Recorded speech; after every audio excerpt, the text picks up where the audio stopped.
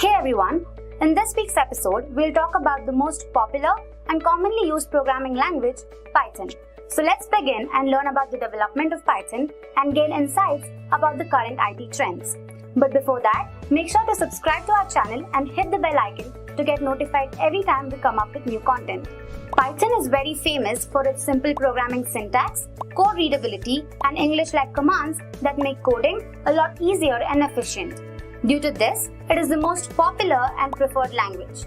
Python is an interpreted, high-level general-purpose programming language developed by Guido van Rossum at National Research Institute for Mathematics and Computer Science, Netherlands. In contrast to popular belief that Python was named after the snake, Python was actually named after the show Monty Python's Flying Circus. Guido van Rossum formulated Python in the late 1980s as a successor to the ABC language. In 1994, Python version 1.0 was released with features like exception handling, lambda, map, filter, and reduce. Python 2.0, released in 2000, introduced features like list comprehensions and a garbage collection system capable of collecting reference cycles. Python 3.0 was released on the 3rd of December 2008. Undoubtedly, Python 2.x and 3.x have proven to be the most used versions.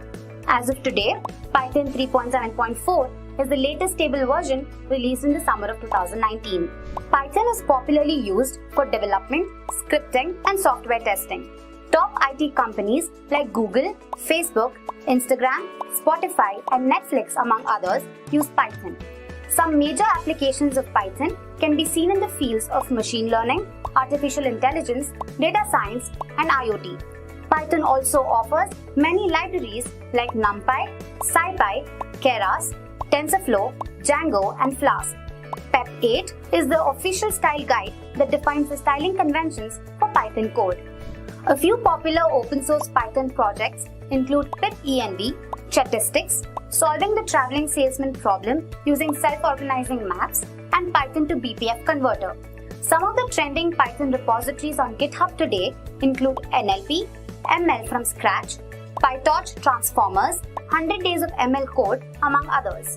Popular websites on the internet like Reddit and Quora are built using Python. Civilization 4, Battlefield 2, Sims 4, and World of Tanks are some popular games developed using Python. According to Indeed, the average salary of a Python developer in India is about 5 lakhs per annum, and that in the US is around $124,000. Users and admirers of Python, especially those considered knowledgeable, are referred to as Pythonists, Pythonistas, and Pythoneers. Since its inception, Python has come a long way to become the most popular coding language and continues to revolutionize the IT industry. Python is a widely popular programming language that is used for web development, game development, data analysis, as well as data visualization. Hi everyone, welcome to this Python Developer Full Course by Simplilearn. In this session, we will cover all the important Python concepts, techniques, and projects that will help you become a successful Python developer. Our highly experienced trainers will take you through this live session. But before I begin, make sure to subscribe to the Simplilearn channel and hit the bell icon to never miss an update. So we will start by learning the history of Python and understand the top 10 reasons to learn Python. You will look at the job role of a Python developer, the skills they need to possess, and how the resume of a Python developer should be. Then, we will see how to install Python and the Anaconda distribution of Python. Then we will shift our focus towards learning the basics of Python such as data types, variables, operators, lists, tuples, and dictionaries. Next, we will understand about loops and conditional statements. After that, we'll get an idea about object-oriented programming concepts and functions in Python. We will also cover some important advanced Python programming concepts such as iterators, modules, generators, as well as packages. Finally, we will see the important Python interview questions that are often asked. So let's get started. Let's begin and learn about the development of Python and gain insights about the current IT trends. Python is very famous for its simple programming syntax, code readability, and English-like commands that make coding a lot easier and efficient. Due to this, it is the most popular and preferred language. Python is an interpreted, high-level general-purpose programming language developed by Guido van Rossum at National Research Institute for Mathematics and Computer Science, Netherlands. In contrast to popular belief that Python was named after the snake, Python was actually named after the show Monty Python's Flying Circus. Guido van Rossum formulated Python in the late 1980s as a successor to the ABC language.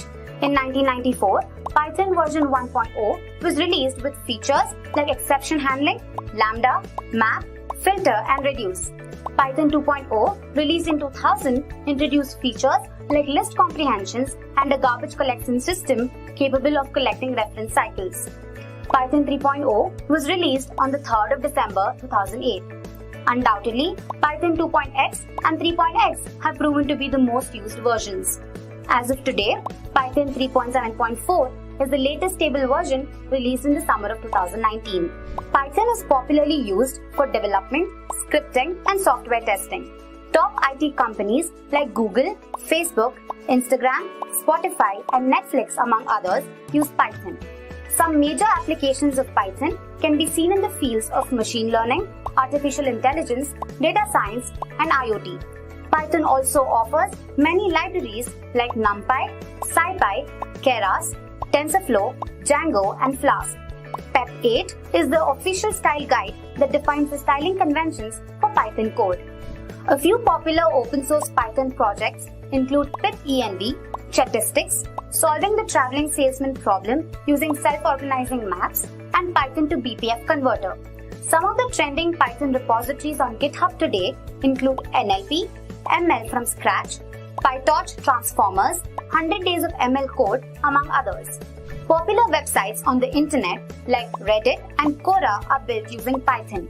Civilization 4, Battlefield 2, Sims 4, and World of Tanks are some popular games developed using Python.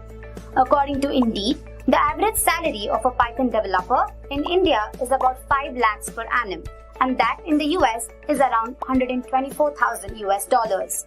Users and admirers of Python, especially those considered knowledgeable, are referred to as Pythonists, Pythonistas, and Pythoneers.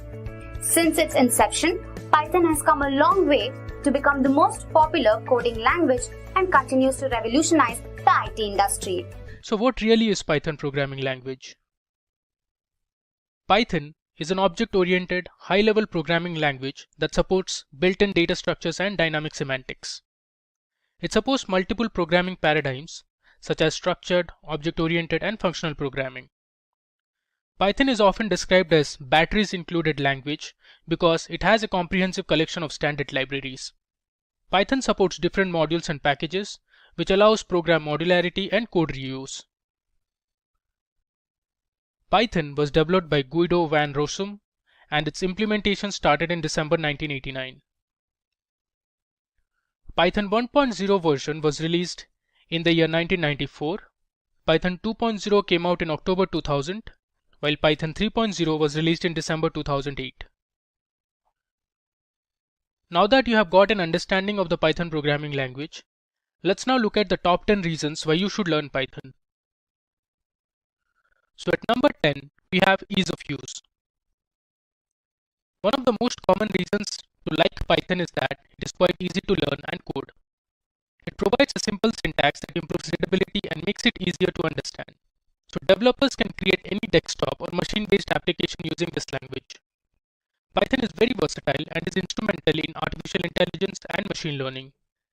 We will talk about this later in the session. Compared to Java or C++, it has fewer lines of codes. In the example here, we are printing a Hello World program in Java. As you can see,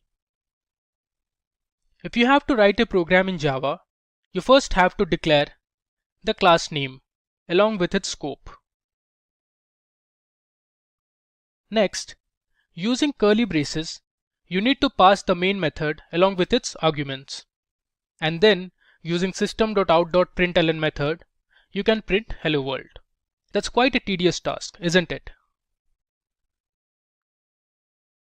The same task of printing Hello World can be done using just one line of code in Python, as shown here. You can write the print function and pass whatever you want to display inside the brackets, and that will print the output. It is so simple.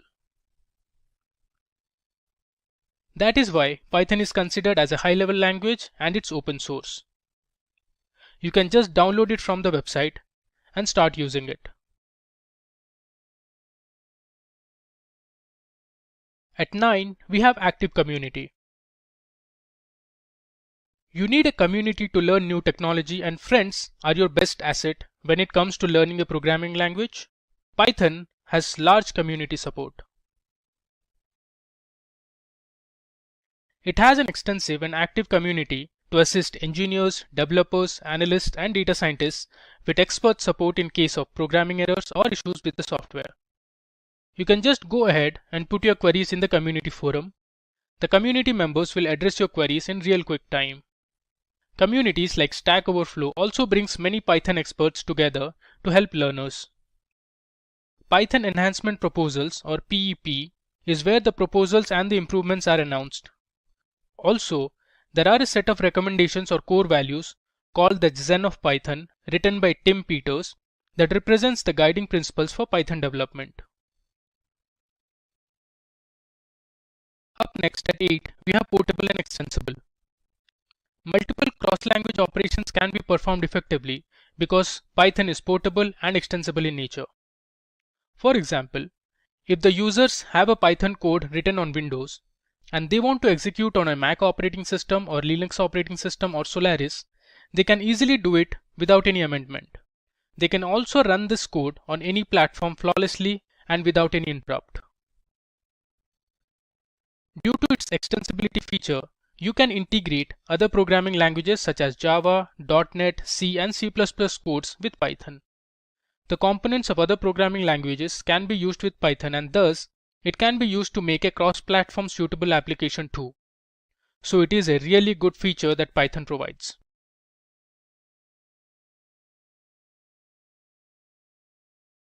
The next reason to learn Python is testing frameworks. Python supports several built-in flawless testing tools and frameworks that help in debugging and speeding up workflows. Some of the tools and frameworks supported by Python are PyTest, Selenium, and Splinter. This is the reason for which every tester tries to use Python-based tools and frameworks to test any application or code or to validate it in an easier manner. PyTest is the most recommended testing framework for functional, integrational, and unit testing. You can run Selenium test scripts using Python programming language to automate various tasks. And Splinter is an open source tool for testing web applications using Python. It lets you automate browser actions such as visiting URLs and interacting with their items. At number 6, we have libraries and packages. Another reason why Python has become so popular in the industry these days is that it has a massive collection of libraries and packages that make your task simple and easy. It has a range of libraries, packages, frameworks, and modules for data manipulation, statistical calculation, web development, machine learning, and data science. Python programmers have developed tons of free and open source libraries that you can use. You can find many of them via Python Package Index, the repository of Python software. Python provides the default package called pip. Anaconda is a third-party Python ecosystem. Other examples include NumPy, SciPy, and Django. Then we have scripting and automation. Python is not just a programming language. It can also be used for writing scripts for automating tasks and workflows without human intervention. The code can be written in the form of scripts and executed later. Further, it is interpreted by the machine and checked for errors at runtime. The machine is used to read and interpret the code. Once the developer checks the code, it can further run or be used several times without any interruption. This allows you to automate a set of certain tasks within a program, or the same code can be used with other applications as well. At number 4, we have web development. Another reason to learn Python is that it makes the web development process so much easier. It provides a wide collection of frameworks that make it easier for developers to develop web applications. Some of the examples are Django, Flask, Pyramid, TurboGears, CherryPy, etc. These frameworks are written in Python, which makes the code a lot faster and stable. The task which used to take hours in PHP can be finished in minutes using Python. Python is also used for web scraping. Django offers many elements of intricate programs such as template design, management panel, signing in, signing up, signing out, URL routing, etc. Once the user establishes the framework, all these features become ready to use. Flask is a microwave framework written in Python. Of all the components that are part of this module, they are all ready to execute in the server context. Pinterest and LinkedIn use Flask. Pyramid offers more attributes than Flask.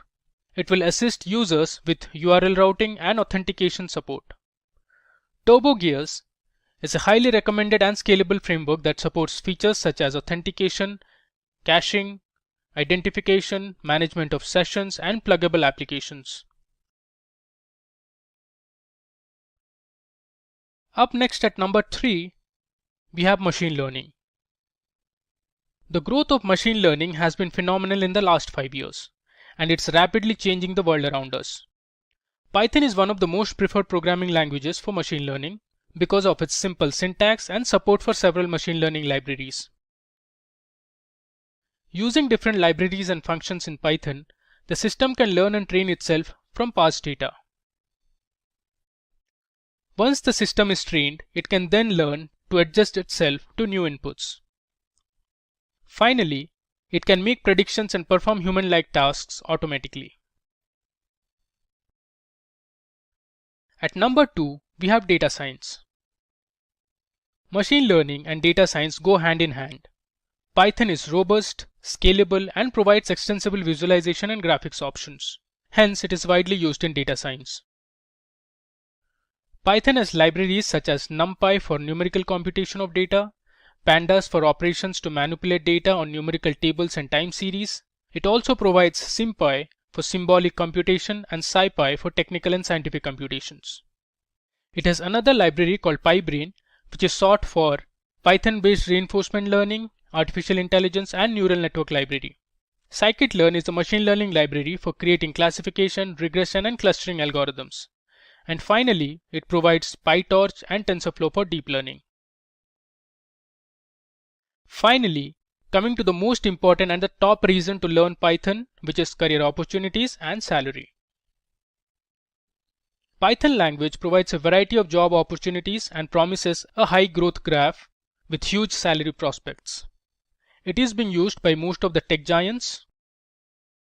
Industry leaders using Python are Amazon, Google, Facebook, IBM, NASA, Netflix, and YouTube. Next, you can see the Google Trends, where I have considered 3 programming languages, Python, Java, and C++. I have compared them for the past 12 months. You can see it clearly on your screens that Python has become a frontrunner in terms of popularity and web search volume. It means people are interested in Python, they want to learn it and use it in their work. You can also check for the YouTube search. There also you will find that Python programming language is the most searched language on YouTube. Now on your screens, you can see the report of PYPL, which is Popularity of Programming Language Index. It is created by analyzing how often language tutorials are searched on Google. It is a leading indicator. The raw data comes from Google Trends. The bar graph depicts that Python is the most popular and widely used programming language across the globe, followed by Java, then JavaScript, and C#. The Popularity of Programming Language Index can help you decide which language to study or which one to use in a new software project. The next graph shows the popularity of Python and Java over the years, starting from 2004 till the current period, which is 2020. Worldwide, Python is the most popular language. Python grew the most in the last 5 years by 19.4% and Java lost the most by -7.2%. Now let's talk about the different career opportunities and the job roles that you can get into if you learn Python language. First, you can become a Python developer, where you will be asked to write and test codes, debug programs, and integrate applications with third-party web services. Second, you can become a web developer. Here, you will be responsible for writing server-side web application logic. Python web developers usually develop backend components, connect the application with third-party services, and support the front-end developers by integrating their work with the Python application. You can also become a data analyst if you know Python. As a data analyst, you have to gather data from multiple sources using scripts, analyze that data, develop and implement databases, and data collection systems. You can become a data scientist. As a data scientist, you need to understand the challenges in business and come up with the best solutions using modern tools and techniques to analyze, visualize, and build prediction models to make business decisions. Lastly, you can be a machine learning engineer, where you can develop intelligent machines that can learn from vast volumes of data and apply knowledge without human intervention. So there's a lot of scopes if you learn Python. Now let's have a look at the salaries of some of these job roles. So if you become a Python developer, you can earn an average salary of $76,526 per annum in the United States, while in India, you can earn an average of 4,98,000 rupees per annum. Also, if you learn Python and become a data scientist, you can expect an average salary of $113,000 per year in the United States, while in India, you can earn an average of 10,28,000 rupees per annum. Let me now go ahead and call out the 10 reasons for learning Python once again. At number 10, we had ease of use. At number 9, we had active community. At 8, we had the portable and extensible feature of Python. At number 7, we saw the testing frameworks. At 6, we had libraries and packages. Then at 5, we saw scripting and automation followed by web development. Then we had machine learning and data science at number 3 and number 2 respectively. And finally at number 1, we had career opportunities and salary. So who is a Python developer? Let's answer this. So here are some of the technologies used by a Python developer. Pandas, Anaconda, TensorFlow, Python IDEs, Django Web Framework, and Python. A Python developer is one who develops backend components of a web application using Python when working as a web developer. Now, the web frameworks like Django and Flask are used for this purpose. A Python developer is also the one who writes effective, testable, and scalable Python code. He also performs data analysis when working in the field of data science. So basically, a Python developer develops, deploys, debugs, and maintains a project. So let's go through the skill set of a Python developer. Now, the core Python skills that a Python developer possesses are data structures like arrays, list, stack, queues, trees, and graphs. There's OOP concepts like inheritance, classes and objects, and abstraction. There's packages and functions, that is importing external packages into a Python code. Database and its connection, that is connecting a Python backend to a database like MySQL. When it comes to data science skills, there's NumPy, that is a library for performing mathematical calculations. There's Pandas, that is the library for storing and manipulating data efficiently. There's SciPy, and then there's Matplotlib, which is a library for plotting charts and graphs for a given data. And finally, there are machine learning algorithms, which consist of models like supervised learning, unsupervised, etc. Now coming to web developer skills, there are frameworks like Django and Flask for backend development of web applications. And then there's web scraping, which includes taking data from websites and converting that data into usable format. There's API handling, which is basically handling API requests for a web application to perform server-side operations. And finally, there is backend connection, which basically involves the backend part of a web application, usually handled by Python frameworks. Now moving on, let's look at the Python developer job roles. First up is Python web developer.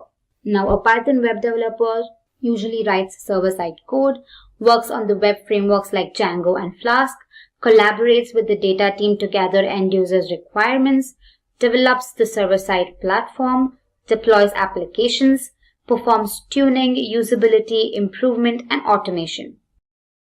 Moving on, next job role is data analyst. Now a data analyst generally works on Python libraries including matplotlib, NumPy, pandas, etc., carry out data analysis, collect using the scripting language, explore data sets, gather requirements, tune in applications, analyze problems, communicate findings with the team or stakeholders. The next job role is automation test engineer.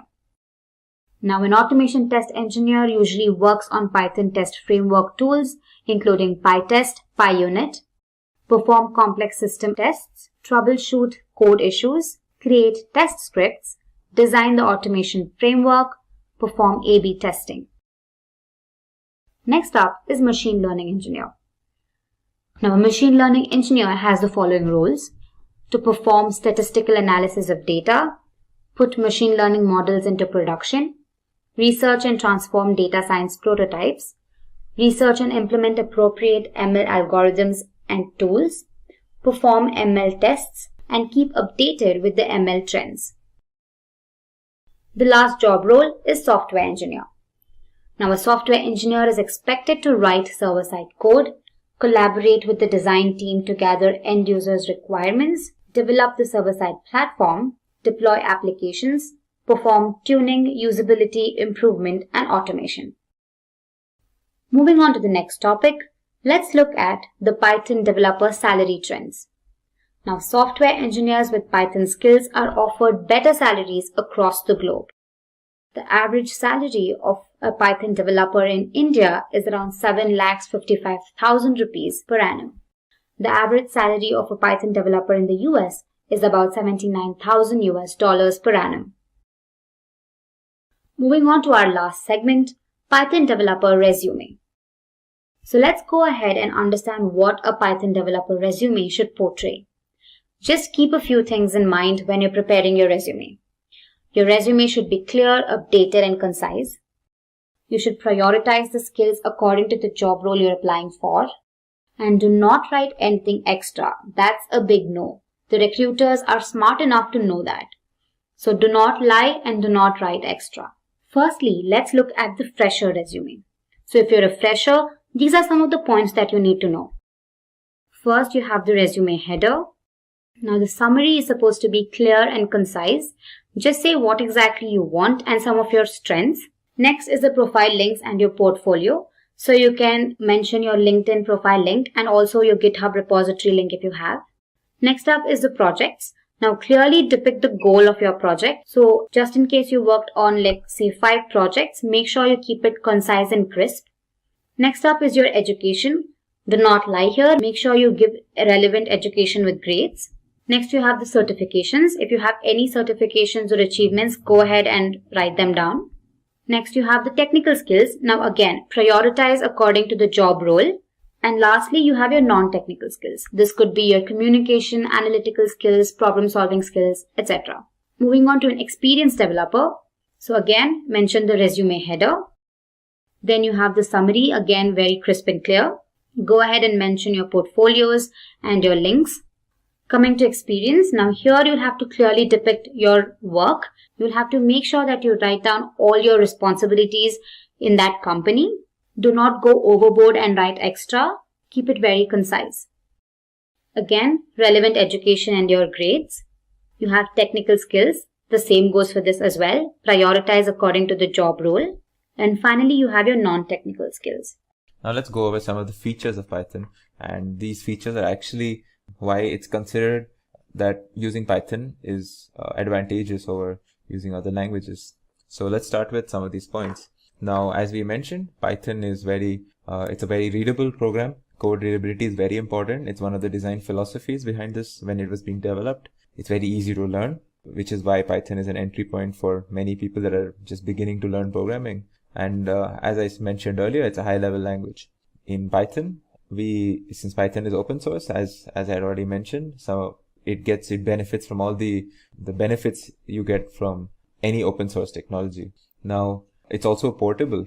So what this means is that if we create a code in Python and we create it in a particular system, say on Windows, we don't need to make any changes if we wanted to use the same script or that same piece of code on some other system, say on a Linux system or a Mac system. Python itself comes with a very large standard library. This facilitates us a lot because we don't need to create our own libraries or modules or have to download very specific libraries. Most of the problems that we do encounter quite commonly can already be solved by the standard libraries that have already been provided by the developers of Python right from the beginning. Now, later on during the course, we will encounter what is the meaning of a data structure. A data structure is essentially manipulation of an object of data. And as you will see later, Python has one of the most user-friendly data structures that can be found in any language, especially compared to some of its contemporaries. Now, Python is a dynamically programmed language, and this is very important. And what this means is that in most compiler-based languages, there are certain processes that can only happen during the compilation stage. So what a dynamic programming language does is it takes all those compilation-specific tasks and processes, and it does it for us as we actually type the code. So we don't need to waste time or spend extra time to do something that would otherwise be needed to be only done in compilation. We would have to set out specific runtime just for that. So this allows us to create our programs and solutions much faster and allows us to debug much easier. And so it's a very important feature about Python. Now, quickly, I will just go over some of the areas of Python where, like, areas of or different domains where Python is very heavily implemented. And the first few ones that come to mind are like web development and are AI and machine learning. So you have technologies like Django and Flask that are built on top of Python that are used extensively for web development. When it comes to something like artificial intelligence or machine learning, you have distributions such as Anaconda, you have Pandas, and many other libraries like SciPy and NumPy that are used extensively to tackle problems in this domain. And similarly, Python finds use in most of the scientific work that goes on nowadays because of, again, some of the libraries that I have already mentioned, such as SciPy. Interestingly, if you are into game development or gaming in general, you would see that Python actually has certain libraries and certain technologies that facilitate game development very, very well. One very popular game, if in case you are into gaming, is a World of Tanks that is built on Python. Some of the other applications are, of course, desktop, creating desktop GUIs, image processing, graphic design applications, and something that is very relevant to me and, of course, you as well, is creation of education programs and training courses. There are many technologies in the environment of Python that were almost designed for the specific purpose of being able to present certain concepts or to be able to teach certain classes. And I can't think of too many programs or too many environments outside of Python that are better to solve these education and training course related problems and situations. Let's get to actually installing Python. So now that so I will show you how to install Python on Windows, since I have a Windows system. However, I will also point out the way you would have to install Python on Mac OS or Linux or even on mobile. So let's get started. So to install Python on your Windows computer, it's as simple as going to the website python.org and selecting the downloads section. When you do click on downloads, you get redirected to this website this web page that I'm on out here. By default, it will ask you if you want to download Python 3.9, which is the latest version.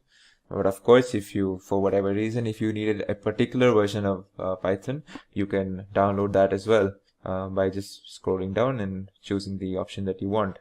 Now, it's important to note that whatever option you choose Of course, I would recommend the latest one, but no matter what option you choose, I would recommend you choose a version of Python 3 point something, because previous versions of Python, namely Python 2.7 and basically every version of Python 2 point something it will not receive any more maintenance and updates because the developers have decided that Python they are trying to shift towards maintaining and updating Python 3 point whatever completely right now. So yeah, let's not delay this any further, and let's just download Python 3.9. So once you select the option out here, you'll get an installer. All you have to do is click on that, and it'll give you two options: to customize installation or install now. I would of course recommend just do install now. Since you're a beginner, do not worry about what a custom installation is. If you have multiple drives in your system, by default the Python will be downloaded into the drive where your Windows is actually installed, your main drive. So as you can see, now that once my setup is done, it should give me a pop-up soon. So my setup is done for Python, and this is essentially how you would download Python on your Windows system. But what if you had Mac OS, or if you were using Linux? Well, for Mac, it's actually almost as simple. You just go, if you see out here below this download button, Python option, you get the website asking you, are you looking for Python on a different OS? And it gives you the options of Linux, Mac, and even other OSs. But for Mac, if you wanted, you would just open this tab, and just like the Windows option, you would choose a version and you would choose an installer for that version. So if I wanted, say, Python, the latest one, I would just download this installer and I would install it on my Mac system. Now, when it comes to Linux, I cannot show you exactly how you would install it. There are certain commands that you have to execute, but essentially, again, if you would just choose the Linux option out here, it would take you to a page with different installers and essentially packages for Linux systems in specific. What I would recommend to you, if you are a Linux user and you need Python, is to go over to the realpython.com website, and they have a very good essentially instructions on how to install Python. And since I don't have a Linux system, I cannot directly show you how to install Python on Linux. So yeah, if you do have Linux, please head over to this website, and this should be of a lot of help to you. Now, as I had mentioned, you can actually install Python on your mobile devices as well. So if you were, say, an iOS user, you would go to the iOS App Store and download an app called the Pythonista app for iOS. It essentially is like a full-fledged Python environment where you can develop in Python on your iPhone or even iPad. And if you were an Android user, you would go and download an app called the PyDroid 3. There's a free version and a paid version for this app. And of course, the difference between the free and paid is that the paid supports code analysis and code prediction. These are certain details you don't have to worry about right now. And honestly, if I wouldn't worry too much about installing Python on your mobile devices currently, since I am assuming most people would be learning programming in Python on their PCs or laptops. What I had actually shown you was installing what is called an implementation of Python on your system. An implementation is essentially a program or a software or an environment that allows you to actually work in Python. So what I showed you was how to install the by default or the most basic or reference implementation that has been created by the developers, which is actually called CPython. Even though you would not have seen the letter C or the prefix C, but yeah, that implementation that I had downloaded myself and I had shown you to download is actually the CPython implementation, which is Python built on top of C, the C language essentially. There are other implementations such as IronPython, which uses the .NET framework, and JPython that uses Java virtual machines that you could use if you were interested. But again, these are things that I would not worry about too much right now. So now that we have tackled on how to install your implementation of Python, I want to introduce what is called a distribution to you. This distribution is called Anaconda. Anaconda is a very important distribution, especially if you are looking to use Python in data science and machine learning and AI, which I am assuming is the motivation for many of the people that are actually watching this video, that they actually want to move into data science and they need to learn Python as a foundation towards moving towards data science. And if that is your goal, or in any case, whatever your goal may be, I would recommend that you install Anaconda distribution. Now, do not get confused between Anaconda and Python.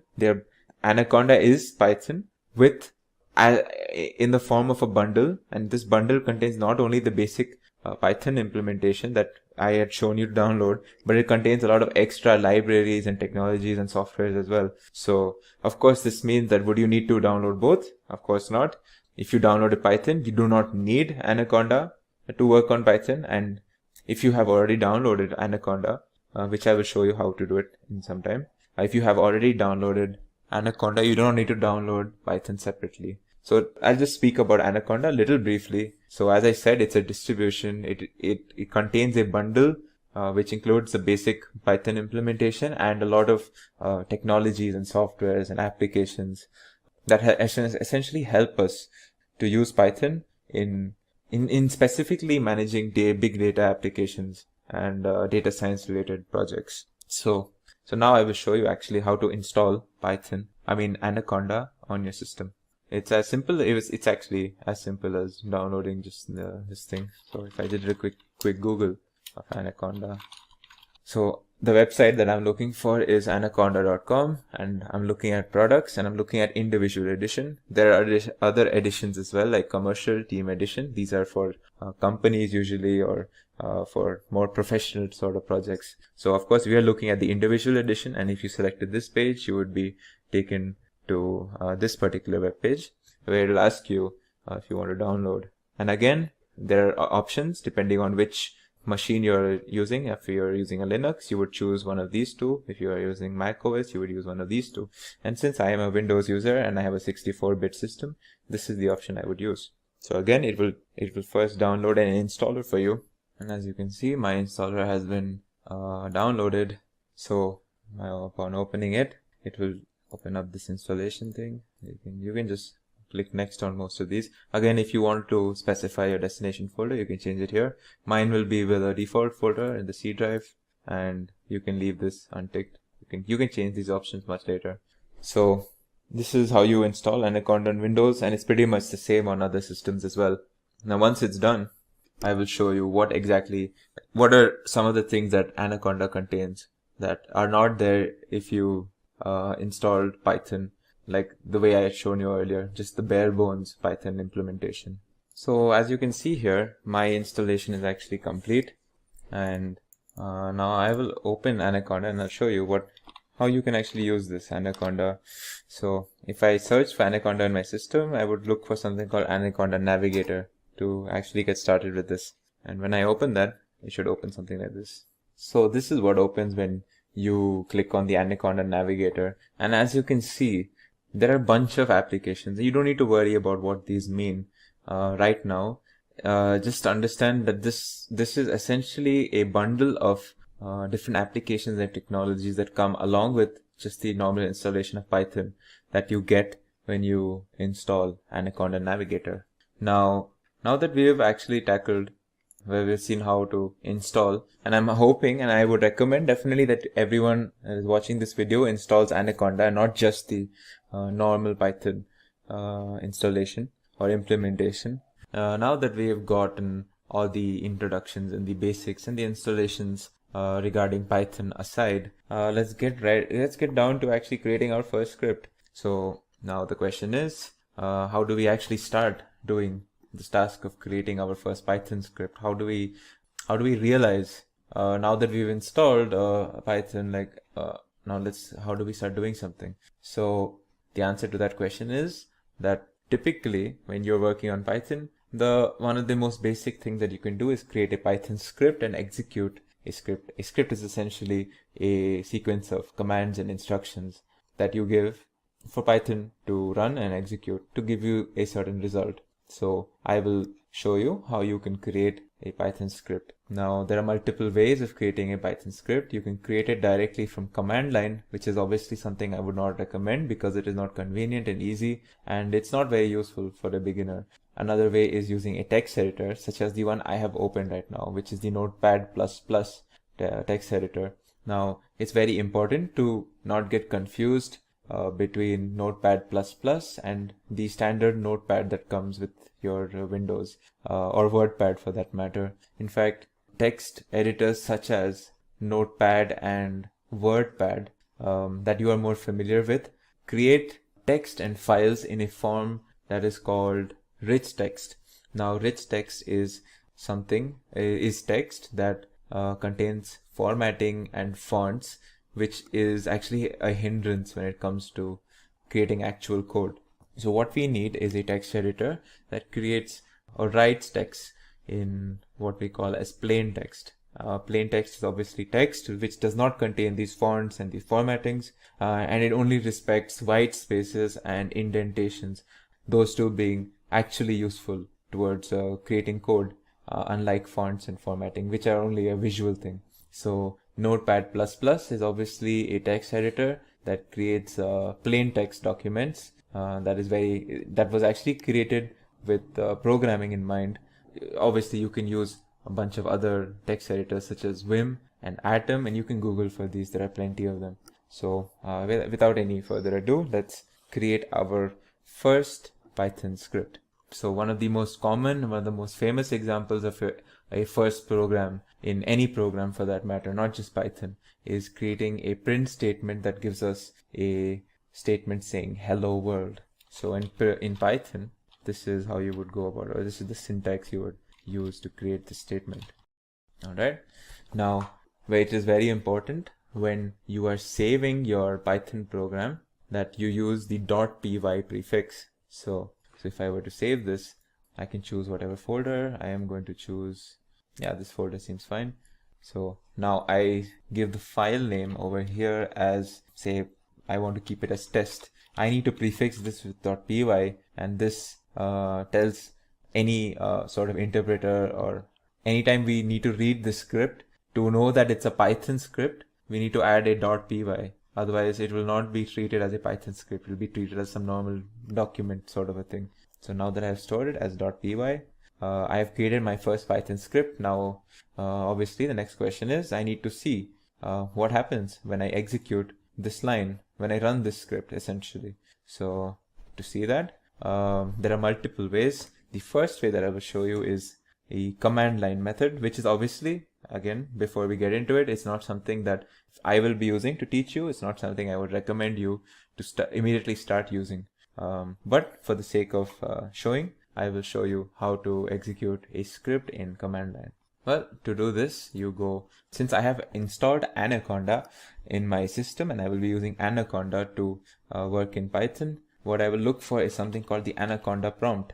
As you can see, this is the option that I get, Anaconda prompt. This will essentially open you a command line under the environment of Anaconda or Python.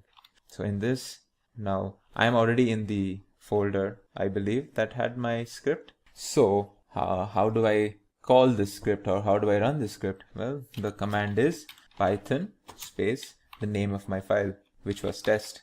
Of course, the prefix is very important, so I enter test.py. If this was in a different folder, you would have to change your folders in command line, which is again something that I might show you later. But since my file is already in the folder that I am in my command line, I would just have to enter this command right now. So if I execute this, as you can see, it's given me an output of hello world, which is what I wanted. I wanted it to print this these two words, and of course the command line is now waiting for the next command for me. So this is one of the most simple ways of, or the most rudimentary ways of executing a Python script. Now another question would be, well, this isn't the most visually appealing, or not the easy to read or easy to use way of executing scripts. And I would agree, and that's why I'm going to introduce another technology or a software called the IDE. So the IDE in Python or in any programming language stands for Integrated Development Environment. It's essentially a software that not only allows us to run scripts, but it allows us to create the scripts, it allows us to debug, it allows us to see outputs, it allows us to see intermediary outputs, it allows us to do a wide variety of tools and tasks, and it comes with a bunch of robust features to enhance our Python programming experience. So let's see. So I will show you an IDE called Spider, which comes bundled along with the Anaconda distribution that I had mentioned earlier. So if I open the Anaconda Navigator, as you can see, the Anaconda Navigator shows me a bunch of technologies and options, and I'm looking for something called the Spider IDE, which is over here. As you can see here, it's a scientific Python development environment. This is exactly what I'm looking for. So I am looking to launch this. So now that I've launched it, you can see out here, this is what an IDE looks like.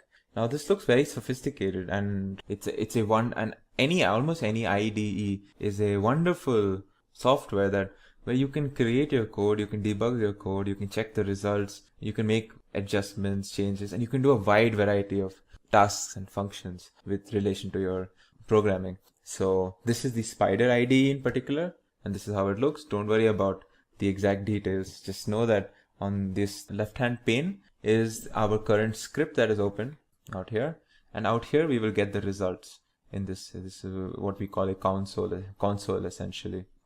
So now that we have already created our script in Notepad++, and I want to open that script and I want to see the result of that script would look in an IDE. So let's just open it. So we can browse for our file, and as I had named it test, this is the file over here. I open this, and as you can see out here in the left hand pane, my script has opened, and the command that I had given or had written is out over here. Now if I want to run this application, I press this green button, and as you can see, the result of my execution essentially is over here. It's in slightly small font, but as you can see over here, it says hello world, and the next line is essentially it's waiting for me to do another execution of the script, and then it will give me new results. So let's actually give the system new results. So now that I have printed something called hello world, let's change what's written over here. Let's say I will perform basic maths. All right, and then let's actually perform the basic maths. Again, don't worry about the details, the syntax, what I'm exactly doing. These are things that we will actually cover in upcoming videos and modules. So let's create a variable called a. Let's store a number 3. Let's create a variable b, store a number 5. All right, let's create another variable c, which will store the result of what's in a and b, in the addition of a and b. All right, and let's print the result, or print what's in this variable c, or what's the result of a plus b. I will print a statement saying the result of the addition of 3 and 5 is. All right, and I will put my result over here. As you can see, I should get the result in this pane.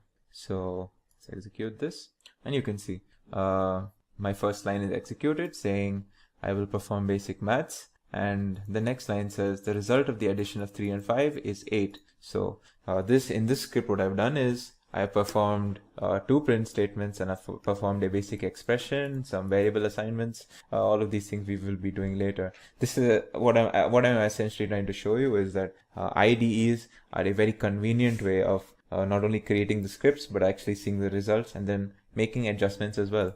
We can create a completely new script. We don't need to create a script from some special file or text editor. I can just create a new file here, and this is my new script essentially. So I can start working with this new script right over here from the get-go. So IDEs are very powerful. Spider IDE comes bundled with Anaconda. There are other IDEs such as the IDLE IDE. It stands for Indicated Development and Learning Environment. So the IDLE IDE comes as part of the basic Python implementation that I had shown you in the previous video, where if you just installed a basic Python implementation, it would come along with a basic IDE known as IDLE, or Integrated Development and Learning Environment. But of course, since we are using Python, and that is what I would recommend, it comes with a more robust IDE called Spider, which is actually very, very helpful for scientific and numeric applications, and was designed specifically with that in mind. Now, this is not the only way we can actually work with Python. There's another very interesting and a very educative method of creating Python, let's say Python programs. And it's something that I will be using extensively throughout this course to explain different concepts. So this technology is called, or this software is called notebooks. Now, before I get into the details, I will state I will just open a basic notebook. So the notebook that comes as part of Anaconda is called the Jupyter notebook. And when I open or when I launch the Jupyter notebook, this is what I get. Now, a very important feature or a feature of notebooks is that notebooks are a web browser or a web-based application. So it's not something that you can use if you are offline or disconnected. Basically, if you're disconnected from the internet, it is something for which you would need an active internet connection. However, it is way more robust and it has very, very good properties that allow it to be used in education or for presentations and such. So as you can see, this is my Jupyter notebook. These are a bunch of folders. Don't need to worry about what these are right now. I will show you how to create a fresh notebook. So if you go here, you go to new and you select under notebook the Python 3 option. It will open your first notebook.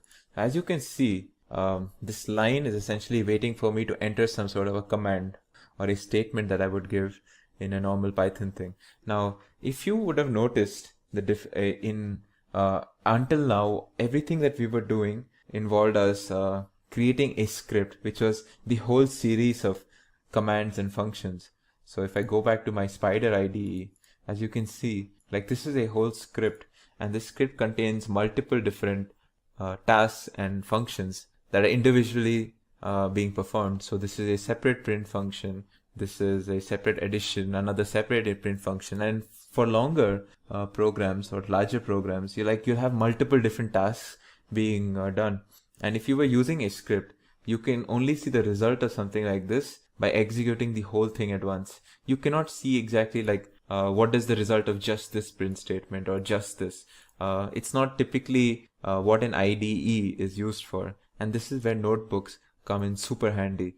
If I had to break down my previous script essentially, where I first did a print statement, where I said some random thing, say hello. Yeah. So if I execute this particular line, you can see it gives me the result. Now I want to do what is 5 plus 3. It should give me the result over here, 8. Now the next, another part of your program might be storing 5 and 3 into variables. So I can do this and I can do this. So now this line will store the variables. Now I want to do the addition of what is 5 plus 3, but I want to use the variables and I want to see what's the result. As you can see, a plus b means 5 plus 3, which is 8. And I've essentially broken down various different parts of my previous script into its individual tasks, and I'm able to see what each part of that script does. And this is very good when it comes to making presentations or trying to teach a class. So I will personally be using notebooks a lot to explain different concepts when it comes to Python. And I would recommend that you get used to notebooks in general, because it's an amazing way to learn Python programming or programming in general, in fact. And again, as I had mentioned earlier, notebooks are something that it's an online application. It's a web-based application. So I will have to need a active internet connection to be able to work on a notebook, which could be a disadvantage if you do not have a consistent internet connection. And in that case, you would probably use your IDEs or text editors, which can be used offline as well. In this video, we will be introduced to the concept of variables and expressions. Let's start with expressions. Well, an expression in Python is anything that results in a value. Its difference, or the difference between an expression and a standard statement in Python, is that a statement in Python is something that results in an action or an execution of a command. There is no calculation per se, or any sort of manipulation, or, as I said earlier, calculation resulting in between two different, say, numbers or other objects that results in a value. And this happens in the case of an expression. So for example, if I were to add two numbers, say 5 plus 10, this is an expression where two objects, 5 and 10, are being added and a result is being given to me, which is 15. Now let's see an example of a statement. Well, a statement could be something like a print statement. So when I ask Python to print something for me, it's not calculating anything, it's not evaluating anything, it's simply performing an action that I have, or a command that I have given the system, which is to print whatever I have entered over here, as you can see. So this is a statement. Similarly, there another type of statement known as assignment statements, which we will learn actually right in the next section. Well, let's move on to variables right now. Now, earlier, you might have learned about objects in Python. So, objects are essentially data that we can work with or manipulate in Python. Now, variables are a place to store these different objects. Usually, it's much easier to store objects in Python instead of using the objects explicitly themselves, because objects may be very complicated, whereas variables are very simple to use and very simply are named in a very simple manner so that we can use them quite often in our programs. Now, it's important to note that in Python, we do not have to explicitly declare or define a variable to create them. In fact, variables are created in the same statement where we assign some object to that variable. In Python, the assignment of variables happens using the assignment operator, which is the equals to sign. So if I wanted to assign a number, say 100, to a variable, say b, well, it would be as simple as doing this. Now, anytime I want to know what is stored in b, I just have to enter b, and I will get the value that is stored in it. And we can store different types of objects inside any variable. Let's say I want to store this particular word in the form of a string. Now this is stored in x, and if I want to know what is in x, I can just see what is here, and it's a string hello, which I had stored earlier. Now it's very important that we follow certain naming rules when it comes to naming our variables in Python, or else we may be thrown errors or we might get some problems in our program. So the first rule is that you cannot start your variable name with a number. So if I were to give a variable name like 4num is equal to something, say the same string hello, this would be an illegal variable name and I will get an error when I try this. So if I were to choose in num4 is equal to hello, this would be perfectly fine. I won't get an error. The second rule is we are not allowed to use any non-alphanumeric characters except the underscore character while naming our variable. So for example, if I were to name my variable num underscore 4 and I said random, some random string, this is perfectly fine. However, if I changed num underscore 4 to num hyphen 4, this will throw me an error, as you can see over here. Next, the third rule is that variable names are case sensitive. So if I have a variable called num, or say num, if this was one of my variables and I stored, say, the value 50, this is not the same as me writing num all in capitals and say storing some other value 60. These are two different variables.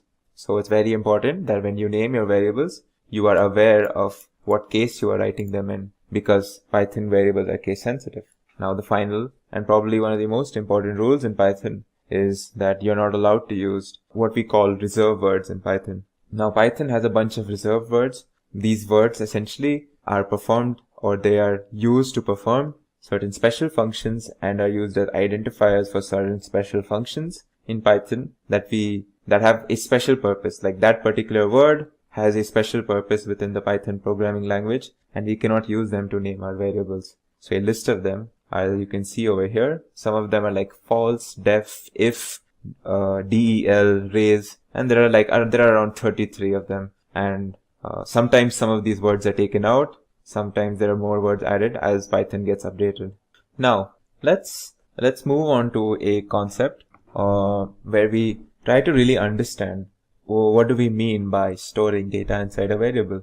Now when I say that we are storing something inside a variable, you get an image or you get an idea in your head that this variable is like a container where we store or we put a particular object inside it. So does this mean that variables have a place in the memory? Are they also an object that is placed in the memory where we can put other objects inside of? Well, I'll show you an example where this idea is kind of disproven, or where I'll show you that the idea of variable is kind of different than what we understand by storing something inside a variable. Now, let's say I'm storing the same object. I will take this object as some random number, let's say 100, and I'm going to store it into two different variables. So I take x is equal to 100 over here, and in the next line I will store 100 in y as well. Now, if variables were objects that we placed in our system, then x and y should have two different IDs. But let's see what happens when I check the ID of x and the ID of y. They should be different in case variables were their own objects. However, as you can see, the ID of x and the ID of y are exactly the same. So, well, obviously we know that two different objects in Python cannot have the same ID. So what does this mean when it comes to the nature of a variable? Well, the fact is that variables are not actually objects in Python. In fact, variables are more like pointers or references to the actual object. So when I said x is equal to 100 and y is equal to 100, what I'm actually telling the system is that there is this variable name called x that I want to refer or point towards the actual object that is in my memory called 100. And I do the same thing with another variable y. So I am not exactly creating a different space in my system for these variables. These variables are more like placeholders or references that point to a particular place in the memory where this object is located. And that is what happens when I do ID of x and ID of y. It's not giving me the ID of something called x or the ID of something called y. It's giving me the ID of 100 each time because 100 is stored in x and y. So as you can see, this is something like a visual representation of what I'm trying to say. And similarly, if I were to, so in this example on the left, as you can see, I've used the value of 50 to explain my point. So as you can see, initially x and y are pointing towards this value 50 because I have stored 50 and 50 in both x and y. Now what if I changed the object that is stored in x? Well, that means x is now pointing towards this new object, and I have stored this new object called hello, this string called hello, as you can see here. So now x is pointing to a new object in the system and it's called hello, and I haven't changed anything with respect to y, so y will point towards the same thing.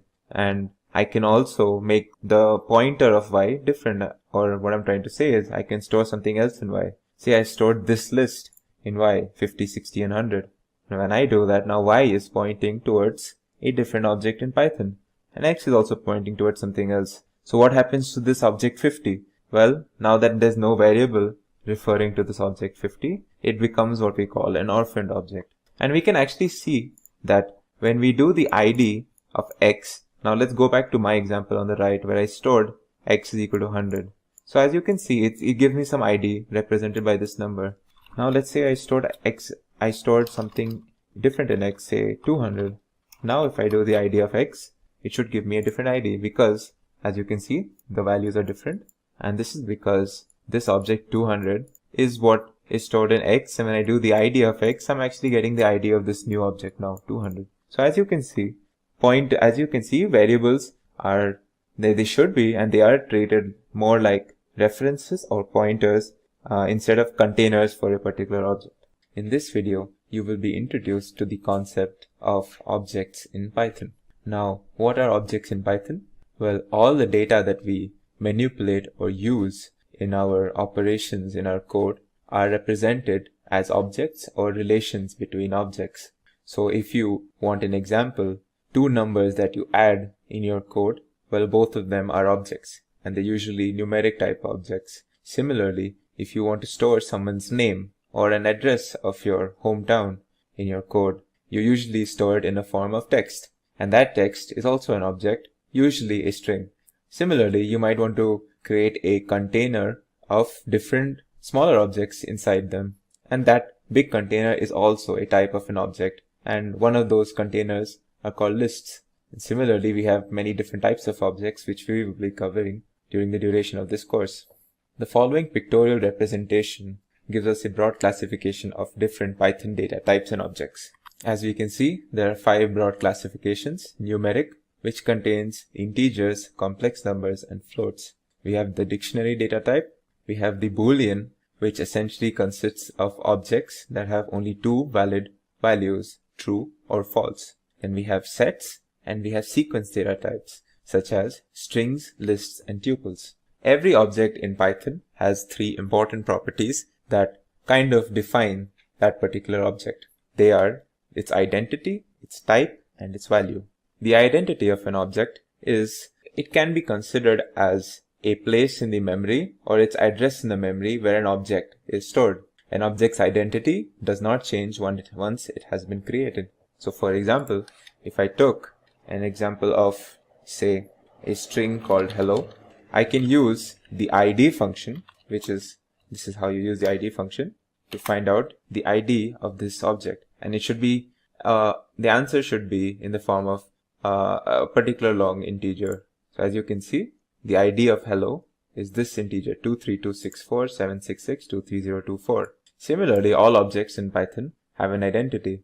We have another operation with regarding the identity of an object is the is operator. And the is operator compares the identity of two objects. So if two objects have the same identity, it should give the answer true, otherwise false. Now the next property of objects is the type. The type of an object is essentially what defines what kind of values and operations that object can have. So for example, a numeric data type in Python, such as an integer, would allow us to do arithmetic operations. And similarly, string object type in Python will allow us to do concatenation operations. Much like its identity, the type of an object cannot be changed as well. Now let's see what's the type of that particular object that I had shown you above. As you can see, it should be string. str stands for string. Similarly, if I did a type for a number, say 50, it should give me int, as you can see. Now the third property of an object in Python is its value. Now the value is the actual data that is contained in the object. It's the thing that we use, that we display, that we can manipulate, and that we can perform operations on. So for example, if I were to talk about this string is hello. So the value of the string is the word or the sequence of letters that spell out hello. And similarly, this particular object is a numeric object with the value 50. Let's see, in this pictorial representation, I have shown you that you can assume this dashed blue area as the memory of the system. Now within this memory, we have objects created called 50 and hello, and this list containing smaller objects called cat, pen, and 40. Now, what I'm trying to show you here is each of these objects have a type, an ID, and a value. And let's see what they are. If I wanted to see, as we had already seen the type of 50, now let's find the ID of 50. As you can see, we get this unique ID for the object 50, which is obviously not the same as the ID of the object hello above. And the value of this object is the variable 50 itself. So that was a brief introduction into objects in Python. In this video, we will cover the topics of numeric object types and type conversions in Python. Well, let's get started.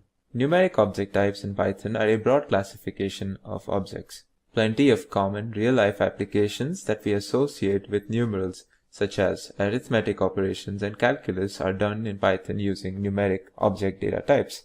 There are three main types of numerals or numeric data types in Python. They are integers, float, and complex. Integers, as the name suggests, represent all integer values in Python. These can be such as 100, -3, 305, and so on. Floats are used to represent numerals that contain decimal points, such as 100.3, 3.9, 4.8, -6.8, and so on.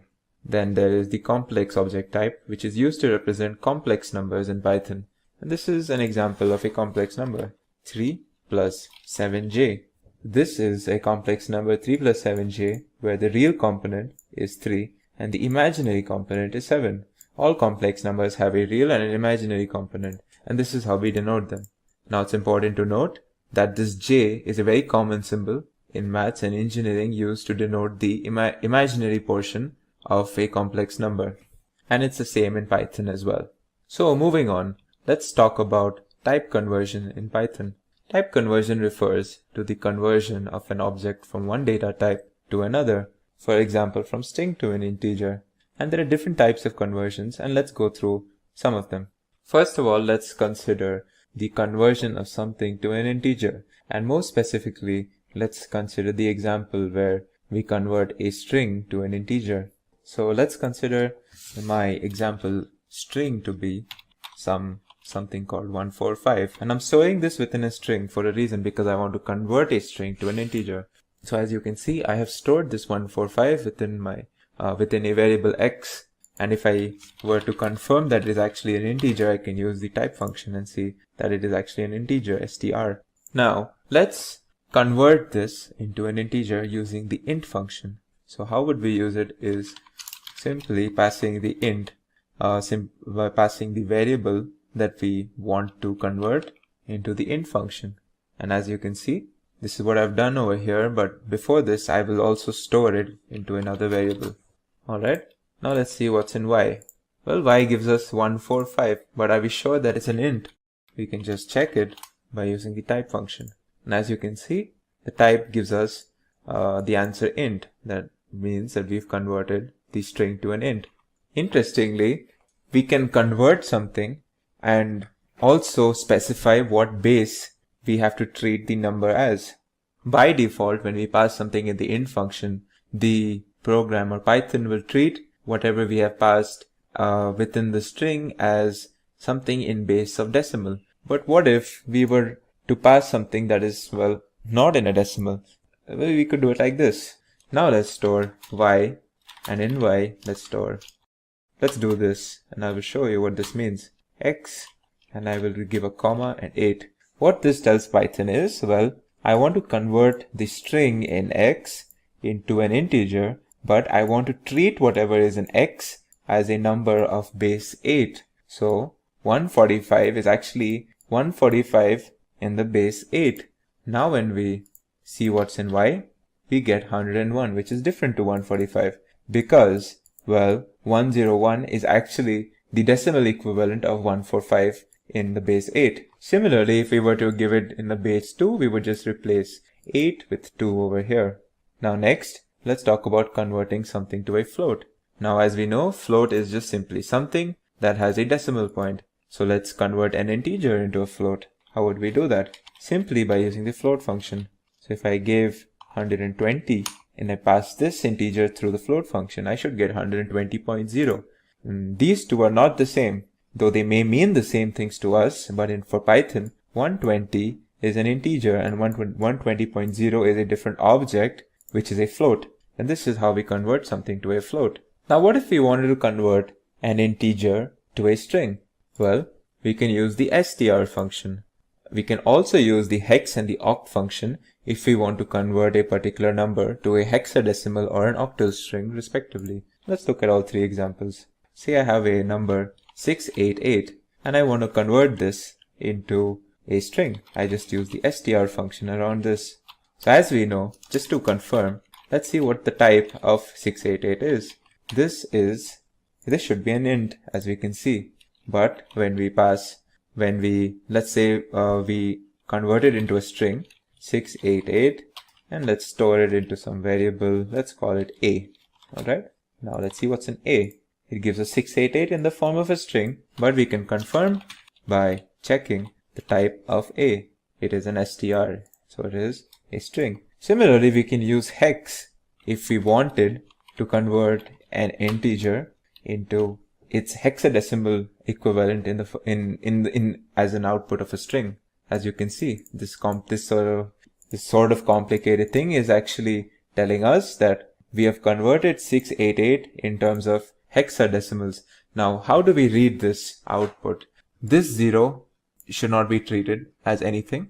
It's more like an identifier, which says that the letter after this first 0 is the base of this whole number. So it's saying that X stands for hexadecimal. So it's saying that 2b0 is to be treated as a hexadecimal number. And if you did basic maths, you would find that the decimal equivalent of 2b0 is 688. Similarly, if I did oct, if I use the oct function for 688, it will give me the result something like this. So again, how to read this? The first 0 is to be treated as an identifier and not part of the number. What it's saying is the letter after the first or after this 0 is the base of the number following these two characters. So as you can see, what's this saying is that this whole number is an oct represented by this letter O, and the number itself that we are dealing with is 1260. And 1260 in octal system is the equivalent of 688 in the decimal system. So this is how we've converted an integer into a hexadecimal or an octal string. Now what if we wanted to convert two numeric objects into a complex data object? Well, for that we can use the complex function, as you can see here. If I passed complex 5 and say something like 3.1, let's see what this gives us. As you can see, it gives us a complex object where our real part is 5 and our imaginary part is 3.1. So what this does is essentially you pass two numbers. The first one is the real component and the second is the imaginary component. It combines to give you a complex number, as you can see here. Now let's look at some other type conversions. The next type we will be talking about is converting something to a tuple or a set or a list. So what if I wanted to convert a string into a tuple? I will use the tuple function, and as you can see over here. So let's say I have a string called random. Let's call it random. Alright. Now if I want to convert this to a tuple, I will use the tuple function, as you can see over here. The output will give me tuples where each individual component of this tuple are the individual components or the individual characters of my string random. Similarly, if I wanted to convert the string to a list, I would use the list function. And this will give me a list of the individual characters of the word or the string random. And I could do the same thing with the set function to create a set of individual characters of the string random, as you can see here. So yeah, these were some of the basic Python type conversions that I have shown you. As we learn about more complex data types and different object types in Python, we will learn different type conversions and functions associated with them. In this video, you will be introduced to the concept of strings. Strings are an object type in Python used to store textual data. This textual data could be something like, for example, someone's name. It could be an address of a place, or it could be something like a word or a sentence. Now, strings in Python are an object type that is actually a subtype of a broader classification of objects called sequences. Sequences are objects in Python which contain components placed one after the other, where each component is given what we call an index, a numeric index. This numeric index identifies the component in the sequence and its position within the sequence. Now, since Python is a zero-index based language, the first object of any sequence is always index 0. The second is index 1, the third is index 2, and so on. Now let's move on to defining strings. How do we define them? Well, strings are defined using what we call delimiters, and delimiters occur in pairs, an opening and a closing delimiter. In Python, these delimiters are pairs of single or double quotes. So for example, if I were to use single quotes to define a string, I would do it like this. This is a string. As you can see, this is a string is printed over here. This is delimited using single quotes. Similarly, if I were to define a string using double quotes, it's as simple as doing this. This is also as you can see. Now a valid question arises. What if I wanted to include a single quote within my string? Well, if I tried to, let's see what happens if I try to print a statement with a single quote naturally inside it. So say I'm saying it's my birthday. Alright, let's see what happens if I try to print this statement. It says invalid syntax, and this is because, as I had mentioned, in Python, single quotes and double quotes are delimiters, so they have a special function in Python, and we cannot simply just use them within a string because Python will treat them specially for a special purpose. So what Python will do is it will pair this and this delimiters or single quotes and say, okay, this looks like a string to me, and it's not going to understand the rest of this, and then it will find a random single quote and it won't find its pair, and it will basically throw us an error because of this. So one way or one workaround to introduce single quotes into a string is simply to delimit our string itself using the other type of delimiter or double quotes. So if I want to include a single quote, I will close my string using double quotes. So if I did this instead of what I had done earlier, this is a perfectly valid and legal way of defining my string. And I would do the opposite if I had to introduce, say, double quotes within my string, I would use single quotes to close it. So if I were to write a speech statement, she said, I am hungry. Alright, I want these two double quotes to essentially show that this is a speech, and I'm going to close the string using single quotes. And this is a valid way of doing it. As you can see, my string has these two double quotes. Now, I had mentioned that strings are sequences. Well, let's describe how are they sequences. So first of all sequences in Python are essentially a sequence of smaller objects that form the sequence, right? So let's try to understand like how are strings to be treated as sequences. Some sequences that we will learn later are like lists or tuples. And in all sequences, we can retrieve any particular object or component in that sequence using its index. And how do we use indexes in Python?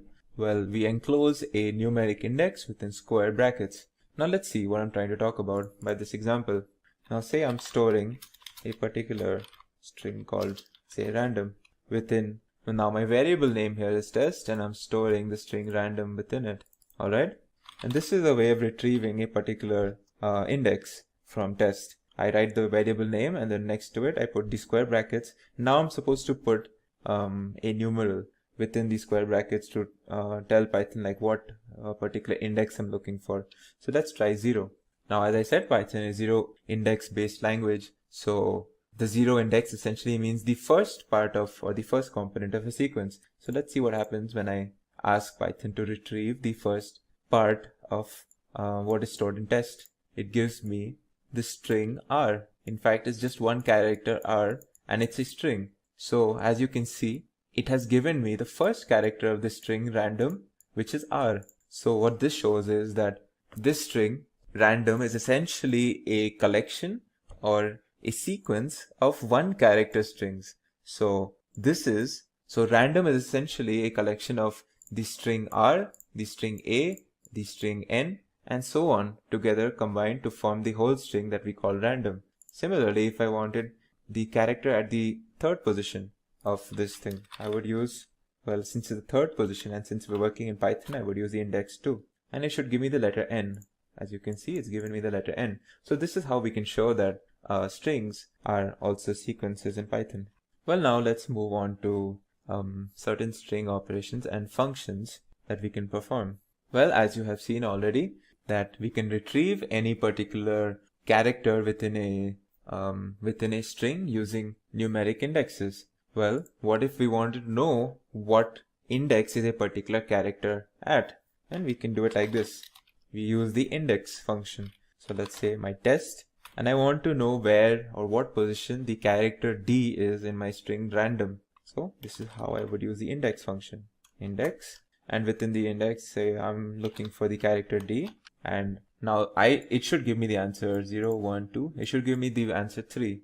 So if I execute this, it gives me the index 3. So this is the index function that we can use for our strings. Now, what if we want to say slice a string into a smaller part? We want to slice it, and we want to retrieve only that particular slice. Well, here is an example. Say I'm going to use the same string called random, and it's stored in test, right? So the way of doing this is like this. Now let's just see what this does first. As you can see, it's given me A and D, and if I went to my string random, A and D is this particular slice. Now let's try to understand what I have done by entering 1:4. Well, what this has done is it's retrieved a slice from the first position, the first index, which is the character A, up until the fourth position, which is the character O, but it has not included O. So it's very important when I index like this, every time I put something to the right of this colon, I am not including this itself. Alright, so it's essentially when I say 1:4, what I'm telling Python is give me the first, the second, and the third character, but not the fourth one. So it's given me A, N, and D, and this is how we do a slicing operation in Python. Similarly, if I were to say slice from the first, if I wanted only the first and the second character, I would do, this is what I would do. If I wanted the first and the second character, I would do 1, 2, 3. So this way it tells Python that I want the first, I want the second, but not the third of. So as you can see, I get A and N. Now, so this is a basic slicing. What if I wanted the portion of a string from a particular point all the way to the right or all the way to the left? Well, let's consider the example of where I want the portion of the string random from the say fourth character until the left. Well, the way I would do this is test. Now since I want it all the way to the left, I don't enter any index to the left of my colon sign, and since I want everything to the left of the fourth character, I enter 4 here. So as you can see, it gives me A, R, A and D, which is everything from the fourth character of my string random to the left. Similarly, if I wanted something to the right of it, I would just do it like this. I would enter some index here and I would leave the portion to the right of the colon blank. So this will give me everything including the third character, since this is how we treat the indexing in Python, everything including the third character all the way to the right. So this is DOM, as you can see. Now another perfectly valid slicing is, say I want to slice or take out different characters from the string, but I want to skip certain characters. Like I want this one, then I want to skip one, and I want to take the next one, and then I want to skip one. Well, in that case, we have to introduce a step. So one way of doing this is, now how do we read this? So as you can see, I have written 0:6:2. So what this is telling Python is, I want every character from my string test, starting from the 0th character up until the 6th, but not including the 6th, after skipping or taking 2 at a time. Taking 2 at a time can also be assumed as skipping 1 at each step, or skipping 1 character at each step. So what this will do is, it will go to random, it will take the 0th one, it will take R, and then it will skip the next one. So it will not consider A, and then it will pick N, and then it will not consider D, and then it will consider O, up until the 6th character, whichever that may be. And if you see the output, it gives us R, N, O, which is exactly what we wanted. We wanted R, we wanted N, we wanted O, where we skipped A and D, or we skipped every second character essentially. So this is a way of slicing strings while also skipping certain characters, or skipping characters in steps. Now Python is also there's another interesting technique that we can use in Python to where we can start retrieving characters from the rightmost side of a sequence or a string. We can use negative indexes. So if I were to, for example, show you, let's see what this gives me. Test what is a -1th index. It gives me the character M. Now remember, a string is random, so -1 gave us the last character of the string random, which was M. So this is a way of using negative indexes. And similarly, if I used test -2, it would give me the second last character, which should be the character O, as you can see here. Now there are some other important functions that you may use in Python. So for that, let's create another string. Let's call it upper, lower. Alright, I'm storing it again in the same variable test. Let's see what happens when I use the upper function and what happens when I use the lower function. Now I'm going to use the lower function for this. So these two functions will respectively give us the result, or give us our string in uppercase and lowercase respectively. So as you can see, the upper function created the first string in full uppercase, and the second one created this string in full lowercase. Now another important, and probably one of the most important methods that we use for strings, especially when it comes to data science, is the split function. So let's see what I mean by the split function. Let me create another string. Let's call it hello world. Alright, and I'm going to use a split function, and I'm going to see what happens when I use this function essentially. So what I'm doing in these 3 lines is, I'm creating the string hello world, I am storing it in test, and then I am using the split function on the test, and whatever result I get, I'm storing another variable called sliced, and then I'm just going to show you what is in sliced. As you can see, what's happened to the string hello world is that I have broken it into its components, or its component words, if that makes any sense, into hello and world, and I've stored both of these into what we call a list. Now you might ask, Well, how does Python know that it has to separate at a blank space? Well, the split function by default will break up a string at its blank spaces. But if we wanted, we could break it up using or at every comma. So for example, if I wrote hello world using comma, and if I put a comma inside over here, and now if I try to execute this, like for example, I'm going to look for commas in the string, and then I'm going to try to split it. As you can see, there's no splitting happening. I have one list with my original string itself because it's not found a comma. What if I introduced a comma over here? Now let's see what happens. As you can see, the splitting has happened. It's found this comma and it's caused a split between hello and world. Similarly, in my string, if I put a comma again and I put something else, it should give me the split over there again. So we can define our split using whatever we put in between these circle brackets after the split function. It's just important to note that by default, if in case we do not enter anything over here, it will use blank spaces to do the splitting. Another very important operation and very common operation in strings is what we call concatenation. So if I have two strings first and say another string second, and I want to join these together, well, the operator I would use to do this is called the plus symbol. This is the concatenating operator when it comes to strings. So what is the result of this? Let's see. Let's print this out. Let's print this whole thing and let's see what is the result. As you can see, what this has done is it has combined the string first and the string second into one string called first second. So this is the concatenation operator. Now finally, the last topic in this lesson is the topic of escape sequences.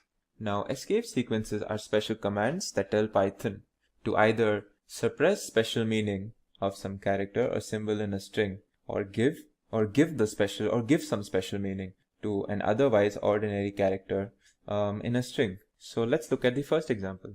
Now remember earlier in this video where I was telling you like what is the way of writing, or how do we introduce single quotes or double quotes into a string, and I had told you the trick. If I want to use a single quote in my string, I just close it using double quotes, or if I want to use a double quote, I close it using single.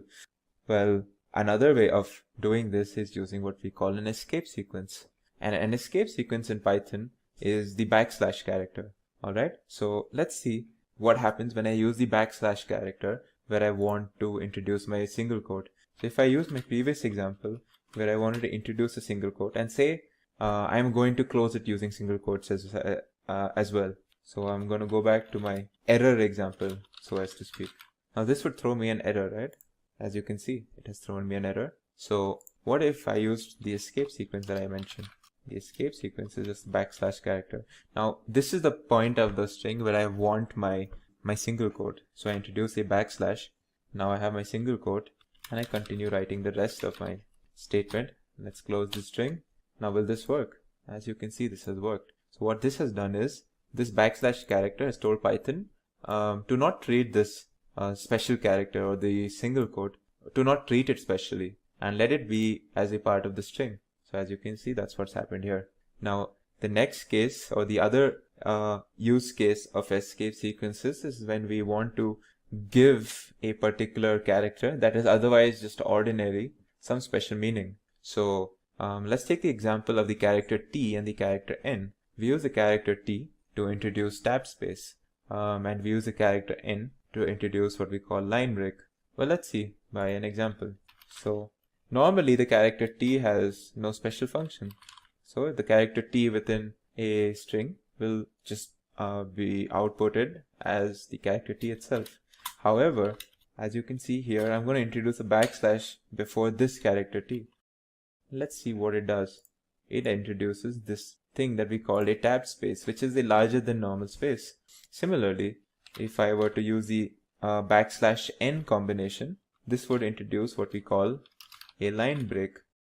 And if you were to see the output of this, you can see at the point of the string where I have this combination of backslash n, a line break has occurred. So there are plenty of other escape sequences that you may choose to learn, and these are just two of probably the most common ones that I used.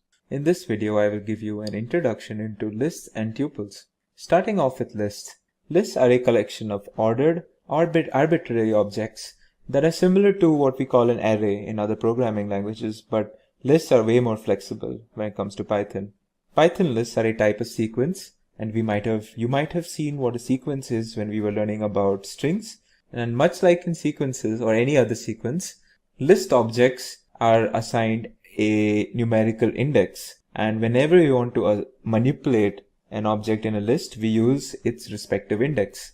How do we define lists? Lists are defined using square brackets. So this is a simple way or a simple list that I have just created and assigned to a variable a, which contains 3 objects, 1, 2, and 3. Let's talk about some of the features of Python lists. Python lists are ordered, and what this means is that even if 2 lists contain the exact same elements, if the elements are placed in a different order, the 2 lists are actually unique and different. And I can check that over here. I have created a list 1, 2, and 3, and say if I create another list 2 and 1 and 3, the same elements but in different order, I will use the is function to check whether these 2 lists are the same. And if they are the same, when I use is function, it should give me the value or the answer true. And if they're not the same, it should give me the value false. And as you can see, I get the value false because even though I have 2 lists with the same elements, they are in different orders. And so they are different. And that's what we mean by lists are ordered. The next property for lists are that they can be manipulated using their indexes, or the elements and the objects inside a list can be manipulated using the indexes. And we will see that in the section where I show you list operations.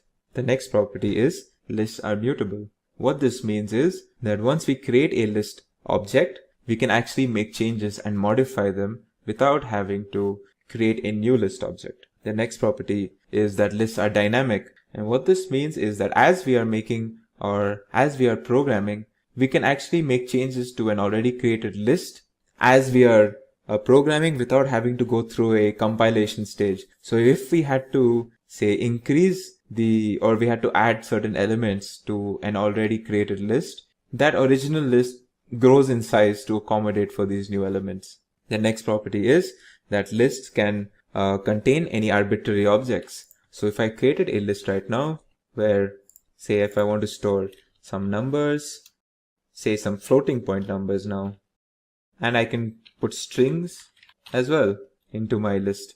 All of these are valid when it comes to objects that can be put inside a list. We have no such restrictions, so we can put any arbitrary objects inside our list. The final property that I want to talk about is that lists are they can be nested to any arbitrary depth. What this means is that I can put a list within a list, and I can keep nesting it essentially by putting as many lists I want within my list, and I'm only essentially restricted by my system's memory. So if I created a list like this, and within this, say I put another list, and within this list I put another list, I can keep going on doing this, and I'm only restricted by the memory of my system that I'm using. So moving on, let's move on and talk about some important list operations that we will be doing when it comes to lists. So let's create a basic list called A, where I'm storing 6 numbers. So now say if I wanted to retrieve a particular element, say if I wanted to find out what's on the index 3, this is how I would do it. If I wanted a slice of my original list, and much like strings, I do it the same way. So what this does is, it tells Python that I want all the elements of list A from index 1 to index 4, but not including index 4. So it will give me 1, 2, and 3 index objects. So it should give me 2, 3, and 4 in this case. As you can see here, 2, 3, and 4. I can do the same thing by considering elements, say 2 at a time. If I wanted to consider elements or consider every second element, what I would do is this syntax. I would use this syntax. And when I give this command to Python, what it understands is I want every element from A, from index 1 to index 4, but not including index 4. But I am going to consider every second element essentially. So what it will do is it will go here, and then it will skip one, and then go here, and then skip one. And that's essentially what we call slicing by using strides. So I'm taking strides. I'm not considering elements consecutively, but I'm skipping certain elements in between. If I wanted to consider every third element, I would change this to 3. And fourth element, I would change this to 4.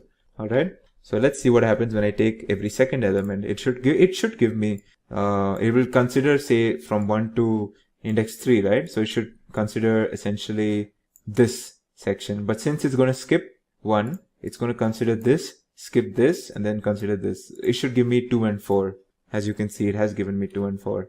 And like in other sequences, we can use negative indexes as well. Negative indexing essentially starts looking from the right hand side of the list. So when I say a minus 1, it's essentially looking at the last element of the list. So it gives me the sixth or the last element, which is the object 6. If I did a minus 2, it gives me the second last element. Similarly, another neat trick that we can use for sequences is the following syntax: double colon, and we give a minus 1. What this tells the system is I want the list A, but with all the elements reversed.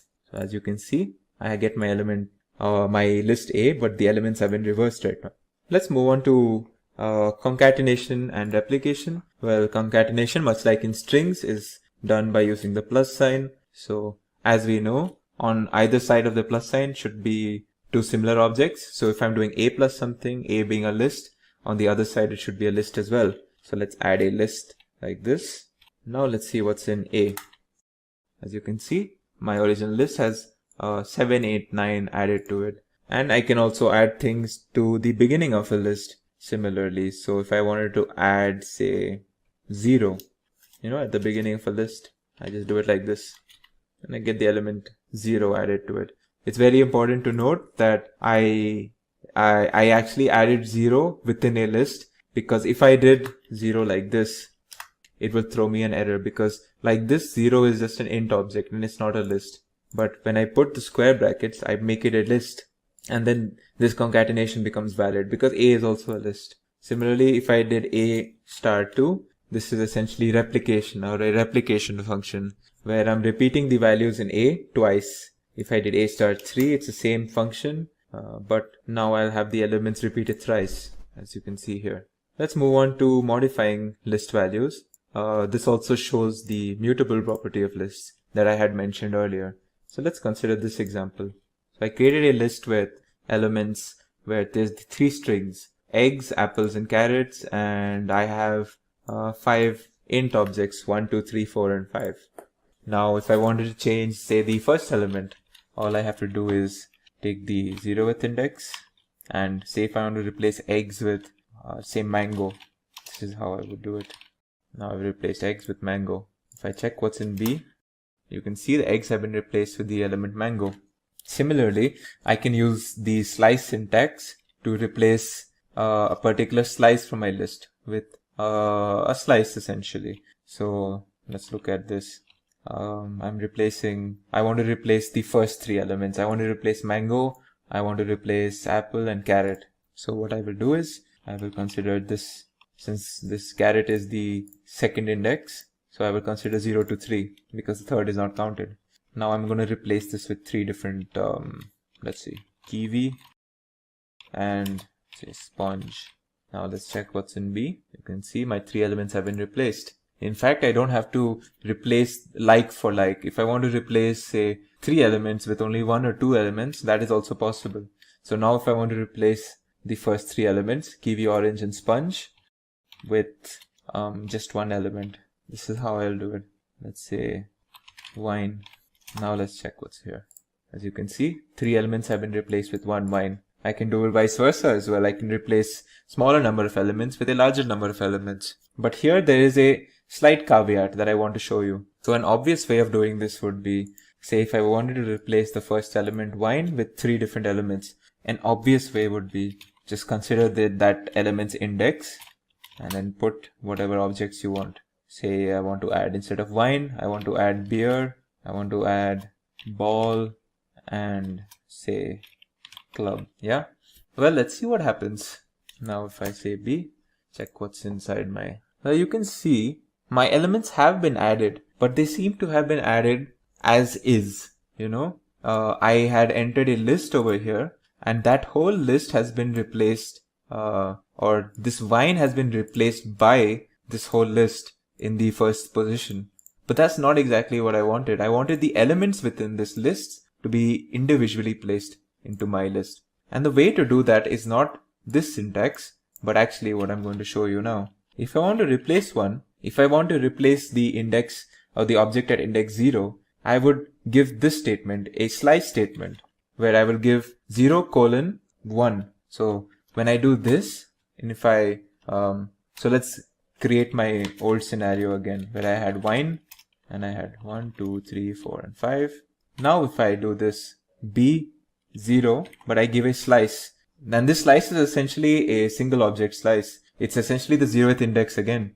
But because of this formatting or this type of syntax that I'm using, what Python will do is, now when I say beer and ball and club, now what Python will do is, it will not consider this whole list and add it to in place of wine or whatever I want to replace. It will actually consider the elements inside of this individually and then replace.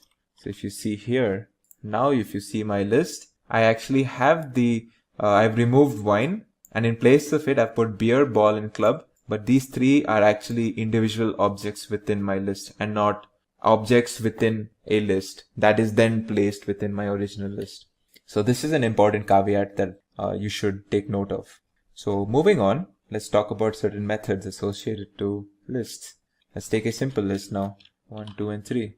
The first operation that I want to show you, or the first method, is the append method. So when I do a append, and say if I want to append the list by one object called 4, I just do it like this. Now let's see what's in A. So as you can see, the append has put the object 4 into my original list. Now say if I wanted to append 3 different objects, I want to append 5, 6 and 7 now. Let's see what append function does.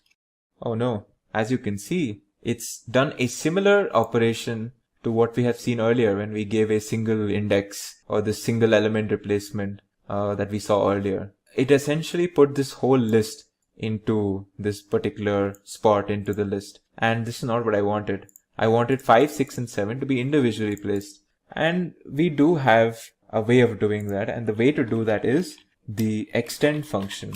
That is what I'll show you next. Now if I want to extend, say, the original list by 3 different elements, 8, 9, 10. When I use the extend function, it will not put this whole thing. It will consider each object inside this thing individually and then add it to A. So if you see my result, this is exactly what I wanted. Now the next method that I want to discuss is the remove method. So the remove method is how you use it is, within the parenthesis you put the object that is present in the list that you want removed. So you don't give an index over here, you give the object itself. So if I want the object 8, alright, this number, if I want 8 itself removed, what I will do is put the value 8 here and it will remove it from my list. So if I check my list A, as you can see, the value 8 has, it's gone. Another similar function to remove is the pop function. Now the pop function by default will remove the rightmost value from the list, but unlike remove, the pop function actually outputs a value and that value is what we have popped out of the list. So by default it will pop out the rightmost value of a list, or rightmost element of a list, and in this case that element is 10, so it should give me 10. But of course if we want to pop out any particular object, in this case we do not give that particular object, we give its index. So now say if I want to remove this this list object from my bigger list, as I can see, it's in index 0, 1, 2, 3, 4th. It's the 4th index. So if I want to remove the list which is at the 4th index, I give the index value inside the parenthesis and it pops that out for me, as you can see over here. So this was it for lists. Let's move on to tuples next. So tuples are another ordered collection of objects much like lists, but they differ from lists in 2 key properties. First of all, tuples are defined using parentheses instead of square brackets. So this is how I would define a tuple with elements 1, 2 and 3. And the next very important property that is different, or that differentiates tuples from lists, is that tuples are immutable. And what this means is that once we create an object of type tuple, we cannot make any modifications to it. We would have to only create a new object if we wanted something different. And this is obviously a key difference between a tuple and a list. But apart from this, every operation that we have done on lists are actually possible to do in the case of tuples as well. So any operation that we did to lists that did not modify the list, or that does not do any modification, we can actually apply to tuples as well. So if I wanted the first element of this tuple, all I have to do is call it by the index 0. It should give me the value 1, as you can see. If I wanted a slice, I can do that as well. It should give me 2 and 3. And if I wanted to reverse my tuple, well, I can use my same neat technique that I've used for lists and that I can use for strings as well. So it gives me my old tuple, but with the elements reversed. So now the natural question is, why do we use tuples over lists? Well, one important difference is that when we make a program execution where we are manipulating a tuple, if we did the same thing for the exact same objects in that if it were present in a list, it would be much faster in a tuple.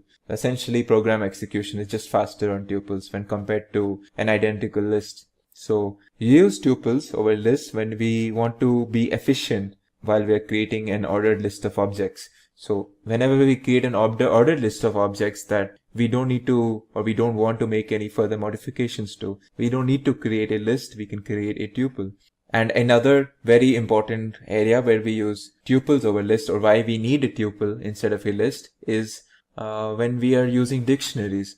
Dictionaries, as we will see later, is a data type in Python that needs an immutable component while we are creating the dictionary. So if we want to use something that is like a list, but since lists are mutable, we can use a tuple instead and use that when we are creating our dictionary. And we will see like what I mean by the immutable component for a dictionary when we actually learn about dictionaries. But yeah, these are some of the places where we would use a tuple over a list. A brief section on tuple unpacking and packing is what I will be doing right now. And what that means is that when I give this sort of a statement, you can assume this to be me packing this tuple into a object or a variable t. Now what's very interesting is, and this is something that's very key to tuples, is that I can unpack a tuple onto another tuple. So let me show you what I mean by that. So now that I have packed 1, 2, 3 and 4 tuple into t, let's unpack it into another tuple. Let's call this, let's put these elements into this tuple, and I put this into t. Alright. Now let's see what I mean by unpacking something onto something. Let's see what happens when I put a. If I just want to see what's in a, it actually gives me the value 1. If I see what's in b, it gives me the value 2. If I see what's in 3, it gives me value 3, and d gives me value 4. So essentially, if you think of it, what I have done is I have matched this tuple, then put it into t, and then put that tuple t into this tuple a, b, and c, d. So what has happened essentially is the element a has been, or a better way to say this would be the element 1 has been packed onto or unpacked onto a. 2 has been unpacked onto b, 3 has been unpacked onto c, 4 has been unpacked onto d.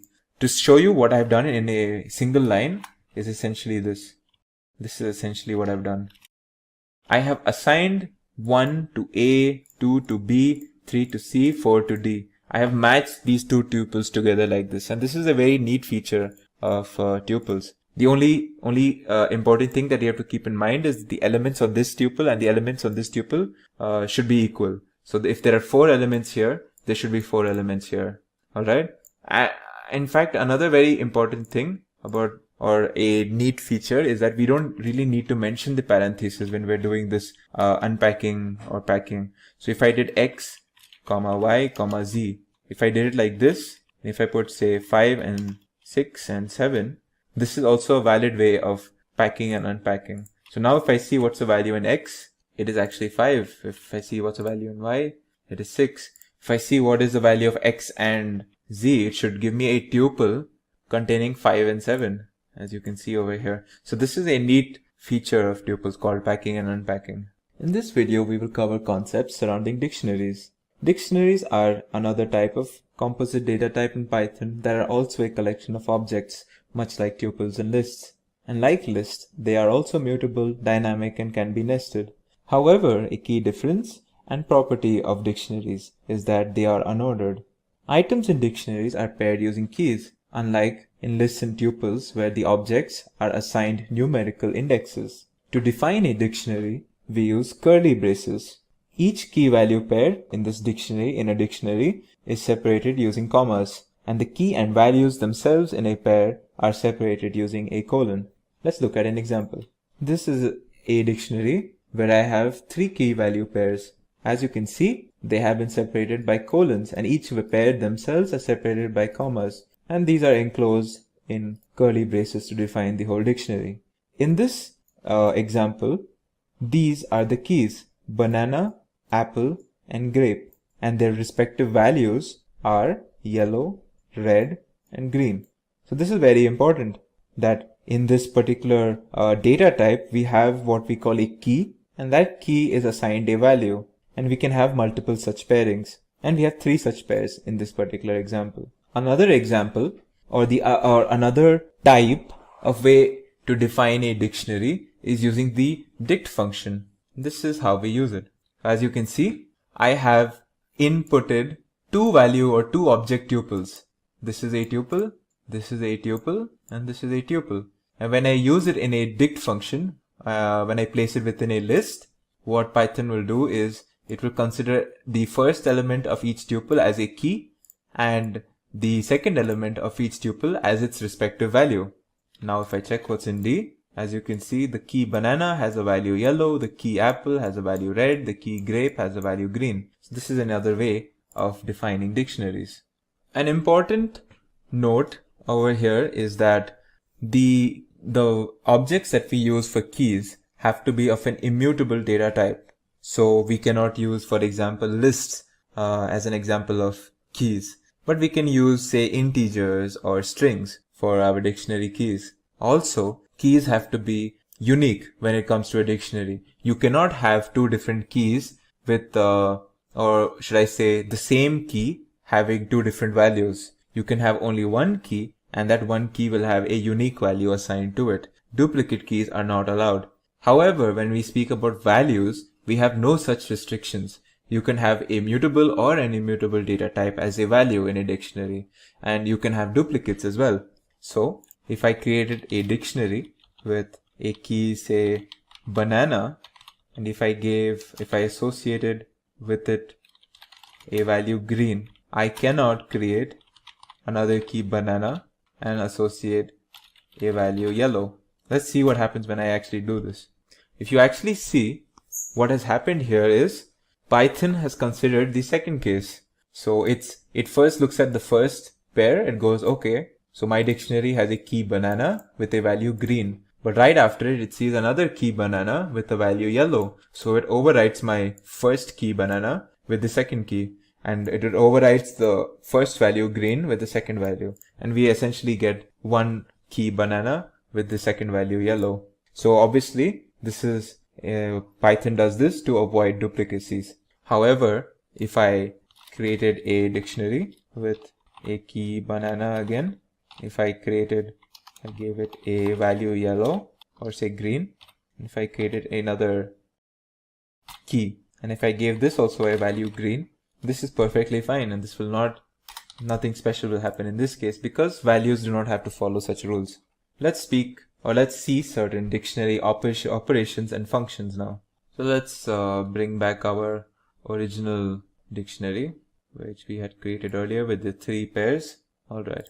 So what if I wanted to, we can use keys to essentially do these operations and functions. Let's see what happens when so much like how we use indexes in example of sequences, we use keys when it comes to dictionary. So let's see what happens when we use a key over here. So as we know, banana is a key in this dictionary. Let's see what happens when we give this command. It actually gives the value associated with that key, which is yellow. What if we wanted to change a particular value associated to a particular key? I would give I would do this. I would give the key and assign it the value that I want to change it with. Alright. Now if I check my dictionary, you can see the key banana no more has yellow value but the value gold. What if I wanted to add a new pair? You know, a new key with a new value completely. I would do it pretty much the same way as I did in the previous step. I would essentially write my new key, whatever I wanted. Say if I wanted a new key called watermelon, I would assign it a value red. And now if I check my dictionary, at the end of the dictionary, you will see that my new key value pair has been added, watermelon red, as you can see over here. Now what if I wanted to remove a key value pair from my dictionary? I can use the delete function, which is called by using this, the del function. Now how do I do it? Say if I want to remove the key value apple and red. So all I have to do is do del, d, and within square brackets, I have to only mention the key. I don't even need to mention the value, just the key. So you can probably draw parallels in how we use indexes when it comes to lists and tuples and even strings, and how we use keys when it comes to dictionaries. They are quite similar. So if I did this, and if I, I think red is actually not a key. As you can see, red is a value. My key is apple actually. It's not red, it's apple, as you can see. Now if I see my dictionary, the key apple and its value red has been removed. So these are some of the operations that we can do for dictionaries using keys. What if we wanted to use certain inbuilt functions that are associated with dictionaries? Well, some of the examples are as follows. There is a get function. When we use the get function, all we have to do is enter a key inside the parenthesis, and it will get the value associated with that key. So if I gave the key grape, let's see what value is associated with it. As you can see, it's green. There is also a function called items that returns the key and value pairs in our dictionary as a list of two object tuples, where the first object is the key and the second object is a tuple. So let's see what it does. As you can see, it gave me a list, and in this list, the objects inside the list are two object tuples, where the first object is always the key and the second is the value, and it's the same for each of the tuples. So this is what items function does. Let's see what the next function is keys. Let's see what the keys function does. As you can see, it returns a list of all the unique keys within our list. Within our dictionary. Similarly, there is a function for values as well. And as you can see, it returns all of the different values that are present in our dictionary in the form of a list. Also, it's important to note that if we have a particular value that has occurred multiple times in a dictionary, it will appear as many times it has occurred in the dictionary or appeared in the dictionary in our list over here when we use the value function. So if, say, a particular value, say I had another key where its value was green again, so I would have the value green appear in this list once more, essentially. Our next function is pop item. What this does is, much like the pop function in lists, it gives us the last entered key value pair that is present in our dictionary. So the last entered pair was watermelon, key watermelon with the value red, and that's what has popped out when we give this function. Another important function associated with dictionaries is the update function. And the update function is a very neat function that is used to merge two dictionaries together. So say if I had a dictionary, let's say I'm creating a dictionary using the dict function where I have, say, some key called kiwi. So as I had mentioned, I will use two object tuples in this case. And let's say I give this also a value green. All right. And another pair would be, say, mango, and let's give it a value yellow. All right. So this is another dictionary that we have created. As you can see over here, we have created a dictionary with the key called kiwi with value green and another key mango with the value yellow. And I already have a dictionary D with these values. Alright. Now if I want to merge these two dictionaries, I can use the update function. What I do is, say if I want to merge D with X or X with D, only the ordering will change, and that doesn't really matter when it comes to dictionaries. So if I want to merge D with X, I use D update, and then inside it I put my target dictionary. Now when I check what's in D, I have the dictionary X and its key value pairs merged inside my original dictionary D. As you can see, I have my original ones here and I have the merged ones over here. So this was the update function. In this brief video, I will explain what we call the type hierarchy or the standard type hierarchy in Python. It's also known as the data model in Python, and it probably has other names. So essentially what we do or what we speak about in this is how the different types that we use in Python are categorized and classified and what are their subtypes. So it's important to note before we continue further that in future versions of Python, there might be new types that are introduced or the existing ones may be modified. But it's safe to say that what I will speak about in this video will still form the core of what we call Python standard type hierarchy. So let's begin. So the first type is the none type. It's accessed through the built-in name none. Its truth value is false. It's essentially used to denote functions, or it's returned as the value for functions that don't really return anything. So if you have an expression or a function that returns no particular value, you actually get a data type called none. That is how Python interprets it. Then there is the ellipses. Ellipses is something that you might encounter later. It is accessed through the built-in name ellipses. It is used to indicate the presence of this particular syntax, this particular symbol or expression or syntax in a slice. Its truth value is true. Again, don't worry too much about ellipses right now. Next is numbers. And numbers is something that we are very familiar with. We've worked with numbers a lot. They are an immutable type. They are created through numeric literals, and they are the outputs of arithmetic expressions and built-in arithmetic functions. Its subtypes are integers, floating point numbers, and complex numbers. Within integers, you have plain integers that represent numbers in the range this number and this number. So this number is basically the largest positive value that you can represent using 32-bit notation in 2's complement, and this is the equivalent for the negative side.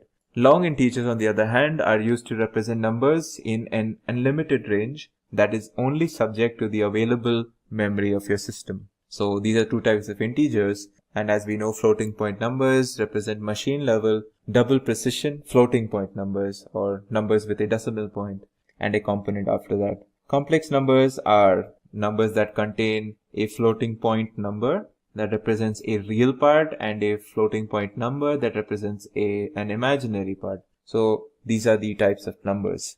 Then we have sequences. Sequences are finite ordered sets indexed by natural numbers. So each element in a sequence has an index, and that index is a natural number. The different types of sequences are based on the mutability, whether the objects can be changed or not, is essentially what we mean by mutability, right? Once we create an object, whether we can modify it or not. That is how we differentiate different types of sequences. So there are mutable and there are immutable types.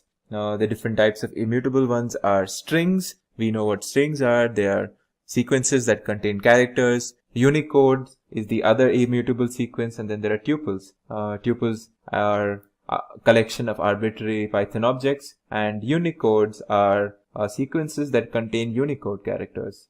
Then we have mutable sequences, and there is only one. Currently, there is only one built-in mutable sequence in Python, and that is lists. Lists are also, again, collection of arbitrary Python objects.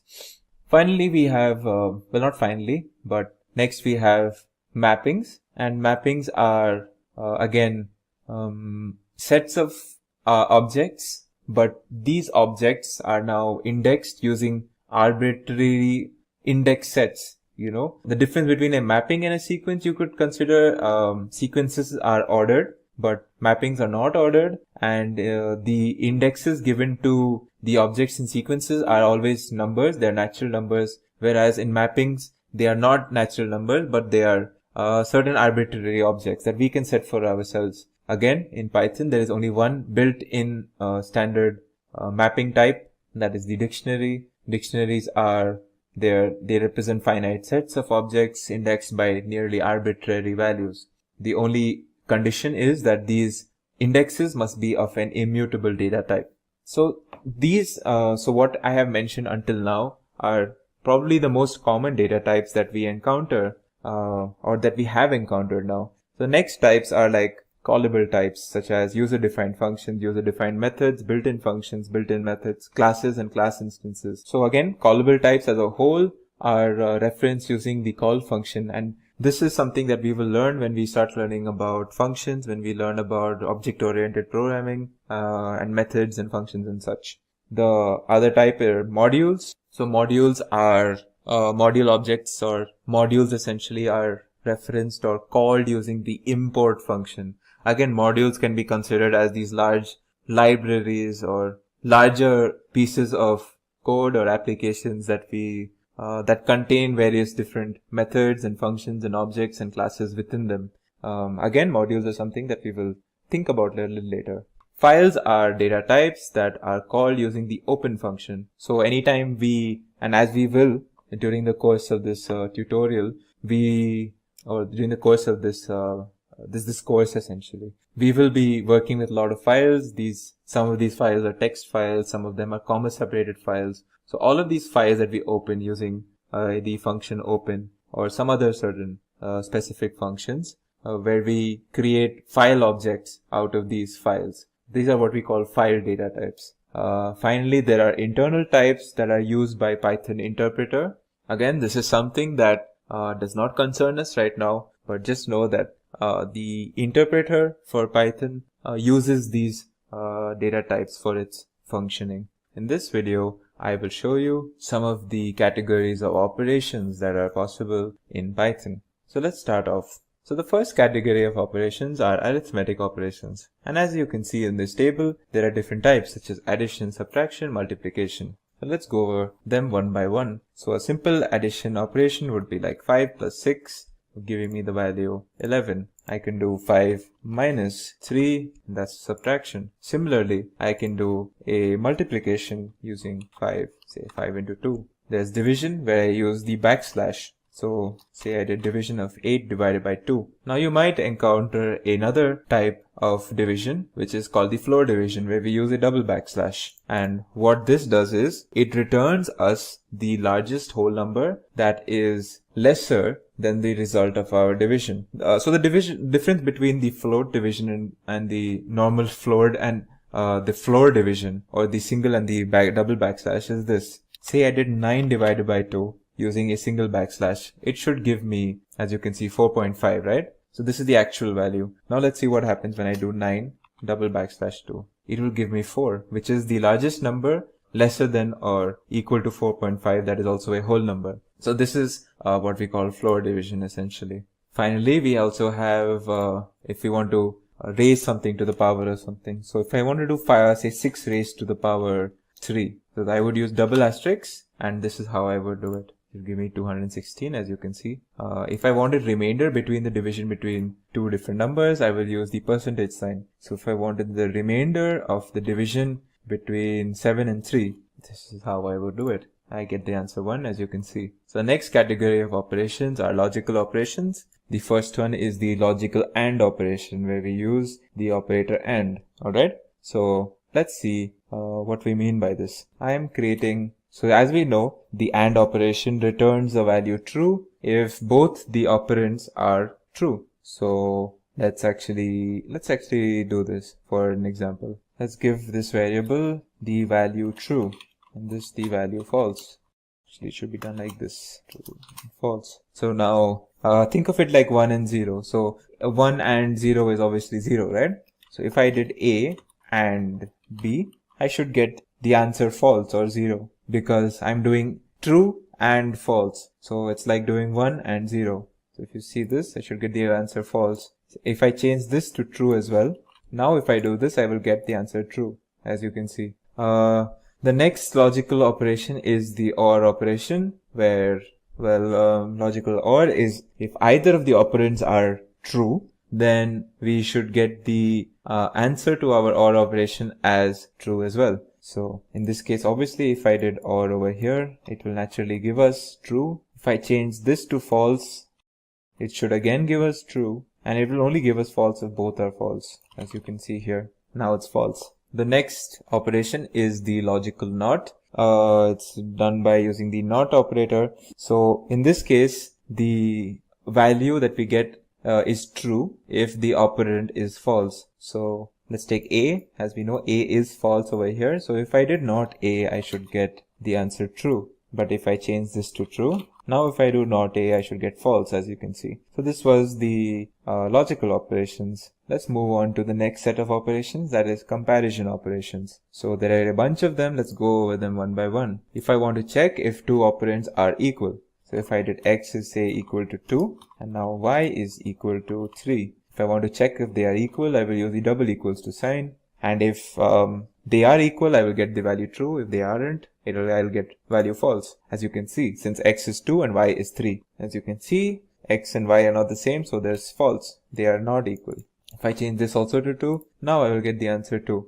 The next comparison is the not equal to, or where we use the exclamation sign. So over here, the result of this is true if x and y are not actually the same. So I should get false over here, as you can see. But if I change this to say 5, now I will get true because x is not equal to y in this case. The next one is greater than. So if I did x greater than y, as we can see 2 is not greater than 5, I will get false over here. Similarly, there's a lesser than. If I did x lesser than y, I should get true over here, as you can see. Well, there's also a greater than or equal to and lesser than or equal to. We simply add the equal to sign here. So let's see. Now if I say x is lesser than or equal to 3, I should get true because x is 2. And if I put 2 here, I should also get true. But what if I put 1 here? Since x is equal to 2 and 2 is not lesser than or equal to 1, this is a false statement. And I can do the same thing with like this, using the greater than equal to. Now it's true because 2 is actually greater than equal to 1. And so this was comparison operations. The next set of operations that we can do in Python are assignment operations. We've already seen a whole bunch. We've already been assigning values to variables. We've been doing assignments throughout already, but let's go over them and see some of the assignment operations. So as we already know, the equal to operation is assigning everything that is on the value on the right hand side of the equal to sign to what is on the left. So if I did a is equal to 5 plus 6, it will assign the value 5 plus 6 or 11 to a. Let's check what's in a. As you can see, it is 11. There is a plus equal to sign, and what this does is, so for example, if I did say a, now since a is 11, let's create another variable called b and call this 5. Alright, so now if I did a plus equal to b, what this will do is it will add b to a and then store it in a. So let's see what this does. Once I do this, now let's check what's in a. It should be 5 plus 11, as you can see, 16. So this a plus, so this plus equal to sign is essentially the same as doing a is equal to a plus b. It's essentially the same thing. They're both the same. There's a similar thing for this, the negative or subtraction as well. Minus equal to. So now that a is 16 and b is still 5, of course, if I did minus equal to b, now I'm subtracting the value 5 from 16. So I should get a is equal to 11 again, as you can see here. And this is the equivalent of doing a minus b. A is equal to a minus b, I mean, as you can see. So the next similar like assignment operation, let's create a is equal to say 6 in this case, and say b is equal to, I will say 2.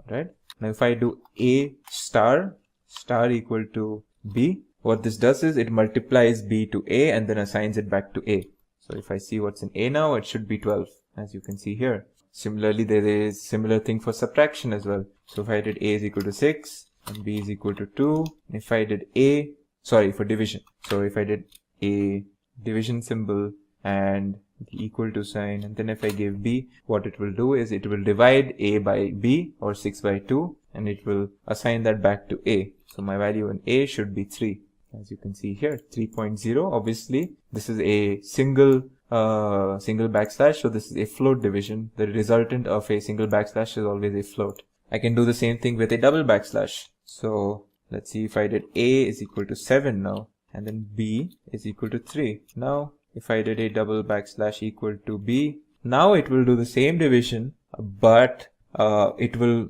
do a float function, so it should give me 2 in this case. If I did the same thing with a single backslash, just to show you the difference between single backslash and double backslash division, in this case it will give me the value around 2.3 or something, a float basically, 2.33, as you can see here. Then there is the modulus. You can use the modulus sign as well with this assignment. Say a is equal to, say, 5 now, b is equal to 2. Now if I do a percentage symbol equal to 2, I mean b, it should give me, it will assign the, it will take the modulus in both sides and then assign it to the left hand operand. Now let's see what's in a. As you can see, it did a divided by 2. The modulus symbol is basically the remainder of the division between two objects. So in this case, it will divide a by b and then give me the remainder and then put that remainder back in a. And as you can see, that the remainder of 5 divided by 2 is 1, and we get that over here. Similarly, we can also do exponential. So if I have a is equal to, say, 5, b is equal to 2, and I want to raise a by, if I want to raise the value of a by the value of b and then store that back in a, this is how I would do it. So it should be 5 to the power 2, which is 25, as you can see here. So this is assignment operations. So finally, we move on to two special sets of operators. One is the identity set, identity operators, and the other is the membership operators. Let's look at the identity operators. So when we talk about identity operators, what we mean is the is and the is not operator. So what the is operator does is it checks whether two operands have the same location in the memory, essentially. This does not mean that it does not check for whether two objects have the same value, and this is very important. So let's look at this. If a is equal to 1001 and b is equal to 1000 plus 1, alright? If I did a is equal to 2, this is an equality check. Are they the same values? True. Now if I say a is b, let's see what happens. As you can see, it's false. This is because this object and this object are not the same, and this is what the is operation does. We can confirm this by checking the ID of a. The ID of a gives us some value like this, and the ID of b gives us, as you can see, a different value. So the two objects are not located in the same place in the memory, as we have seen using the ID function, and that is what we check through the is operator. The is not is essentially just the opposite of that. So that is the identity operator. Now the membership operator is used for checking whether something is present in a sequence or not. So let's create a sequence. I will create a list to show in this example. My list is 1,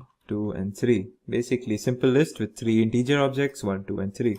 I will check whether, now say 2 in a. So is 2 in a? If it is, it will give me true, as you can see. Is 5 in a? It should give me false because 5 is not in a. And the not in operator is just the opposite of that. It checks the other condition essentially. So this is the membership operators in Python. In this video, we will be looking at the math module in Python, and we will look at some of the math functions that are associated with this module in Python. So starting off, what is this math module? Well, the Python math module is an important library or a feature that is designed to deal with mathematical operations. This math module is part of the basic Python installation, so you don't have to install this separately. To use this math module, all you have to do is import this module, and this is how you would do it. You just do import math, and this will import your math module for you to use in your programming. And in the course of this video, I will be showing you certain concepts surrounding the math module, such as what are the constants that come with the math module, some of the arithmetic functions, the logarithmic functions, power functions, and even trigonometric functions that we can do using this math module and the functions inside the math module. So starting off, let's look at some of the constants that are part of this. So as you can see, The standard constants that are available in this module are pi, there is tau, there is Euler's number, NaN, which is a special, it's a programming specific concept, and infinity. So let's look at these one by one. So starting off, our first constant is pi. Pi is, as you know in maths, it's the ratio of a circle's circumference to its diameter, and pi is an irrational number. You know the value of pi is 3.14 something. Since it's an irrational number, we cannot define it in terms of a specific fraction, but it can be approximated to the fraction 22/7. So how do we access this pi constant? Is as simple as this. Once you have imported maths, the maths module, all you have to do is do maths.py, and it will give you the value, as you can see. So as you can see, the value returned to us is a float. This is important to note.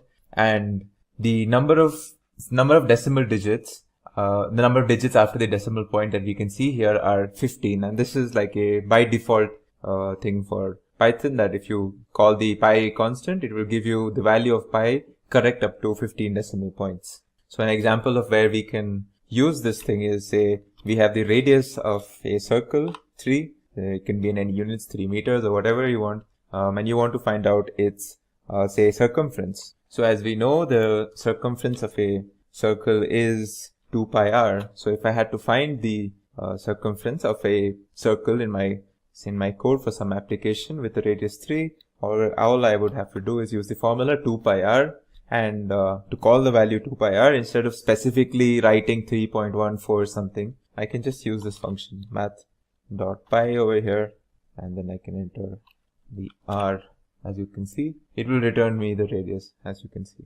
So moving on, the next constant that we will talk about is tau. Tau is similar to pi. In fact, tau is the ratio of a circle's circumference to its radius. Pi is the ratio of a circle's circumference to its diameter, and tau is the ratio of a circle's circumference to its radius. It's important to note this difference. So because of this definition, tau is always 2 times the value of pi. This is by definition. And much like pi, if you call the tau constant from the math module, it will also return you a float number. And to find that, this is the function that we use, or this is the syntax. So as you can see, this is actually 2 times the value of pi, 6.283, and even this is returned correct up to 15 places to the right of the decimal point, and this is by default.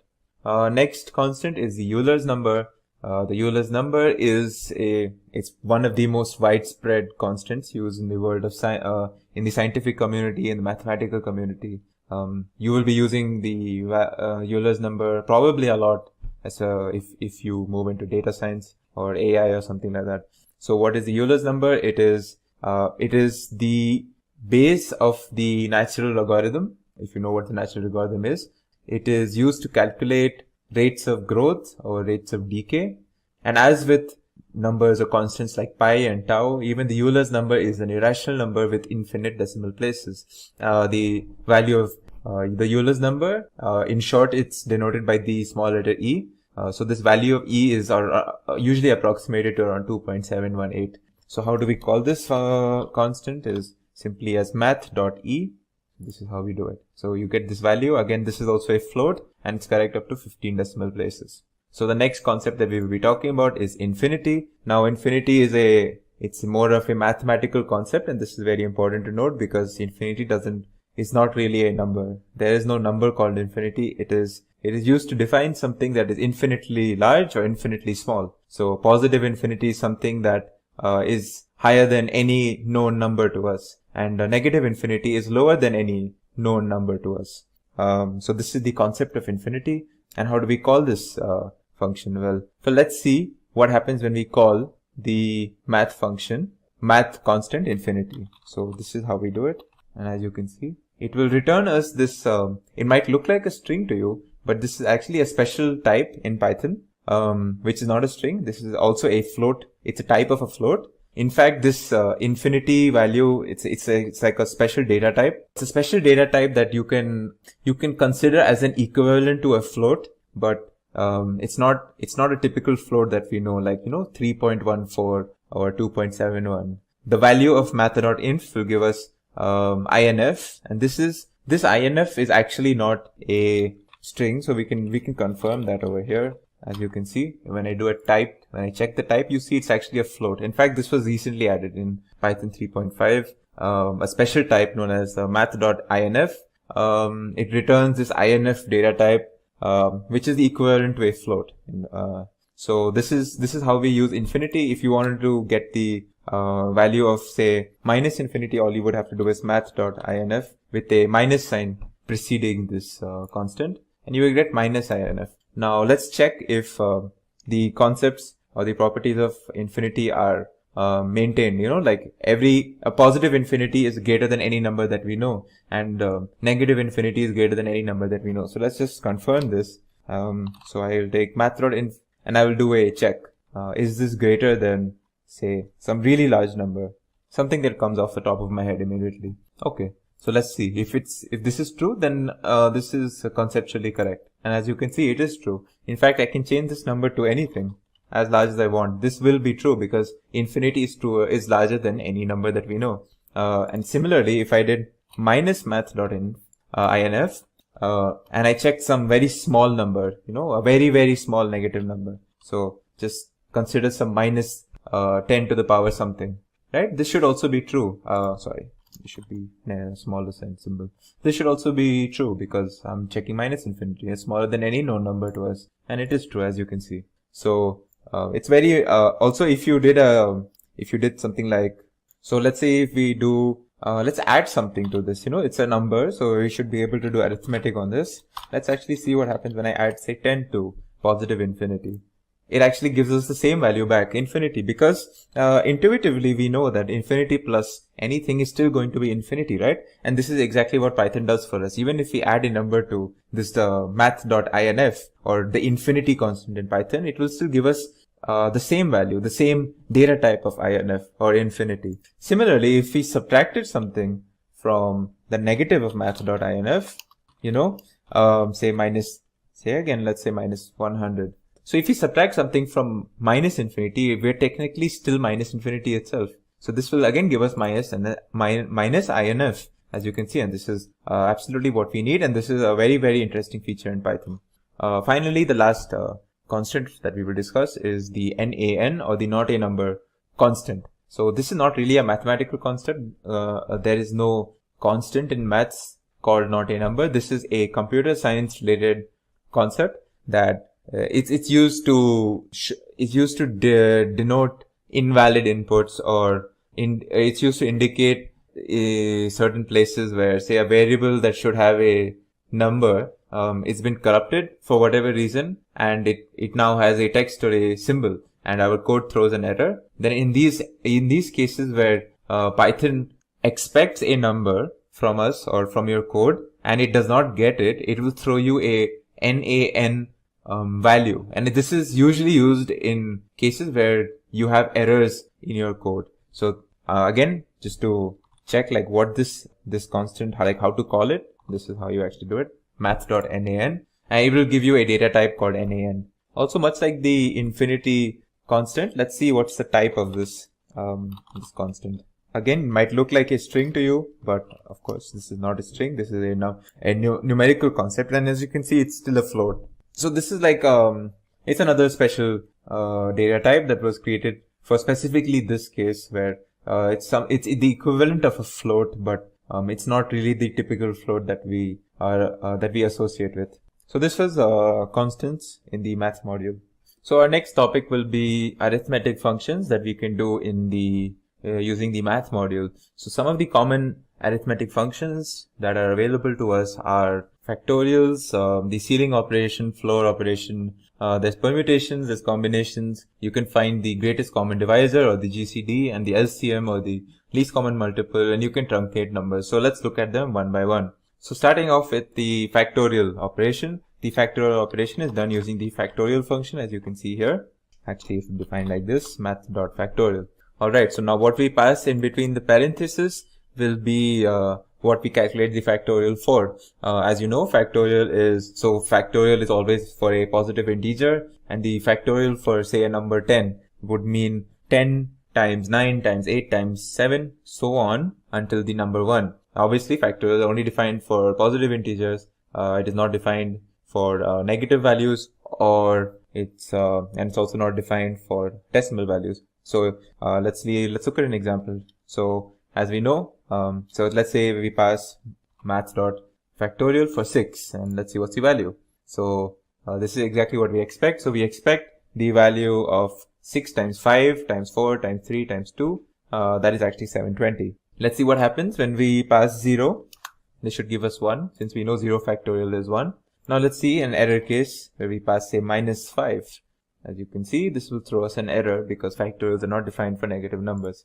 Now moving on, so the next function that we'll talk about is the ceiling function. So the ceiling function is defined using math.ceil, as you see here. So again, we pass the number that we want the ceiling for in between the parentheses. So what is the ceiling function? It gives you the largest, it gives you the smallest number that is greater than or equal to what we pass over here. So for an example, if I gave you 6.6 and I asked you, okay, what is the ceiling function for 6.6? It should give you 7, because 7 is the largest integral value that is greater than 6.6 or equal to it. Obviously, if you give the ceiling function for an integer, it will give you the integer itself. So let's look at an example, 7.8. So this should give me the value 8, as you can see here. Let's look at another negative number. So minus 12.3.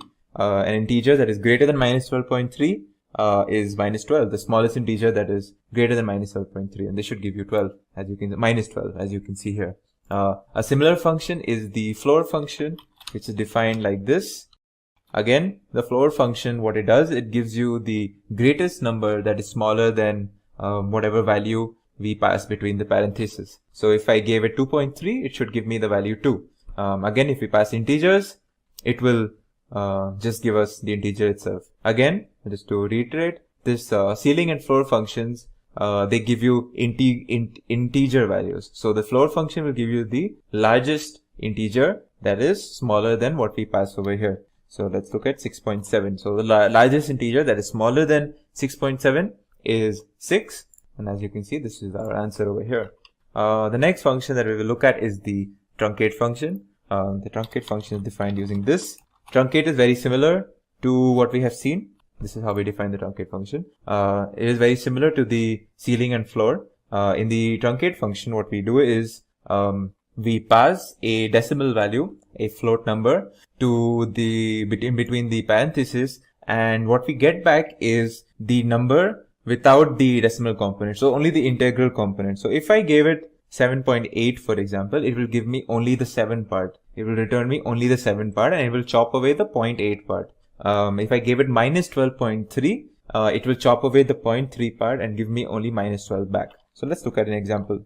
8.9. It should give me only 8, as you can see here. Say I did minus 8 or minus 6.9. It should give me minus 6. So you can think of truncate function as it does the floor function for positive values and it does the ceiling function for negative values, because it rounds down and it rounds up respectively for positive and negative values. So now let's look at the next set of arithmetic functions. Let's move on to permutations. Permutations are defined using this. As you know, so in between the parentheses, I have to pass two values, n and k. So I have to pass an n and a k. The k has to be lesser than or equal to n, because the permutation, as you know, is the number of ways in which we can permute from n objects, k different objects. So mathematically what this is permutation of n and k is n factorial divided by n minus k factorial. So if I pass, say, 10 and 6, it will give me the permutation of 10 and 6. So let's look at what's the value. As you can see, it's very large value, 151,200. Similarly, there is a combination function, and this is combinations and permutations are used a lot in probability. So if you're going to move into that sphere, which you will encounter a lot in machine learning AI, you will be using these functions quite a bit. So the combination function, again, you pass an n and a k. Again, the n should be greater than or equal to this k. What this evaluates is n factorial divided by n minus k factorial times k factorial. So again, this is a mathematical concept. So let's look at the the combination of 10 and 6. So as you can see, it gives me 210, which is the combination of 10 and 6. In the arithmetic function section, are GCD and LCM. As we know, GCD is the greatest common divisor, LCM is least common multiple. So as of the newest version of Python, in Python 3.9, the math module gets these two new functions that were very lately added, actually. Since I cannot show you that because I don't have the absolute latest version of Python on my system, but using the math.gcd function, this is the function, and in between this, what we would do if we had the latest version is we would pass two numbers, or as many numbers in fact, and what this function would do is find the common divisor amongst them. So if I gave these, say for example, if I gave these numbers, it would give me the value 10. Similarly, the LCM function, again added in to Python 3.9, finds the common multiple amongst whatever we pass over here. So if I passed, say, 20 and 30, this will give me the value of 60, which is the LCM of 20 and 30. So again, these are it's something neat that if you say you have Python 3.9 or if you have Python 3.9 or after that, you will have access to these functions as well if you when you import the math module. So that was for the arithmetic functions. Let's move on to the next section, which are power and logarithmic functions. So let's start off with the power function. There are multiple ways you can actually do a power function in Python. So you can do something like this, which is the equivalent of 2 to the power 3, or you can use the inbuilt module math, and you can use the POW or the power function, this is how you do it. And if I had to do same 2 to the power 3, I would just pass 2 and 3 as arguments like this, and it should give me the value, as you can see, 8 over here. What if so there's actually one more function, which is simply the POW function, and this is not part of the math module. It's a function not part of the math module, but it's still part of the base Python. You can use this as well, and you can do the same thing. POW 2 and 3, it should give you the value 8 again. Now you might ask, what's the difference between these two functions? Well, it's not much. For at least in a beginner standpoint, it's not that much. Just note that the math.power function is slightly computationally faster than the simple power function. So yeah, moving on, the next topic would be the next function that we'll discuss is the exponential function, which is defined like this. Again, exponential function is again e to the power something. So if I did exponential of 3, this would give me e to the power 3. So as you can see, oh, of course, I did not define the module beforehand. So math.exp, now when I do this, it'll give me some value, which is basically Euler's number or e to the power 3. So this was the exponential function, and let's look at an example. So we will look at the example of rate of decay, and we will use the this function in that example. So the exponential rate of decay is used to calculate the amount of radioactive elements that is present in a substance after a certain amount of time. So the expression is something like the initial amount of radioactive elements that were present right at the beginning times the exponent of -693 times t for time divided by the time period, the half-life time. So let's just write it down to make it simple. So again, as you can see, so this will give me the remaining amount of radioactive elements, right? So let's write down remaining. Let's assign this to a variable remaining. So the initial, again, initial is the initial amount of radioactive elements. So let's give it some value, say 100. The time, let's assume it's 10 years. And let's say the half-life is around, I don't know, let's give some value, say 3 or something. Again, this is, the details are not important. So this will, I'm using the math.exponential function over here, as you can see. And for these values, now when I check what's the value of remaining after I calculated it, it's something. So it's basically what this tells me is that I started off with 100 units of some radioactive element. And in 10 years, this is what is left. So yeah, so this is how we would use, say, the exponential function in a particular example of ours. So next type of, again, functions are logarithmic functions. So let's look at some of the logarithmic functions that are part of the math module.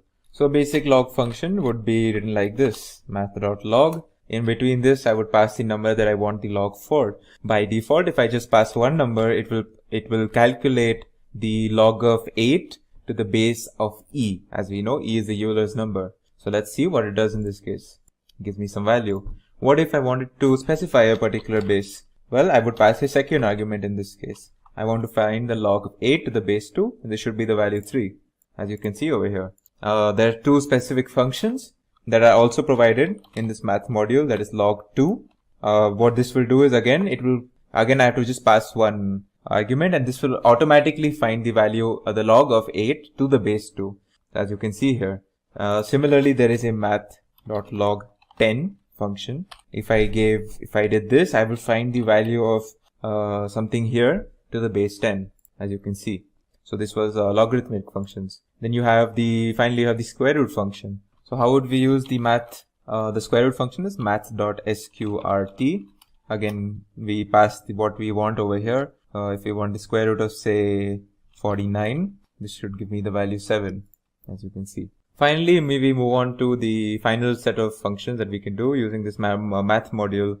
They are trigonometric functions and they are hyperbolic functions. So let's start off with some of the trigonometric functions. As we know, we can do sine, we can do cosine and tan, some of the basic functions. The way we would do it is math.sine. In between this, this is to calculate the sine of a particular angle.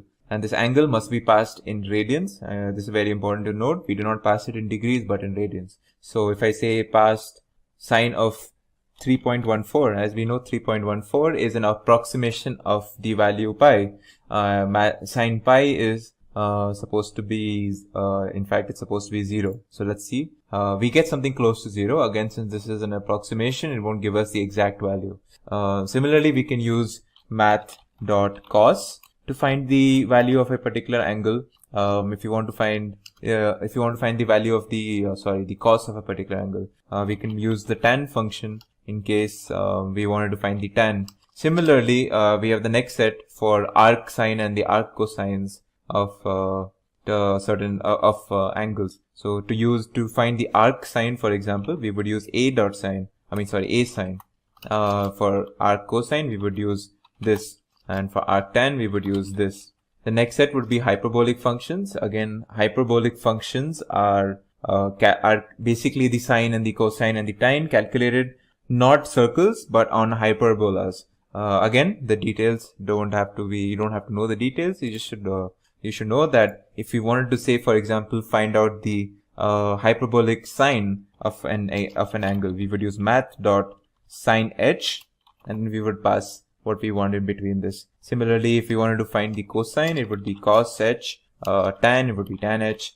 And if we wanted to find the inverse of the hyperbolic inverse, what we would do is use a. So we would use a tan h. If we wanted to find the hyperbolic inverse of sine, we would use a sin h. And similarly for cos, it would be a cos h. In this video, we will learn about conditional statements. And we will learn about how do we create these control structures where we have these conditional statements. We will learn about the keywords that we use in Python to create a conditional statement block, the if keyword, the elif keyword, and the else keyword. We will also learn about indentation and its importance in Python. So let's get started. So the basic syntax, if you will, for a if statement in Python consists of the keyword if, followed by an expression. As you can see from this pictorial, there's an if statement, there is a expression, there is this block of code which, if you can actually see, is slightly indented to the rest of the code, and then we have the rest of our code after that. So what we're looking at is this. So this is our if statement block. Now let's break this down. So what is this expression that we're speaking of? An expression in this context is a Boolean expression which evaluates to a true or false statement. So when we are speaking about the if statement, we have an expression, and if this expression evaluates to true, then we execute everything below the if statement. Otherwise, we skip that portion. As you can see, if the statement is true, we execute this statement or these statement blocks. Otherwise, if it's false, we move on to the next statement block or the beginning of a new statement. So let's look at an example to further understand this. let's take this if statement over here. As you can see, in this if statement, I have this expression 50 greater than 30. So what Python is going to do now is it's going to check whether 50 is greater than 30, and it's going to check it in a Boolean context. If this is true, then we can move on to the next portion, which is this. But if it is false, then we will skip this. So let's see what happens over here. So since we know that 50 is indeed greater than 30, this is a true expression,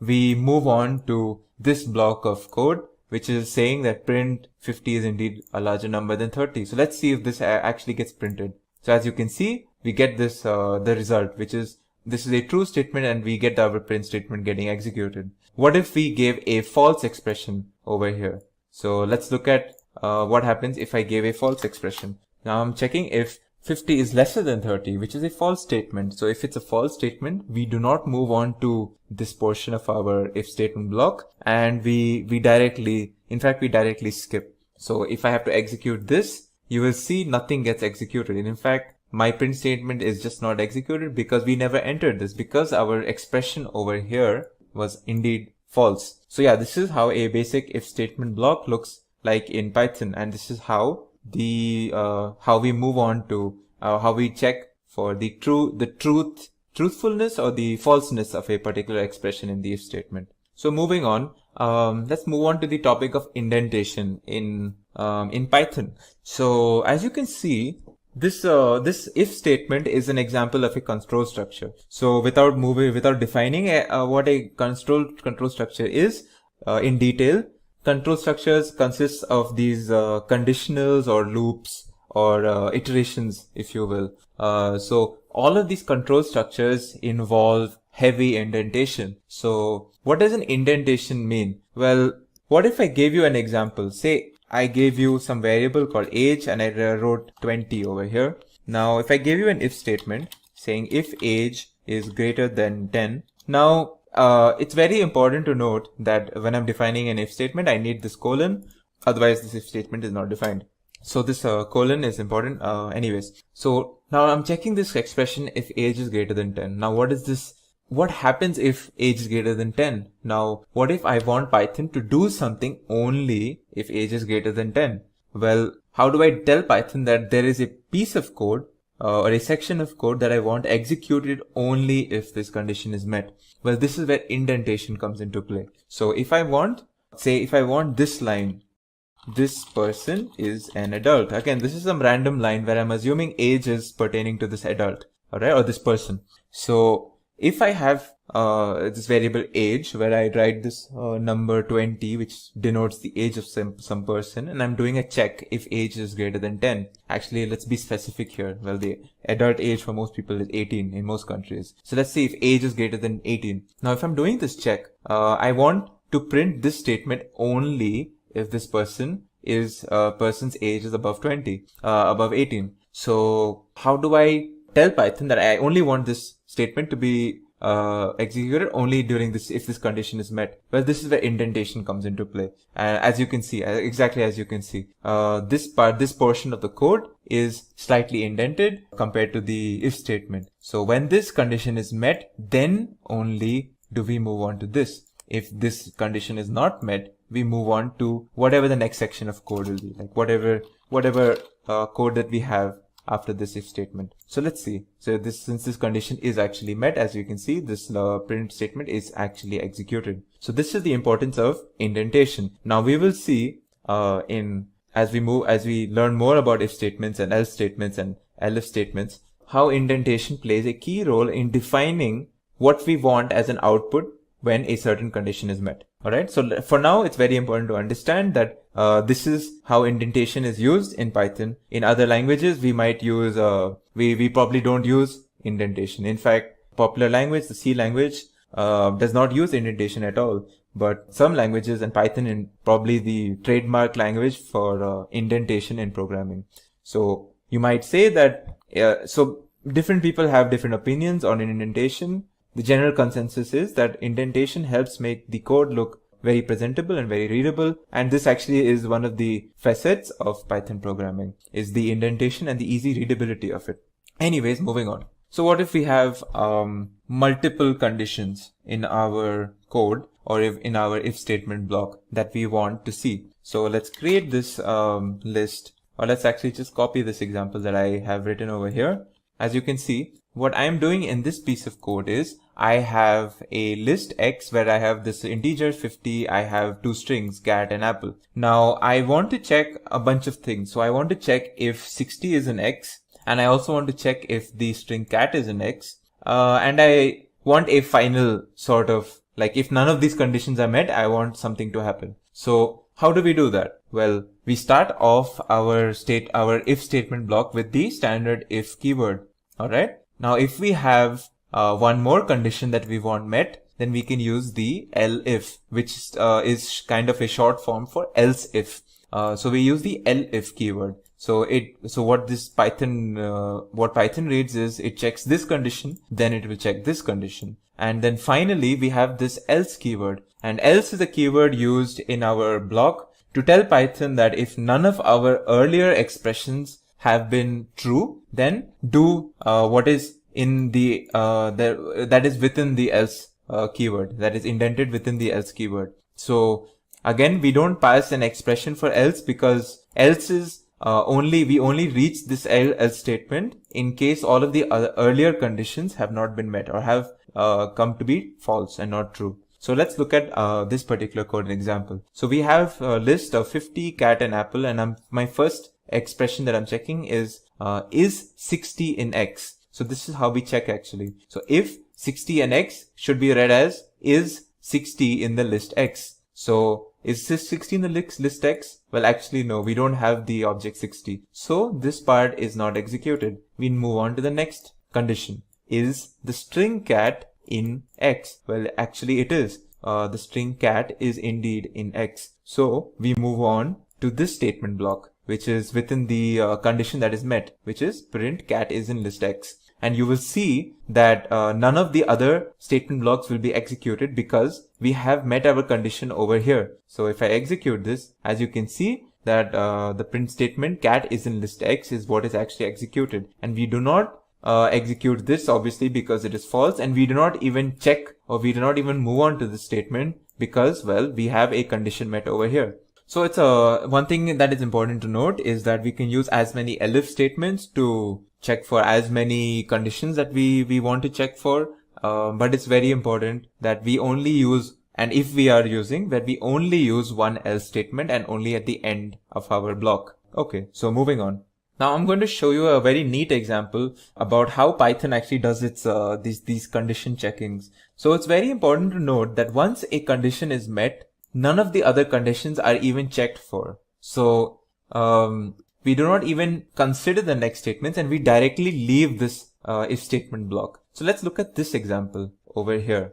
Now in this example that I have over here is where I've stored the string cat in X. Now I have three conditions that I'm checking. I'm checking is 50 greater than 60. I am checking if the value of X is indeed cat, and I'm checking some random expression 1 divided by 0. This is not even a check. This is literally just checking if 1 divided by 0 is true or false. And as we know, we cannot divide anything by 0. So let's see what happens when I execute this statement. Now typically if I wrote 1 divided by 0, Python will throw me an error because 1 cannot be divided by 0. That is an erroneous statement. So let's see what happens when I do this actually. As you can see, I have a statement being printed, but I have no error even though I gave an erroneous statement in 1 divided by 0. Well, now you might ask, why is that so? Well, it's simply because I have actually never reached this condition. I have not even, Python has not bothered looking at this because if you actually see, there is a condition previous to this over here, which is met and which is true. So we move on to this block, we execute this block and we forget about the rest of the code. So we don't actually get to this erroneous statement, which is an interesting thing and which is an example that I have shown to show you that once a condition is met in an if statement block, we do not look at any of the further conditions that are being checked.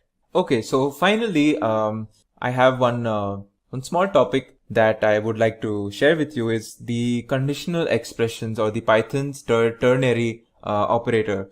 Now, this is slightly different to the if statement. that we have talked about up until now, in the sense that it is not a control structure. So what this actually is more of an operator that defines some expression. So let's see what I am trying to say over here. So as you can see over here, highlighted is the syntax for what I'm trying to talk about, this ternary operator. So let's look at this example and let's see what I'm trying to do over here. So I have this variable age, alright, and this age is 26. Now just read this statement. X is equal to adult if age is greater than 18, else child. Now I could have done an elaborate control structure with an if statement, then an indentation within that if statement, and then I could have written else and then another indentation, and I would have written another statement over there.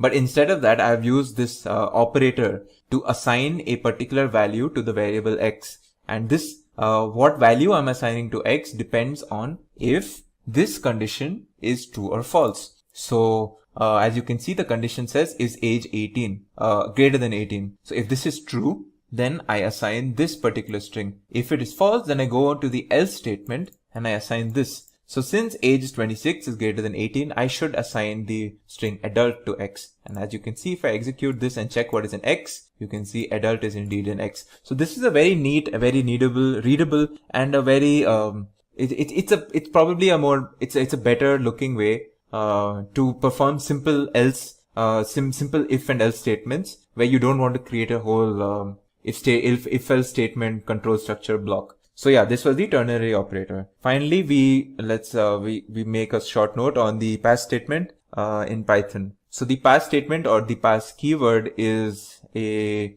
place where is a placeholder of sorts. So what if I had an if statement and I'm writing a piece of code, but I don't know what to do with this if statement. So if a statement is correct, if a statement is true, but I don't know what to do if this statement was true, how do I tell Python, well, let's just keep it a hold for now, and I might put something into this block later in the future? Well, I would use the pass statement. So if I had this, say this some condition again, if I'm checking age is greater than 18, but I don't know what to do with this, I would just simply use this pass statement. And this basically does nothing. It's like a way to create a placeholder where maybe in the future I might write some sort of a print statement or some sort of a different function or something else within this indentation. So, but in the meantime, like currently I don't have anything to place over here, so I just leave it with a pass statement. So this is a way where you can use a pass statement in if and else statements or if and else control structures.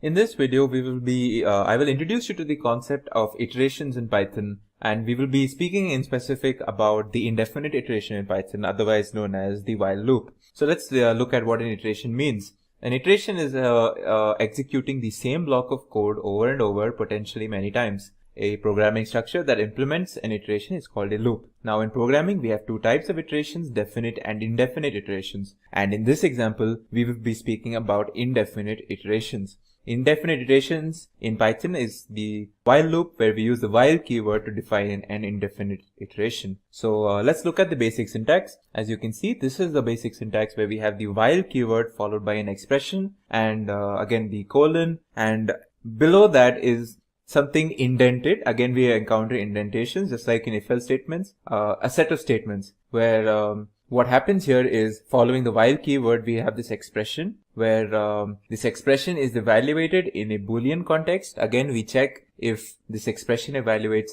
true or false, and if it is true, we execute all the statements or the statement block that is indented below this while statement. This is another example of control structure, much like if and else statement blocks, where we use a lot of indentation. So let's look at a basic example now of while loop. So let's copy this example and let's see what this does. So I have a variable n where I am assigning it a value 0. This is called an initializing process, and it's very important to note that most while loops consist of an expression which contains a variable, a control variable, which is usually initialized prior to starting the loop, and then this control variable is typically modified somewhere within the main loop body. So in this case, my control variable is n, and I am initializing it by assigning it the value 0.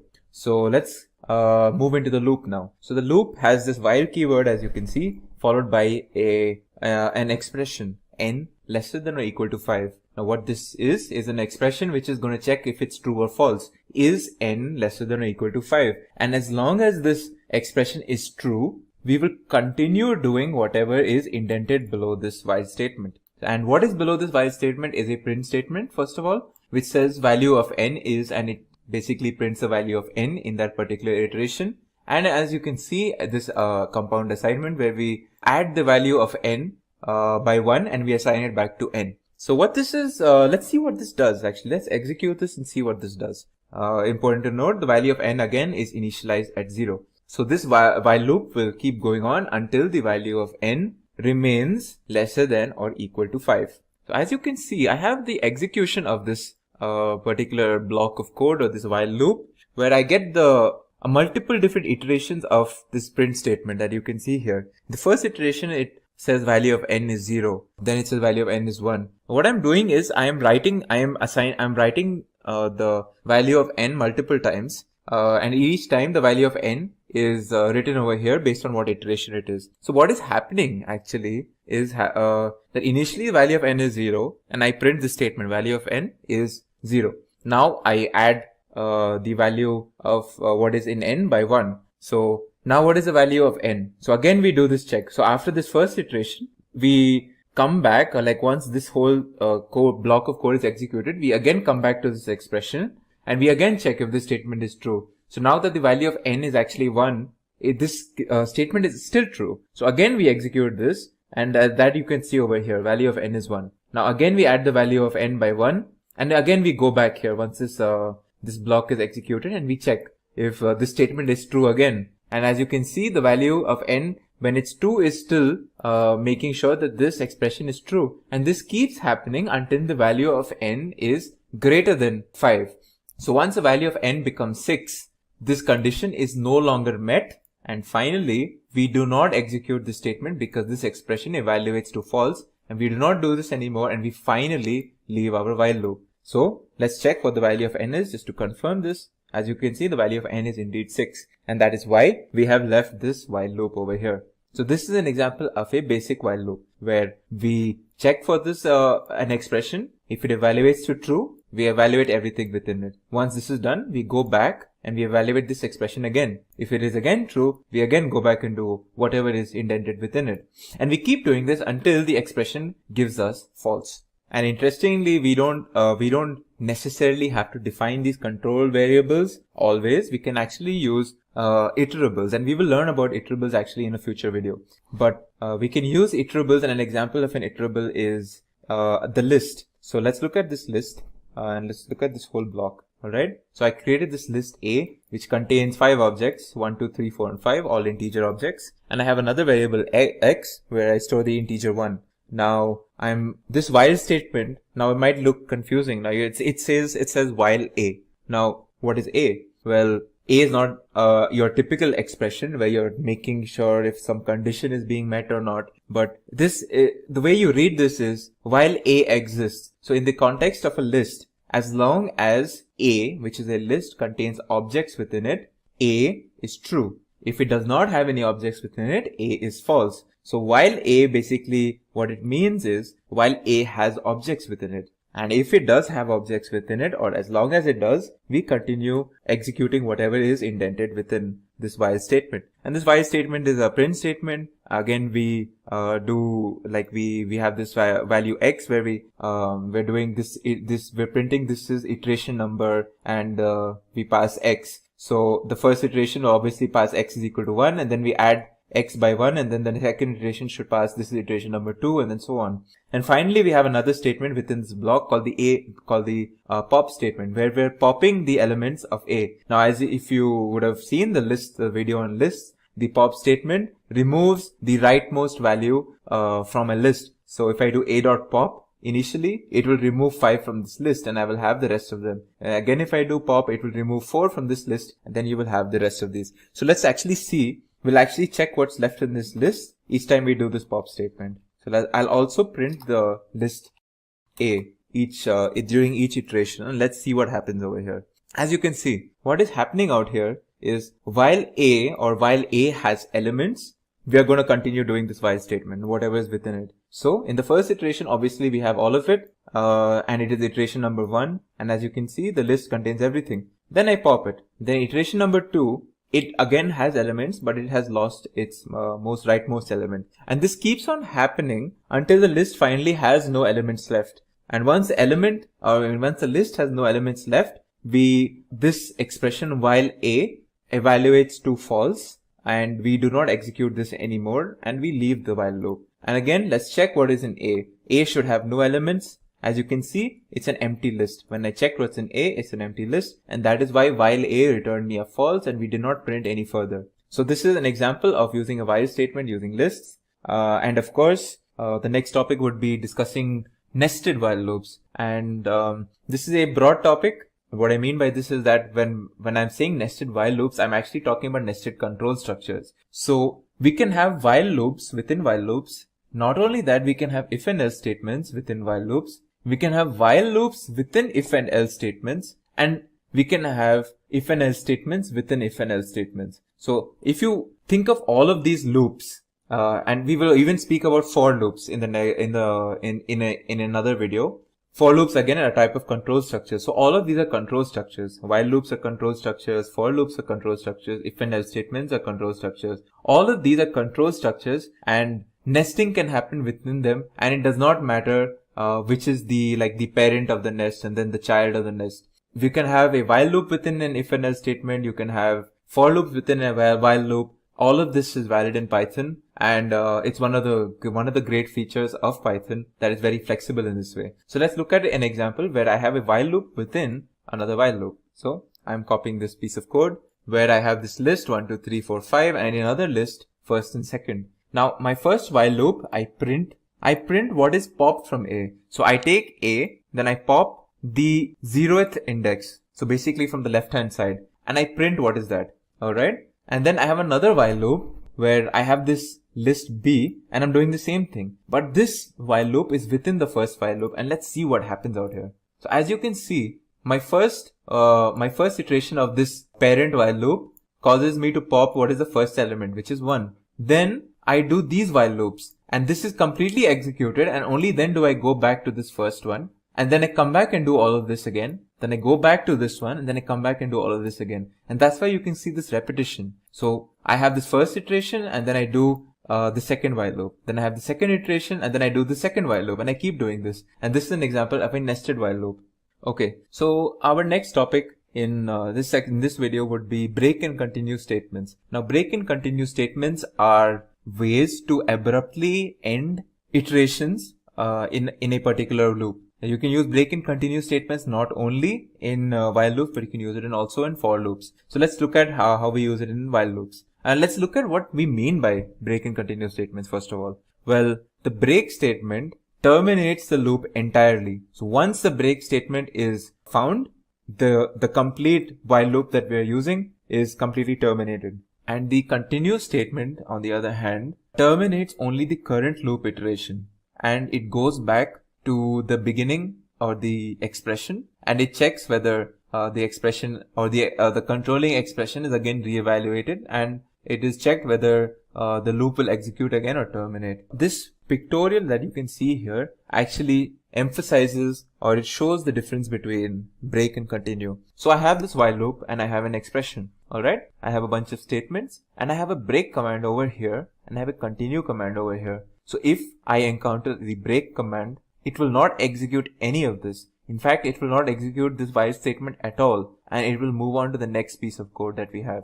But a continue statement, if a continuous statement is encountered in a while loop, will not completely break away, but it will not execute the rest of the statements in that iteration, only these two, but it will go back here, it will check this expression again, and again we will do this all over again. So this is this small difference between the break and continue statements, but both are used to abruptly end an iteration in a loop. So let's look at an example of how we use the break statement. So I will use this example where I have initialized some controlling variable n to 0. My first loop will check whether n is less than or equal to 5. If this is true, then I will print this statement. Then what I'm doing over here is I am incrementing it by 1. Now in my earlier example using the similar example, I had no, this part was not there. So what you got was, I was printing the value of n. So it was printing as value of n is 0 and then 1 and then 2 and then 3, 4 and 5. But over here I've included I've nested an if statement, and within that I put a break statement. And this if statement is checking if n is equal to 2. So once n is 2, I move on to this and I do the break statement. So let's see what happens now. As you can see, so when I've executed this, I don't get the whole value of n is 0 and then 1 and then 2, 3, 4, 5.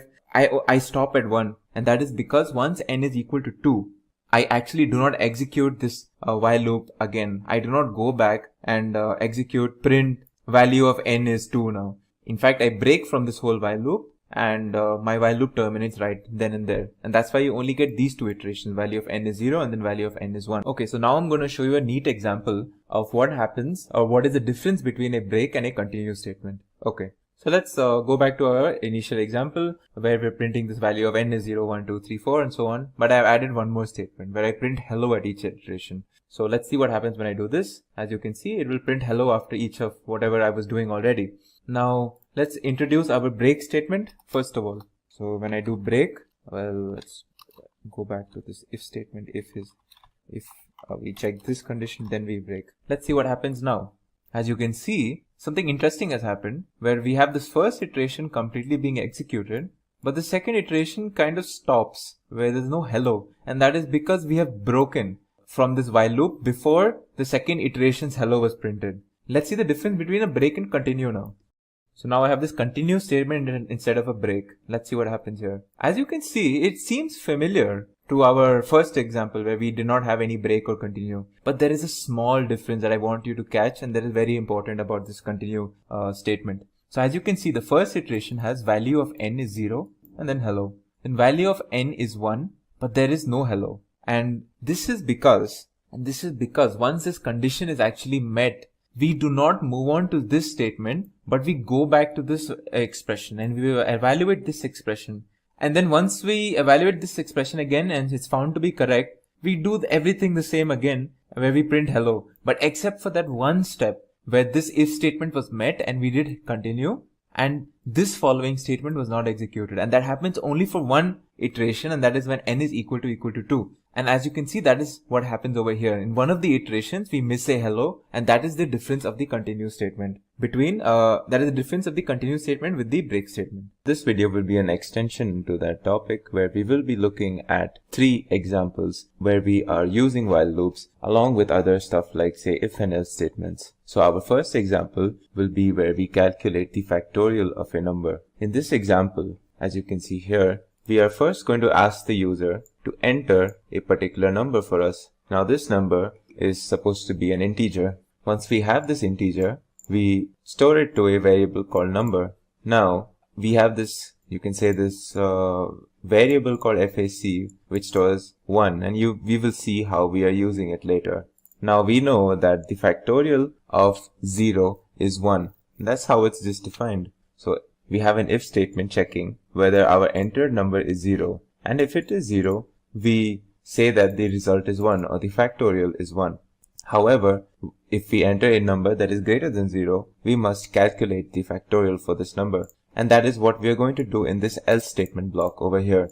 Now in this else statement block, we have a while loop. In this while loop, the condition is checking while number is greater than or equal to 1. So as long as this condition is true, everything within that while loop will be executed. So as long as number is greater than or equal to 1, we are going to execute these 2 lines. Now what do these 2 lines do? Let us see. So the first line takes the variable FAC where we had the number 1 stored, and we are going to store FAC times number into it, number being the number that we have inputted. So in case, for example, we entered 8, then what this line will do is 1 into 8, and it will store that back into FAC. Now once that is done, we move on to the next line where we are decrementing the number variable by 1. So if we have stored 8 or we have entered 8 into our input, it will become 7. Now as we know, 7 is still greater than or equal to 1, so this condition is still being met. And then we do this process again. where we are going to multiply FAC. This time FAC stores the value 8 and we multiply it times the new number, which is 7 now. So we do 8 into 7 and then again we decrement this. Also once we do 8 into 7, we store it back into FAC. And we keep doing this where we keep multiplying 8 times 7 and then we decrement the number variable by 1 and then we check this condition again. So what ends up happening is we are going to keep doing 8 into 7 into 6 into 5 into 4 into 3 into 2 into 1. And once we are at 1, again when we do this decrement operation, the number variable will store the value 0 and then this condition will no longer be met. So number will be 0 and this condition will be false and we can move out of this while loop. And then finally we store the result into a variable called result, which stores the result of 8 into 7 into 6 into 5 into 4 into 3 into 2 into 1. This is of course if we did enter 8 when we were asked to give an input. So let's see this in real time once we execute this. So I'm executing this. The first thing it asks me is to enter a number. So let's say I enter my number 8 as I was speaking about 8. Alright, now that I have entered 8, as you can see, the result that it gives me is factorial of 8 is 40320, which is correct, and you can check this for yourself where it will show you 8 times 7 or 8 factorial is basically this number. Okay, so now in our next example, we will be looking at how we can generate Fibonacci numbers. For this example, we will be using bunch of if and else if statements along with a while loop. So let's look at this piece of code where we are actually doing this. So as you can see, the first part of the code is basically an input statement asking us how many Fibonacci numbers we would like to generate. And then the user would be asked to give an input, which is stored as an int into a variable count. Now in this if-else statement, the first if statement checks whether what we have entered is 0, in which case we just store an empty array in the variable called fib. Next, if our entered integer is 1, we just store the value 1 in this array called fib. If our entered number is 2, we store 1 and 1 in the array fib. All of these are different sets of Fibonacci sequences. This obviously an empty array shows that, well, there is no numbers to be generated in this sequence. If we have 1, we just print the first number of the Fibonacci sequence, which is 1 itself. If it is 2, we print the first two numbers, which is 1 and 1. Now, the actual calculations happen when we say we want a Fibonacci sequence for more than 2 numbers. Now, in that case, we move on to this block. In this statement block, we initialize the fib variable with the first two Fibonacci numbers 1 and 1, and we store in this array.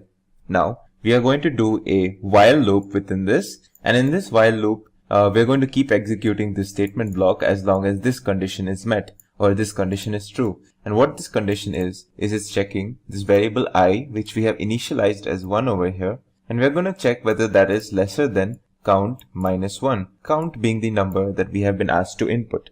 If the statement is true, and as long as the statement is true, we will be executing this statement block, which is basically us appending this expression into the array fib. Now what this expression is basically, it's going to keep adding each subsequent numbers, and we're going to store each subsequent numbers back into the array fib. So in this case, if you see, what the first step will do is it will take the value at the first position of the array fib, and it will add it to the value at the 0th position of the array fib. And both of these values, since they are 1 and 1, when we add them, we get 2, and we append that to fib. So now our fib will look like 1, 1, 2. Then we increment this by 1, and what we do is we do the same process again. So in the next step, what we would do is we would do 2 plus 1. So we would get 3. Now this would keep going on until this condition is met, or basically until the numbers that we actually want to generate in our sequence. So let's execute this, and let's see an example of what happens. So it asks me how many Fibonacci numbers I would like to generate, and I will say I want the first, let's say 6 Fibonacci numbers. So I execute this. As you can see, this gives me the first 6 numbers in the sequence, which is 1 and 1 and then 2, which is basically 1 plus 1, and then 3, which is 1 plus 2, and then 5, which is 2 plus 3, 8, which is 3 plus 5. So if we wanted more numbers, we would just enter over here. Like say if we wanted the first 10 numbers, it would give us the first 10 numbers in the sequence, as you can see here. Now in our next example, what we are going to do is we are going to write a program which takes 2 digits that represent the dimensions of an array. For example, if we want a 3 by 3 array, we will enter 3, 3, and we are going to generate a 2-dimensional array in which each of the elements of the array are basically the row times the column position of that particular element. And what I mean by this is, say we have a position I, j on the array. The value of the element at that position would be I times j. So for example, if I'm looking at something at the 3rd row and the 5th column, or say the 3rd row and the 3rd column, for example, the value of the element would be 3 times 3. And if I'm looking at something at the 2nd row and the 4th column, I am going to do 2 times 4. So let's see how we can do this using code. So if you look to the right over here, I have a piece of code where I'm going to where it asks me to input 2 numbers, 2 integers to represent the dimensions of my my sample array. Now once we have done this, we are going to store these dimensions in the inputs in a variable called input string. So obviously when we enter say 5, 5, that will be stored as an int in this particular string or this variable. What we want is, we want 5, say we entered 5, 5, we want 5 as a separate integer and the other 5 as another separate integer. And that is what we do in this particular statement, where we're going to split up our input string based on the comma separator, and we're going to store the first part of that string into the 0th position of dimensions, which is an array, and the next dimension in the first position in this particular array. Now we are going to store the number of rows as row number, and that is the 0th position of this array, and we're going to store the number of columns as the first position of dimensions, or whatever we've mentioned in the input. So now we have this our results array called multi-list, which is basically what our final array is going to look like, and we're going to store it into multi-list. And in this example, we will be using for loops to do this, or to create this particular array. So as you can see here, our first we have initialized our multi-list, saying that we're going to have only zeros in our sample array. So initially, once we have initialized this array, all multi-list will contain is a, say for example, we have inputted a 5 by 5 array. It will have basically a 5 by 5 array with all elements as 0. And that's what this line does. Once we have done this, we are going to move on to the for loop portion, where we are actually going to create our array that we want. So as you can see, our first for loop is going to say for row in range row number. So obviously range will generate an iterator which can be iterated over, and since it says range row number and say the number of rows that we entered were 5, what it's going to do is it's going to create an iterator containing the value 0, 1, 2, 3 and 4. So for row and range, it will basically row will take the value 0, 1, 2, 3 and 4. And a similar thing is going to happen in this nested for loop, which is within this, where we're going to again create an iterator using this range function and for the column number. Once we have this, we're going to do the simple process of multiplying the value of the element based on its position. So if it's at the position 3, 4, we're going to store the value 3 times 4 into that particular position of the array. And we're going to do this for every position, which is what happens in these two for loops. We're going to first go by each row, and then within that we're going to check each column, and we're going to perform these calculations. And finally we print our result. So let's look at an example. Now I'm going to say I want a 3 by, let's say a 2 by 4 matrix. So let's see what the results will be when I give this as, so what I'm saying is I want 2 rows and 4 columns. Now as you can see here, it might not be very clear to you right now, but what you can see here is this is the first row and this is the second row, and each row contains 4 columns. So these are this is my final array that I get. So what you can see here is this is the 0th position, and the or you can say this is the first row, first column, first row, second column. And since Python is 0 based, so this is actually the 0th row and this is the first row. So as you can see, this value basically is 0 times 1. This value is 0 times 2, 0 times 3, 0 times 4. And over here it is 1 times 0, 1 times 1, 1 times 2, 1 times 3. So similarly, if I did, for example, a 5 by 5 matrix, what you will get is 5 rows now, 5 rows and 5 columns. And for example, like this particular value is 1, 2, 3, or 0, 1, 2, 3. So 0, 1, 2, 3 and the first column. So this is 3 times 1. If I took this value, this is like the 4th row, for example. 4th row times the 0, 1, 2, 3, third column. So this would be 4 times 3, which is 12. So, and each value of this has been generated in the similar process. So this is an example of how we can use for loops for a particular exercise that I have shown you right now. In this video, we will be covering the topic of definite iterations using for loops in Python. So starting off, we know that there are two types of iterations in programming, definite and indefinite. We have already covered indefinite iterations in the form of while loops. Definite iterations, on the other hand, are done using the keyword for, and the basic syntax or the standard syntax for a basic for loop in Python is as you can see over here.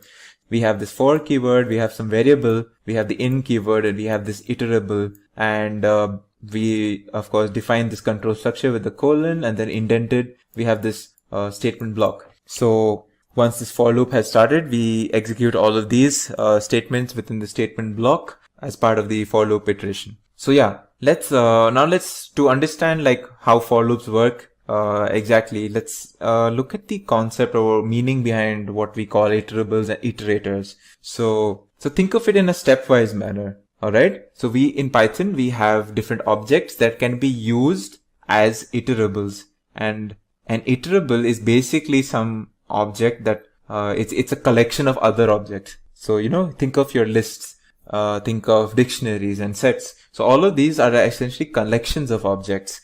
So once we have these collection of objects, we can create an iterator out of it. How do we do that? Is we use the iter function. So for example, if I passed this list A through the iter function and I store it in some variable iter underscore A, and I see what is iter underscore A, it is actually a list iterator at some random memory location, which we don't really care about.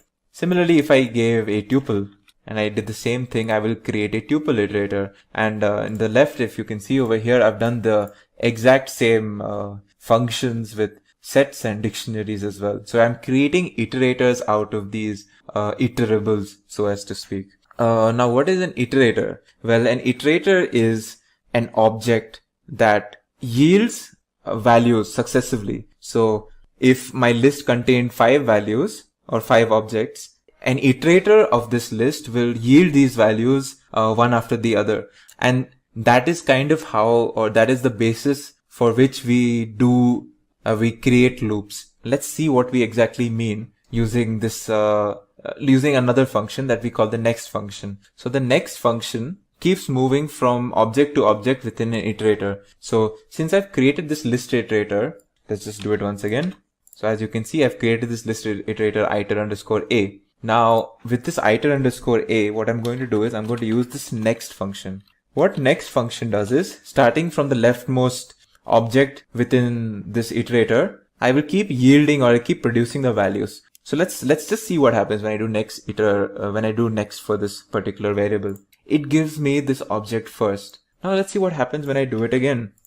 Now it gives me the object second. What if I did it again? It gives me third. Now if I kept doing this, it will keep giving me the different objects that were initially stored in A. That is first, and then second, third, fourth, and fifth, one after the other. So let's actually perform that. Now I get fourth, now I get fifth. Now a natural question is, now that I've exhausted all of these values, what will happen if I perform the next function again? Well, let's see what happens. I get an error, and this error is the stop iteration function error, which basically is telling me, look, you have exhausted all of the objects that were initially present in this list A, and you cannot keep doing the next function anymore. You cannot keep going further. So yeah, so this is what the next function does when it comes to the concept of iterators. Alright, so now we've learned two things. What is an iterator and what is how do we create an iterator out of different collections of objects like a list or a tuple. And we've also learned how to use the next function. Now let's let's come back to our for loop that we started off this video with. So our for loop again, let's consider our for loop over here.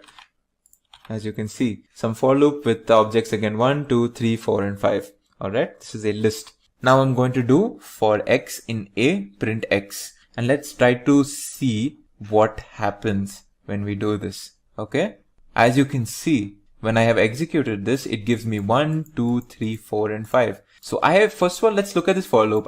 In this for loop, I define a new variable x, and then I say for x in a print x. And what's happening? Well, in each iteration, I'm printing whatever the value of x is at present. So in the first iteration, it is the first object 1. In the second iteration, it is the second object 2. Then 3, 4, 5. And then finally, on its own, like this for loop knows that, okay, now once I have exhausted all of the objects within my iterator, I can stop doing this for loop and I can move on with the rest of the code. Alright. So think of it like a 3-step process, a for loop in Python. The first step is it calls an iter function to obtain an iterator for whatever we pass over here, this iterable. Second step, it calls the next function repeatedly in each iteration. Alright, to keep getting the next item from the iterator. So it gets 1, then it calls next, then it gets 2, then it calls next, and it gets 3, and then 4, and then 5, and so on. And then finally the third step is the termination step, is when after we do the final next, where we get this error, as you can see, the stop iteration error or exception. Finally, this tells the for loop function or the for loop that, okay, we have reached the end of our definite iteration or the end of our definite for loop. And this is where we must terminate our loop and then continue with the rest of the code. Alright, so this is how a for loop works in Python. Now it's very important to note that whatever we have discussed when it came to while loops, such as nesting of while loops and nesting of other control structures, is also applicable in the case of for loops. So if I had a for loop within another for loop, that is perfectly fine. If I had a while within a for loop, that is perfectly fine. So all of these are valid statement blocks that we can do. And again, for loop is another control structure, and so we must follow the concept of indentation when it comes to writing our statement blocks within a for loop. Okay, so now I'm going to speak about, in specific, I'm going to speak about something called the range function. That is quite, you could say, it's used in other areas of programming, but it's widely used in Python. I mean the for loop in Python. What I mean by this is that this range function is very important for the for loop, and we will see why. Okay, so let's look at one of the examples of using the range function. So what does the range function do is, if I give range 5, let's see what it does. It gives me range 0 to 5. What this basically tells me is that this will create an iterator that contains integers from 0 to 5. So it will contain the object 0, 1, 2, 3, 4, and 5. And we can use this as an iterator. So let's look at this. I have range 5. Let's store this in x.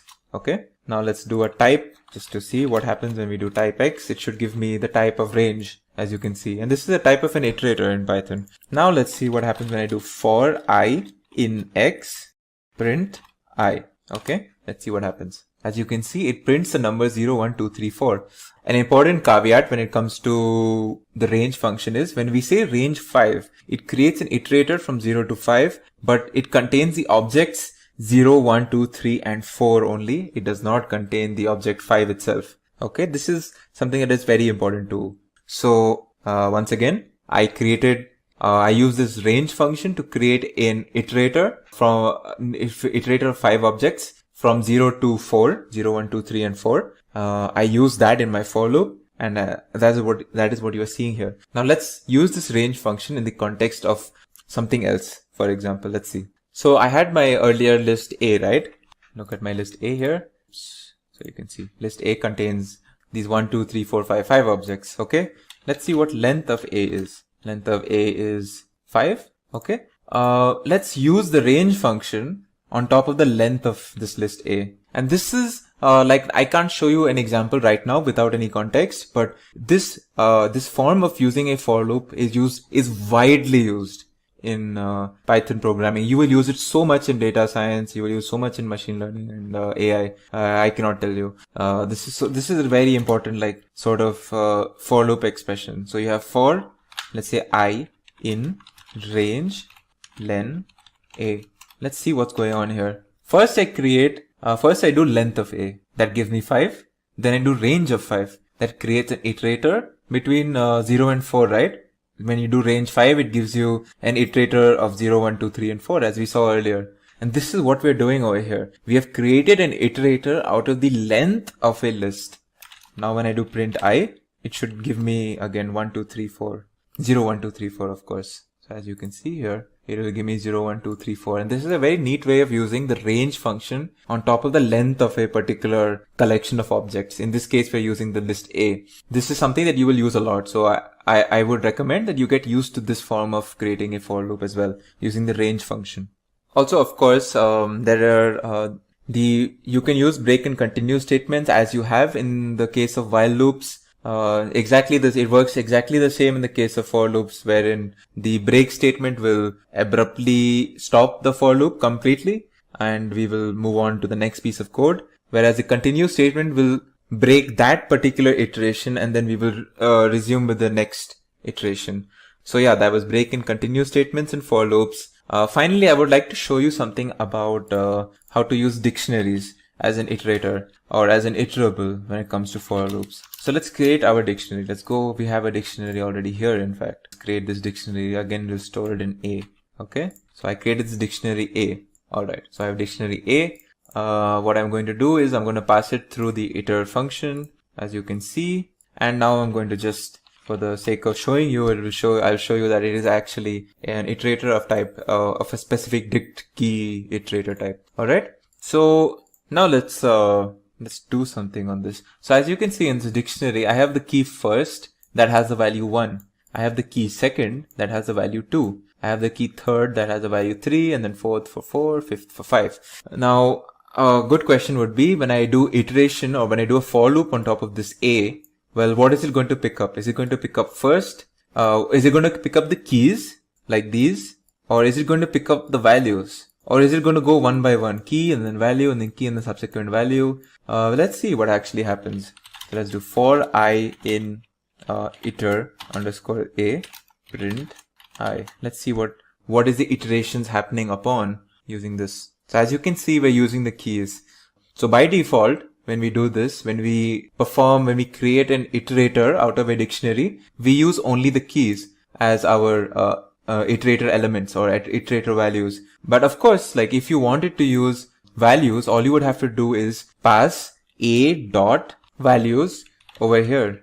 And if you remember from a dictionary video, this a dot values gives us a list of, or it gives us essentially a list of the values in our dictionary. So when we pass this to the iterator, iter function, and we create an iterator out of it, let's see what happens over here. Now let's see what is iter underscore A. You can actually see it's now the dict value iterator at a particular memory location. So it's not the dict key as we saw earlier, it's a dict value iterator. So now that we have this dictionary value iterator, now let's print what are our iterator elements. And as you can see, now we are printing values and not the keys. So this is how to, this is basically two different ways of iterating through a dictionary, one through keys and one through values. In this video, we will be doing a small exercise on if statements. Now in the previous video, you might have already seen some of the basic concepts surrounding if statements. However, in this video, just to drive home the point or the purpose of an if statement, we will be doing a small exercise. So let's first revise some of the concepts of an if statement. So a basic if statement can be something like this. We have a small condition where we're checking if a variable x is greater than 5 or not. And if it is greater than x, we print a statement over here. So if this condition is met, we print this statement. Else, we move to this statement block. Now our variable x has the value 5. Now since x is not greater than 5, what this will do is, it will check this statement, and since this will be false, we skip this statement block and move on to this statement. So as you can see here. Similarly, we can do something where we are checking multiple statements. We use the elif statement in such a case. So now in this block, we are checking in one of the conditions we're checking is if x is equal to 5 or if x is greater than 5. And then finally, if both of these conditions are not met, we say else and we print whatever, or we do whatever is in this particular statement block, which is a simple print statement. So as you can see, x is indeed equal to 5. So this is the block that will get executed, as you can see here. Now another example are nested if statements. So nested if-else statements are if-else statements within if-else statements. So let's look at an example. As you can see here, we have a string stored in a variable called orange quality, and the string is fresh. Now we have an integer, or a float in this case, 4.0 stored in orange price. Now our first statement is checking whether orange quality, the variable orange quality, is it equal to the string fresh. Now within that, if this statement or if this condition is met, we do another check where we're checking what is the price. Is it lesser than 5? If it is, we do this block, else we execute this block. Finally, if our initial statement or initial condition is not met, we move on to this else block. Now when I execute this, what should happen is I will enter this block because this is true, and finally I will enter this block because this condition is also true. So I should have this printed. I will buy 5 dozens, as you can see here. Now let's move on to our main exercise for this video. So this was all just a revision. Now we're going to use some or all of these concepts in a sample project or a sample exercise for your further practice. So in this exercise, what we're going to do is we're going to request the user to enter a number between 1 and 20. And our code is going to check whether this number entered is an even number or an odd number. So as you can see, there are two sets of checks that we're going to do in this code. The first check is going to be whether the number that is entered is between 1 and 20 or not. And if it is not, we have to say it's an invalid number. But if it is entered between 1 and 20, we have to move on to the further checks, which is whether it is an even or an odd number. So let's see how we do that. So in this piece of code, what we start with is a print statement saying please enter a number between 1 and 20. And then we add an input command. This input command will open a box where we can enter whatever number that we want to enter. Now we use this int keyword to make sure that whatever we have entered into the input box is stored as a int data type in the enter num variable. Once we do that, our first if statement is going to check whether the entered number is greater than or equal to 1 or lesser than equal to 20.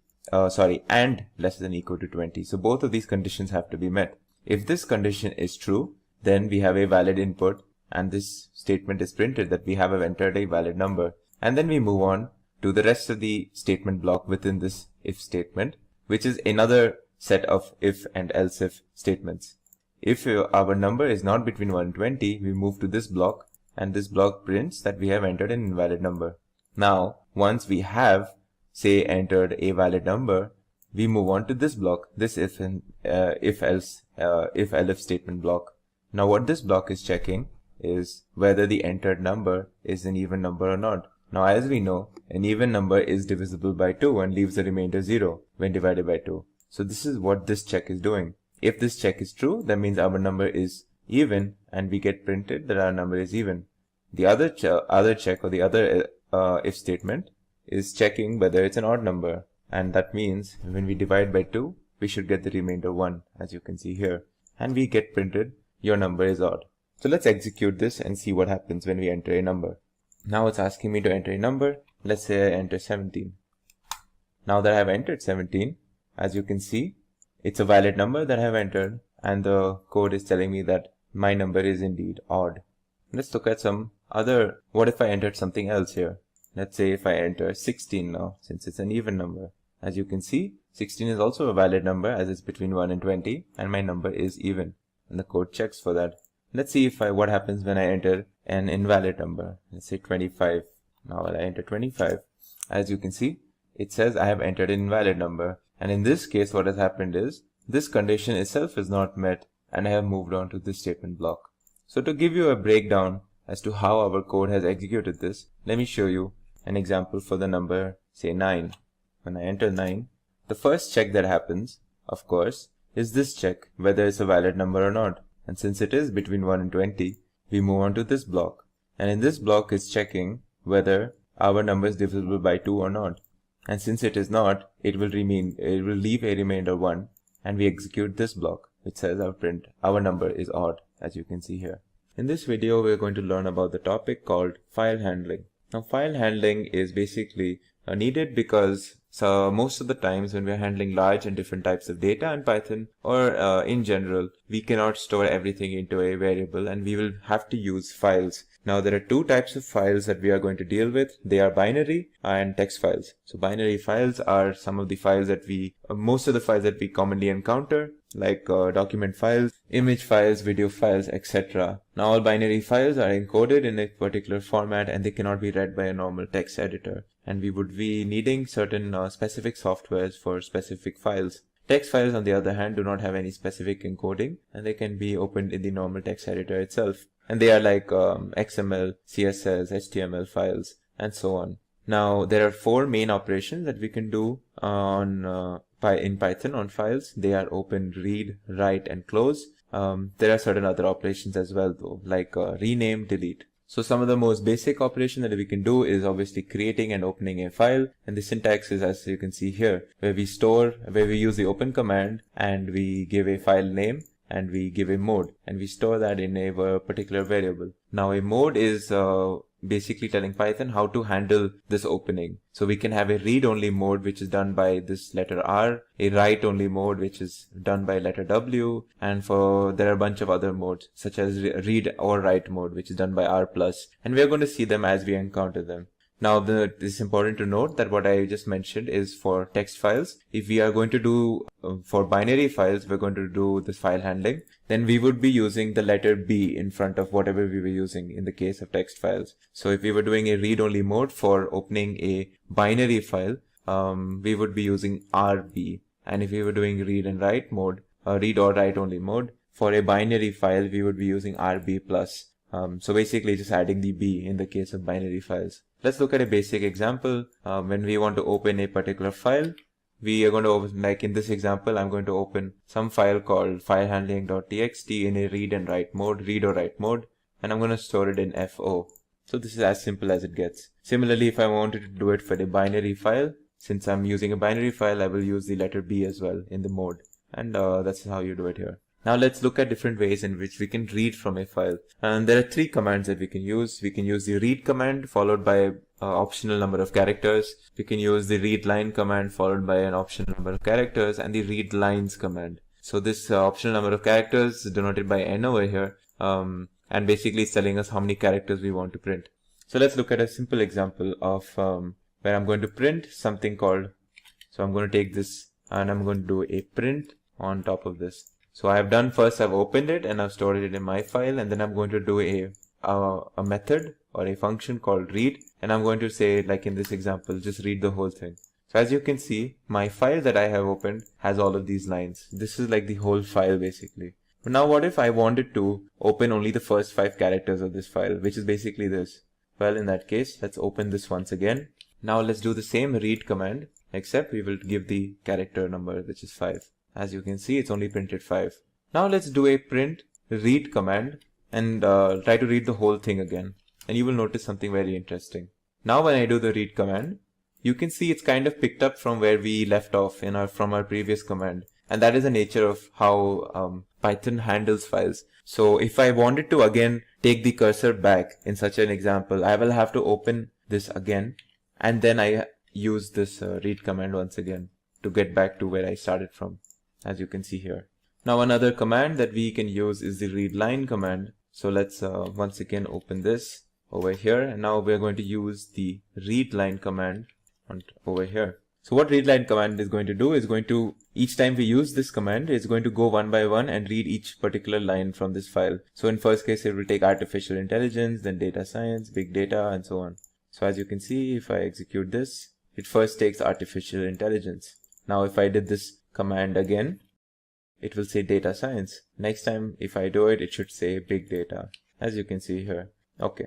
So this is the readline command. Now within the readline command also we can enter characters, and that will tell us basically that we want these number of characters from the next line. So if I want the first 6 characters of the next line, I will say 6, I will enter 6 here, and it will give me the first 6 characters of this particular line, which is the next line that is to come, as you can see here. Now another way in which we can print whatever is there in our file line by line is by using a for loop. So again, I'm going to open this file, I'm going to store it here. Now I'm going to use a for loop saying that, well, for line in my file, and what this does is basically at each iteration, it's going to take each line and store it in this variable that we enter over here, which is called line itself. And we're going to print that. At the end of the loop, what we'll have is all of the lines have been printed one by one. And another thing that we can do right now is, say we want to read a particular line. Say I wanted you to read the 5th line of my file. I can use this technique where I just say, okay, I'm going to store 5 in this variable called line number, and I have this another variable called current line, which I'm going to initialize with 1. And what I'm going to do is I'm going to do the same loop where I'm going to say for line in my line, but I'm going to add a condition saying that only if current line, when it's equal to line number, am I going to print the line, and then I'm going to break out of this whole thing. And at the end of each loop, I'm going to say current line is going to be incremented by 1 until basically these two variables are equal. So when I do this, I get my result, which is machine learning, which is the 5th line of whatever file I had.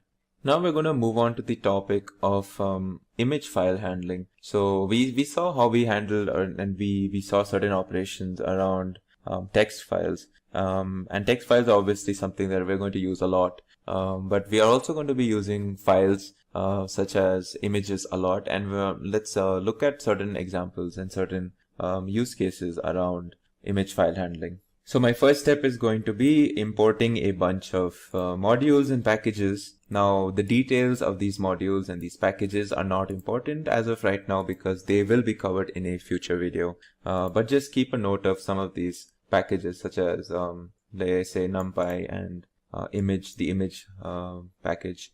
So once I've done this, let's move on to my example. So what I'm going to do is I'm going to store certain file locations in 2 variables. So it's basically 2 strings. I've attached the this prefix R to say that this is a read-only sort of a prefix. So the next topic that we're going to be handling is image file handling. Now we have already seen many examples pertaining to text files. So text files are obviously something that we're going to be using a lot. But image file handling is something very important as well. And we're going to see certain operations that we can do around image file handling. So starting off, I'm going to import a bunch of packages and modules. What these packages exactly are and what these modules exactly are right now not that important to you right now, but it's something that will be covered in a future or in future videos. It's important to just keep note of what these are, such as NumPy and image. So once I've done that, what I'm going to store is I'm going to store 2 particular file locations in 2 variables, location 1 and location 2. And I've prefixed them with R just to say that these are raw strings. So once I've done that, I'm going to use the image from the image package. I'm going to say open, and I'm going to say open from this particular location and this particular location. And I'm going to store these images in IM1 and IM2 over here. Very similar to a normal text file opening. Now, once we've done this, we can access certain properties of this image using, say, format, which tells us the format of the file. It identifies the source of an image. And if the image is not read from a file, it is set to none. We can also see the size of the file using the size attribute, and we can see the mode, which basically defines the number and names of the bands in the image and also contains the pixel type and depth. Certain common modes are like L for luminescence, RGB for true color images, and CMYK for pre-press images. So let's look at them. So when I access this, you can see my first file is of JPEG of this size and an RGB format image. And my second image is another JPEG, slightly bigger image, and again RGB. Now we can also, of course, display these images, and to do that, we can use the PLT. Again, PLT is supposed to stand for matplotlib.pyplot. It's a particular package that, again, you don't need to know the details of right now, but this is how we would do this. So I'm going to use a bunch of commands and methods such as figure and subplot and then IamShow.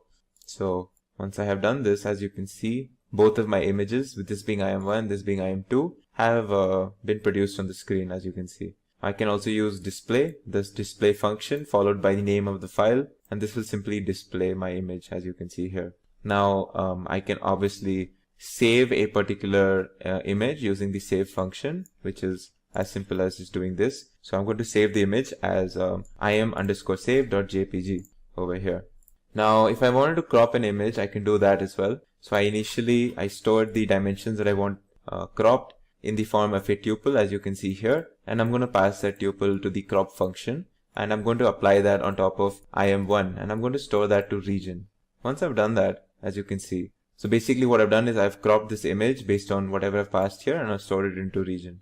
And now if I wanted to see what was actually in that crop, I can just do the IamShow function, and I'm going to pass the particular cropped image, which is denoted by region, as you can see here. And you can see my cropped image is basically a left portion of this whole image has been cropped out, and I have produced it over here.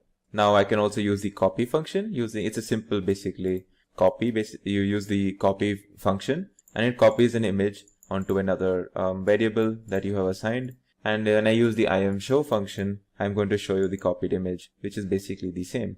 Now we can do the transpose operation as well.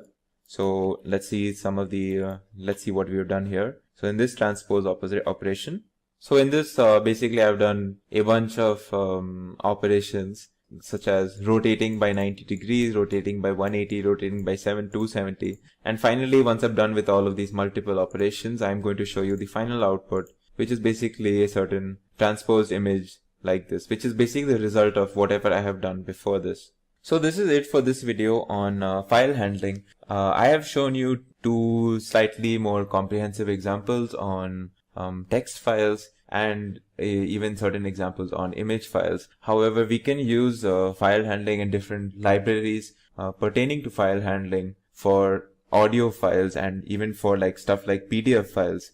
And this is just only the beginning, and I'm sure you will encounter a lot of different use cases, different examples as you continue learning Python programming. This video is going to be the first of a part of a series on object-oriented programming. So to start off with, let's try to understand and get an introduction into what is object-oriented programming. Well, as the name suggests, object-oriented programming is all about creating objects. An object is a group of interrelated variables and functions. Variables can be referred to as the properties of the object, whereas the functions can be referred to as the behavior of an object. So if we were to treat, say, for example, a car as an object, its properties would be its color, its model, its price, and its brand. Whereas its behavior, or functions for that matter, would be like accelerating, gear change, braking. Similarly, if I gave you an example of a dog as an object, we could consider the properties of the dog as its weight, or its name, its breed, its color, whereas its functions could be, say, barking, playing, eating, walking, etc. Objects provide a better and a clear structure for a program. Now let's move on to what is a class and an instance. Now a class is like a blueprint or a template of certain functions and entities, whereas an instance is a particular realization of a class. Classes are used to create user-defined data structures and define certain functions called methods within the class, whereas instances are realizations of these classes. And when we are speaking of classes and instances, classes don't contain any real data. They are just merely templates. Instances, on the other hand, contain real data. To think of an example of the difference between a class and an instance, think of a class like a empty form or a questionnaire. Now, an empty form or a questionnaire does not have any information, but it does have a template to it. It tells you to fill in certain information, and based on who is filling in the information, that information or the data on a particular form will be different. So an instance is like a filled out form with its own unique set of information. That is one way of treating or understanding what is a class and an instance. Now for our first example on classes, I will be taking you through a class where I've defined based on the circle object. So this class is going to define basically information about your general circle, such as its radius and its area. So let's go through it. Now obviously, to define a class we need a keyword. Well, in the case of classes, we use the class keyword followed by a name for that class. So in this case, my name is circle. Now, after the colon, every information that is part of the class has to be obviously indented, as is typical for Python. Now you can see over here a bunch of def keywords followed by something that you might not be familiar with, and I will try to get you through this. So if you see here, you have a def keyword followed by init, and this init is prefixed by a double underscore and it's suffixed by a double underscore. And you can see the same thing for str and repr. Well, this double underscore is called a dunder, and any method, these are of course methods. This is a method, this is a method, this is a method, this is a method. Now any method that is prefixed and suffixed by double underscores are called dunder methods. These dunder methods are or can be thought of like predefined or built-in methods for any class that you define. So these we have like 3 dunder methods over here, and we have one user defined method that we will get to. So this first method that you see here is the init method or the initialization method, and this is invoked or called whenever we create an instance of this class circle. And what we do here is basically we pass when we create this instance circle, what happens is that we get an option to pass a value for what is this keyword or variable radius. So if I pass, so you will see me later on creating an instance where I will be passing a value, and that value is basically stored as the radius. And by default, the radius that will be passed whenever we create an instance for this class is 1. The str method is basically used to return a descriptive string for the instance of class. repr is not something that you have to bother with right now. And now get area is something that you should follow, because if you see here, I have not used any double underscores. So this is a user defined method. User defined methods are so methods that we define, and these are like tasks that we define on our own. So in my user defined method called getArea, I will be returning the area of this circle based on the radius that I pass to it. Now if you notice here, before in every method, I have this self keyword before any other attribute. So like this has self, even the getArea has self. Now what this means, self is like an optional keyword that is used to improve readability of a program, first of all. And it's also the function of the self keyword is basically telling Python that, any of the methods that we are invoking in this class or the instance of this class has to refer to attributes and variables within that instance of that class. So if I'm going to use getArea function, I'm going to get values and attribute values and variable values based on only the current instance of that particular class. Self is obviously optional. We don't really need it, but basically the first attribute of any method is basically what is the instance that the method is invoked upon. So if I say self, I'm telling this particular function that okay, all the value that you're going to get for performing whatever task you want is going to be found in that particular instance where you have been invoked itself. Now don't worry if all this is very confusing. This might be in the beginning, but just try to understand that this is something that we do for good practice, and you will understand when to use self or when not to use self as you learn about object-oriented programming.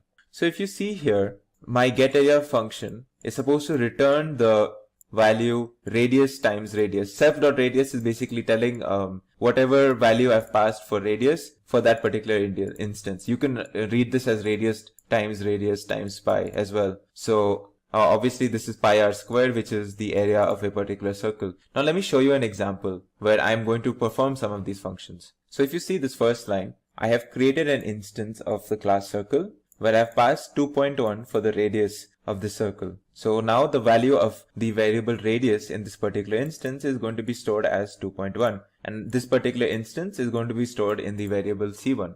Now the print c1 function invokes the str self-defined or predefined function. Now if you remember, str was It's basically used to return a particular string that describes like what the class will do, and this is something that we define on our own. In our example line, we say print c1.getArea. So this is going to print the value of what gets returned when we invoke the method getArea for this particular instance c1. So obviously in this particular instance our radius is 2.1. So the getArea function should do pi times 2.1 square, and the value is, as you can see here, is some 13.85. So that is the area that we got. Now if we want to print a particular radius, we just say print c1.radius. So this will print the value of what is stored in radius for the particular instance c1. Now you might notice me using a dot whenever it comes to defining a certain function or a keyword. Well, anytime that we want to invoke or use a method of a particular class, we have to use the dot keyword. So we use the instance name c1 dot followed by whatever method that we want to use. So if we want to use the getArea function, we say c1.getArea. If we want to find out what is there in the radius radius variable of a particular instance, we say c1.radius. Now before we move on, let's talk about some of the naming conventions. Class names are initial capitalized. So if our class name is, for example, if it's camel case, well, each word that is part of this class has its first letter capitalized. Variables and method names are in lower class. So if my class was called circle, we say class circle with C being in capital. Now moving on, let's talk about how we initialize or define instance variables. Now instance variables are declared within the init method. If you remember from the earlier example of circle, init is a dunder method. It's followed and it's preceded by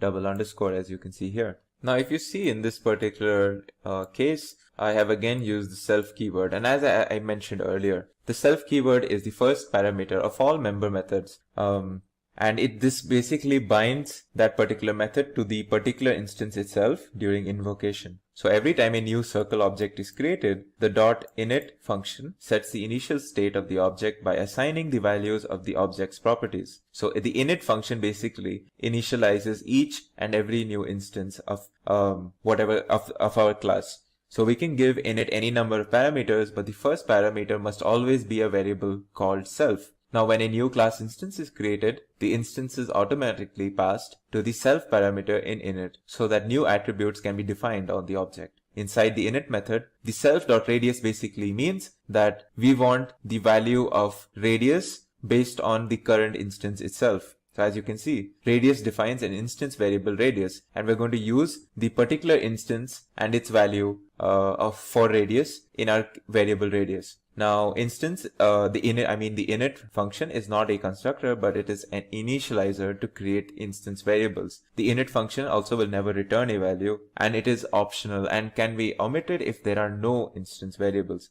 Now let's move on to class variables. So now, as we mentioned earlier, all the attributes that are created inside the init function are instance-specific attributes. And the instance attributes are obviously specific to a particular instance of the class. For example, all dog objects. Now, if we have a class called dog, then all dog objects have a name and age, but the values for the name and age will vary depending on which dog we are talking about, or basically which instance of the dog are we talking about. Now, class attributes are attributes that have the same value for all class instances. And we define a class attribute by assigning a value to a variable outside of the init function. So if you look at this example over here, we have created another class called circle, and we have this initializer again, where we have a class specific variable called radius, whose value will change depending on whatever we pass for that particular instance. However, if you look before the init function or the initializer function,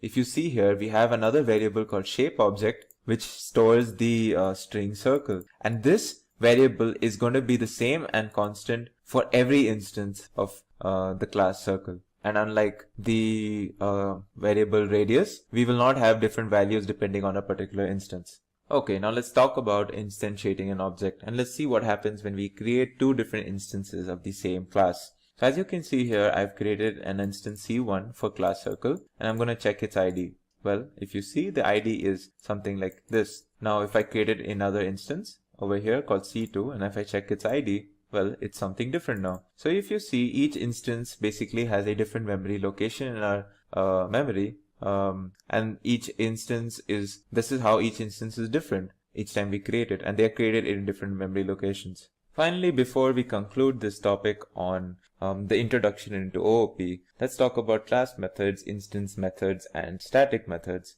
Now, class methods are usually actually declared with the at class method operator or decorator, as you can see here. It accepts the class as its first argument. So in this case, I'm going to define a class called my class. I'm going to use this at class method decorator to say that whatever follows here is going to be a class method. And I've defined a class method called hello that takes in that uses again self and a name attribute. So what this does is it prints whatever I have passed to it in the form of hello from self.name. Now what this is going to do is basically it's going to give out a string saying hello from name of is called the string name my class with a comma and then whatever we passed initially, which was Rakesh. Next is then instance methods, and these are the most common types of methods.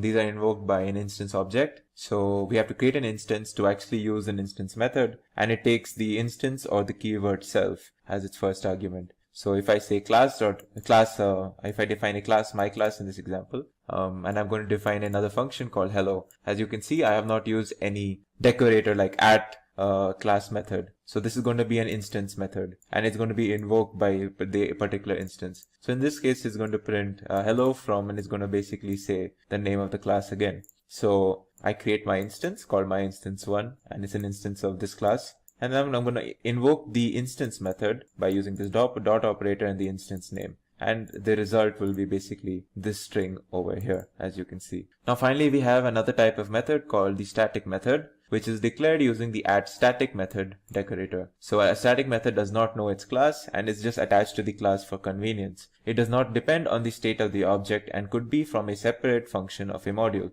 A static method can be invoked via a class object or an instance object. So if you look at this example over here, I have defined a static method.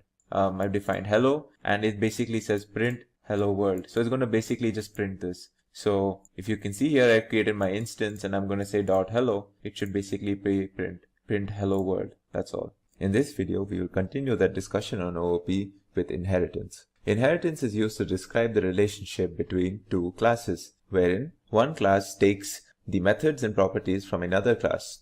In this relationship, we have something called the base class or the parent class, from which we will derive all or some of the properties and methods. And the class which actually derives these properties and methods is known as the derived class. So you can think of the derived class as a specialized version of a base class. To explain what inheritance is in a basic way, I will show you an example where I'm creating a cylinder class, which is going to be a subclass of the circle class that you might have encountered in the earlier video on OOP. So what we're going to do is create a cylinder class that is a subclass of circle, where we're going to get the attributes radius and get area from circle class, and we're going to add the attributes height and get volume to the cylinder. So right off the start, you can see we have our class circle that you might have seen in the earlier video. So this class circle has the familiar initialization where we are supposed to enter a value for a radius that gets stored in self.radius.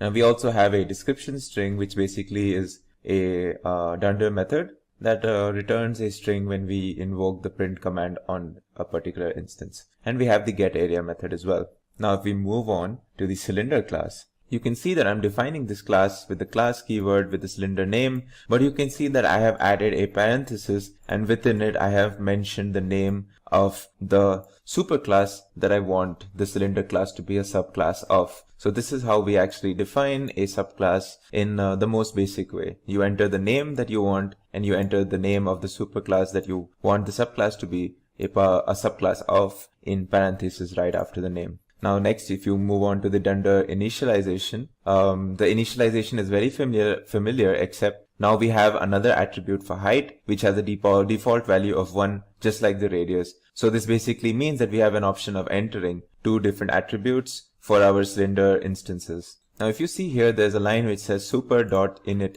Now this is like, this is a command which we use to invoke the superclass's initializer. So anytime we create an instance for cylinder, we also want an initialization for the circle method as well as a part of our cylinder instance. Next, you can see that much like how we stored the radius attribute in self.radius, we're also storing the height attribute in self.height. Now, even this cylinder class has an str method to return a particular string if we use the print function. And finally, we get on to a new method that we have defined only for the cylinder class called getVolume. Now, if you see the getVolume, it returns us basically the volume of the cylinder that is being described in the particular instance, for which we enter the height and the radius. So if you can see here, what we've basically added extra is a height attribute and another method called getVolume. And the other parts of the circle superclass, such as radius and getArea, are also going to be a part of cylinder, even though you do not explicitly see them anywhere here. And we will see how in the form of an example that's coming up. So let me just execute these classes. Now that that's done, I'm going to create an instance for cylinder. I'm going to store it in cy1, and I'm going to pass 1.1 for the radius and 2.2 for the height. And once that is done, let's just print to invoke the str method. And as you can see, the str method basically tells us the information that it's a cylinder with radius 1.1 and height 2.2. So now let's print what is the value we get when we use the getArea method. Now it's important to note getArea was not explicitly defined in the cylinder subclass, but it's a method that is a part of the circle superclass. And we can see that we can actually access methods that are part of the superclass simply by accessing any other method. So if we use the .getArea, you can see that we get a value for the area of the cylinder. So this area is basically the area of the circle. What I'm going to do is create another instance of cylinder, but I'm not going to pass anything for radius or height. So basically, it's going to take the default values for radius and height, which was 1 and 1 respectively. So once I print, this statement is basically going to print the str method, or whatever we stored in the str, which is basically the description of the object followed by what is its radius and height. This method will give us the area, and this method will give us the volume. So once I execute this, as you can see here, this is what we get, and this is what we expect as well. So now in this example, what I'm going to show you is now I'm going to go back and I am going to create another instance for circle. Now this is the superclass, of course, and I'm going to give it, and since the superclass has only one option, one attribute that we can enter, which is for the radius, so I pass 3.3, and I'm going to print what happens when I just print this instance. It's going to basically give us whatever was a part of the str method. After that, I'm going to print isInstance. This is basically a check on whether C1 is an instance of this class circle, and next I'm going to check if C1 is an instance of its subclass cylinder. Now when I execute this, you can see that this is what this is the str method that gets printed. But if you see here, you can see that it says C1 is indeed an instance of circle when it says true over here. But when we look at the next line, is C1 an instance of cylinder? It says false, and this is obviously because a superclass object is never an instance of a subclass object, whereas vice versa it would be true. Now in the next part of this video, what we're going to do is look at the different types of inheritances in Python. So there are basically 5 types of inheritance in Python. There is the single inheritance, there's multiple inheritance, multi-level inheritance, hierarchical, and hybrid inheritance. So we will go one by one and see each of these examples. Starting off, we have the single inheritance. This is simply where we have one base class and one derived class from that base class. So this is just simple single inheritance. And in this example, you can see I have a class called country, where I have a method that I have defined called show country, which is basically going to say print this is India. It's basically going to go print this every time we invoke this show country method. Then we have a class called state, which derives from the superclass called country, where we have a method called showState, which is going to say print this is state every time. So you can see I created an instance of the class state, and through that instance I can access the superclass and the subclass methods over here.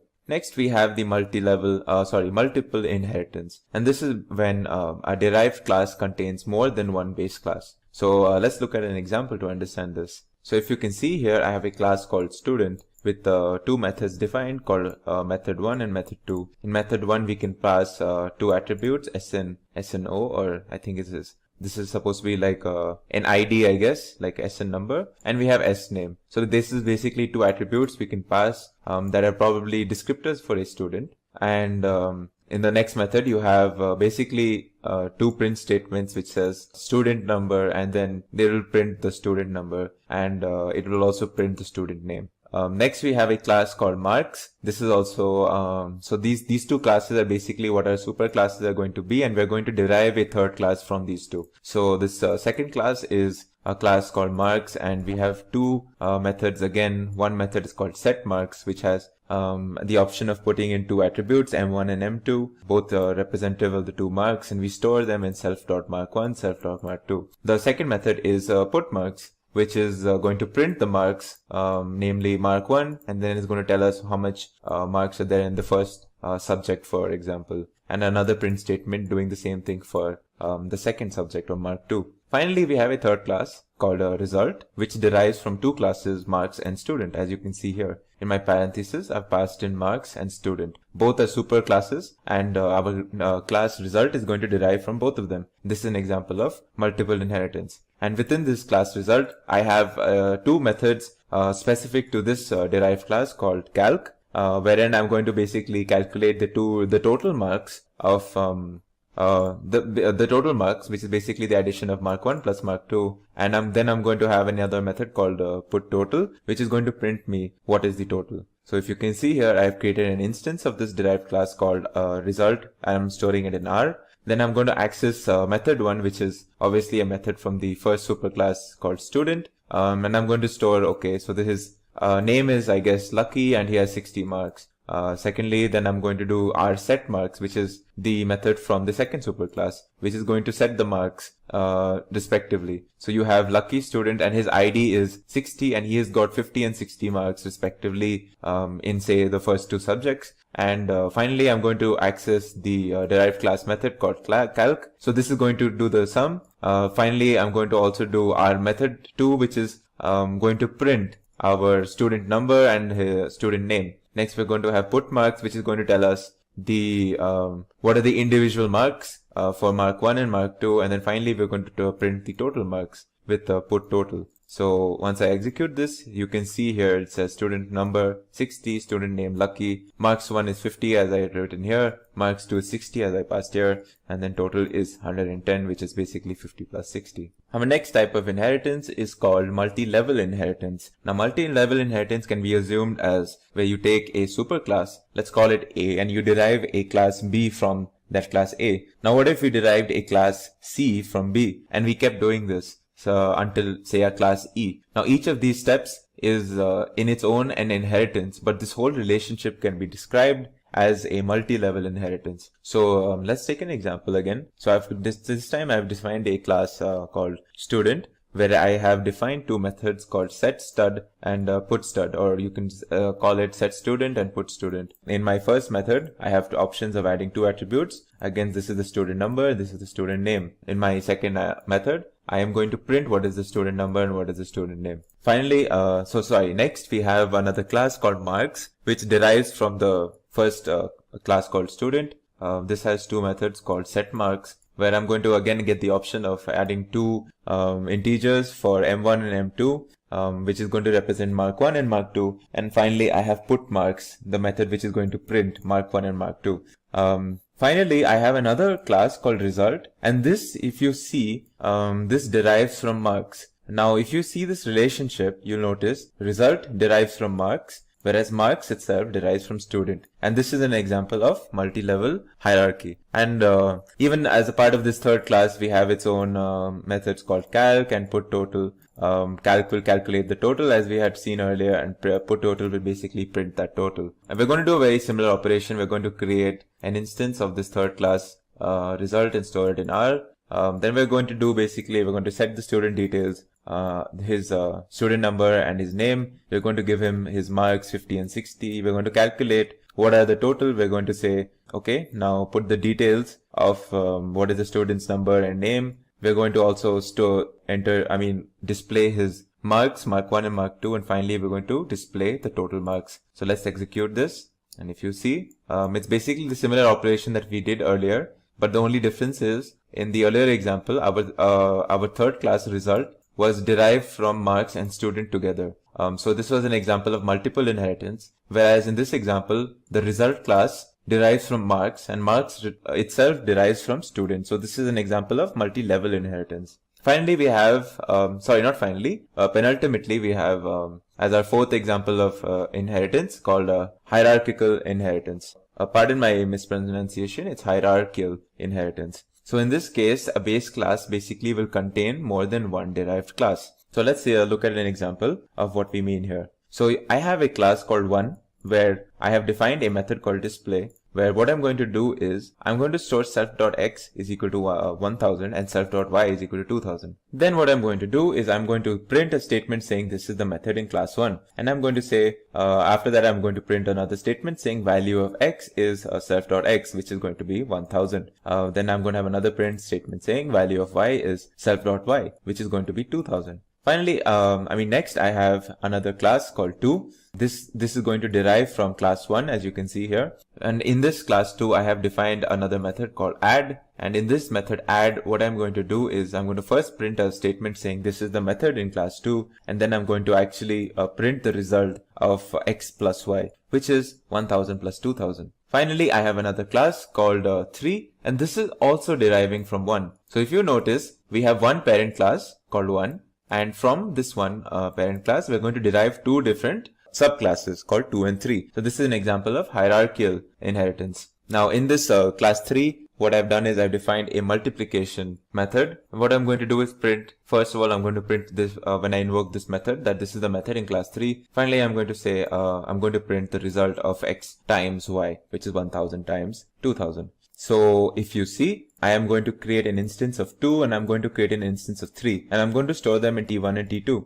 Now since T1 is an instance of 2, so I can access its methods add and I can access its methods display. So I'm going to use T1.display, and even in T2, since it's a class, it's an instance of class 3 and this also derives from class 1, I can also access its method display. But now I cannot access add, but I can access multiply. So if you see here, I access add through T1 instance, since add is a part of class 2, whereas multiply is a method in class 3. So I access it in its respective instance, which is T2. So if you see here, now once I execute this, what you will get is basically the results. So first of all, it will basically display the method from class 1, which is a display method. It will display the values of x and y. And since I've done this twice from two different instances, it will basically show a repetition over here. Finally, I've done the addition, and since this is a method in class 2, it is going to say as much. That is a method in class 2, and then it's going to say x plus y is 3000. And now multiply is a method in the third class, so it's going to say this is a method in class 3, and it's going to tell me what is the multiplication result. Finally, we have what is called hybrid inheritance, and this is a combination of multiple plus multi-level inheritance that you saw earlier. So let's again understand this through this example. So we have a class called student where we have a method called setStudent. Again, two attributes we can pass here for student number and student name. Next, we have another method part of the class student called putStudent. So this will print us the student number and student name. Next, we have a class called marks, and this marks inherits from student. So we have a method in class marks called setMarks, where we can pass two attributes for mark 1 and mark 2 respectively. And as we had seen earlier, we also have a putMarks, which will display the marks for marks 1 and marks 2.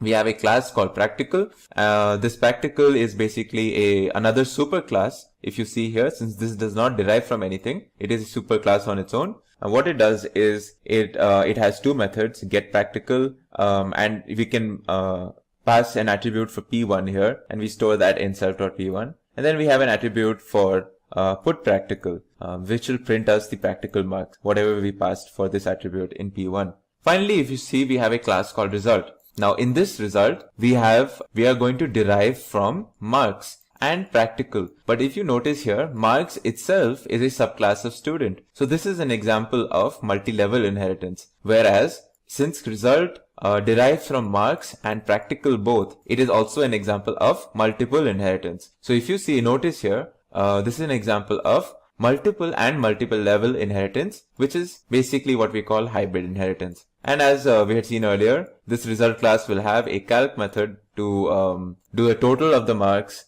In this case, mark 1 plus mark 2 plus the practical mark p1. and we have a put total method which is basically going to print us the total. So now we're going to create an instance of this result, and through this instance of result we're going to first invoke the parent class method called setStudent, which is the second level parent, basically the student class setStudent method. So we're going to setStudent here. We're going to say 60 is the student ID and name is Ash. Then we have setMarks, which is again the second level parent, which is the student class, where we set the marks. Finally, we access this getPractical. Now, if you notice, getPractical is part of the practical, first the student details, then we put the individual marks, then we put the practical marks, and finally we enter what is the total. So let's execute this.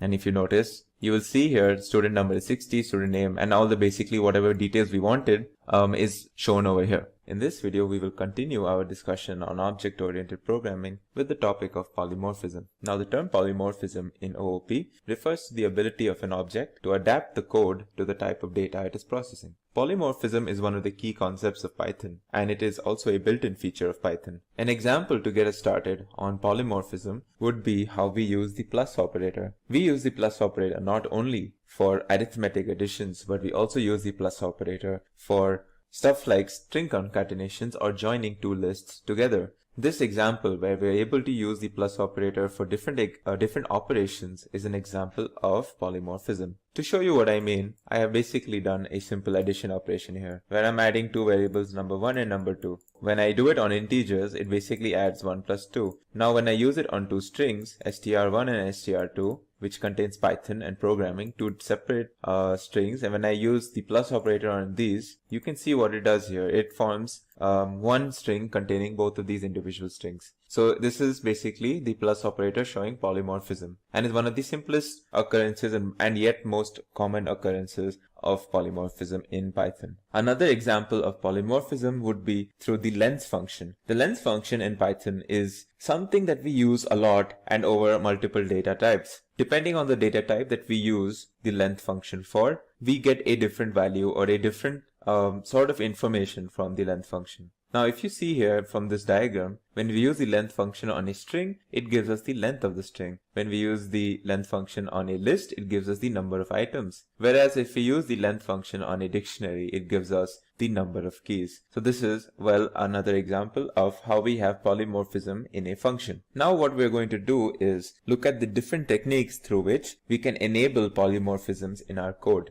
Our first example that we are going to look at is through method overloading. Now, method overloading in its traditional sense, where we can have a method with the same name, more than one method with the same name in the same class, is not exactly possible in Python. So if we have multiple methods with the same name in a class in Python, which may differ in types and number of arguments, are not allowed and not supported in Python. In fact, if we did something like this, where we created a method with different say types and number and arguments, but having the same name in the same class, then what Python will do is it will only recognize the last defined method, and it will not recognize any of the earlier methods with the same name. But we can simulate polymorphism through method overloading by using default arguments in a method. Now, for example, what I'm going to show you here is an example where I have a method called sum. Now, by default, it has three attributes that you can pass through this method. A does not have a default value, B does not have a default value, but if you notice, C has a default value 0. So this is a simple example where I'm going to show you that the sum method is going to be used in two different cases. In one case, we're going to simply add two numbers, and in another case, we're going to use the sum method to add three different numbers. So we have this class overload demo, within it a method sum, and I have three attributes. A and B are supposed to be given by the user since they do not have any default values, whereas C has a default value 0. So if you see here in my first case, I first of all created an instance called OD for the class overload demo, and what I'm going to do is I'm going to store the value of the sum of 7 and 8 in the variable sum. Now if you see here, I have not passed a third argument. So what this method is going to do is it's going to take the value of c as 0 by default. So it's basically going to do 7 plus 8, and it's going to give us the sum for 7 plus 8. And in the next instance, I'm going to give 3 arguments, 7, 8 and 9. So now c will be replaced by 9 instead of 0, and then I'm going to get the sum of 7, 8 and 9. So in this is not a very commonly used thing, but it's basically a method just to show you that we can actually simulate method overloading in Python by using default arguments. So I've basically shown you how the same method sum has been used to do the addition of 2 digits, and then in another instance is doing the addition of 3 digits. It might look very similar, but you'll basically notice that by having this third attribute c have a default value of 0, I have induced some form of polymorphism through method overloading. Now the next way that we can induce polymorphism is through inheritance, which is called method overriding as well. Now method overriding gives us the ability to change the way or change the implementation of a method in a child class which is defined already in one of its superclasses. Now if there is a method in a superclass, the method having the same name and same number of arguments in a child class, then the child class method is going to override the method in the parent class. So what we do is, when a method is called with the parent class object, the method of the parent class will be executed. Whereas if we call the method using the child class object, the method of the child class will be executed and it will override the method in the parent class. So the appropriate overridden method is called based on the object type, which is an example of polymorphism. So let's look at an example to understand this. So we have a class called person, and we have defined what we're going to define the initializer is 2 attributes which we have to pass called name and age, and we're going to store them in self.name and self.age. Now we have a user defined method called display data, where we're going to print if this display data has been called through the parent called person. If it's going to be called through the parent class object, then we're going to print in parent class display method, and then we're going to print the name and age that we have entered. Now we have another class called employee, which is going to be a derived class on person. So it's going to so it's also going to have an initializer, and this constructor will basically what this initializer will have is it'll have an constructor for the superclass, where we're going to do this the same initialization that we do in the superclass, but we're also going to store another attribute called ID in self.employeeID. And if you see here, we also have another method called display data, which is the same named method from person. But now if you see in display data, I have almost the same information. I'm going to print the name, I'm going to print the age. But if you see the first statement, I'm going to say, if I'm going to call this method from the employee object, then I'm going to say in child class display data method instead of in parent class display data method, to say that basically I'm invoking this method from the child class object. And I'm also going to print on top of the whatever I'm printing before, I'm also going to print the employee ID. So if you see here, I have created an object called person, which is an object of the class person with the information of name John and age 40. And then I'm going to display this. Now next I'm going to create an object called emp, which is the child class employee object, which is going to now have the same information of John for the name and age 40, but now it's going to have an employee ID. And then I'm going to store this in emp, and I'm going to display the data for this child class object, and we will see the difference in how the display data is differing from the earlier case. So when I execute this, you see in the first case it says in parent class display data method. So this display data has been called through the parent class object, and I'm only going to show the information of name and age. Whereas when I invoke this method from the employee class object, it's going to say it's going to specifically say that it's a in child class display method, and then I'm going to say the name, age, and also the employee ID over here. So this is the difference between how display data has been used in its parent and its child class, and this is basically the example of method overriding. Now our next example of polymorphism is going to be through operator overloading. And operator overloading is the ability to overload the operator to provide extra functionality in addition to its real or core operation. And operator overloading is also an example of polymorphism, as the same operator can perform different actions. The earlier example of where we use the plus operator for different operations is an example of operator overloading polymorphism. Now, when is operator overloading required? Well, anytime you want an operator to perform a different function for you in your custom objects, you would basically do operator overloading. Now, an example of this would be what I'm going to show you below. So if you see this class called point, it has an initializer where I'm going to store two attributes x and y in self.x and y and in self.x and self.y. Now I'm going to create one object called p1 where I'm going to create point 1 and 2. So you can think of this object as basically like a coordinate, x coordinate 1, y coordinate 2. This is one point, and another point called x coordinate 3, x coordinate 4. I'm going to call that p2. Now I want to print p1 plus p2. Alright. Now if I try to execute this, you will notice an error. It says unsupported operand types for plus, point and point. This basically means that plus does not know what to do when it's given an object of this type. It has no idea what to do. Whereas what we want it to do is add the x coordinate from this point and the x coordinate from this point. So we want it to do 1 plus 3, and we also want it to do this y coordinate plus this y coordinate, or 2 plus 4. And then we want to print basically like something like 4, 6, or the addition of the 2 points, or the vector addition of these 2 points. So this is what we want this plus operator to do, but the Python does not have any inbuilt feature for the plus operator, and we are going to have to basically do some operator overloading to create a polymorphism on this. So let's see how we can do that. So to do that, first of all, we have to understand that all operators in Python have internally defined methods to provide functionality for these operators. The operator or the special method to provide functionality for the plus operator in Python is the add method. And whenever the plus operator is used, we are basically internally invoking the add method. So these sort of internal methods that provide functionality for the operators are part of a bigger class of methods known as magic methods. And these magic methods are automatically invoked whenever its corresponding operators are used. So if we want to change the operation for the plus operator in this example, we are going to have to use the add method in this case. And since it's a magic method, magic methods are also are basically what we saw earlier in the form of dunder methods. So magic methods are going to be invoked using double underscore, a prefix and suffix to it. So similarly to how we defined an init method or an str method, we are going to also invoke the add method using the same double underscore before and after its name. So now let's see how we're going to do this. So if you see this class, I have now my class point, and I have the same initializer when I'm going to store x and y.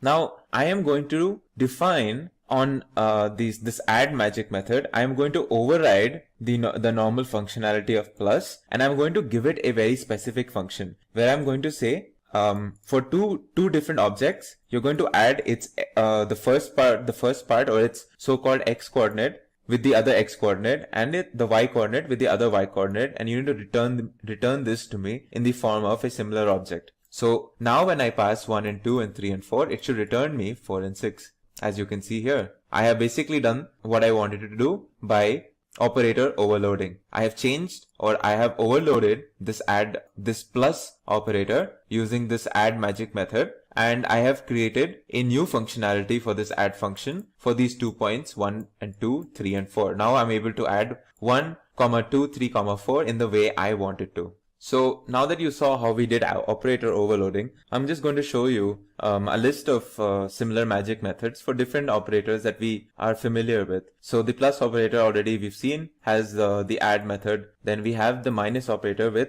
the sub method. And similarly, we have for all of these operations such as multiplication, division, we have its respective magic methods. These magic methods are again prefixed with 2 underscores and suffix with 2 underscores, and they are also called dunders in Python. So this is how we would do operator overloading in Python for whatever operator we want. Similarly, we can do this for like comparison operators and for unary operators as well. So look at this example now where I'm going to overload the multiplication or the asterisk operator. So I've again defined a class called point, and I'm going to define an initializer where I'm going to store some attribute x in self.x. Now what I'm going to do is I'm going to overload the multiplication operator, where I'm going to basically allow the this asterisk operator to multiply two objects from, like, for example 12 and 5.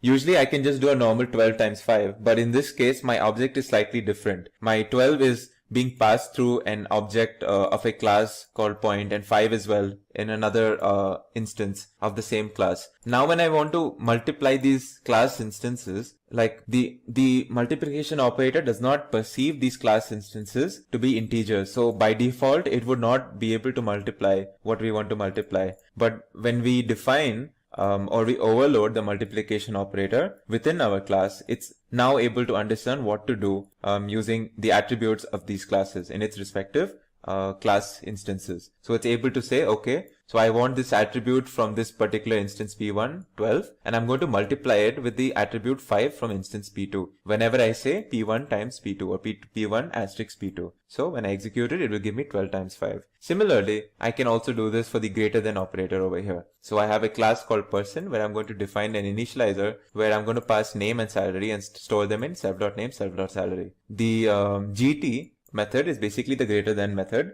magic method, and it's going to we're going to use this to overload the greater than operator. And now again, using this greater than operator, I'm able to basically say object 1 greater than object 2, and I'm basically able to check through this, and if object 1 is greater than object 2, it will basically tell us if it is true or false, or basically whatever like we want to know. So basically the print statement will check for object 1.name, and it will say earns more than object 2.name if in case object 1 is indeed greater than object 2. So when I execute this, you can see here, my first information says John is earning 4,500 of some units, Natasha is earning 6,000 of some units. So it will say John earns more than Natasha. Well, it's false because object 1 is not greater than object 2. So since 4,500 is not actually greater than 6,000. And this is the check that I'm doing by overloading the GT operator over here, where I'm returning the Boolean value of what is greater, self.salary or other.salary. Self being the first object in any comparison. So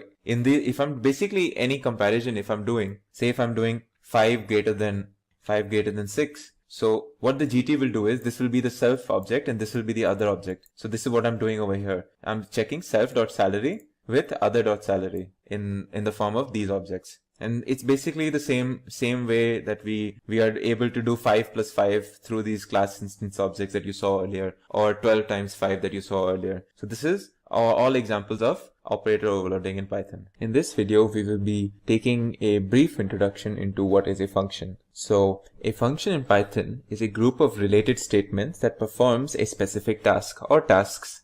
Now, functions help break our program into smaller and modular pieces of code. And it's very good and very convenient to use functions to make our code organized and manageable, especially as our overall program grows larger. It also helps us to avoid repetition and makes the code reusable. So let's look at the basic way of defining a function. So this is a basic function that I'm calling fun_name.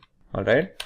Now the rest of the function, or whatever the task is going to be performed by this function, will be written over here with an indent, of course, as a standard when it comes to Python. So I'm going to define this one something in triple double quotes. So don't worry about what this is right now. This is a doc string. Don't worry about what this means, and I'll explain it to you just in a short bit. All right. Now the rest of the statement, the rest of it will obviously be what this function will do. Let's include a simple print statement. All right. Let's done here, and let's call this. So of course, now once you define the statement, a function, to call the function, you just have to use its name like this. This is how you call a function. So as you can see, when I call this function, it should print this statement hello. Now let's look at some of the like what happened over here. So we've used the keyword def to define a function. We give it a unique name, which makes it with which we uniquely identify this function. And also, once we've done this, we can give this function a particular header. It's called a doc string. So what this doc string is basically something that we include in triple quotes over here just after the def keyword. And this is like a brief. We can use this to give a brief give brief information into what our function is doing. So we can say this function performs addition, this performs subtraction, or whatever, like some basic information as to what our function does. So we can use a doc string for that. Of course, this is an optional thing. This does not have to be, we don't have to include this as well. All right. But for the sake of this, let's just keep it here. After that, of course, rest of the function will contain whatever task we want to do with it, and that will be indented. Finally, we can also include a return keyword. And what the return keyword does is, at any point you find the return keyword in a function, you immediately leave the function and you go back to where this function was called. Okay, so now let's see. Now there's also one more important component of defining a function, and that's parameter. Now if you've noticed over here, within these parentheses, I did not include anything. This is like an empty parenthesis, opening and closing. What if I said A, if I included some A and B over here? So what this means is, whenever I call this function, I need to pass two parameters, A and B. These can be like strings or numbers or whatever. But now it becomes almost mandatory that I pass these two things for my function to work. So let's define a function where I'm going to add A and B. So instead of this print statement, let's do this. I create a variable C, and in that I'm storing A plus B. Alright. And then I return C. So you can use a return, and you can return certain like variables along with the return statement. So I'm saying not only return from this function, but also give an output or return an output called C, which is the addition of A and B. Now how do we use this? Well, now instead of just calling the function like this, I'm going to include parameters. So I'm saying pass 2 and 3 to function name, where 2 will take the place of A and 3 will take the place of B. Alright. What will happen now is addition will take place and we will get returned the result. So let's see what happens now. As you can see, 2 plus 3, and I got the addition of 2 plus 3, and it returned me 5. So yeah, this was like a basic usage of a function and parameters. So of course, we can, if you want to know like what the doc string of a particular function does or says, you can use this statement. So let's say it's very important to like just keep a note in your while you're going through this or while you're learning that whenever we use some sort of a function which has double underscore, right? This is like a built-in command provided by Python within the Python library itself. So these are like built-in commands to check certain details. So I want to check what is the doc string, and this is how I do it. So let's do print. Let's print what is the doc string over here. This is a doc string. So this is basically what I wrote over here. I can change this to this, like this does addition, for example. Alright. Now this will say this does addition when I execute this line. So this is the way to check what is a doc string. Anyways, so now that you have seen a basic function or two basic functions that I defined for you and how we use them, what a parameter is, let's look at another concept that we call scope and lifetime of variables. So scope of a variable is the portion of the program where the variable is recognized. Alright. Now a parameter and a variable that are defined inside a function are not visible from outside the function. This is a very key thing. So if we define something within the function, we can only use it within this function, and we cannot use it once the function has already been executed, so as to speak.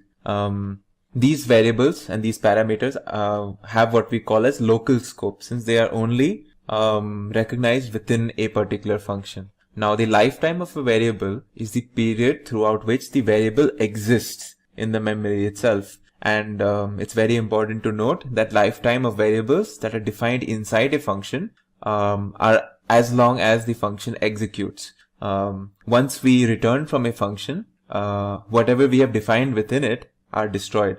So when we use a function, it will not remember the values of a variable from a previous iteration of a function call. So let's try to understand this example or this concept using certain examples. So out here I have defined a function where I'm going to create a variable my underscore var, my variable, and I am going to store the value 10 in this, and then I'm going to print. So whenever I call this function, I will always create this variable, I will store 10, and I will print the value of this. Alright. Now what I'm going to do is, I'm not only going to create this my var inside this function, I'm also going to create a variable outside. So you see there, now you might be confused as to, okay, how is the behavior going to be? Because outside the function, I have created my var with a value 20, but inside the function, I will always define my var as 10. Okay. Now I'm going to print. So what I'm going to first do is, I'm going to execute this function that I created initially, where I store the value of 10 in my var, and then I'm going to print the value of my var that was present outside the function. Let's see what happens. You can see two different things happening. So when I execute this function, it prints the value inside the function as 10. But when I print the next line, which says, okay, now get the value of my var, it actually prints a value of 20. And this is a very key concept, because what's happening here is when I initially call my function, within this function, it creates a variable called my var and it prints the value as 10. And the moment my function has been executed, it destroys this variable. And the variable which contained the value 10 is of course now destroyed, and all we have is the my var that contains 20 from the outside. And when we print that, we get its respective value as 20. So you can also think of it like this. The my var that is present inside this function is different to the my var that we create outside. So the scope of the my var within this function is local only to this function. And once the function is executed, that variable is destroyed. Alright. Now let's look at another case, or the other side of this case, where say we're dealing with variables that have a global scope. How do we deal with them? So let's create a variable called myvar. Alright. And I say I store 100 in this. Alright. Now if I define a function, I've stored myvar. Let's say I define a function. Define underscore, say again, same name, where what I'm going to do in this is I am going to print the value of whatever is there in myvar. Okay. So let's do print, value of variable is value stored in variable is, okay. Let's myvar. So let's see what happens when we do this. Let's call this function fun underscore name. See what happens here. So as you can see, the value, I stored a value 100 in myvar and I've called it inside the function. And this is because since I've defined it outside, I can use it inside as well. Now what if I try to change the value of this variable inside the function though? So let's see. If I did this, and now if I try to print, let's see, is this allowed? No, it's not allowed. In fact, I get an error. It says local variable myvar reference before assignment. And without going too much into detail, what it's saying is that the variable inside over here is still local to this function. And I have not defined this myvar as a global variable. So I cannot make changes to it within this function right now. And to change that, I can use the global keyword. What if I did global over here? So if I did global, and now if I said, okay, global myvar, and I declare this variable as a global variable. Now if I do this, now if I do the same incrementation, now let's see what happens when I'm trying to do this. You see, I get the value 101. This is exactly what I wanted. And that is because I've defined my variable to be a global variable within this function. So I can, in fact, make changes to it within this function. So this is how we use the global keyword and global variable. Also, just to make a quick note, there are three types of functions, the three types of categories in which we can divide functions. First one being built-in functions. These are the ones that are built into the standard library of Python. The other is user-defined functions. That is the ones which we define ourselves. And the third type is called anonymous functions. They're also known as lambda functions, and this is something that we're going to cover in a separate video. Now let's talk about the arguments that we pass in Python. So there are four types of arguments that Python user-defined functions can take. First one being default, the other one is required, then there is keyword, and then there is variable number of arguments. So the default argument is when, say, if I defined a function where fun underscore name, and I'm saying a comma b, right? But what if the user has not, say I want a default value of a and b each time when I use this function. So in the case where if, say, I don't pass a value for a and b, like this will always be used. So I can just say a is equal to 2 by default and b is equal to 3 by default. And then within this function, I will say c is equal to a plus b and then return c. So I do this, and if I say fun underscore name, and in case I don't pass any arguments here, let's see what happens. By default, I get the answer 5 because by default a is 2 and b is 3. But this is not fixed and I can always change this by passing my own values here, 5 and 6, and in this case I should get 11, as you can see here. Now the next type is required arguments, and when we are defining a required argument, we just simply do not use the equal to sign for the parameters over here, and this basically it makes it so that now anytime we call this function, we have to pass something over here. So now if I try to pass like this, I won't get a default value. Then that's because well, there is no default value and it needs an A and B. So I have to pass it a 3 and say 4. Now it should give me 7, as you can see. The next type of argument that we'll be talking about are the variable number of arguments. So let's look at an example here. So what I'm doing in this particular example is I'm defining a function called mySum, where I'm passing some parameter called myIntegers, and I'm doing something out here. And what this does is, it will take the values of a particular collection of objects, and that's called myIntegers. And each value, I'm going to keep adding it to each other, and I'm going to result a particular sum. I'm just going to result the sum of whatever is there. So in this case, what happens is I'm creating a list 1, 2, and 3, which contains 1, 2, and 3, and then I'm going to print the summation of whatever is there. So it should give me 6. Now the problem in this case is that each time when I'm going to perform this function, I have to create a separate list where I'm going to store these objects. But what if I do not know what exactly I'm going to pass here? What if I don't know if it's going to be a list of objects or what is it going to be exactly? Well, in that case, I can use a variable number of arguments. So it's like a variable keyword argument. So what we use here is a specific way of passing keywords, and we do it like this. So I say define my underscore name, and I use an asterisk. Now I give it any name. This can be args, this can be integers. It doesn't really matter what this is, but this is the key, the asterisk here, and this tells us that whatever we pass here is now we're supposed to create an iterable out of this, and then we can perform whatever task we want. So let's just since I've already created one here, let's see how I'm going to use it in this case. So as you can see, I'm creating a particular variable argument function over here, and I'm doing the same task. I'm just going to keep performing I'm going to add whatever I pass over here. But now when I'm calling this function, I don't need to create a separate list as I did over here. I'm just passing all the numbers that I want to in the form of it's pretty much like a tuple. So I'm just passing these numbers here, and what this function is going to do is going to create an iterable out of this, and then we're going to iterate over it. As you can see, that's happening over here. And I can keep I can just keep so since I've done it for 1, 2, 3, and 7, the summation should be 13 in this case. I can add another number here just explicitly, just like this, and you can see the value will change. And that's because this is a variable argument method of creating a function. Now the fourth type of function arguments is the variable keyword argument. So let's look at what is the keyword argument now. So I have defined a function here called the concatenate function, and let's see what I'm going to do with this. So in this, I have passed a keyword argument. I've said that, okay, this is going to be a keyword argument function, and what I'm going to do in this is I'm going to create a blank string, and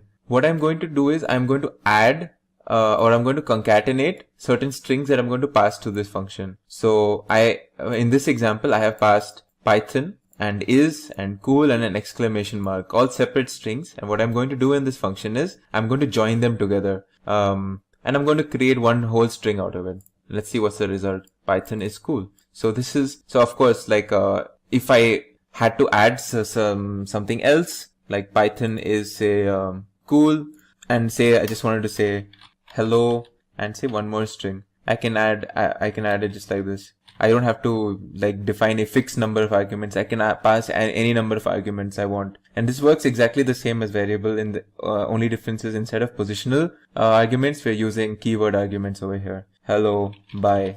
Like this, it doesn't really make sense, but just to show you, as you can see. So this is how we use keyword arguments. In this video, we will be learning about exceptions. Exceptions are errors that are raised during the execution of a program. When an error occurs, Python generates this exception that can be handled, which avoids our program from crashing. Python has many built-in exceptions. However, we can create many user-defined errors or exceptions as well to catch whatever errors we're looking for in our program. So when an error occurs, Python interpreter raises an exception and stops the current process. And it passes it to a calling process until the exception is handled. And if this is not handled, the program will crash. Some of the built-in exceptions are like IO error in the case when a file cannot be opened, or import error, Python cannot find the particular module being imported. And there are so many similar, exceptions that are built in Python for the appropriate cases. Now, before we move on and see how we raise these exceptions, let's look at the difference between an exception and a syntax error. So for that, I will be using an example where I will be dividing something by the number 0. Now, of course, this is not possible. So let's see how Python handles this particular problem. Well, it raises what we call a zero division error. And this is an exception that is built in Python whenever we try to divide something by 0. Now let's look at the difference between this exception and a syntax error. So this is the same statement, except I'm going to add this extra bracket, which does not make sense syntactically in this. Now if I try to execute this, as you can see, we get a different type of error known as the syntax error. And it says the unmatched closing bracket. So this is what a syntax error looks like an extra bracket or a comma that basically makes the line unreadable to the interpreter in the first place. So the interpreter doesn't even get to the point where it needs to figure out that there's something being divided by 0. It doesn't even get to that point because it finds this extra bracket and it cannot execute this line at all. So that is like the difference between an exception and a syntax error. Alright, now for our first case of how we raise or how we handle exceptions, let's look at the keyword raise. So for this example, what I will be doing is I'm going to take this variable x, alright, and I'm going to store a value 10. And what I'm going to do is I'm going to check for a condition. If x is greater than 5, then I'm going to raise this exception using the raise keyword like this. And in case this condition is met, if x is actually greater than 5, I want this particular message to play out in my exception. So let's see what happens when I execute this. As you can see, the exception is raised because x is indeed greater than 5, its value is 10, and the error message says as so, that x should not exceed 5, the value of x was 10. So this is an example of how we can raise an exception. And as you can see, when a condition was met, the program comes to a halt and an exception was raised. Now let's look at another type of handling exception, where we use the assert statement. So when we use the raise command, we waited until an error occurred and our program crashed midway, right? What if we want to check if a condition is met? And if this condition is met, then the program can continue. But if the condition turns out to be false, then we want a particular error, namely the assertion error exception, to be thrown to us. So we can use the assert command in such a case. So in our example, we will be checking whether the system that we are working on is actually Linux or Windows 32. So let's see. First of all, let's import a library called sys. This is it's a library where we can access system information. One of the modules in that is one of the functions in that is the platform. It basically tells us what system are we working on. So we're working on a Win32 system. Okay. So let's use the assert keyword. All right. Now we're going to check if Linux is what we are working on, and in case it is not, then we want an error message, and this will be the error. The error will obviously be an assertion error because we are using the assert keyword. So this is how we use the assert statement. And if we execute this, as you can see, we get the assertion error because sys.platform contains Win32 and not Linux. And so we got this assertion error. So if we change this to check for Windows system, we won't have any error when we execute this, as you can see. So this is the example where we use the assert statement. Another way of handling exceptions is by using the try and except block. So this is probably one of the most common ways of handling exceptions in Python, where we use a try keyword and an except keyword. Now within the try keyword, as you can see here, we have a chunk of code which we're going to check. And if everything is fine in the try keyword, then this is perfect. So we don't need to move on to what we call the except part of the try and except block. But if say there was an error in the try block, then we move on to the except block, where we're going to run the part of the code in the case we find an error in the try block. So first we check the part of the code that is under the try block, and if there is an error, we move on to the except block and we run that part of the code over there. And in the except block, that is where we handle our whatever error that might get thrown our way in the try block. Okay, let's look at an example at how to use this technique. So I have a basic function out here. All right. It's defining a function called Linux interaction. What this is basically doing is that when I call this function, I want to do an assert check. I'm going to check if Linux is the system I'm working on, and if it is not, then I want this error to be thrown. Okay, and so yeah, let's see what happens in the case. And if this assert statement is actually passed, then we will move on to this statement. So you look at it like this: if when I call this function, it will first check for this assert statement. In case something wrong happens and we get an assert error, then we do not move on to this line. So we only get this printed. But if this assert statement passes, then we move on to this line and we get print doing something. Okay, so let's see. Now I'm going to call this function out here. Let's see what happens here. As you can see, I get an assertion error because obviously this is a Windows system and not a Linux system, and I get this message. Okay, now let's see what happens when we use it in a try and except block. Alright, so now I have a try block over here in which I am going to try this function, Linux_interaction. If in case I find an error, I immediately jump from the try block into the except block. Now you see the slight difference in how we handle this.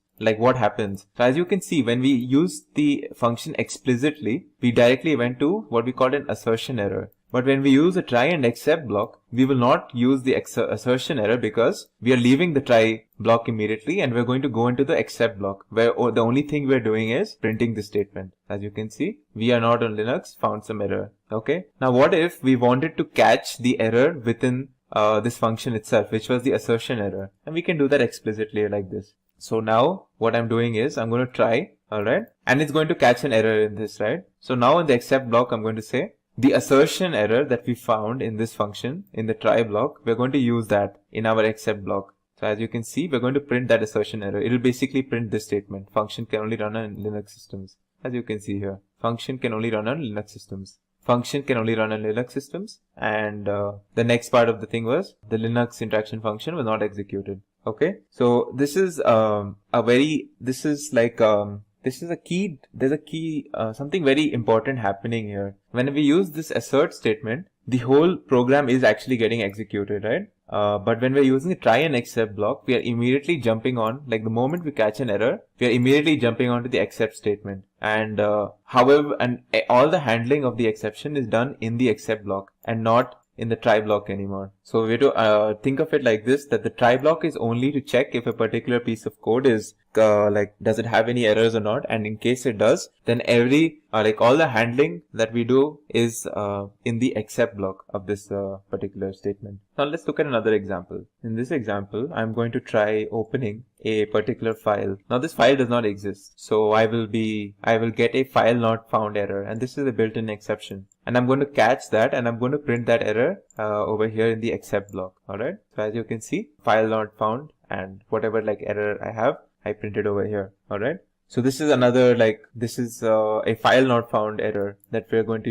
we caught in our try block, and we're handling it in the except block. Now let's combine both of the examples where we use this Linux interaction and we also try to open a particular file, and we try to do both things in the try block. And since both of these contain errors, let's see what happens when we have multiple errors in a try block.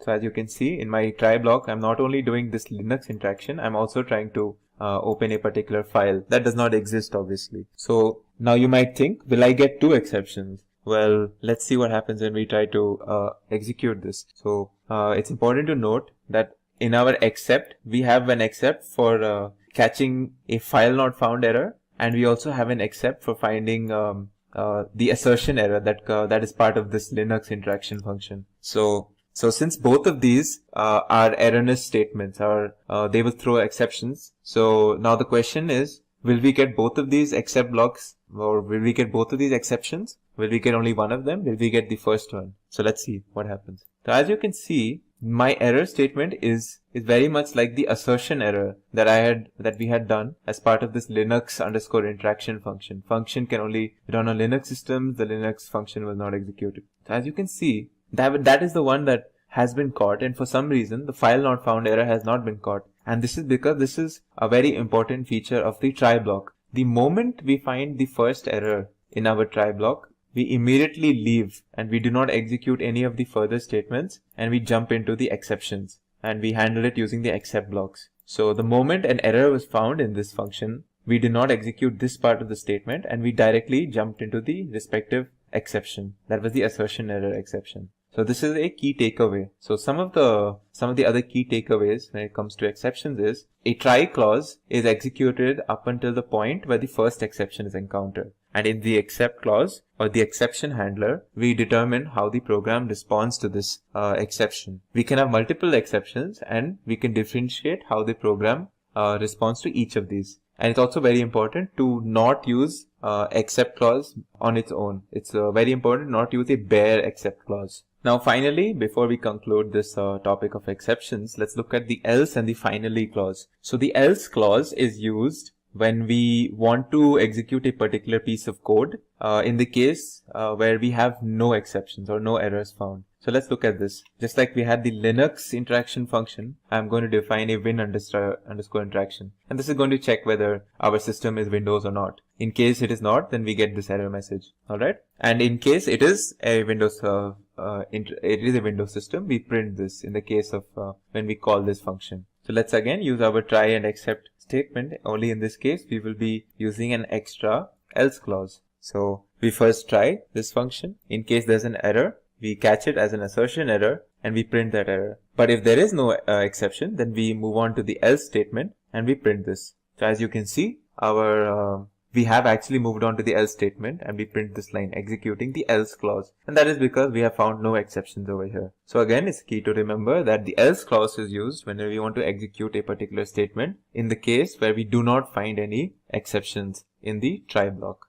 The finally clause is used when we want to execute something regardless of whether we have an error or an exception or not. So no matter if an exception is raised or if it's not raised, we want this finally block to always get executed. And let's look at let's look at an example of it being used. So I have this block where I'm doing a lot of things. The first thing that I'm doing is I'm going to check for this Linux interaction function, which is going to check, of course, whether it's a Linux system or not. This is I'm doing the try block. Now, if I catch an error, that I want to handle it by simply printing the error over here. And in the event that there is no error, then I will move on to the else statement and I will try this particular block of my statement, which is again that where I'm trying to read a particular file that does not exist. And it's very important that you note that within the else block, I have another try and except block, and this is perfectly legal and it's perfectly valid in our program. We can do this. So think of it like this. I'm first trying this. If I have an error, then I do this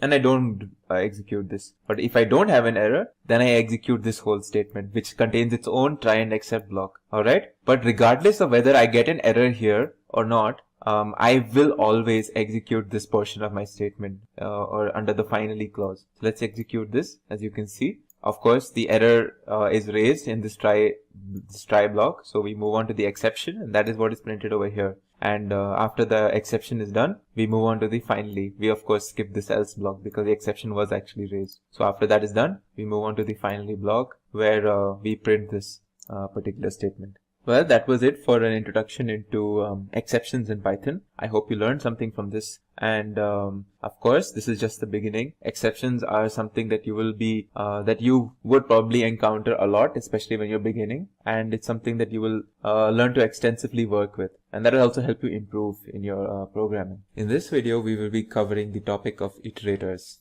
Now, an iterator in Python is an object that contains a countable number of values, or it's a larger object that contains a countable number of sub-objects. An iterator is an object that can be iterated upon, and what that means is we can traverse from each value and we can manipulate or perform certain functions or operations and tasks using each of the sub-objects or values within this larger collection called iterator. Now, when we're looking at it technically, an iterator is an object which implements the iterator protocol in Python, which consists of the methods iter and the method next. So to begin with, let's look at a simple iterator. We're going to see the example of a list where we're going to traverse through the objects of a list using the for loop. So we have objects 1, 2, 3, 4, and I'm going to print each of these values one by one, as you can see here.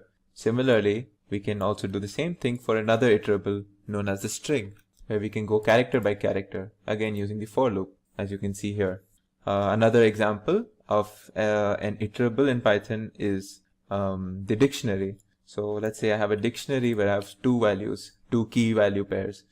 Key X, which contains the value 1, and key Y, which corresponds to the value 2. Now when I'm going to do a for loop through this, by default, I will be traversing through the keys x and y, as you can see over here. And of course, the other types of iterables in Python are like sets and tuples as well. Alright, now let's look at what this iterating protocol is in Python. So first of all, we take an iterable. It's an object that contains, it's a collection of objects that contain sub-objects. And when we use the iter function, it creates an iterator out of it. So we can, one by one, we can traverse through each of the objects, and we can manipulate each of the objects that is contained in this. And anytime we want to move to the next object, we use the next function. And when we have finally completed all of the, or we've manipulated or traversed through each of the sub-objects, we encounter the stop iteration exception, which tells us, okay, there are no more objects to be manipulated or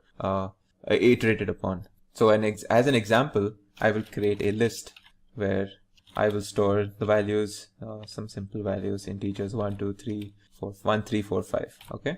I'm going to create an iterator out of this where I will use the iter function. And I'm going to say this is, let's say this is called my iter. Okay. And I'm going to use the iter function as I had mentioned, and I'm going to pass my list in this. Now if you see what is my iter, it should be a list iterator at a particular memory location. Now let's use the next function to keep going through whatever is there in this. So of course the first object should be 1, as you can see. Now when I look at the next, it should be 3, then I should get 4, and now I should get 5 as I use the next successively. Now since I've reached the last of my objects in this collection, now the next time I use this next function, I should get a stop iteration exception that is raised, as you can see here. So this is the basic iteration protocol in Python. Now you might have already gone through the for loop video, and in that I have spoken in quite a bit of detail as to how a for loop performs this this iterator protocol and how it creates an iterable object out of, say, a list or a tuple, and how it internally performs the next function, and it breaks out of the for loop once it encounters the stop iteration exception. So for loops are like, they're very, very similar to your standard iterator, and they use pretty much the same protocol for its functioning. Now let's do a basic comparison of what is a basic comparison between a generator and an iterator in Python. So in generator, we use a function. We define it using the def keyword, and we define it under one function to create a generator. Whereas in the case of iterators, we use two separate functions, the iter function and the next function. The generator makes use of the yield keyword, whereas the Python iterator does not. In generators, we save the states of the local variables each time we use the yield keyword, and we pause the loop temporarily. Whereas in iterators, we do not make use of any local variables. All we need is an iterable like a list to iterate upon. We may use any number of yield statements in generators, and we do not use yield statements in iterators. Generators are not memory efficient, whereas iterators are very memory efficient. So this is like basic comparison between generators and iterators. In this video, we will be covering the topic of modules in Python. Now, a module in Python, to put it simply, is basically a Python file that has functions and classes written into it and is saved with the .py extension to specify that it is indeed a Python file. A Python program can use one or more modules, and modules can have one or more functions. They basically help us organize our code, and instead of having one long Python file, we can have several files or several modules. Now, modular programming is the process of breaking a large event or task into smaller and more manageable subtasks, and we call these subtasks basically modules. Now, individual modules can be grouped together like building blocks to create a larger application. There are several advantages to modularizing code in a large application, and we will be going through them right now. So first of all, there is simplicity because instead of focusing on a big problem or big task, we can break down the problem into smaller portions or modules. Now, maintainability of code is much better through modules because they are designed to create these sort of boundaries or clear demarcations between different problem domains. There is reusability in the sense that once we create a module, we can use it in different parts of the code or even deploy print different applications itself. There is also scoping, and what this means is modules typically define a separate namespace, and this helps us avoid collisions between identifiers in different areas of a program. Functions, modules, and packages are basically all constructs in Python that promote code modularization. You might have already come across or gotten an intro into functions. In this video, we will be going through modules. And in another video, we will also cover the topic of packages. To import a module, we use the import keyword. And in this example, what I'm going to show you is a simple function or a simple operation of importing the OS module.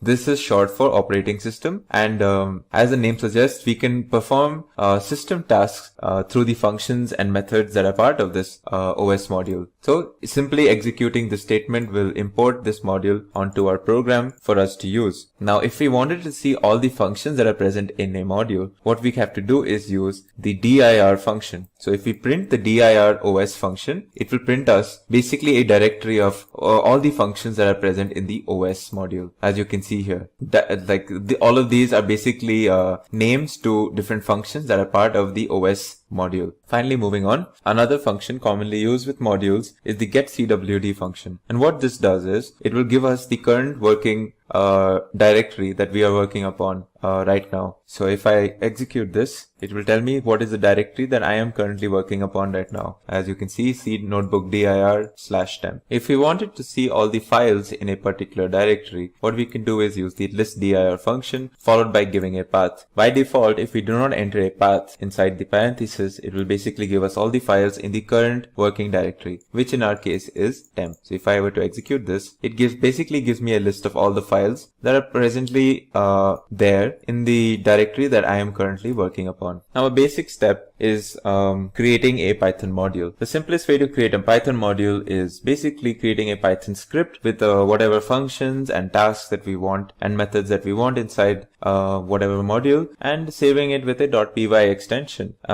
So in my example, what I'm going to do is I have already created a script in Notepad, and I've stored it with a .py extension that contains these 4 functions: add, subtract, product, and division. I've basically used this code and I've stored it in a .py script, and I'm going to be using this as my as a test module for this particular example. Now, how do we import a module? Now, once that I have created a script, in my example, it will be called mycalc.py, and we've stored it in our directory. To import the module, all we have to do is use the import statement. So if I had to import mycalc, all I have to do is say import my_calc, and now my calc has been imported.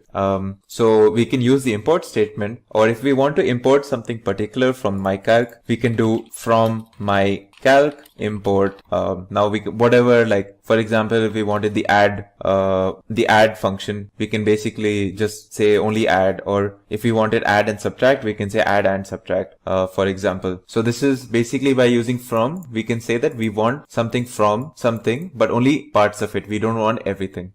We can also use from mycalc import, and we can say asterisk to basically say import everything that exists in mycalc right now. So this is another way of importing something from a module. Now, to access contents in a module, we have to use the dot operator, and I will show you how right now. So what I'm going to do is, in my example, I'm going to import mycalc as calc. So now since this is the original folder or the original module, but I'm going to give it a shorthand name so that I can easily use it in my code, and I don't have to type out my_calc every time. So now I'm going to import this as calc. So anytime I have to refer to a particular method or function inside this script or this module, I will just use this placeholder, this variable name. So now I have 2 variables, a and b, and I'm storing 20 and 30 in them. So my first what I'm going to do is basically 4 operations. I'm going to print the addition of a and b, then the subtraction, multiplication, and the division of these 2 numbers. And each time to do this operation, I am going to use the add function that is present in the mycalc module. So to do that, I have already imported mycalc as calc. All I'm going to do now is invoke these functions using the dot operator that we are already familiar with. So I'm going to say calc.add, and then I'm going to pass these 2 arguments or these 2 variables to say that I want to add these 2. And similarly, I'm going to do it for subtraction, multiplication, and division.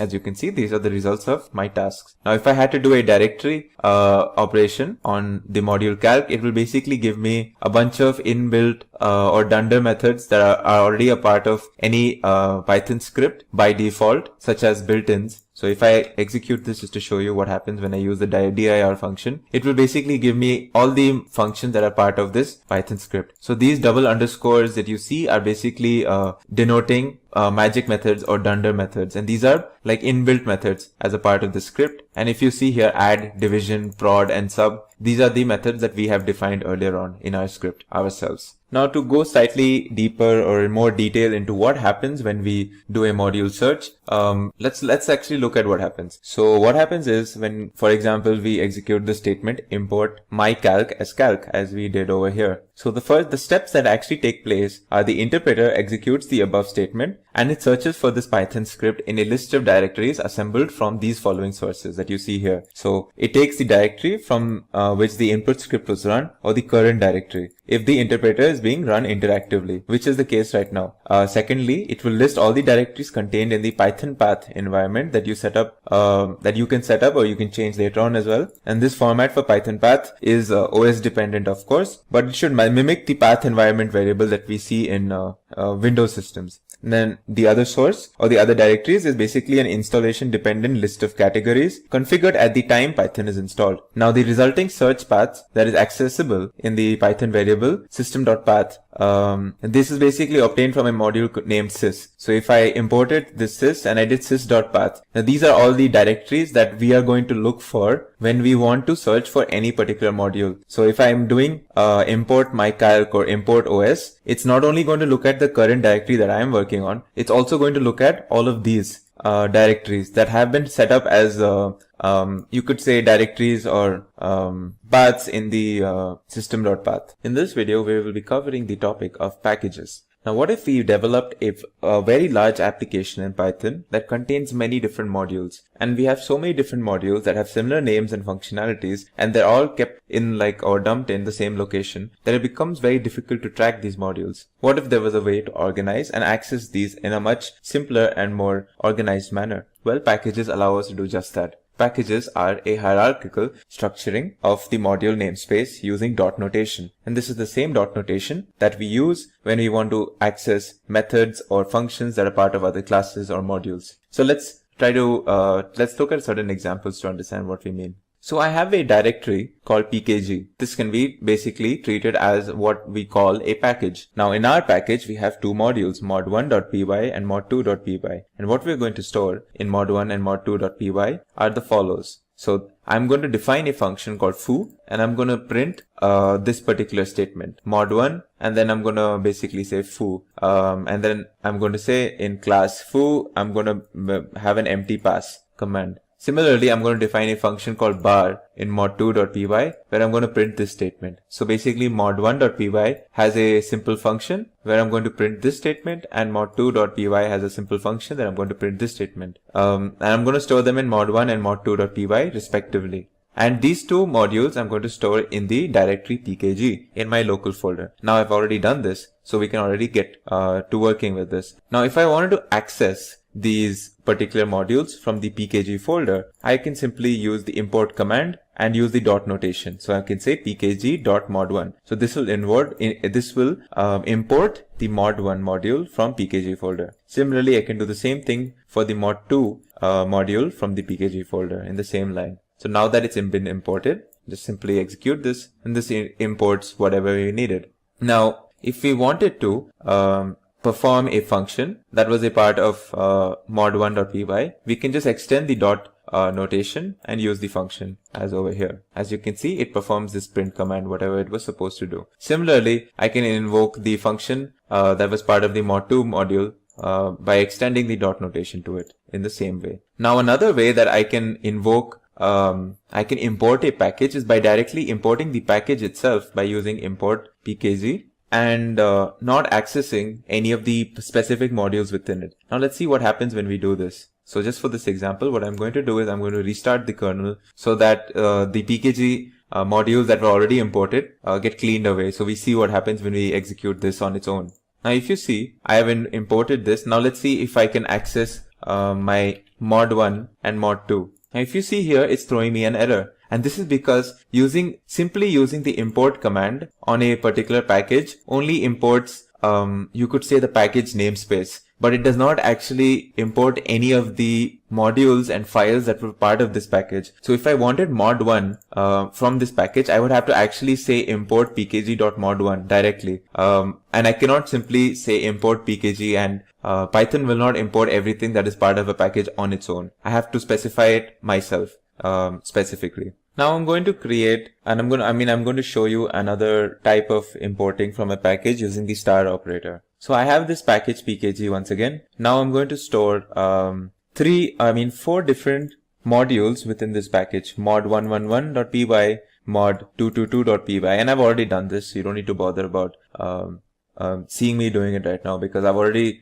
created these files. And what I've done is, within mod111.py, I've written this statement and I've stored it in the Python script. Similarly, I've created another Python script called mod222.py, and I have basically written this in the code. And I've similarly done this for mod333.py, and I've done another for mod4.py. Now, once I have done this, I've stored these Python scripts into my package, or pkg package. So now what I'm going to do is I'm going to execute this command. If you see this, from pkg.mod333 import star. So once I execute this, now I'm going to say print directory, and print directory basically will tell me all the functions that exist in my current directory. If you see here, there's this baz function that was a part of mod333 module. Now if I change this, and if I imported mod111, and if I did the same thing, you will see foo has now been added as a part of this directory. And these are all functions that were part of these different modules where I'm importing from. And that is what the star function does. What the star function will do is, it will basically tell Python, okay, so the statement is saying from pkg.mod111. So it's saying that, okay, look into this directory or this package and find this module. And in this module, import everything that exists inside it up until this point. So this is another way of basically importing files or functions from a particular package and a particular specific module within that package. So yeah, this was a very brief video on packages in Python. The conclusion being that packages are basically an organized way of storing many different modules that we might have created in a very large application. And these modules can be accessed using the familiar dot notation that we have used in other examples, such as methods when we were working with classes and objects. In this video, we will be taking an introduction into the concept of generators. So Python provides a generator, which is like a function where we can create our own iterator. In a generator function, we use the yield statement instead of the return statement that we use for standard functions. So let's look at a simple generator first of all. So out here, I have defined a generator called myGenerator, where I'm doing there are three functions or three tasks that I'm doing. First one is when I'm printing the first item and I'm yielding a value 10. Then I'm printing second item yielding 20. Then I'm printing last item yielding 30. So let's see how do we use this. Now, since we know myGenerator is the function, it uses the yield keyword. Every time we use the next keyword, we will keep getting what is next in this function. So let's store the generator in mygen. So now we have stored the iterator in this function variable called gen or gen. Now let's see, when we do next and we use gen, what happens? So the first task is performed, or the first iteration is performed, where we get this, the first yield command is done. Alright, let's see what happens when we do next again. Next gen. Now, as you can see, we get second item and we get 20. Let's do it for the next. Let's do it once more, since there is one more task. There's one more iterable inside. You can see this. Now, a valid question is, what will happen if we do next gen again, since there is nothing after this? Well, let's see what happens. We should get an error. As you can see, stop iteration error. This is another built-in exception that happens when we have reached the last object of an iterable. So we get a stop iteration error. So Now a key difference between a generator and a function is that when we execute a function, the moment we hit the return statement in a function, or when we execute a function, like whatever variables that were stored inside are lost and they're destroyed unless they were defined as global, and the function is completely done executing and we leave the function completely. Whereas when it comes to a generator, when we hit the yield function, we don't actually completely leave this function. So the first time the yield is found, we get 10, but the generator remembers its position inside this function. So the next time we use the next, we actually move on to the next iterable, and then we move on to the next iterable. So you can think of a generator as it sort of has memory, if that makes sense. It's a way to like create iterables in Python or create iterators in Python. So to understand what the difference between the yield command and the return command does, let's take the same function. Alright. And let's put a return over here after this particular, the second yield. Okay. Let's do the same thing. We say gen is equal to my generator, and let's start doing next gen and seeing what's there. So the first yield will be standard, first item 10. The next one is again is going to say second item and then 20. But now if you notice, there was a return I put over here. So technically when I did the second next, it's not only yielded 20, but it's also executed this return function or this return statement. So let's see what happens if I do next again. As you see, I have gotten the stop iteration seemingly earlier than I did before. And that's because I have used the return function and return statement. And what that's done is that if we've completely left this function, so as to speak, and there is nothing next, so as to speak. So we get the stop iteration. And that's the difference between yield and return. Now in the next example, I'm going to show you how we use a generator function in place of the for loop, or for a for loop. So let's take this, what I have over here, and I have defined a function called getSequence up to x, and what this will do is basically it will keep printing the printing numbers up until whatever we have entered in place of x over here. So if I said, say, sequence is equal to, let's copy this, all right.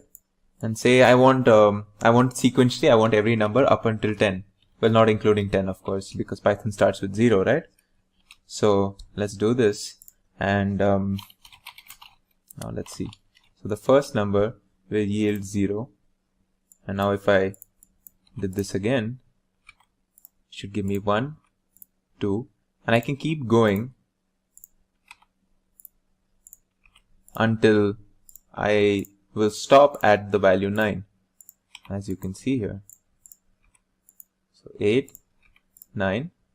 Now I should get the stop iteration error because that we have reached the end of our iteration. So this is a way of using generator functions for loops. So another neat example where we're going to use a generator is in the case of Fibonacci numbers. So let's use it. Let's see how we can generate a Fibonacci series using generator. So I've defined a Fibonacci function called Fibonacci where I'm passing max. So max is basically the max value that I want, like up until where I want the sequence, right? So this is basically the code which will return me the subsequent values of my Fibonacci sequence. So let's pass this to fib and say I want all the Fibonacci numbers until 10. So I will pass 10 over here. Let's see what happens when we do next fib. Well, it should start with 0. Then when we do this again, we get 1. Then we do 0 plus 1. It should be 1. Next number should be 1 plus 1, which is 2. Then we should have 2 plus 1, 3. And then 3 plus 2, 5. Then 3 plus 5 should be 8. Now 8 plus 5 is 13. And since 13 is greater than what we passed for our max value here, now when we try this, we should get the stop iteration error, as you can see. In this video, we will be learning about the concept of list comprehension. Now, list comprehension it's a neat way of creating a new list based on values that are already there in an existing list. So you can think of it like creating a new list using a much shorter and cleaner syntax compared to what you might traditionally be thinking. So let's go through some examples, and through those examples we will see how list comprehension makes creating these new lists much simpler and much easier for us.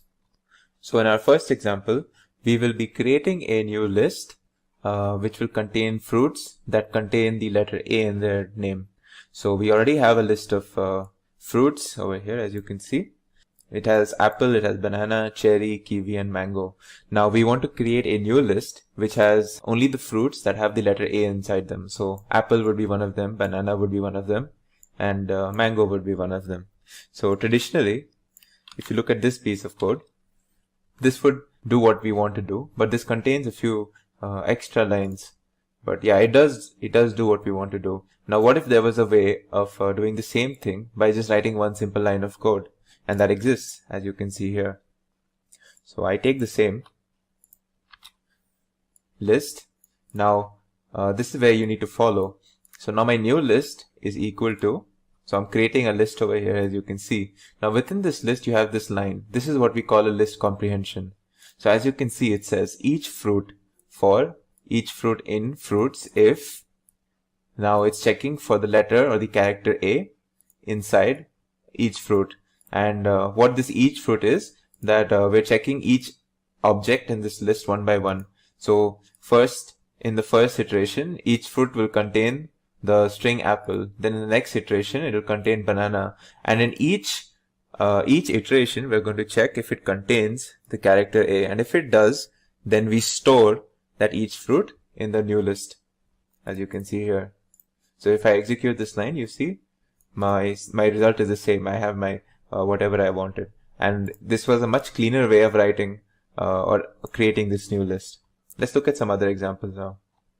So my next example, what I'm going to do is I am going to iterate through a string. So I have a string. It can be anything. In this case, I am using a string called human. All right. So I have a string called human, right?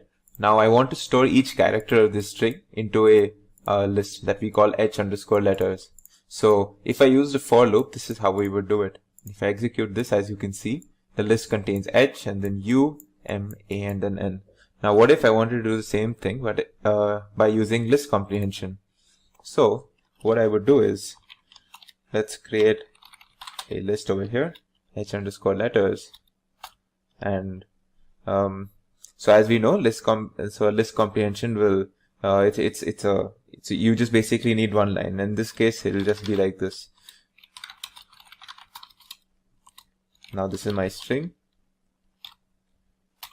Now let's see, when I check what's in h letters, let's see what is the output. So as you can see, I have the output as what I needed. So this is a much cleaner way. Let's go through some more examples now. Now we can do more list comprehensions. We can even use, so we've already seen one case where we checked for the character A. We've seen a case where we went through, where we did a sort of a loop through a string. We can also use list comprehensions in conditionals. So let's look at an example where we use the list comprehension with an if statement. So what if I wanted to store, say, the first 10 even numbers? So this would this is an example that I'll be using. So in my list, I want to store the first 10 even numbers. So this would be a way to do it.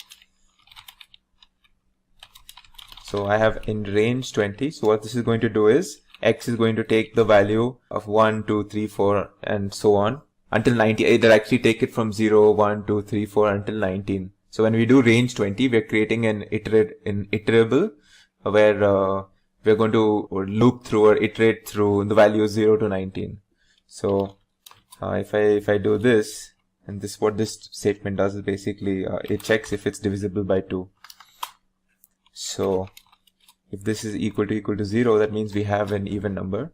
And if this condition is met, that means we store the x into our number list. So let's see what happens when we execute this. This should contain 0, 2, 4, 6 until 18. So this is the first 10 even numbers, as you can see. So this is a neat way of using if statement. We can also use an if else statement.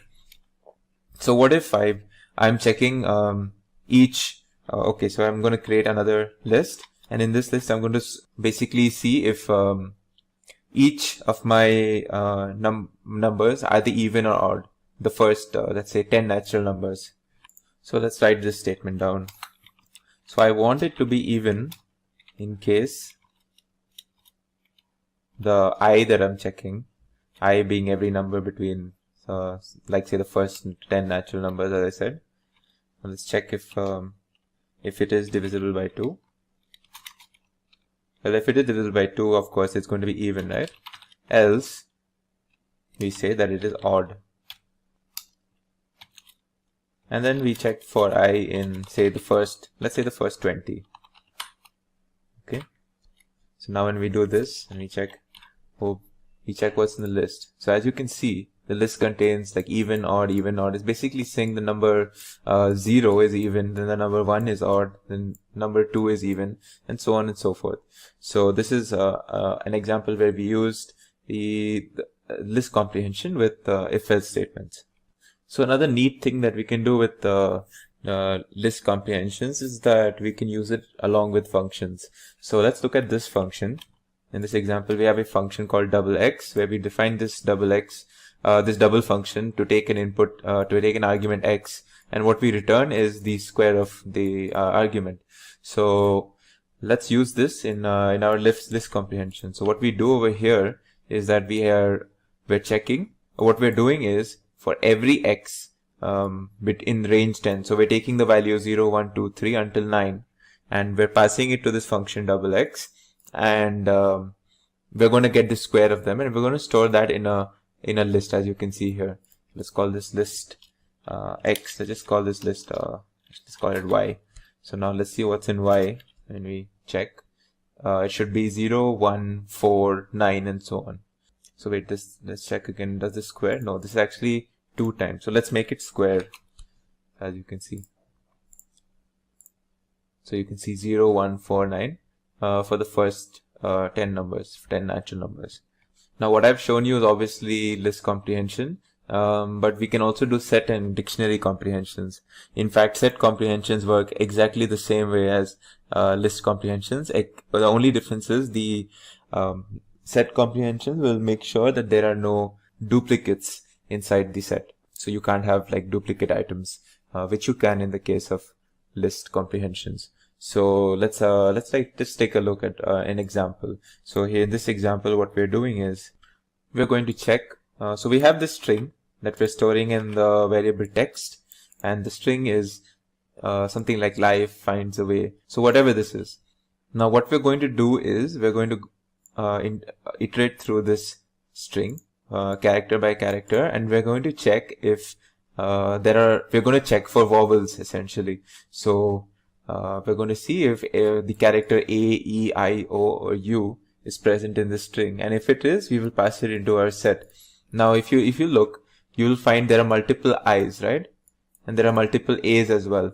So if we did this through a list comprehension, each time that we find a vowel, it would be added to our list. But since this is a set, and sets do not allow duplicates, so you will only have one copy or one particular object for each of the vowels. So of course now set comprehension is defined using curly braces, so let's keep that in mind. So now if I check what's in this, I will see A, E, I, and U. Even though there are multiple A's or multiple E's or I's and U's, since this is a set, we don't have duplicate copies of any of these. So this was just a small example for showing you set comprehensions. Similarly, we can do the same thing, this comprehension for dictionaries, and we call it dictionary comprehensions. The only thing that we have to worry about when it comes to dictionary comprehensions is that we have to define a key when it comes to this. So let's look at an example. In this, what we're doing is, again, dictionary comprehensions are also defined using curly braces, just like sets, except in this case, we will define a key, and that separates it from a set comprehension. So in this case, what we're doing is that I'm checking, I'm going through a list of numbers from 0 to 9, right? This is what the range 10 function does. And what I'm going to do is I'm going to create a key which is going to be like 0, 1, 2, 3, and the value of each key would be its square, as you can see here.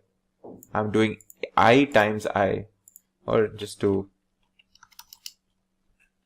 make it a little more clearer, as you can see, I'm doing I square over here for every value from 0 to 9.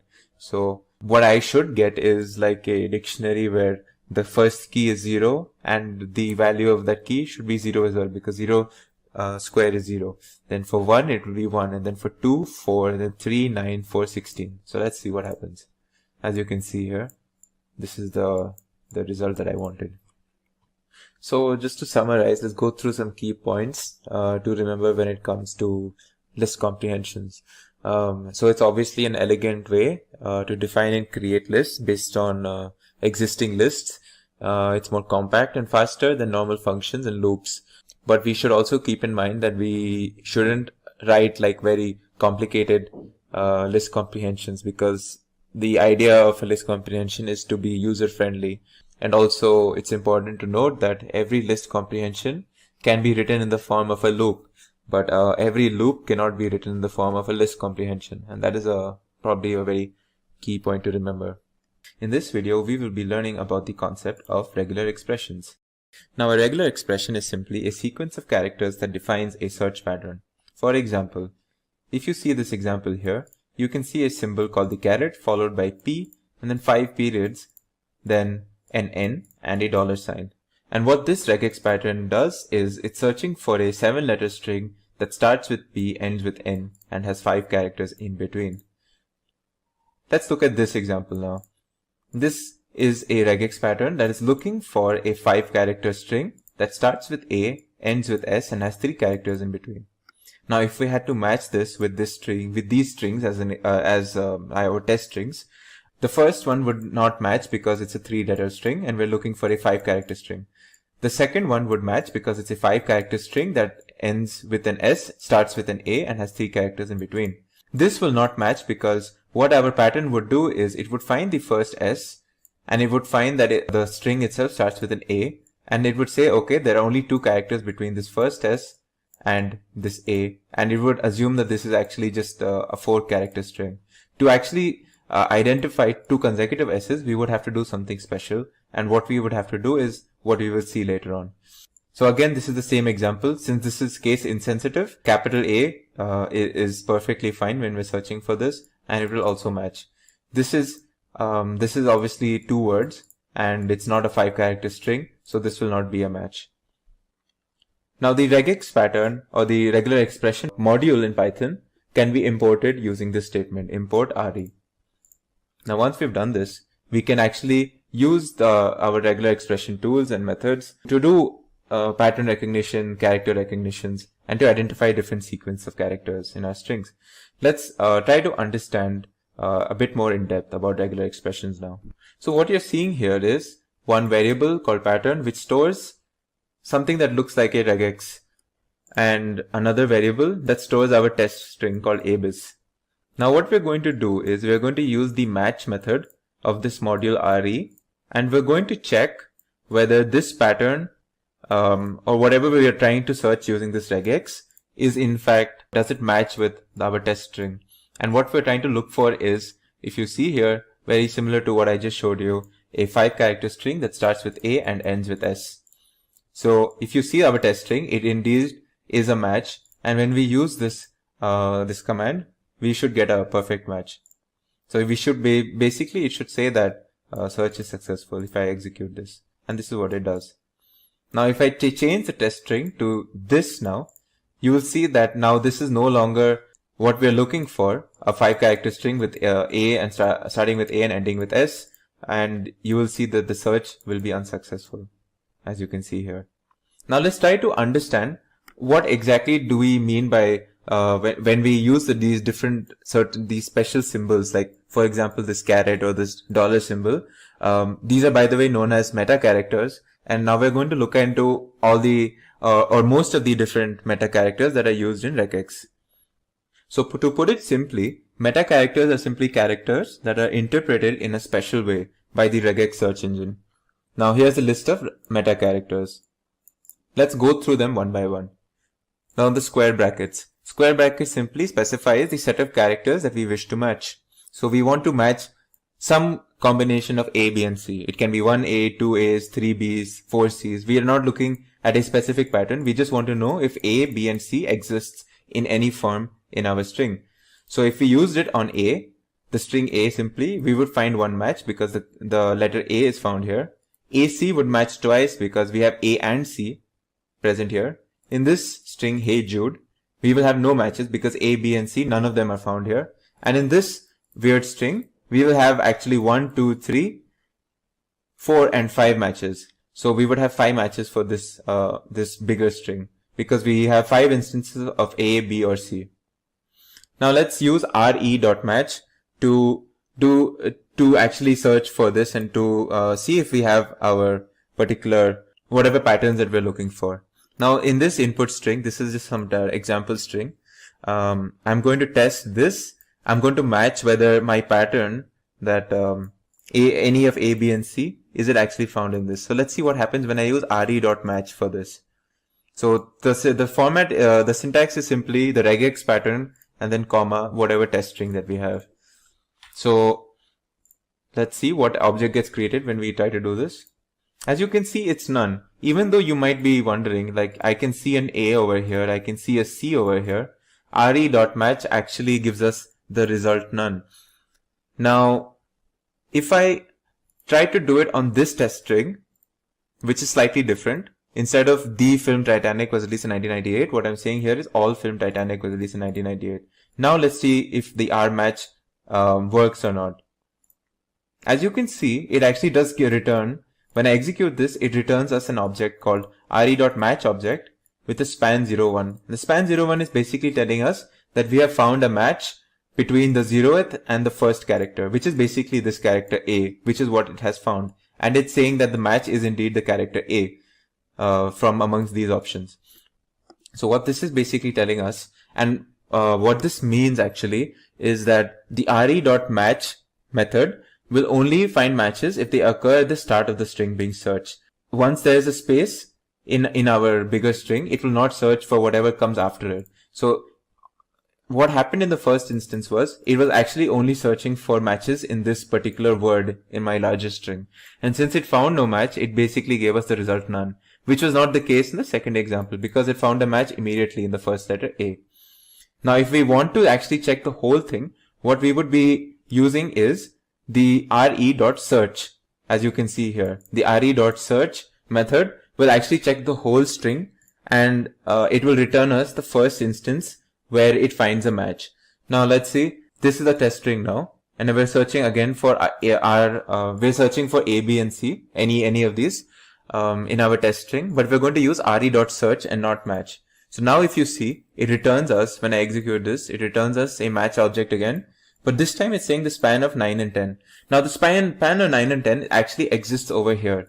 This is the 9th character and A itself is the 10th character over here. So what this basically is telling us, that the 10th character is where we found a match, which was the letter A, which was the first instance of either A or B or C in this whole string. And this is basically how re.search works. It will not only search the beginning of the string, but it will search the whole string and return us the first instance of wherever we find. Now what if we wanted to find out all the instances wherever A, B and C were found and not just the first instance? Well, in that case, we would be using the method findAll over here. So when we use findAll, it will actually return us each and every case where it found A, B or C. And you might not, it won't tell you the exact position, but it will tell you like, so if I execute this, you can see it gives us a list with A, C, A and A. And what this basically means is it was looking for the characters A or B or C, and it found A first, and hence this for the first item in the list. And then it found a C, and then it found 2 A's successively. So this is actually how findAll works, where it will actually find all of the instances of our regex pattern. Now that you've seen how the square brackets work and how the re.search and re.match and re.findAll methods work, now we're going to go through all the other meta characters that we saw above. So the period. Now a period matches any single character except the new line. New line is basically /n or a break. Now if you look at this picture, what it's going to do is, this expression basically saying that do we have two characters, like sets of two characters in our string. So this is a single character string, and obviously a single character string is not a double character string. And this expression, this double dot, is basically asking us, do we have two characters present in our string? So if I had to match it with this A, it will obviously be a no match because A is one character. If we checked it with AC, it is a match because A and C are two characters. A, C and D will also give us only one match because it will find A, C and then it will leave D as a single character. But when we check A, C, D and E, or this string in particular, it will find two matches because it will consider A and C as one of the matches and D and E as one of the matches. So below is basically what we're doing. Basically the same thing, we're just using ret.search for each of these different examples. So if you see when I use find all on A, C, D, E, and when I'm searching for a two character match, you will see that it will return me A, C and D, E, as you can see here. And similarly for something like this, it will return me again, whatever like two character patterns it finds successively. So the next symbol, the next meta character is the caret symbol that you've seen earlier. And the caret symbol is basically used to check if a string starts with a certain character. So if you look at this picture, we have two expressions that we're going to check over here. One is checking if A is the beginning of a string, and the other one will check if A is the beginning of the string, but is it followed by B or not. So when we check this, what you can see is the first string will be a match because it's only the character A, and it will match here as well because this string starts with A, but it will not match here because this string starts with B. Now if I look at this particular expression, you can see that this is going to search for if the string starts with A and is followed by a B. So it will match in this case because it does start with A and is followed by a B, but it will not match in this case even though it starts with an A because it's not followed by a B. So out here is basically us using the ret.search to basically find these patterns. The next symbol that we will come across is the dollar symbol. So the dollar symbol that you can see here is used to check if a string ends with a certain character, and we have already seen how this is used in one of the earlier examples. So this is going to check basically this expression will check if the string ends with A. So this string is basically the character A, so it will match. This also ends with A, so it will match. And this particular string does not end with A, so it will not match. And we are going to do that using the ret.search over here. So as you can see, it finds a match in the first character itself here. In this case, it finds a match in the last character, but in CAB, there is no match, so it returns us a none. Another example is of the meta characters is star. So this is the symbol for star, and what the star basically is used is for checking if there are 0 or more occurrences of the pattern to the left of it. So now if you see here, what this will check for is there any form of M and A that occurs before N? And it's very important to note that the N has to follow the A in this case. So let's look at these examples and what will happen. So if I checked it with M and N, this is actually a match because N is followed by 0 occurrences of M and A, which is, it might seem a little weird, but it is technically the truth, because the star symbol doesn't check for the existence, it just checks for if N occurs, it must occur after an A, or the A should not be there itself in this particular string. So as you can see here, the N occurs after an M, and it's fine because there is no A. Now you will see when it will not work. So M, A and N is obviously fine. M triple A N is also fine because N follows an A and there's an M here. This, however, main will not match. Now why? Even though we have M and A and we have an N, you see the N is immediately followed by an I. N follows an I immediately, or the N is preceded by an I immediately. And this is a no match because the strict condition in the search is that N must precede an A if the A exists. Again, in woman it will match because N follows an A over here. So we're just going to use the ret.search for these examples that we saw over here in terms of code using the ret.search, as you can see here. Finally, we have the next meta character, which is the plus symbol. Yes. So the plus symbol matches one or more occurrences of the pattern left to it. Now this is very similar to what we saw earlier in terms of the star, except now in the plus, the key difference is we're looking for one or more occurrences instead of 0 or more occurrences that we were looking for in the case of star. So when we say one or more occurrences, Now we need what is there to the left of the plus sign. A zero, no occurrence of it will not be allowed or will not cause a match. So let's see now what we're going to do here. We're going to use the same expression, except we're going to replace the star with a plus sign. So now what we're going to say is, okay, we need M and A, at least one occurrence followed by an N. All of these conditions have to be met. So again, if we took the first example, M and N, this time it will be a no match because there is no occurrence of an A over here for preceding the N. So it's a no match. M, A and N is a match because, well, this is perfectly fine. M, triple A and N is also perfectly fine. But if you look at M, A, I and N, much like earlier, the N is preceded by an I and not an A. So there is no match. And again, woman is perfectly fine. And we basically execute the same thing through the search function in this piece of code.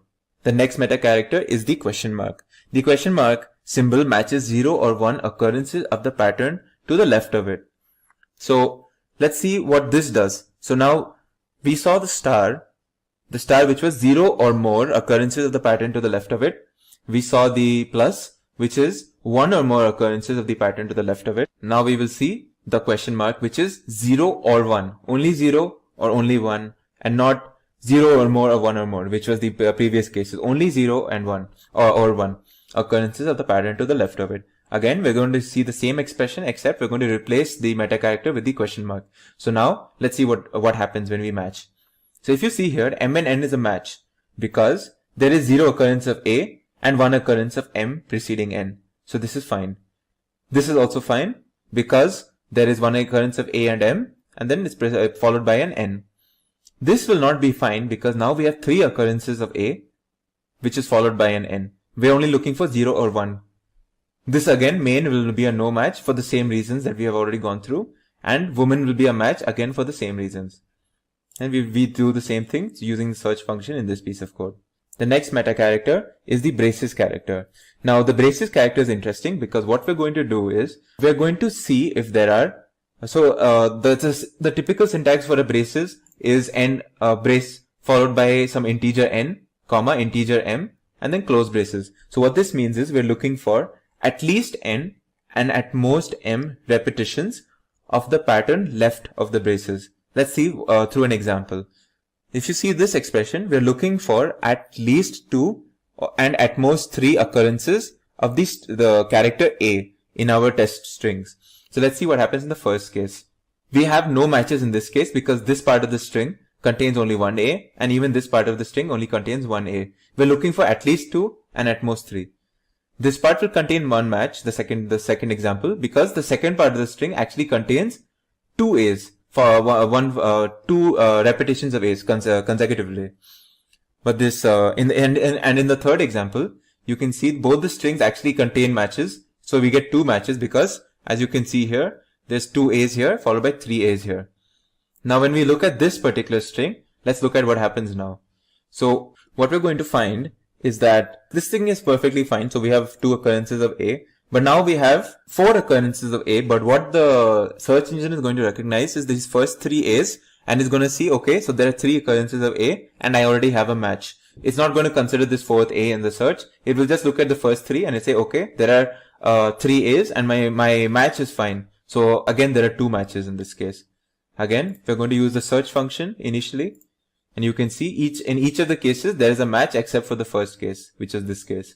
Now let's see the find all option and see what happens when we do the same thing using find all. So when we use find all, it basically gives us each of the instances where the match has occurred in each of these lists. Now let's try to use a slightly more complicated example where we combine different meta characters and we create a more sophisticated expression that we want to search in our test strings.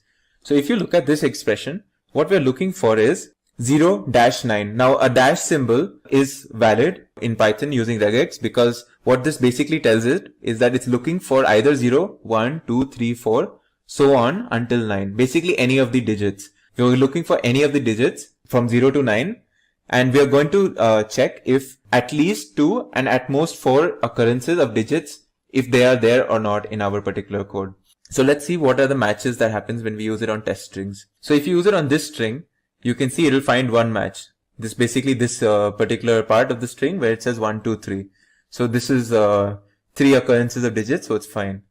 Now when we look at this whole string 12 and whatever this is, you will see this will not find a match here. This obviously will not, because these are characters. But if you look at over this part, it will find matches in terms of the first 4 and then 7 and 3, the next 2. 1 and 2 again, there are no matches because there's only single occurrences of digits. We're looking for at least 2 and at most 4.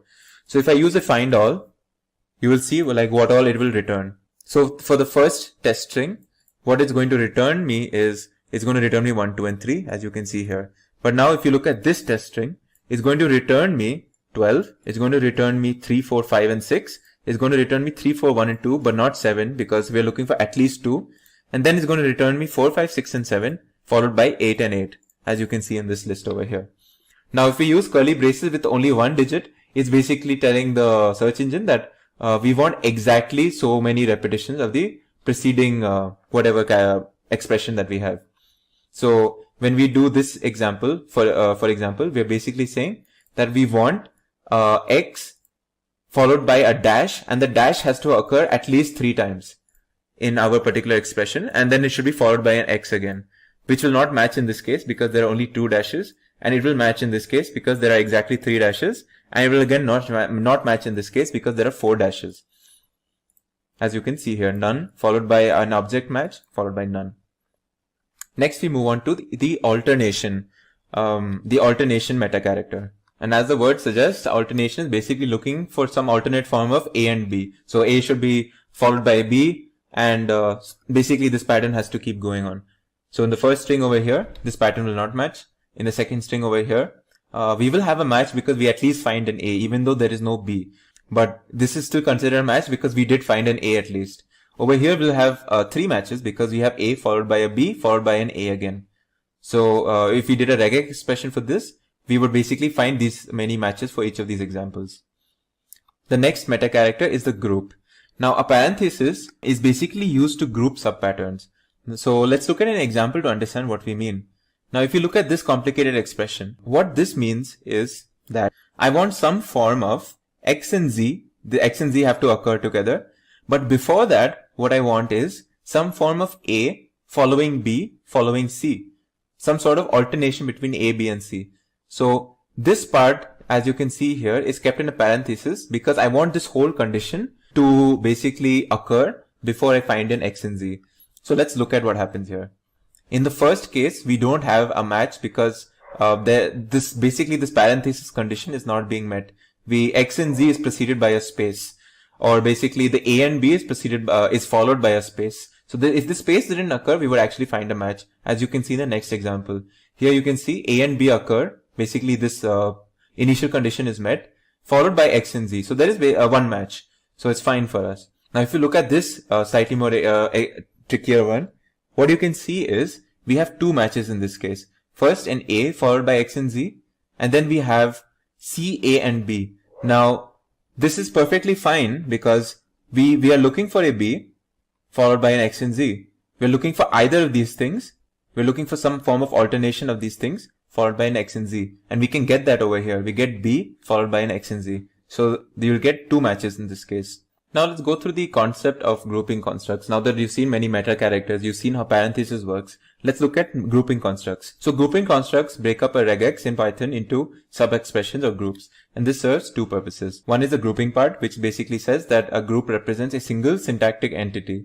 And any additional meta characters apply to the entire group as a unit.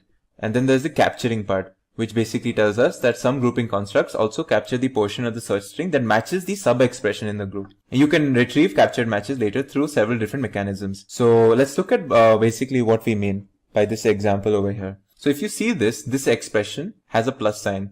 So we're looking for, as you know, a plus looks for one or more occurrence. So this will basically check for one or more occurrence of the character R only, because there's no parenthesis as in this example. So this plus is next to an R, and it's going to check for basically whether one or more occurrence of R happens preceding B and A.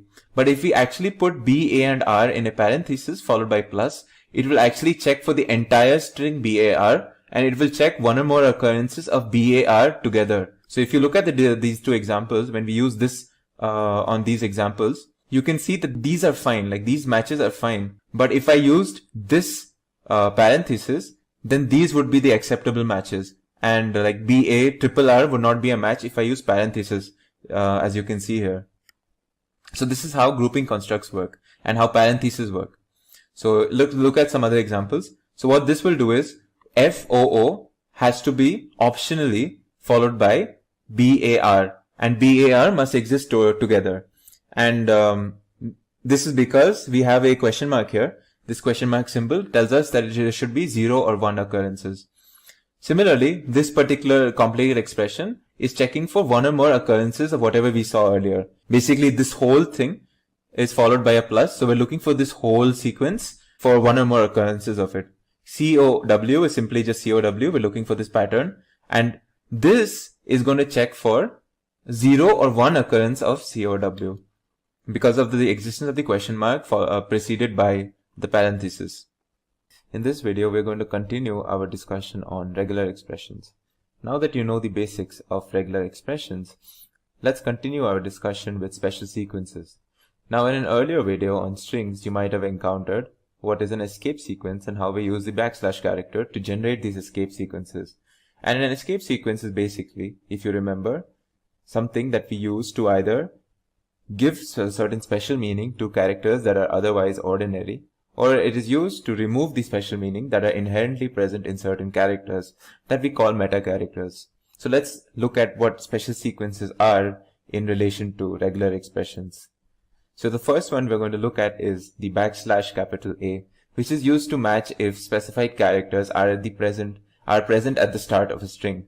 So out here, if you can see, we are checking if the word the is present in these two strings. So we would get a match in the first case over here because this starts with the word the, but in the second case we won't get a match.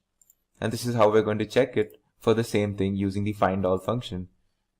So if you see in the first case, it returns us an object because we do find the in the beginning of the string. In the second case, we get us empty list because this string does not start with the word the. Now the next one that we'll look at is \B, small b. Now this is used to match if specified characters are at the beginning or at the end of a word. So when you use \b and then you follow it up with whatever you're looking for, it would look for those particular characters or that pattern if it exists in the beginning of a word in a string. So if you look at the first example, it starts with FOO. And in the second example, you see this portion of the string or this word is actually also starting with FOO, so it will also match. However, in this string, which is very similar to the second one, we don't have a space between A and F, and it's basically one word. So this does not start with FOO, but it actually starts with AFO, and it won't match, as you can see here. Now similarly, if we wanted to check if something exists in the back of a string, at the end of a string, we type what we want to search for first, and then we follow it with a \b. And if you see here, it will match in this first case, it will match in the second case because this part of the string ends with FOO, but it will not match in this case because, well, we removed the space, so now this whole thing becomes the string that we're looking for, and it does not end with FOO anymore. And this is basically us just checking it through the findAll function. Now the next special sequence that we will be looking at is the /B, which is basically the opposite of what we just saw. This matches only if the specified characters are not at the beginning or the end of a word. So if you see here, this is checking if FOO is not at the beginning of these strings. So in this case, there will be a no match. In this case also, there will be a no match. In this third case, there will be a match. Similarly, if we wanted to see if something does not end with a particular string, we would type that whatever pattern we're looking for, followed by a \B. And then we can use the findAll function to generate us lists wherever we find such objects, find such matches in our particular test strings, like we have done over here.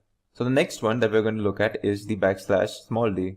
And this matches any decimal digit, which is equivalent to doing a square brackets 0-9. As you must have seen earlier. So if we did a square bracket 0-9 and if we did a search or a findAll or a match, it would look for any of the digits between 0 and 9. So a similar thing can be done using a special sequence \d. So as you can see, there will be 3 matches in this case because 1, 2, and 3 digits exist. Whereas in this case, for the word Python, there will be no matches. So these are certain examples where we are doing the same thing using the \d. Now we have another one, which is the \D, and this is just basically the opposite. It matches for any non-decimal digits. It's also equivalent to typing a caret inside square brackets with 0-9, which, if you remember from the previous video, is basically asking us to check for anything that is not the digits 0 to 9. So this is basically, we're going to check in these two strings if there is no digits, no non-decimal digits. So if you see here, we will find 3 matches, A, B, and the double inverted commas. And in the second string, we will find no matches because this is fully just digits. Next, we have \s. Now this matches where a string contains any white space character.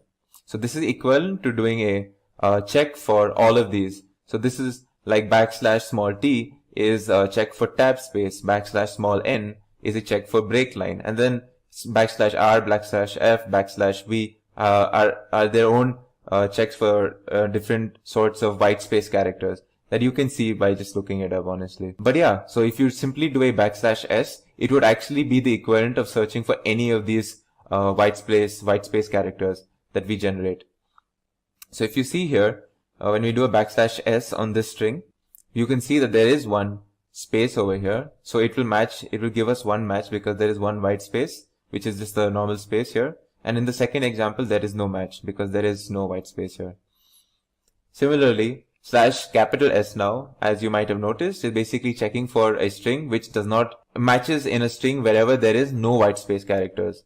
So it's basically the same as doing caret /t, /n, /r, /f, /v in a square brackets. So this is basically a simpler way of doing the same thing using square brackets and a caret symbol. So if you see this expression, \S, now we're looking at A space B. So over here, if you see, it will match for all the non-spaces. So it's going to match for A and B. So we're going to get 2 matches here.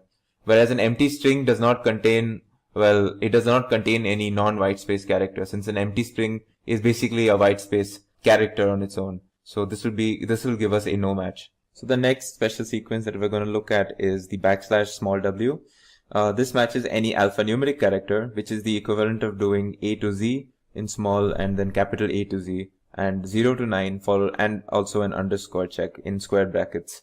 It's important to note that the underscore is considered an alphanumeric character, hence why we include it over here. But yeah, this is the \w, small w, which basically checks for any alphanumeric character and matches it in a string. So if you see in this first case, it will find 3 matches at 1, 2, and also at the letter C. These others are not alphanumeric characters. Whereas in this string, none of these are alphanumeric characters, so we will get no match. Again, much like the other examples, there's a \W, which will check for any non-alphanumeric character, and it's the equivalent of doing whatever we did before in the square brackets, just with preceded by a caret sign. So if you see here, we have this string where we have a bunch of characters. Well, yeah, only one of them, this percentage symbol, is a non-alphanumeric character. So we will get one match over here. But in this case, in this string Python, we will get no matches because they are all alphanumeric characters. We're just doing the same thing here with a bunch of different examples using the findAll function. Now the \Z matches if the specified characters are at the end of a string. Now don't confuse this with small b, because the small b checks for a string and it checks each and every word in the string individually and checks if any of the words ends with a particular thing or starts with a particular thing, but it checks each word individually. But in this case, the \Z will check the string only and not each word. So if you see the difference here, when you use \Z, it will match in this first example, but it won't match for the next two. But if you used small b over here, it would actually match not only in the first example here, but it will also match in the second example, because it would check this word individually and it will find out that, yeah, there is a match here as well. So it would actually match in the second example as well. In this video, we will be covering the topic of closures. Now, before we understand what a closure is, we have to understand what is a nested function and non-local variables. Now, a function which is inside another function is known as a nested function. Nested functions are able to access variables of the enclosing scope. So if I define this function called outer function, where I pass some argument called text and I store that in a variable called text again, and if I create a function within this called inner function, and I want to print whatever this variable is in text, when I execute this, it will be able to access this variable because it's within the enclosing scope. So if I set outer function hey, this gets stored in the variable text, and then the inner function will print that variable, which is basically the string hey, as you can see here. Now, inner function can easily be accessed inside the outer function body, but not outside of its body. So here, inner function is treated as a nested function, which uses text, this variable text, as the non-local variable. Now, a closure is a function object that remembers values in enclosing scopes, even if they are not present in memory. It is a record that stores a function together with an environment. It's a mapping, basically, that associates each free variable of the function, which are basically variables that are used locally, but are defined in an enclosing scope, with the value or reference to which the name was bound when the closure was created. A closure, which unlike a plain function, allows the function to access those captured variables through the closures, copies of their values or references, even when the function is invoked outside the scope.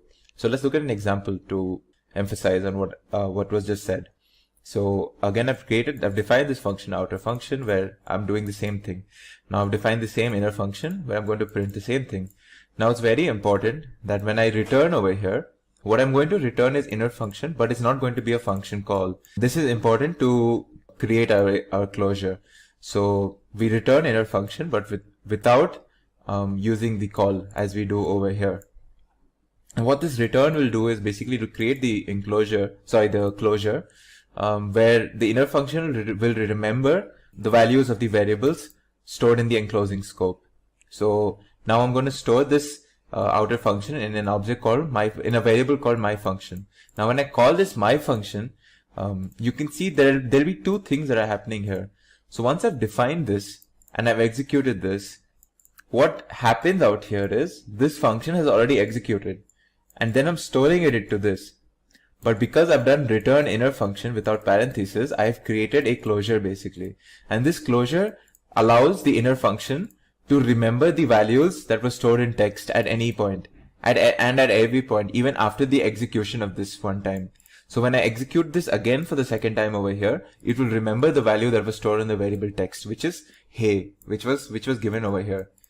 That's why you see when I execute it for the second time over here, the first time being in this line when I'm storing it in my function, when I execute in the second time, again it will give me the result of hey. As you can see, the closures have to invoke functions outside the scope. The inner function has a scope only inside the outer function, but with the use of closures, we can extend its scope to invoke a function outside the scope. So now let's look at this code. So this code, don't worry about what's going on here. Just know that what we are doing here is we have two functions which we defined called add x and y, which will return x plus y, and the subtract function, which will subtract x and y. So now we're going to execute these. Once we're going to execute the add over here and add logger, and we're going to execute the subtract function, and we're going to store it in sublogger. So technically we have already executed these two functions, but now since I've created an enclosure, basically if you see here, this is the enclosure that I've created. Now what happens is when I access this function from outside its initial scope, which is basically over here, this was the initial scope. When I access it outside, you will see that it still has access to these variables x and y. So if you see here, I first of all I've allowed the enclosing function to accept arguments of any numbers. So I can pass x, y, I can pass x, y, z also. But if you see here, I only have a thing for x and y. So when I want to access any value of x and y, even after the execution of this code initially, I have access to these variables x and y, and that is because I've created a closure out of that. So if you see, if I do add logger 3 and 3 over here, I'm able to get the result 6. If I do add logger 4 and 5, I'm able to get the result 9. Similarly, for subtraction logger 10 and 5, I will get 5 here, and 20 and 10, I'll get 10 here. And I can keep doing this. I can keep saying add logger, and if I say 4 and 7, so if I executed this, and now I'm going to say, let's say for example, add logger, if I said 4 and 7 here, so this still has access to my variables x and y because I've created the closure, and it should give me 11. Similarly, if I did sublogger, say 30 and 15, it should give me 15 because 30 minus 15. So let's say 30 minus 16, right? So it should give me 14 because again, I have created the closure and it has access to these variables already. In this video, we will be learning about the concept of lambda functions. Now, a lambda function in Python is an anonymous function without a name. We usually use lambda functions whenever we want to create a function type object for a short period of time. A lambda function is defined using the lambda keyword. Like a normal function is defined using the def keyword, we define a lambda function using the lambda keyword. Also, the lambda function can take any number of arguments, but it can only accept one expression as a part of it. So think of a lambda function like a sort of a temporary function object that you create whenever you want to perform a particular task or object, but you don't want to give it a name, or you don't want to define a full-blown function and give it a name like that. So over here, I'm going to give you an example of a lambda function. Let's say that this lambda function takes in, let's call it x. And so you define the function, let's call it x. Let's call it a lambda function using this keyword. Now we want, say, 2 parameters, right? We're saying, say, a and b, or 2 arguments, a and b. So we're going to pass 2 arguments, a and b, whenever we use this function. And we're going to perform some sort of an expression. Now let's write down a simple arithmetic expression for this. Once you've defined your arguments, just use a colon. Now over here we have our expression. So let's call it a plus b. So now we've created a lambda function called x, where we will pass 2 arguments, and the result will be the expression a plus b. A and b being the arguments we pass. So now let's print the result of let's say we pass 1 and 3. So now we should get the result 4, right? Because a plus b is equal to 4. So we've passed a as 1, b as 3. Now let's execute this. As you can see, the result is 4. Similarly, you can pass any number of arguments. So we want to call some function x. Let's say lambda function. Maybe say a, b and c this time. And we want to do the product of these 3 arguments. So now when we do, when we check the result, let's say we're doing the product of 2, 4 and 6. So this should be 48. And when you execute this, you get 48 as you can see here. So these are 2 simple examples of a lambda function. Now I could have done this in a different way, where I could have defined some function x, and over here I defined that it takes in 3 parameters, and then you can define some, say, return. The function basically returns you a, product b, product c.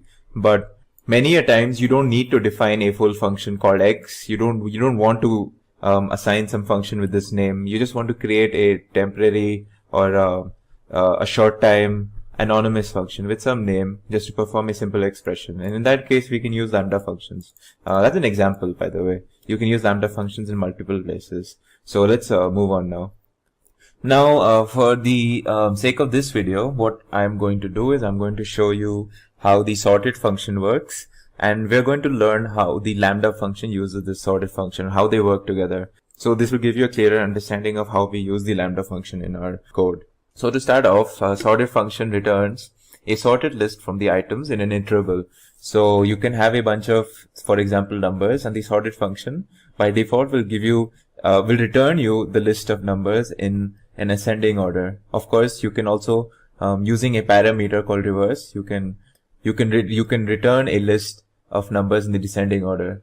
You can also do this for strings, characters. So if you give it a bunch of characters, say A, E, F, G in the alphabet, it will give you, if you use a sorted function, it will give you the characters. It will return it in an ascending or descending order depending on the parameter you give. So basically this, the sorted function, the syntax is, you use the keyword sorted, then you pass the iterable, which is basically some list or some tuple. Then you give it a key. So this key sometimes we don't need to give by default. If the iterable does not contain multiple items per object, for like if it's not a tuple of multiple objects, if it's not a list of tuples, for example, you don't need to give it a key. If it's a simple list of numbers, you don't necessarily need to give a key if you want to sort it. But yeah, a key is basically the parameter which we use to tell the sorted function that we want to sort based on something, which is going to be the key in this case. Finally, the third parameter is reverse, which basically just tells us that if we want to sort in the default ascending order or If we say reverse true, then we will sort in the descending order. Now let's look at some examples. So I have this list over here, and I'm going to print this list. So this list is obviously a bunch of vowels, E, A, U, O, I, and this is not in the ascending order of the alphabet, right? Like we know it as A, E, I, O, U. If I print the sorted form of this list, it should give me A, E, I, O, U, a list with A, E, I, O in the ascending order. Sorry, yeah. So now as you can see, it's given me this list as you can see here. Similarly, if I gave it a string as you know is an iterable. It's a collection of characters. So if I use a sorted function on this, interestingly, it will give me a list of these individual characters like P, Y, T, H, O, and N, but in the order that we want it to be in, which is the ascending order, of course. So if I print this, you can see it returns me the list with each character in the order that we wanted it to be in. Now you might notice, why does P come before H? That's because this is in uppercase. So what this does is, first it sorts all the uppercase characters. Since there's only one, so it just places it in the first object of this list, and then it sorts all the lowercase characters that you see here. So yeah, moving on now. Now what if we wanted to say sort this in descending order? So we have this list, and now we want to sort this in a descending order. So in that case, we have to give the parameter reverse, and we have to assign the value true. So once we do this, now when we execute this, you can see we have the return as the same list but in the opposite order. So that's how the reverse parameter works. Now let's try to understand how we use the key function or the key parameter in the sorted function. Now, of course, if we want to sort something based on some key that we want to define, we use the key parameter. So let's take an example now. So in this example, what we have done is I've defined this function called take second. So what this does is it simply takes the second element of a list of tuples. So what is this list of tuples? Well, this is random. You can see this random. This is a list of tuples. So this is one tuple. This is the next tuple. And what I'm going to do is, in this example, I'm going to create a key out of every second element in each tuple. So I'm going to create a key out of 20, 40, 10, and 13. And based on these, in an ascending order, I will sort this whole list. So what my result should be is that since the smallest of the every second object in these tuples is 10, so this will be my first object in my sorted list. Then it should be the one with 13, because this is the next highest number. So then this will be the next object. Similarly, this will be the next object, then this will be the whole next object. So you see, I'm using every second element of the tuple as my key. And for that, to create a key, basically, I'm creating this function, which will basically return every, it'll iterate through all of these and it will return each of these second elements. So let's actually do this now. So what I have here is, I am going to create a sorted list, which is going to use a sorted function on this iterable, which is a bunch, which is a list of tuples. It's called random. Now my key is going to be take second. So this sorted function is actually very dynamic in the sense, I don't exactly have to create a list directly, each of these objects present in the tuples. I just have to define I can even pass a function in the parameter for key, and it will apply this function on the iterable that we pass over here, which is random namely, and it will use this function to generate keys, generate a key out of each second element, and based on that it will do the sorted, it will perform the sorted function. So now if I check what's my sorted list, you will see that, as I had mentioned, now it's using the second objects, or the second each second object of the tuple as the key. So since 10 is the smallest, this whole object is the first object. Then 13, so we have this object here, and then so on and so forth. So this is how we've used a key to do the sorting function, a key that we've defined on our own. Now similarly, we can use multiple keys as well. So just to quickly go over through this, we have this some list where a bunch of names, a bunch of tuples you can see, right? Tuples with 3 objects each within it. Each first one is always a string denoting someone's name, some student's name. The second is the marks out of 100, and the third is their age.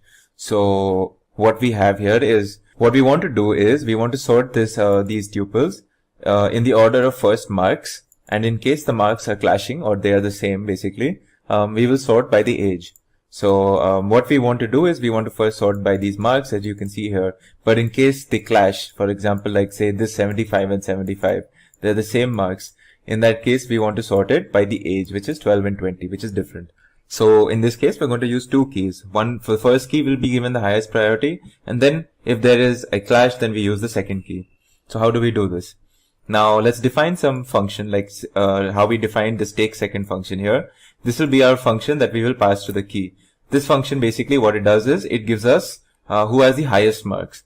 Now since we are creating since the key works in an ascending order, so the smallest object in a key is the first object that gets returned, right? So what we're going to do is, we're going to return the error, which is basically the difference between 100, which is the total marks, and the marks the student gets. So this is how we obtain a ascending order in our list, which is what which basically is what we want, because we want the highest marks to be first. So we do 100 minus item 1. Item 1 is basically the first object of whatever iterable we pass. In this case, it would be the first objects of each tuple, which is the marks. Secondly, we want age. Age is the item 2, which is each second object of each tuple. Now, what we return in this function is like this is going to be our key now. A list of errors and the list of age. Error being the marks error, the difference between 100 and the marks you obtain. So now what it's going to do is, it's going to take the marks as the first key and the age as the second key when we pass this to a sorting function. So if you skip this, you don't have to look at this, but if you look at this now, we have the sorted list, which is going to be the result of the sorted function on top of what we pass, which is the participant list. Now we're going to use the key. We're going to use the key as the sorter function. So we're going to use the sorter function as a key, and when we print, if you see, we get, let me just execute all of this.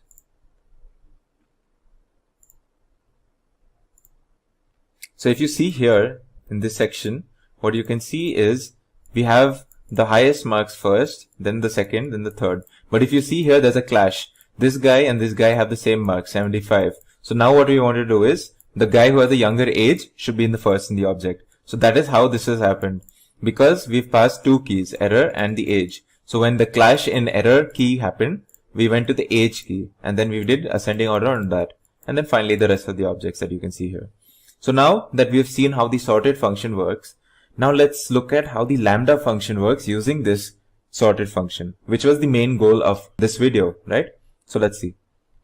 So now some of you might have figured out where this lambda function will be used, right? So whenever we were using the key in the sorted function, we had to define a function, and then we would pass that function as the key.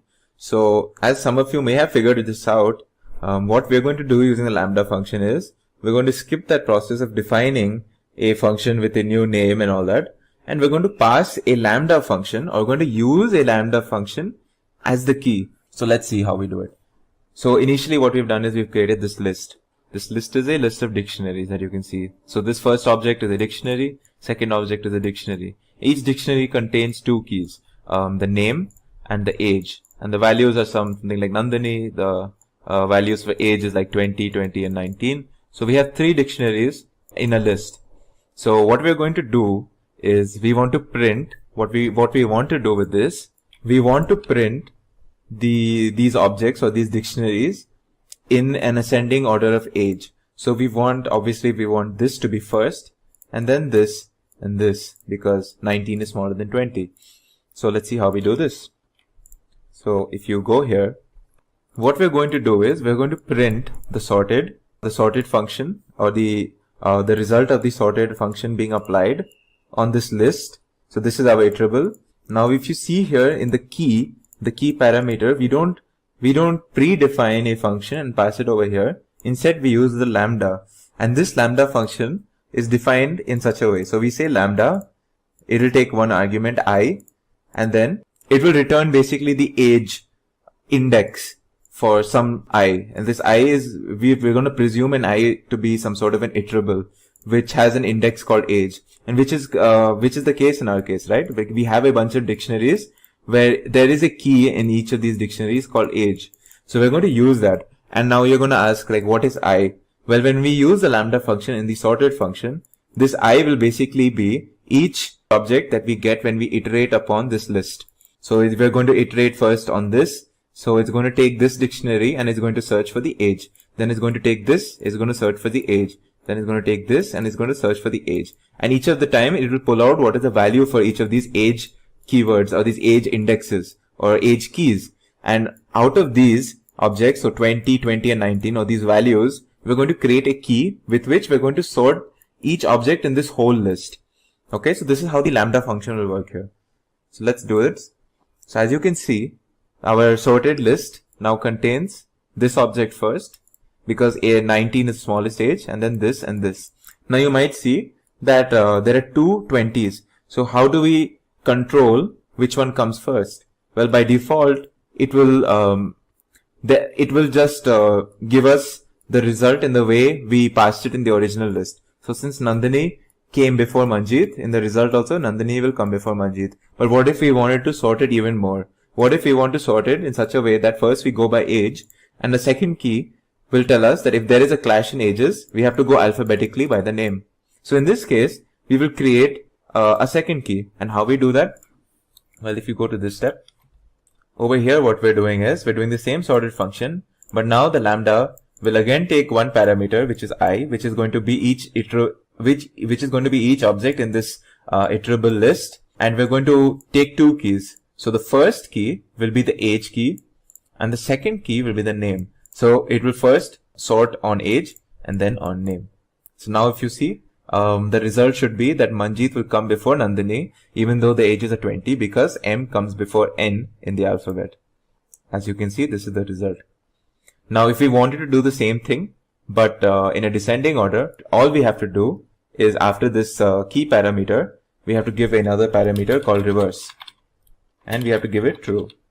So if we did this, now you see this, or if we do it on this one, to be more clear.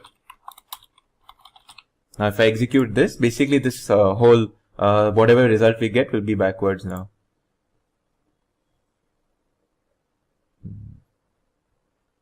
Oh wait, I did not enter it in the sorted function. So this should come within the sorted function over here.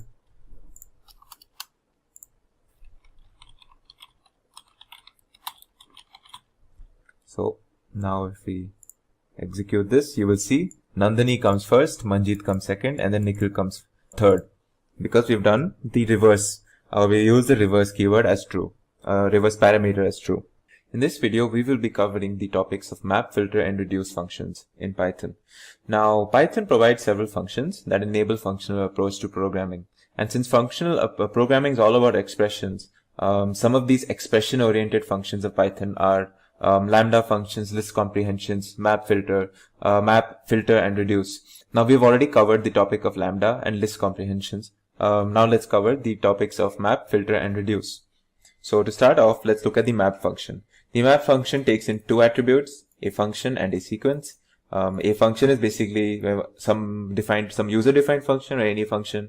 A sequence is basically an iterable object, like a list or a tuple, for example, or a bunch of lists and tuples as well. So let's look at an example. So one of the most common operations that we do with something like a list is doing an operation on each of the elements in the list and then outputting a new list with the values as whatever we have modified to the original items of the list.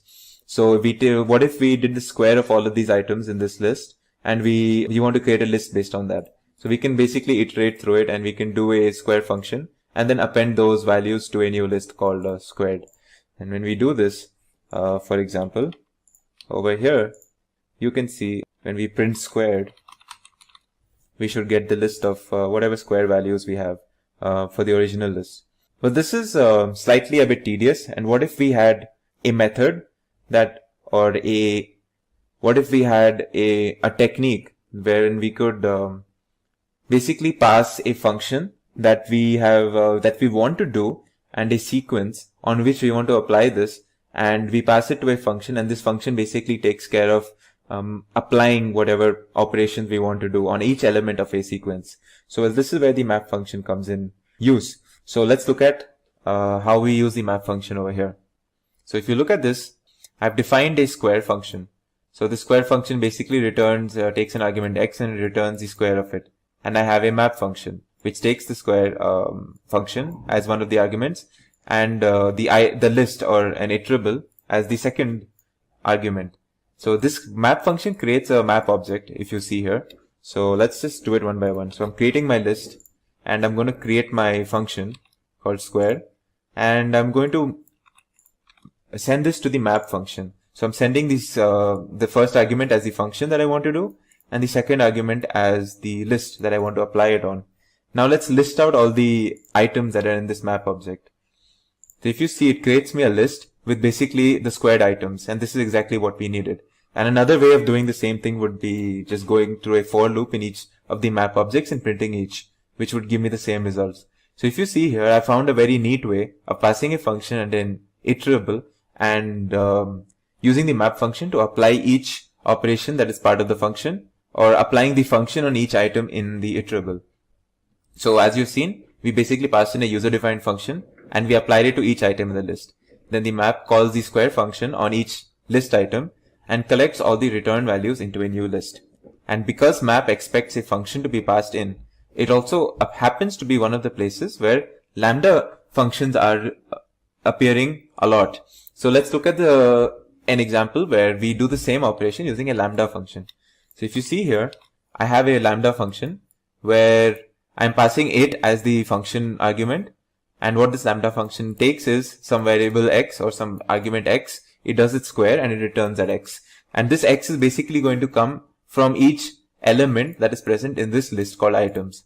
And when we list down these, you will see it basically does the same thing for us. It creates a list with squared items.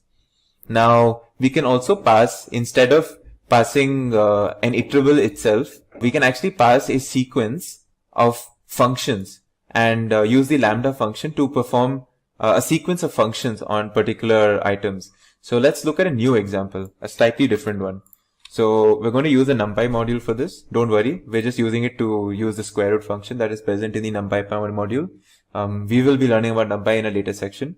So we're going to import this first. And now I'm going to define three functions called square, cube, and square root. So once I've defined these, basically they're returning the square, the cube root, the cube, and the square root of some integer x. And now I'm going to create a list of these functions that you've just seen. And we're going to use a for loop, and we're going to iterate through a range from 0 to 4. So, and we're going to pass this, and we're going to say that we want to apply some function. We want to apply some function x, and we want to return that using this lambda function. Now what values this x will take is based on whatever functions we've stored in this variable called funcs or funcs. And in funcs, we have a bunch of functions called square, cube, and square root that we have defined earlier. So what we're going to do is we're going to apply each of these functions to R, and R will take the values 0 to 4. And now let's see when we print this, what values we get. So if you see here, we get a list of squares, cubes, and square roots for integers 0, 1, 2, 3, and 4. So this is another way of using the map function and lambda functions together to apply multiple different operations to a bunch of iterables. Now for our next example, what we're going to do is we're going to create a function that basically what it does is it creates the uppercase of some string that we pass to it, right? So that's what we've done here in this function called toUpperCase. So let's first define this function. Now we have a print function basically which is going to print each object in a particular which is going to print each element of a particular object, and is going to at the end of it, and the end of printing, we're going to give a small space for printing a new line basically. So let's create this also, this print iterator object. Now what we're going to do is we're going to pass a string with the letters A, B, and C to this function, and we're going to we're going to apply the uppercase function to this string. Now if you remember, string is also an iterable where it's a sequence of one character strings. So this whole string is basically a sequence of one character string A, one character string B, and C. So we're going to, we can pass a string as an iterable to the map function because it will apply the operations on each of these characters. So let's see what happens when we do the uppercase function. We apply the uppercase function using the using mapping to this string A, B, and C. So if you see, it's created me a list with capital A, capital B, and capital C as we had expected because we have applied the list function to the map object. Now, in the next step, what we're going to do is we're going to do a very similar thing. We're just going to, instead of simply mapping and creating a list out of it, we're going to store the map object in a variable called map iterator. We're going to print what type of object it is, and then we're going to print out each of the elements using the print iterator function that we defined here. So let's do this. Now, if you see, the class, the type of object is of class map, and the objects elements inside the object are A, B, and C. Moving on. Let's look at now an example where we're going to pass multiple arguments. So instead of one iterable, we're going to pass multiple iterables now, and we're going to apply some sort of an operation. So if you see here, what we have done is we've created two sequences. One is a list of some numbers, and another is a tuple of some numbers. So just to show you, let me first copy this here. Yeah. So if you see here, I have a list and a tuple. And I'm passing both of these, if you see, to this map function. And before that, I have defined a lambda function as the operation that I'm going to apply. And what this does is it takes two arguments, x and y, and it returns the product of both of these. Where does it get x and y from? So the x it gets from this sequence, which is a list, and it takes y from this sequence, which is a tuple. So what it's going to do is going to take x as 1 and then y as 5 in the first step, and it's going to return the product as 5. And then the next step is going to take 2 as x and then y as 6, and it's going to return the product of that, and we're going to get 12, and so on. We're going to get 21 and then 32. These values are going to be stored in the map iterator, which is a map type object. And when we use the print iterator function, it's basically going to print out whatever results we got through this mapping. So let's execute this, and as you can see, this is the result we got: 5, 12, 21, and 32, which is what we wanted. So the next part, the next function that we're going to discuss is the filter function now. Now a filter function is basically, again, it takes two arguments, a function and a sequence, and a function basically tests if each element of a sequence is true or not. Now so this filter function will basically take two arguments. So one is the function, and this function is basically going to test if each element of a sequence is true or not, and it's going to take another argument called sequence. And this argument sequence is the list or the tuple or basically any sequence or iterable that needs to be filtered. And it can be, as I mentioned, it can be sets, lists, tuples, or containers of more iterators. And what this function will return is an iterator that is already filtered. So let's look at an example now. So we have this list R, which we've generated, which is basically numbers from -5 to 4.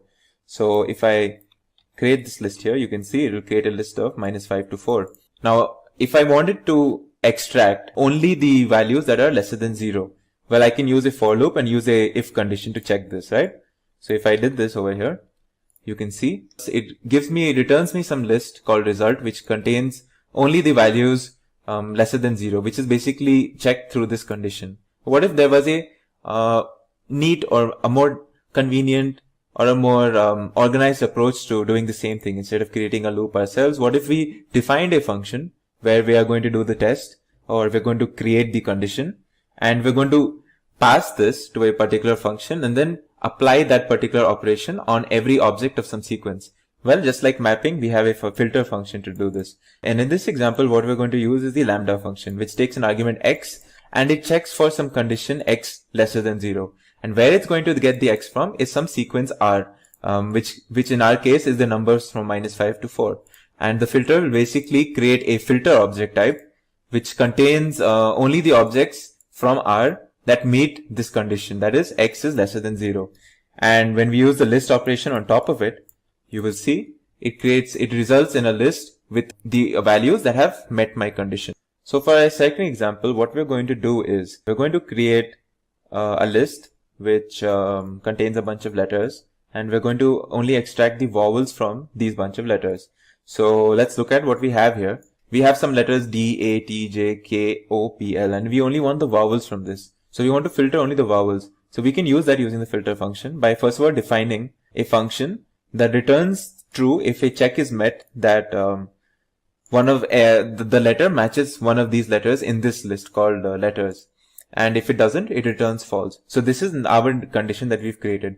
Once we create this condition, this function that checks this, we can pass this function and the sequence into the filter function, and then we can list out whatever we get. So you can see our filtered list contains only A and O, which is basically the only vowels that are present in our original list. Finally, we have the reduce function. This reduce function is basically a functools. It's in the functools module of Python 3.0. And what the reduce function does is it applies a function of 2 arguments cumulatively to the elements of an iterable, and it optionally starts with an initial argument, and it returns a single result. So let's first import this function. And once we've imported it, let's use it in this example that we have here. So in this example, what we're going to do is we have some list called numbers, right? What if we wanted to get the sum of each element in this list? Well, we can iterate over it and store it in some variable called total in each step, right? This is what we would typically do. And in this step, what you can see is the loop basically iterates over every variable in numbers and accumulates them in total. The final result is the sum of all the values, which is the value of 10 over here. In this example, the variable total is what we call an accumulator. And we can apply the reduce function to do the same task. So how do we do it? Let's first of all create a function called myAdd, where we're going to take 2 variables, 2 arguments, and we're going to return the sum of it. Okay. So let's define this function. And now we have our list called numbers, right? Which contains 1, 2, 3, and 4. Now let's do reduce myAdd to numbers. Now when I use this function, what it will do is it will apply the function of myAdd.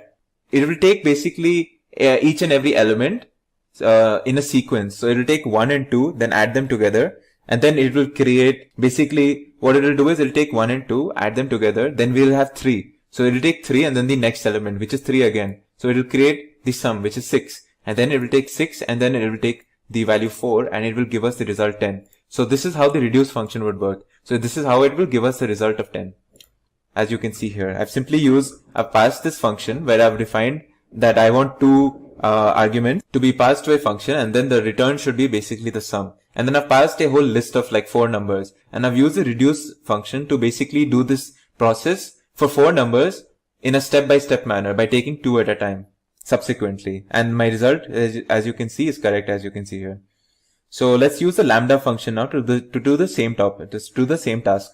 So what I'm doing now is I'm going to define a lambda function, and that's the function I'm going to pass to this reduce. So when I pass this lambda function, which basically takes 2 arguments, x and y, and it's going to return the sum of that as x plus y. Now where it's going to get x and y from is in a very neat manner. So it will take first the first 2 elements, 1 and 2. It will then do the sum, and we get 3. Then it will take that same 3 and then take the next object, which is 3 again, and then give us 6. Then it will take 6 and then the next element, which is 4, and then give us 10. And then the reduce function will output the single result, which is 10 to us, as you can see here.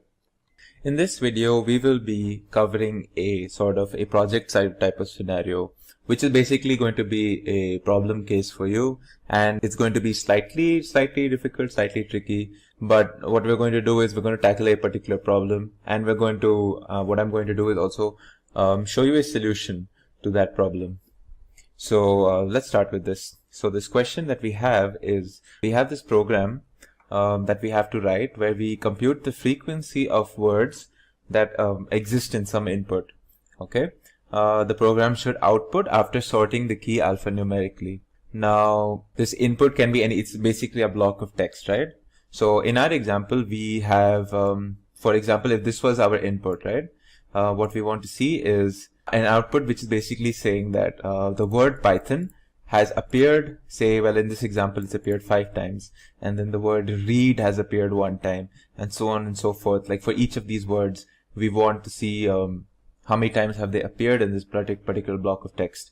So let's look at a particular example now where we have done this. So let's see here. So first of all, I'm going to create a dictionary. So why am I creating a dictionary is because I'm going to use each unique word as a key, and the number of times they have appeared in a block of text as the value to that key. So I'm going to use a sample string, which is basically this long string that you can see here, which is stored in line. So this large chunk of text is what we're going to be analyzing. So how are we going to do this? It's pretty simple. So we have this. Now what we want to do is, when we find one way of tackling this problem that we're going to do here is we want to check word by word. First of all, we want to see if it's a unique word, and if this word is, I encountered it for the first time, then we need to store a new key in our dictionary called frequent table or frequency table. And if there's a key already with that particular name, then we just want to increment the count or the value by 1. So let's see how we do this over here. So if you can see the solution is as simple as this, but if you see what's happening, it's basically what it's doing is we're splitting up this string using the split function. What this will do is it will split up the string at every white space. So it will take this as one part, it'll take this part as another part. It will create an iterable with each word as the each iterable object in that container. So it's going to be a list of words like Python is 1, so on and so forth. And we're going to go one by one. So we're going to say for word in line.split. Now if this word if it exists in frequency table as a key, then what we're going to do is we're just going to increase the count of the value of that key by 1. But if it does not exist, then we're going to actually create a key with the word as that unique word, and we're going to create its value, initialize its value to 1. So when we execute this, now if we want to, once we've done this, we can sort it by the count of the words. So what we're going to do is we're going to create another tuple called sorted tuples, where we're going to use the lambda function out here to sort the dictionary in terms of its values. So what we're going to do is we're going to take the key being the lambda item with index 1. Index 1 is basically the value. So a particular key has a value. So the word Python appears so many times. The word, say, scientist appears so many times. So we're going to check which words have the highest number of occurrences, and we're going to sort it in a descending order. So that is basically what the reverse is equal to true does. So when we're going to sort this, when we're going to use the sorted function, when we say reverse true, it tells the sorting function to sort this dictionary frequency table in terms of value by the descending order. So whichever word appears highest, that will be the first word in our sorted tuple. So that's what we do in this line, and once we execute this, we're also going to print. So if you see the result of this activity that we've done, you can see that the word machine appears 6 times, learning appears 6 times, then Python appears 5 times, and so on and so forth. So we've created a sorted tuple where the first object of the tuple, we've created a list of sorted tuples where the first object of each tuple is the unique word. The second one is the number of times that it has appeared in this particular example or this particular string. So yeah, this was the first basic project that we have tackled. In this, you might have seen some examples of how we do list operations and how we use the lambda function in sorting the dictionary by the values of the key. In this video, we will continue with what we started in terms of our project number 1. What we're going to do is we're going to tackle another slightly complicated a question or a situation. We're going to try to arrive at a solution. So in this, what we have is some sort of a robot, a moving robot, which moves on a Cartesian plane, a 2-coordinate plane, is going to move in terms of up, down, left, and right. Okay, and each time it moves up or down or left or right, it takes a certain number of steps in that direction. Integral steps, of course. So what we need to do is from its starting position, whatever its starting position is, which we're going to take as 0, 0 in this example, we're going to make it move to a particular location with the commands up, down, left, and right, followed by certain steps. And we're going to what we're going to do is we're going to calculate the distance between these 2 points. And we're going to calculate different types of distances. So you might be introduced to new concepts, new distance concepts in this video as well. So what we're going to be using for distance calculation is the Minkowski distance. And that is, we're going to take, so the Minkowski distance between 2 variables is basically the absolute difference between these 2 variables, so these 2 points. And we take it to the power of something. So if we want to say calculate the Minkowski distance in terms of the quadratic Minkowski distance with basically P2. So we are going to do xi minus yi, absolute difference to the power 2, and then we're going to take the second root of it after summing each and every point. So when we take P is equal to 2, we say the Minkowski distance behaves like the Euclidean distance. And this is probably one of the most common distances in case you've done basic Cartesian geometry. When you're asked to find the distance between 2 points on a plane. We can also take the absolute distance where we take P is equal to 1. So in this case, we're just basically summing the absolute distances between each point. No roots, no powers, nothing. Basically P is equal to 1. And we call that the Manhattan distance. So we're going to take P is equal to 1, 2 and 3 in each case. And we're going to find the distance between 2 points based on these measures.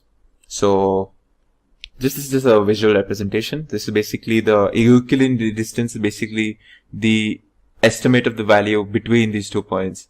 If since this is a 2 coordinate system, whereas the Manhattan distance would be the absolute distance in terms of if we go up and then we go right between these two, like say if this was and this was another point. So yeah, let's move on to the problem. In this particular example, we're going to start from the starting position 0 and 0 on a graph. And we are going to give the commands of up 5, down 3, left 3 and right 2. So first of all, what we want to do is we initialize the starting position as 0 and 0.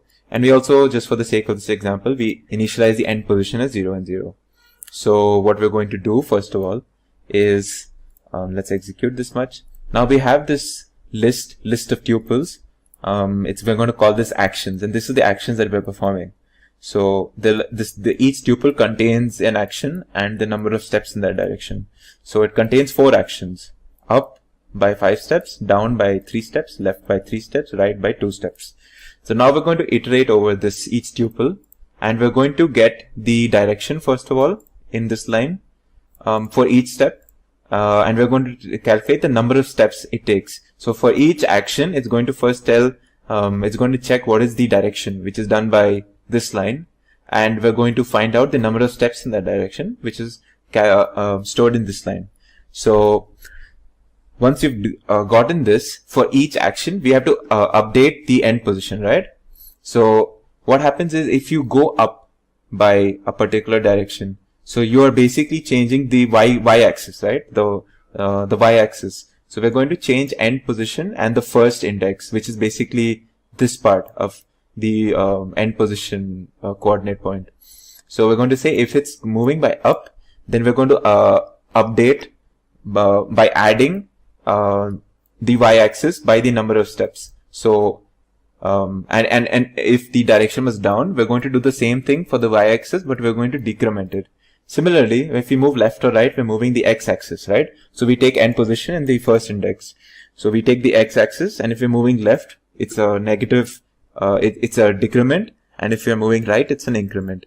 So if there's any other action, like any other action, for example, that was given here, we say pass. So basically the only valid actions that we can pass is up, down, left and right. Otherwise we just skip that particular action. So this is what this particular loop will do. It will update our final position.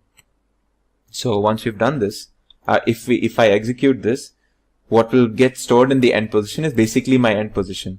So now that I have my starting position and my end position, just to show you what the end position will look like right now, let's just do this. So if you see here, after I've moved up by 5 steps, down by 3 steps, left by 3 steps, and then right by 2 steps, my final end position is -1 and 2. My start position, on the other hand, was, as you remember, it should be 0 and 0. It is 0 and 0. So now we're going to find the distance between 0 and 0 and -1 and 2. So we're going to first of all create a function called Minkowski distance, which does a basic function of just calculate the difference between the the end position x coordinate and the end position y coordinate times or to the power of a root. And we're basically going to do this operation that you saw here. We're going to do this, and we're going to use this root variable to specify to like p is equal to 1, 2 or 3, like what p value we want to take for this Minkowski distance. So once we've done this, what this function will do is basically store this much, and it will wait for us to give us a root. So when we give root 1, it will create these, it will check the distance between the end and the starting points with the p-value of 1. If we gave it 2, it will calculate Euclidean distance with p-value 2. Similarly for 3. And we can calculate for any roots. So we're going to calculate for 1, 2 and 3 roots. And we're going to see what values we get in each case. So when root is equal to 1, I print a statement saying Minkowski distance with root 1 is something. And then root 2 it's something, root 3 is something. Let's see what results we get. So if you see here, the Minkowski distance with root 1 is actually 1.0. But the Euclidean distance between these 2 points is 2.23. Whereas the cubic Minkowski distance with with root 3 is 1.91. So you see these 3 different distance measures for the same distance between 2 points. So in this video, by doing this activity, you will learn how to iterate through loops and perform these distance calculations, which you'll find pretty handy in many activities related to data science and machine learning. In this video, we will be continuing tackling different problems and problem cases in terms of a project called Project 3, where we're going to be using regular expressions to validate whether certain passwords that have been entered, do they match certain criteria or not. So let's look into our particular question. We have a website that requires users to input username and password to register. Now we have to write a program to check the validity of passwords input by the users. Now the criteria that the passwords have to follow are that there's at least one letter between A and Z and one number between 0 and 9. The third criteria is that there's at least one letter between capital A and capital Z. So this first and third point basically is saying that there should be one lowercase letter and there should be one uppercase letter. Now there should be at least one character from $, hash or the @ symbol. It should have a minimum length of 6 and the maximum length of 12. So when whatever passwords that we enter into our example, they must be comma separated. So if we're going to have an input, they're going to ask us for an input where we are going to have to input the different passwords in a comma separated way. So let's look at how do we tackle this. So for my example, I'm going to use these examples in terms of these are my password examples. If we're going to check if these are valid passwords or not. So let's copy this first of all. And now let's import the RE. This import RE is basically the regular expression module. Now in this step is going to ask us to input the passwords, as you can see here. So I will just Control V. So since this is comma separated, what it will do is it will split up each of these by the comma and it will store them in a list. So it will take this as one password, this has another password, this has another password, and this has another password. Once I press enter, now if I want to check what's in list, what's in items, what I can do is just check over here what's in items. It's a list of whatever passwords I had entered. Each object is separately treated now in this list. Now I'm going to create an empty list called value first of all. Once I've done that, I'm going to move on to the next step. So once I've created my list called value, what I'm going to do is now I'm going to search and I'm going to check for each condition using regular expressions for whatever criteria that we have initially. So if you see here, what I'm going to do is first iterate by each item in this to check for each password. Now my first check will be a basic check for the length of the password. If it's lesser than 6 or greater than 12, then our password is illegal. So we can't be using this and we will just continue and we won't check for anything else. But if it is within 6 and 12, the length 6 and 12, then we can continue with our check. So we'll do an else statement for pass, which basically moves on to this next block. Now, once we've done this, what we will do is this first statement, what this is going to do is going to do an re.search. And re.search, as you know, is going to look for at least one instance of a letter occurring between A and Z. So this re.search followed by this. Now this is the regular expression that we have passed, and what this tells us is basically the square brackets, we're looking for anything between A and Z in terms of small letters. So if this condition is not met, then again we continue and we leave this particular search because one of our criteria is not met. Alright, But if it is met, then this if not statement will not we won't enter this block, and we can move on to the next check. So now we move to elif not. Now again we're using if not statement. So this is basically checking for a negative case. So anytime one of these cases have been met, it basically means that our password has been invalid because these conditions are not being met. So we're trying to eliminate all of these conditions, so that we get a valid password. So again, we move on to the next statement, which is basically going to do the search for numbers. Once again, if we find a case, a password without any numbers, we continue and we don't check this password no more, because we already know it's an illegal password. Now next check will be for capital letters A to Z, and the next check again will be for these particular symbols, the $, the hash, and the @ one of these three symbols. We're going to search for a white space character. So if we actually do find a white space character in our password, that's an illegal password, and we're not going to continue checking for those cases. So this is basically all our cases: lowercase letters, numbers, capital letters, one of these three symbols, and the existence of a white space. So once we've done all these checks, if none of these have been passed, we move on to this else statement where we just pass. And what we can do is we append the value p to the list called value. So basically what happens is, just to go through it again, if this condition is not met, and this condition is not met, this is not met, this is not met, this is not met, and if this is also not met, then we're fine. So basically, as long as we have small letters, as long as we have a number, as long as we have a capital letter, as long as we have one of these three symbols, and as long as we don't have any white space characters, we can append p to this. Otherwise, it will continue and it will break out of this for loop completely. That's what the continue statement at the end of each of these blocks checks. Anytime this condition is met, this if not condition is met, then we break through this whole for loop, and we don't append p to the value. But if we actually get to this stage, then what we can do is simply append p to value. Now, finally, what we are going to do is we're going to print out all the valid passwords. So just by a quick look, you can see here, this is a valid password, right? So let's execute this and let's see what we get. If you see here, we only get one valid password, and let's look at why some of these turn out to be valid. So if you look here, all of the conditions are met.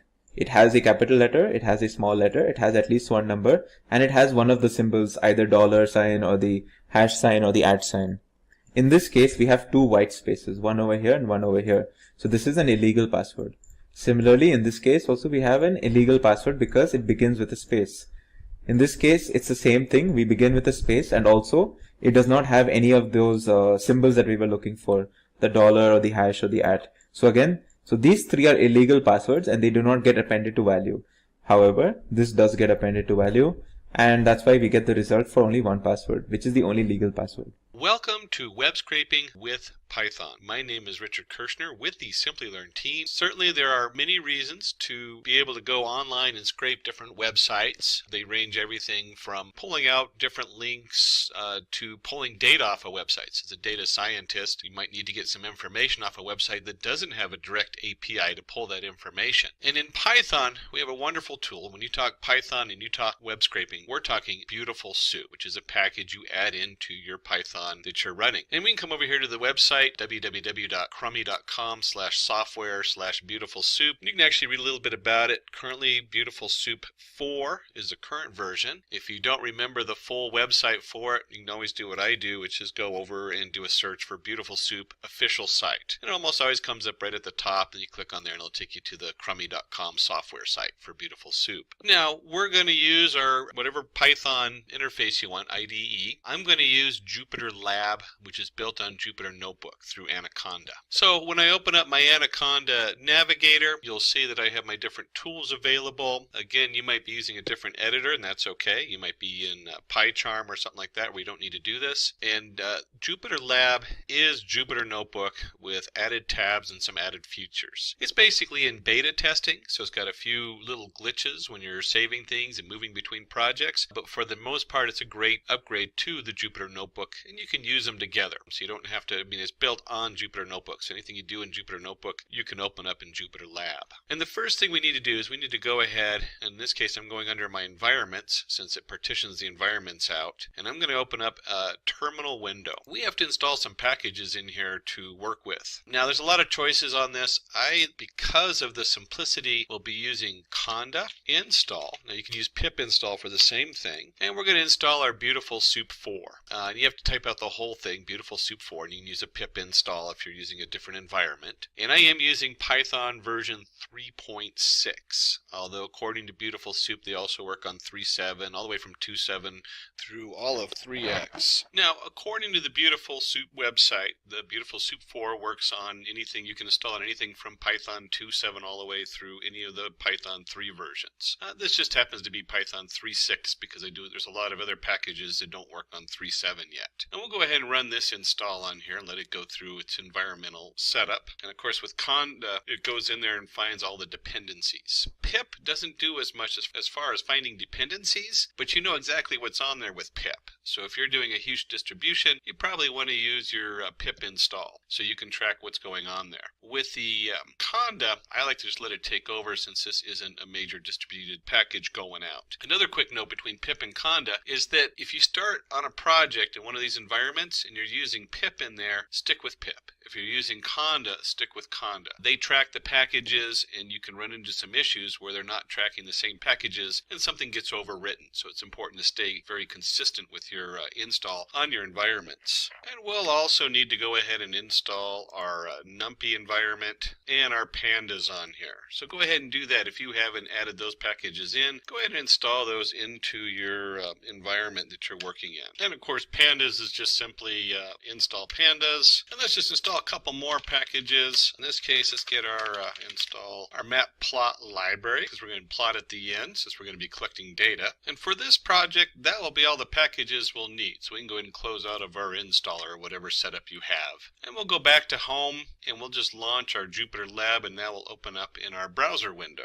Now, if you're coming from Jupyter Notebooks and first time in Lab, we can go ahead and just create our first notebook, Python 3. You can also do it under File, Launcher, and you'll see New Notebook. It automatically opens up and we can just click right on there. It'll pop open on the left, and I'll right-click this and we'll rename this. We'll rename it just Beautiful. And it is a IPyNB file on there. So that should look familiar because that's a Jupyter Notebook file. This is a new one. Now, I have multiple tabs, and in the past I usually hid this on the other computer, all my notes for the lesson today. But this is my notes going down, and we'll go ahead and just start going through this and see what it looks like to do a data pull from front to end and see how that works as a data scientist pulling that information in from the website. And the first thing I want to do is I want to go ahead and close this side window. That way it get the nice full screen. And we can also up the size a little bit. One of the wonderful things about working in a browser window, just do that Control+ thing. The packages we talked about is pandas. So we imported our pandas if you haven't already. That's our data frame. If you haven't done our pandas tutorial, definitely worthy of the time to go through there and understand pandas because it's such a powerful tool. This basically turns your data into a spreadsheet data frame. Our NumPy is our number array, so it kind of works with pandas very closely as far as manipulating data in arrays. Matplot, we want to go ahead and bring that in, our PLT, so that we can plot the data at the end. And this line right here that says Matplot library inline is for the Jupyter Notebook specifically. It tells it to print that on this page. A lot of the newer versions don't actually require to have that line. They'll still print it on the page, but you should still include that if you're in the Jupyter Lab setup. And then we have our URL library.request. We're going to import URL open for opening up the website. And then we have our BS4, that's your Beautiful Soup 4. We're going to import Beautiful Soup. And then our last one is our RE. That is for manipulating our regular expressions. So when we get to that part of importing our data, we have to do a lot of reformatting so it's something we can use. And the RE is one of those tools. We'll go ahead and run this and just bring all that in. So this this is all imported. All these packages are now into our web scraping program we're going to run. Now, if we're going to dive in and pull data, we should have a nice website to pull from. And let's go ahead and we'll use the HubberTiming.com results for the 2018 Martin Luther King race. And if we take this, you can actually just take this, where did we get this from? Well, you can go in here and find the website you're going to scrape from, and you'll see right here it says you just copy that link right in there, that HTTP. And this is the website that we're looking at, and you can see right here all the information that we're looking at. Let's say we wanted to run some statistics on this. It sure would be nice to be able to pull it off of here. And if they don't have a direct API, that means we need to pull it from their website. Some of these will have a download, although if you've ever done it where you have a download click and maybe you're paging through 100 websites. In one case, I was pulling all the different United States bills that are passed to track who voted on them for a project. And you can imagine that there's hundreds and hundreds of those, thousands of these documents that they voted on, who voted on it. It goes through the Senate, it goes back to the Congress. So I opened up a website, pull all the links off of there that match a certain criteria, and we'll look at that in just a minute, how we go through the HTML. And then I had to reformat them, or I could hand download each one at a time, which would just be a nightmare. So it's nice to automate it. In this case, we're going to be pulling up this chart, and we want to figure out how to pull this chart off of this website. And so when we go back into our Jupyter notebook, I've got my URL, just our name for it, and it's just a string. That's all this is. Nothing fancy there. You'll notice that on the slashes, we now have // You can do a single forward, and HTTP is a double forward. This is just how you have to switch it to match setup in there. And then it's going to go ahead and use the HTML equals URL open URL. And that's from our URL library request. So it's opening a link to that website, or at least pointing to it. And if we run this, this just sets it up. So this is all set up. And then once we've done our setup, let's go ahead and create an object called soup. This will be, and if you remember up here, here's our beautiful soup that we imported from the BS4. And this is the package that we're working with. And so we're going to do our beautiful soup on here. And on this, we need to go ahead and send it our HTML so it knows what it's opening. And then the second part is we have to tell it how the format is coming in. And the most common one for your HTML polls is an LXML setup. And so almost all of them you'll end up using the LXML. There's a few other options. And because this is so common in the newer versions, a lot of times they just leave it out just because it's already on the default. We'll go ahead and leave it in here just to remind us that it's there, and we'll go ahead and run that. And on the newer versions, they actually default it to the XML setup and the HTML. We'll just leave it out and call it HTML. So it's just going to pull from this URL. And when we run that on here, we've now created an object soup that has pulled the website into it. So soup contains the information along with information on that website and what's going on. So let's just go over what we did real quick before we start digging into the actual soup, before we start scooping out stuff. We imported our different modules that we're going to use with our package, specifically the beautiful soup. We did install the beautiful soup. If I remember correctly, you have to call it beautiful soup 4 specifically, so it knows what you're bringing in. And this line right here is very key. From BS4, because that's how it installs the module, we're importing our beautiful soup. And then we found our URL. In this case, we're going to go pull information from the Martin Luther King Dream Run. And then we set our HTML to our URL open URL. And you can see right here we imported that. So here's our URL.request, import URL open. So we're requesting a connection. And once we send that connection into the beautiful soup, it creates an object called soup. And then this one, of course, we chose soup just because it goes with beautiful soup. I guess we could have chosen beautiful. And now we can start extracting information from our website because we've pulled it down onto our computer under soup. Now we can start by looking at the title of the website, soup.title. And if we print title.text, you'll see this a lot in beautiful soup because title contains all kinds of information, and if we want just the text from that title, you add the .text on the end. And you can see right here we have our 2018 MLK Dream Run 5K race results. If you look at the tab, that's the actual title up here, 2018 MLK Dream Run 5K race. That's what the title is on the website. And then you might be curious, what's in title? What's the whole title that it's storing up there? Well, let's go ahead and print it out. Here's print title and print print title.text. And when we run that, you can see it has the HTML tags title on it, and then the / title to end it. And so we're really just pulling off this piece of the HTML code, and then we look at the text inside that particular part of the HTML. And earlier I mentioned links. What if you want to get all the links off this page? Well, that would be fun.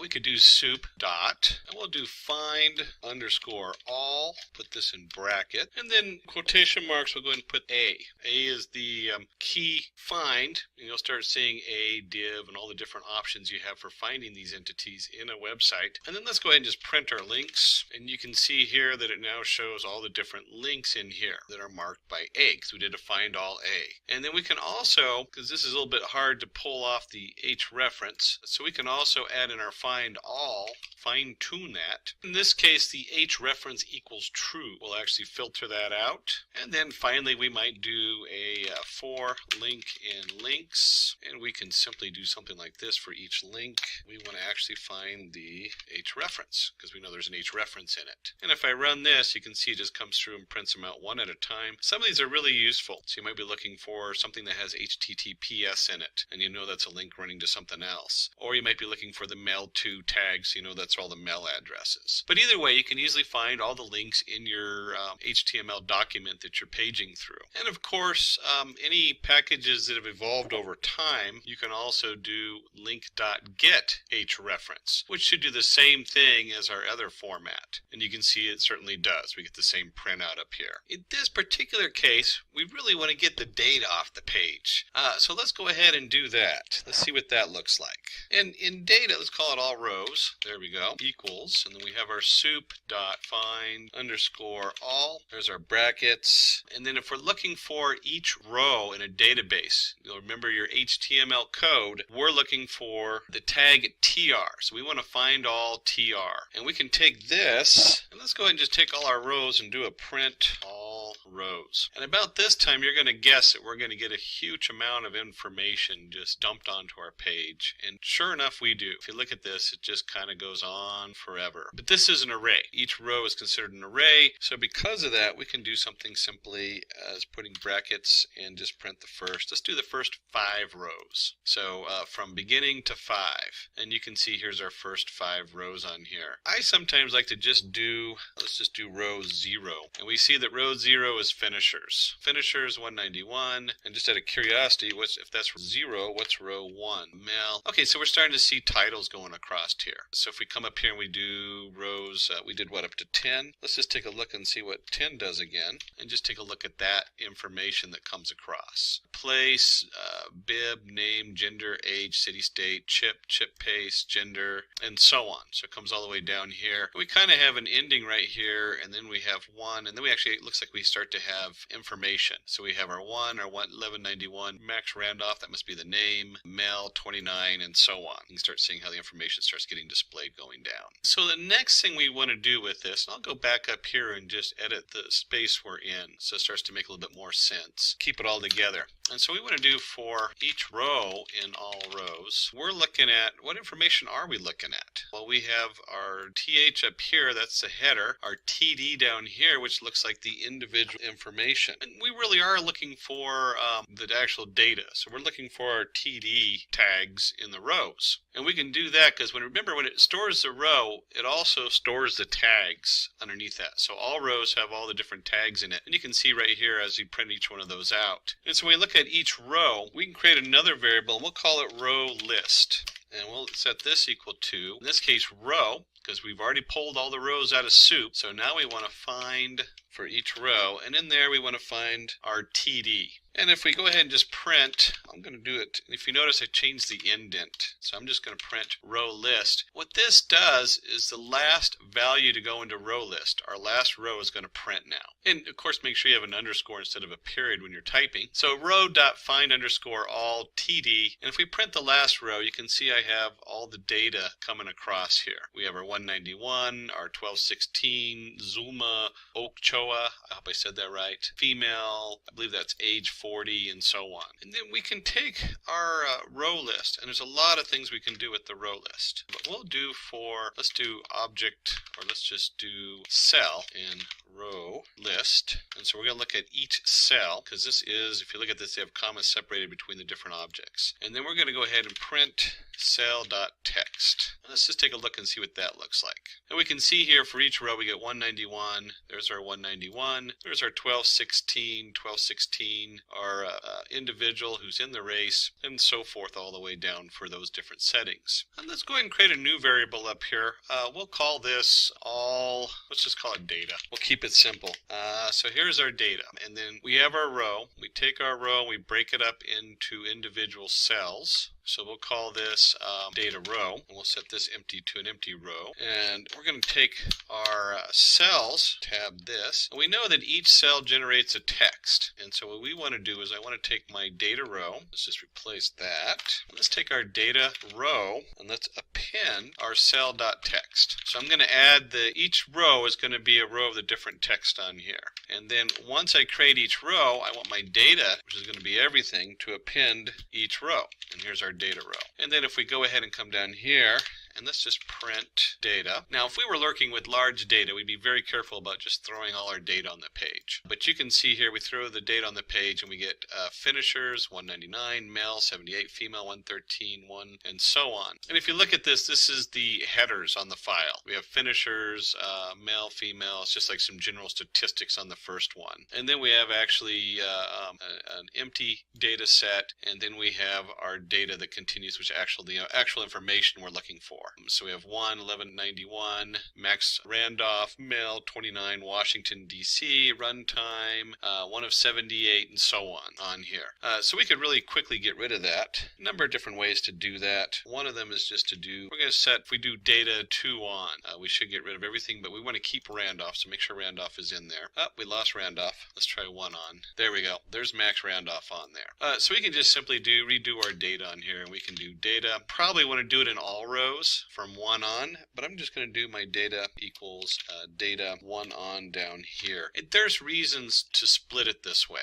In data science, sometimes you don't want to touch the original data in case you need it, in case we do need the first row. So we'll put it down here, and maybe we'll just call this titles. Titles equals data of 0. And so we could do something here where we print, and we'll print up our titles, and we'll print our data. In this case, instead of 1 on, let's go -2. Let's look at the last 2 rows of data. So here we have our titles, and for some reason just put in finishers of 191. I was expecting a little bit more up there. And we have our last couple people, and they look like the data on these looks just fine on here. Turns out this is just some generic statistics up here. So we'll get rid of titles completely. It doesn't really do us any good. But we know that data comes in here, and we can look at our data and look at the very end of the data too, the -2 to the end. And we can see it pulls the data in pretty good. We don't have anything too funky in here we're looking at. It looks pretty clean. Now you got to be a little careful, because at some point we might have to come back here and clean up the data if we get an error for running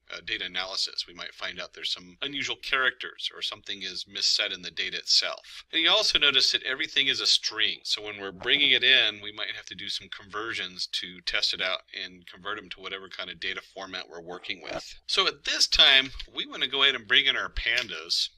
And let's go ahead and call this df for data frame. We'll set it equal to, and if you remember correctly, we imported pandas as PD, and that's standard. You'll see that in most code examples where they import pandas as PD, and it is capital D, capital F for data frame. And we're just going to bring in our data. That's what we called it on here. And let's take this and we'll print. Now, when you're working with data frames, you're usually talking large amounts of data. And so you almost never want to print the whole data frame out. We're going to go ahead and do that anyway, just so we can see what that looks like. And you can see in here, brings in our data frame coming in here. And we just have a mess of information. This is our data. Let's go ahead and print df. And see what that looks like in the data frame. And this is nice because it organizes it into a very easy to read table. And we have, they set the label 0, 1, 2, 3, 4, 5, 6, and so on. And then we have each row.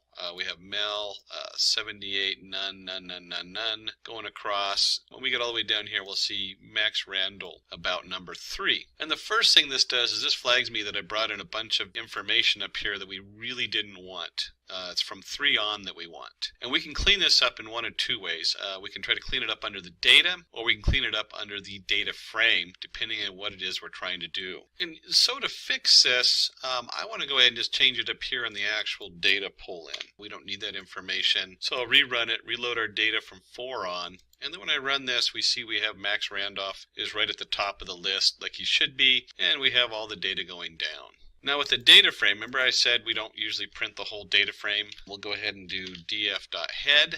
And this prints the first 5 rows. And you can see that we have 13 columns. Here's Max Randall all the way to Theo Kinman. And I usually also print df tell. And the reason I like to do these particular 2 setups, and I'm going to change it just to 2 rows, because you can do that, you can print as many rows as you want, is it's good to look at the first part and the end, because those are usually where you have extra data brought in, something's messed up. And you can also see that we have 190 rows in here. And it comes in with our Zulma, Lisha, and they're both on here on the list. So now we have a nice data frame, columns and rows. We can easily look at it, we can see the setup on here, and we can look at the names and everything. Now at some point you might be looking at these individual columns and find different information that needs to be re-edited. If you can, you try to do it with the whole column under pandas. You can, up in the upper part of the code where you went from cell to cell or row to row, you can look at individual cells, maybe find a marker in that cell that's something specific, like remove all colons or semicolons or something in there, or brackets. So there's a lot of options in there. But you'll find that this one actually comes in pretty clean on here all the way down. And the next thing we really want to do is we want to look at the headers.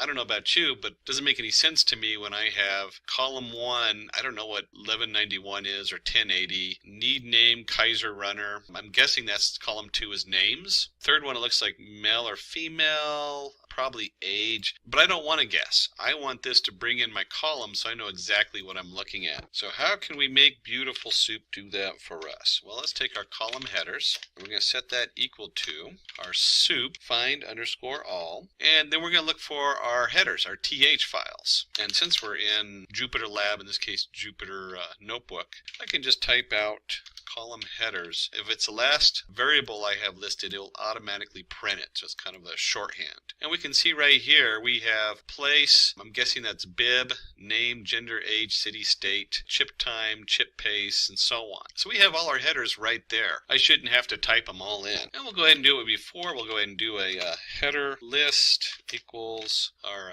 empty array. And then we can do for column in column headers, and we can take our header list and just append. And what do we want? We want the text from the column, so we'll just do column.text. And then if we come down here and we print our header list, let's see what that looks like. If we did it right, we should get a nice list of all the different column headings we want. So we have place, bib, name, and so on. And then pandas, just because pandas is so cool, we can simply do df columns equals our header from our header list. We can simply set df columns set to df headers, and then if I print df.head, we'll take a look at that, and we'll see right here it has nicely placed our values on here. Place, bib, name, gender, age, and so on. So very quickly we've created this nice data frame. We have the data displayed in nice rows and columns and easy to read. And then as a data scientist, the first thing we want to know is the info. What is in these columns and rows and headers? And you see right here they all come up with non-null object. There's a big flag. So if I want to do anything with this, these are all coming through as strings or an object. I usually mean strings in this case, that they're a string variable. And we have, you can quickly read through this, 191 entries, date columns, total 14 columns. There's a total of 14 columns in the data, and it shows you all the different names and what type of column they are. And it's probably good also to look at the shape of the data. df.shape, we'll go ahead and just run that. You can see it's 191 by 14, 14 columns, 191 entries. This is more like the way you look at a NumPy array, 191 by 14 for the shape. And remember, this is a variable, so if I put it on, if it's a last variable or last value in the set of cells, Jupyter automatically prints it out. So if you're in a different IDE, you'd want to go ahead and use the print statement on here. And then one of the things you'd want to also go through, we'll create a second one, df2 equals df dot drop na. Now the axes is automatically equal to 0. So a lot of times you'll see something like axes equals 0, comma, how equals any. Axes equals 0 is default. That means we're looking at going down the rows. You could look at the column going across. Let's remove the how any because that's just going to confuse you. The axes is whether you're going down the columns or if you're looking at it row by row by row by row. Or you could be looking at it by column by column by column. This would drop any column and it would drop off the NA in any column. And how equals, and we want any. I always confuse all and any because they both start with A. All means that all of them have to be non-value, where any means that any of them can be there to drop it. So this would drop any column with a null value in it. But we want 0, and it'll drop any value with a null value. And then because 0 is always the default, we'll just leave it out. And then it's curious as to what the shape is now. Did we lose anything? Was there any null values in our df2 that we dropped from the df? And we'll go ahead and run that. And we see 191 and 14. So we didn't really drop anything. But it's always good to check. There's other ways you can also do, are there, let's see, any NAs? You can detect NAs in here. Null values, infinite values, that's another one you got to watch out for. We're working with data that we're going to do something with here in a minute. So you got to be a little careful also in the conversions. Are you going to convert something where people typed in weird characters to describe the data a certain way? So now we've got to this point where we have all our different columns, we have our different data, and at this point maybe you're asking, or maybe the shareholder of the company is asking, hey, can we look at the, based on the chip time, here's our chip time, can we plot that versus gender? How does gender versus chip time compare? And so we can do that. We can take that. And the first thing we look at is we say, hey, well, chip time came in as a string, and that's going to be an issue. Now, there's a number of ways you can change this. One of them is we could go all the way back up here where we created the data and find a way to tag it and say, hey, whenever this cell text, maybe instead of appending this, I noticed that anytime there's 2 colons in it, that's probably a time signature. And let's convert all the time signatures to date time filled or whatever. A lot of times you don't get that. You don't get that option. And that's always a question in bringing in data. Whether you convert the data coming in at the beginning, or do you wait till you have it, open it up, and then convert it when you go to use it. We're going to go ahead and convert it after we got it into our data frame. So we have our df2 here. We've dropped all of our NAs. We have a shape. In fact, let's do this. Since there's no difference between df and df2, well, we'll just go ahead and use df2. So let's go ahead and take our df2, and we want to take that specific field and convert it into some kind of numerical value we can use. And let's add another column. A lot of times this is something you want to do is where you want to go ahead and keep all the original columns and just add a new column in there. And this new column is going to be based on the, if we remember correctly, we had chip time. That's what we're going to look at. Okay, we want chip time versus gender. If we go into our pandas, we find out we have pandas to delta, and this is actually time delta. And then we just want to take our df2, and we're going to use the chip time column. So this is going to say, hey, let's look at, let's convert everything in df2 chip time into a time delta format. That's the data type we're going to put it as. And we can go ahead and just run this. And if we go in here and we do info, df2, and we'll keep our, we're going to look at this particular column, but we want to keep it as a data frame. So this is a list of all the columns we want to look at. We'll just do .info on here and run that. And we do an info on that. You can see it's now a time delta 64 nanoseconds. Well, we really don't want nanoseconds. We actually probably want to do it in minutes. So let's take a look at that. And let's take this whole thing, df2. Let's just set the df2. We have our df2. This is a column we're working with here. And we can use the as type property in pandas. And so we can set this equal to df2. We'll take our same column in here and we'll set it as type time delta second. So it's still a delta time here. So if I run this, you'll see that it still comes up as, where is it? Oh, it turns it into a float. So we're now at a float 64, so it's the number of seconds in that delta time. And then finally, we want to go ahead and turn that from seconds to, say, minutes. And there's 60 seconds in minutes, and so now we divide by 60, we still have a float. We have our info that shows us it's a float, and then we can go ahead and just do a print df2, and let's just keep it small. We don't want to look at all our data. We just want to do the head of it. And we run this, and you can see right here where we go to, it'll be the last one. Here's our chip time in minutes. And a lot of times, just to make life easy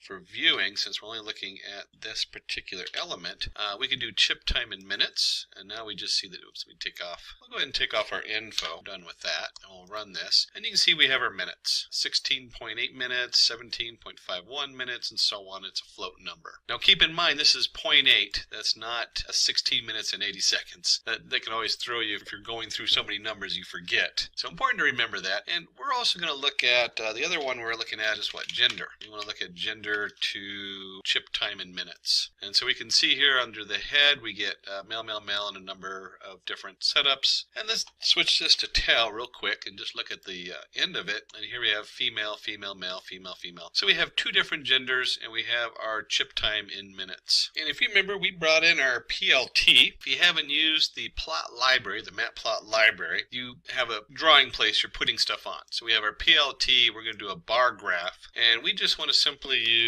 our df2 gender and df2 chip time in minutes. So that's going to plot the two bars. And to make it pretty, we'll go ahead and give it the X labeled gender, the Y labeled chip time minutes. And that simply is, remember, it always plots X and it plots Y. We have our gender, our chip time. Give it a nice title, comparison of average minutes run by male and female. And if we go ahead and run this with the correct titles in here and everything matches, you'll get a nice graph. We can see here the comparison of average minutes run by male and female. Here's our chip time in minutes. The men seem to be slackers in this particular case. And it's actually, there's a number of studies that show that women tend to have, as far as doing cross-country, there's a lot of women who have a longer endurance than men. So it's not too surprising. But we can see here the average chip time around 70, and for women over 100 minutes. And then another really cool thing we can do is we can describe the data. So df2.describe, this again is a pandas function, just like info is. And we're going to include np number, the numpy number. And if we run that, you'll see here it comes up and it says chip time in minutes, count, it gives you the average or the mean, standard deviation, the minimum, the maximum, all the different descriptive information you're going to want from your data set on there. And just because there's all kinds of fun ways, let's do a box plot to display your information. We can do a box plot where the column equals chip time in minutes. And let's go ahead and run that. Keep mistyping my chip time in minutes. You can see it puts out a nice box plot showing you the information. We have our different values and floaters. And this is always interesting because this is a nice way of seeing where we have these floaters. One up here and there's two up above. And of course your nice spread on the box plot. And we can also modify this a little bit, and we can add in by equals gender, and then we'll just give it a blank title. I don't know why we're giving it a blank title. We'll just add a Y plot, Y label on there for runtime. And if we run this, you can see here box plot grouped by gender, chip time in minutes, and now we have our female and male, two different areas, and you can see how they vary. You have your two different your outlier up here, and you can also see how there's such an overlap between the two different values. So if I was looking at this, I'd be like, wow, I really could not draw a conclusive thing on this saying that women's runtime was more in general because they overlap too much. That would be one of the conclusions I'd have to come up with on here. And then we get to maybe the partners come in from the company and say, hey, we'd like to know the age versus chip time in minutes. That'd be something worth knowing on the statistics on this. And the first thought is we can simply plot it. And we can do this. We can actually plot the scatter plot, chip time versus df2 of age. There's our XY coordinates. But if you remember from df2 when we did the info, let's go way back up here, we're looking at a data object as far as our chip time on this and our age. Now we converted the chip time, but we also need to convert the age. And if we do it right here, we just plot it, and it'll actually let us plot it. It shouldn't. It should give us an error, but it does let us plot it. you'll see the ages come up a mess over here because they're converting it to weird float numbers and all kinds of things. So what we want to do is we want to take our age, and we'll just call this age underscore I. So we're going to take our age and we're going to create another column for df2 age underscore I. And the I is just going to stand for integer. It's our own choice of values. There is a number of ways to do this, but we're going to do pandas to numeric is the best way in pandas. And the reason we're doing this is that numeric creates a float value. So right off the bat, we want all our stuff converted. It converts it to the least common denominator. So if they're all integers already, you'll get integers. As you can see from here, it's doing some kind of conversion that converts it to a float value. The other thing that numeric does is if there's a null value, or they put in like a blank line or a dash to represent no information, it'll convert it to a null. So it goes from like a string to a null versus just having some kind of made up number that Python somehow created for the graph we have below. And then we want to add our df2 age, because that's what we're converting to numeric, and then we want to coerce it.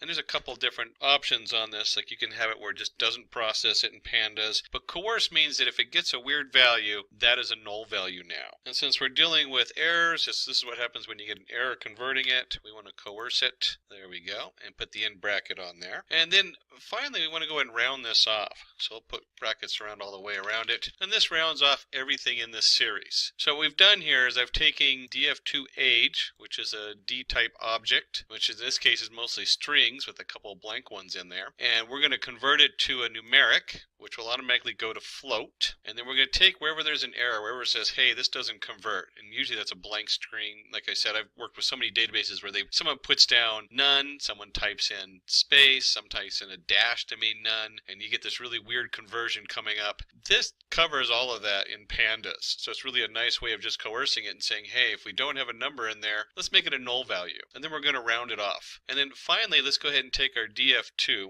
Here's our df2, and let's drop those null values. Drop NA, and we want how equals any. So that means if there's any null values in the data set, now this might get you in trouble because you might have null values in a different column, and so you might lose data that way. At this point, we could also do like certain parts of like drop just certain columns with null values. There's all kinds of other options in here, but we're just going to do how. We're going to just drop any, and we want to do it in line equals true. So that means it's going to reassign it to df2.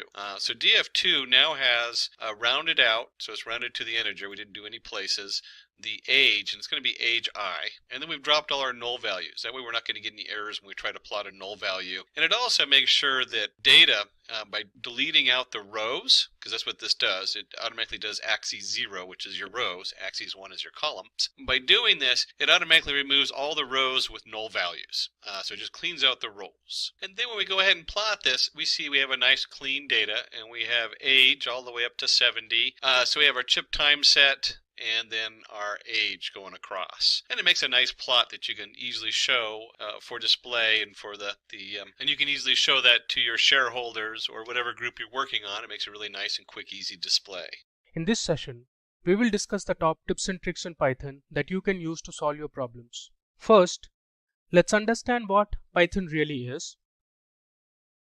So Python is a high-level open source programming language developed in 1989 by Guido van Rossum. It has simple, easy to use syntax. Python can run on different platforms such as Windows, Linux, and Unix. It has a large collection of libraries and can be integrated with other programming languages such as C, C++, and Java. Companies use Python for web development, software development, statistical analysis, machine learning, and deep learning.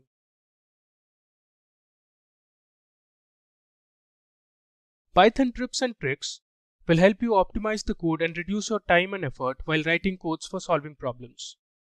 These tips and tricks are usually short snippets of Python code with simple illustrations to tell you how you can perform a complex task easily. It can also serve as examples that allow you to dive deep into understanding and exploring how each concept works and where it can be used. So in this video, we'll be covering the tips and tricks based on Python lists, tuples, sets, and dictionaries. We'll also see how to effectively use loops, iterators, and collections in Python. So let me take you to my Jupyter notebook where I'll show you the different tips and tricks. So here is my Jupyter notebook.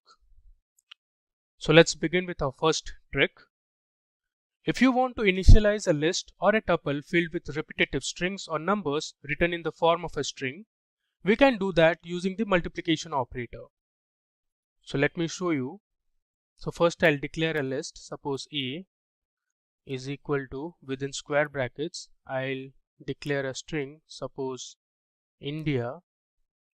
And now if I use the multiplication operator and suppose I say 10, then I'll print A. So this will print India 10 times. If I hit Shift Enter, it will run that cell. You can see we have printed India 10 times. Similarly, let's add another element to our list or another item to our list. Say India, and then we have France. I'll use the multiplication operator and apply 10. So let me print my list again. If I hit Shift Enter, you can see India and France have been printed 10 times.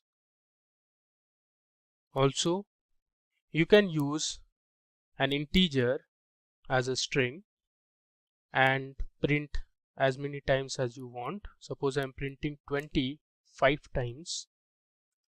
I'll use the print statement. You can see we have printed 20 5 times.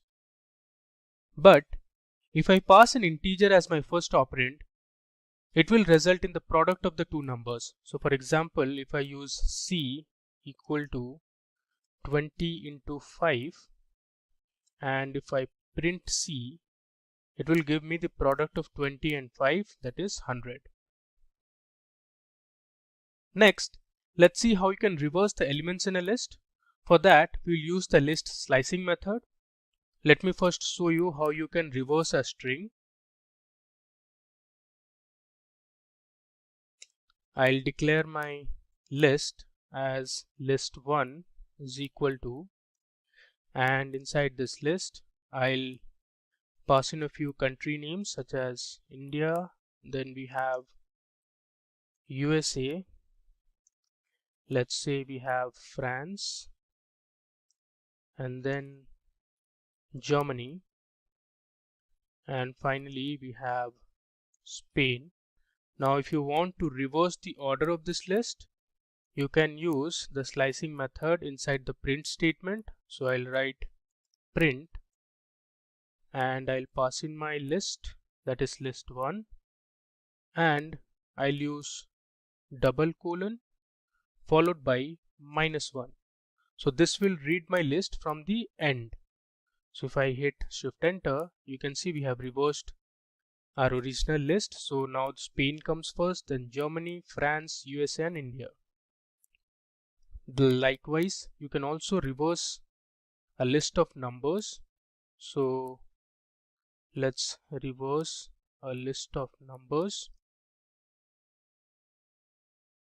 Suppose this time I'll use list2 is equal to, I'll pass in few integers, say 100, 200, 300 and 400. Now if I print my list 2 using colon -1, it will reverse list 2. You can see we have reversed our original list 2. So now 400 comes first, then 300, 200 and 100. Now let me tell you how you can print the elements in a list in any order that you prefer. Suppose I have a list that has values like 1, 2, 3 and 4. Then I'll print this list. After that, I'll use 4 variables such as A, B, C, D and assign it to our list. After that, let me go ahead and print any order that I want. For example, I use B, A, D, C and hit Shift Enter. You can see we have printed our list in the order that we wanted. So basically what this cell does is we have assigned the value 1 from list to A, 2 to B, 3 to C and 4 to D, and we are printing in an order B, A, D, C. So this is the result you can see. Now suppose you want to print in some other order, like say I want C first, then I want B, A and then D. So this is the output. Up next, we will discuss list comprehensions in Python. So list comprehension is an effective way to define and create new lists based on existing lists. So suppose you want to extract and separate all the letters from the word Simplilearn and add letters as items of a list. Ideally, you would use a for loop to do this task. So let's see how you can perform this task using a for loop. I'll assign an empty list, say letters is equal to, I'll use square brackets to assign my empty list. Then and declare a for loop. Suppose for I in, I'll pass in my string that is Simplilearn, and I'll append the letters using the append function. Now let me go ahead and print the letters. If I hit Shift Enter, you can see this will print all individual letters present in the word Simplilearn. But the same job, you can do it easily with the help of list comprehensions. So let me show you how to do that. First, I'll declare a variable, say letters, is equal to, inside square brackets, I'll write I for I in my string Simplilearn.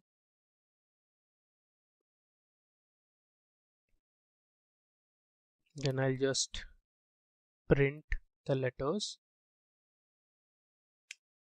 You can see we have extracted all the letters from the word Simplilearn.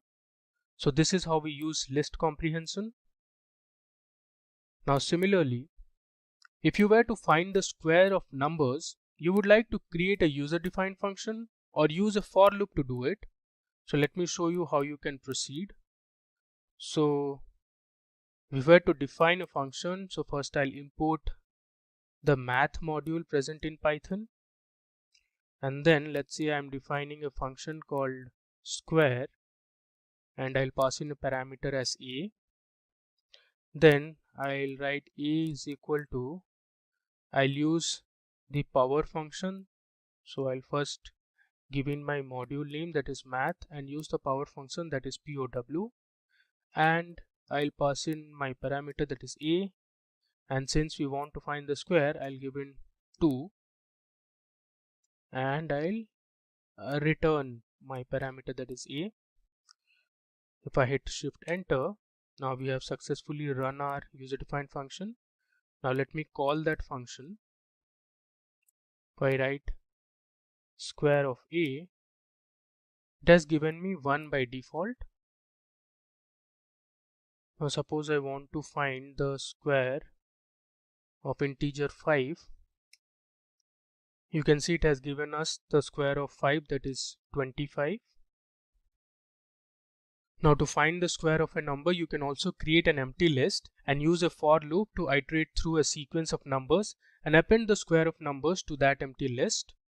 So let me show you how you can do with this process. Suppose I declare an empty list called squares. I'll pass in my empty list. And then I'll use a for loop, say for example for I in range. I'll give 10 as my range, and then I'll append my square values. So I'll pass in my empty list, that is squares dot append. So I'll use squares dot append and pass I into I, and then I'll just call my empty list squares. If I hit shift enter, you can see from 0 to 9, that is a range of 10 values, it has printed all the squares of those integers. Now these two methods that we just discussed need at least 3 to 4 lines of code, but by using a list comprehension, you can find the square of numbers in just a single line of code. So let's use a list comprehension to find square of 5 whole numbers between 0 and 20 having an interval of 4. So I'll use squares is equal to, I'll say x double multiplication operator into 2 for x in, say, range. I'll pass in my range, that is from 0 to 20 with an interval of 4. Now I'll print squares. If I hit shift enter, you can see it has printed the square of values. So first the number is 0, so 0 square is 0, then the number was 4, so 4 square is 16, 8 square is 64, then 12 square is 144, and then 16 square is 256. Moving ahead, in the next trick, I'll show you how you can keep track of the index positions and the items in a list. So for that, we will use the enumerate function to print the item values along with the index positions. So let's say I have a list that has items, say 310 to 94. I'm taking random integers, 450 and say 243. And now if I use a print statement, suppose I'll write using the enumerate function,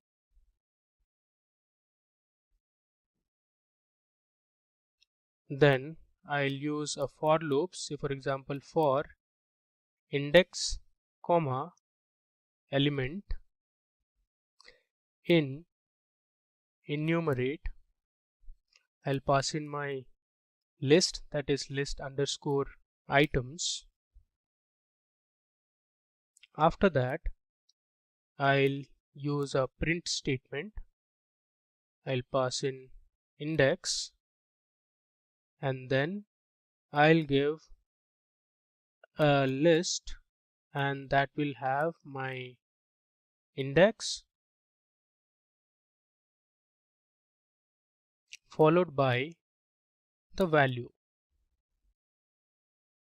I'll use another comma and pass in the element.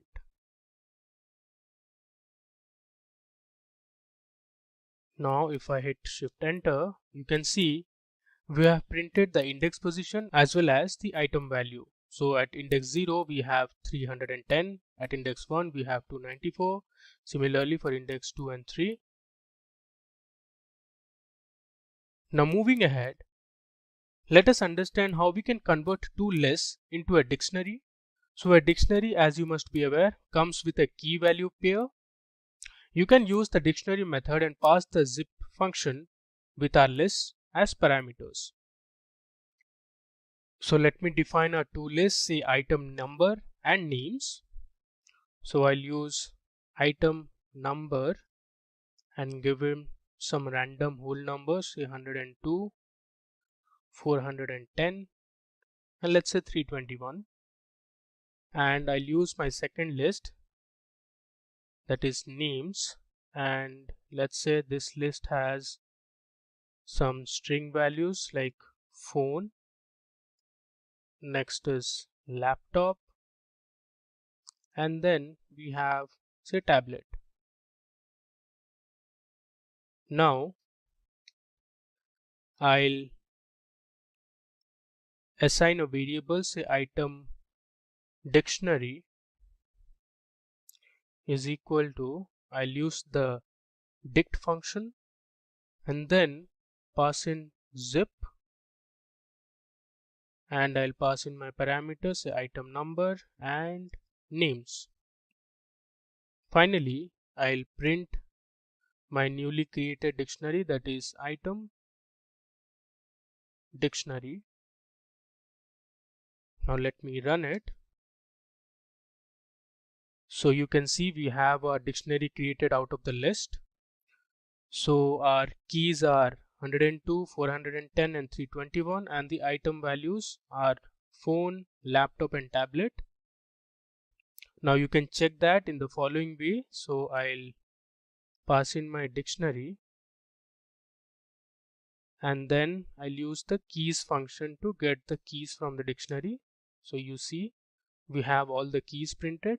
Similarly, if you want to print the values from the dictionary, I'll use the values function. So that will print all the values. You can see we have phone, laptop and tablet. Now we'll look at how you can find the common elements in two lists. So let me declare my first list as list underscore A. That will be equal to Davis. Then let's say we have Karen. Then we have John. We have Frank next. And then let's say we have another person, say Steve. And let me declare my list B. So list underscore B is equal to, I'll take Karen. Next we have Davis. Then suppose we have Jack. Up next we have George. And then say we have Steve again. Now to find the common elements, I'll use variable, let's say common, and I'll again use a list comprehension, say A for A in list A, then use for B in list B, then I'll use an if clause. So if A equals to B, then I'll print the common variable. If I run this, you can see we have the common elements printed from both the list A and B. So Davis, Karen and Steve are present in both list A and B. Next, let's see how you can remove the duplicate items in a list.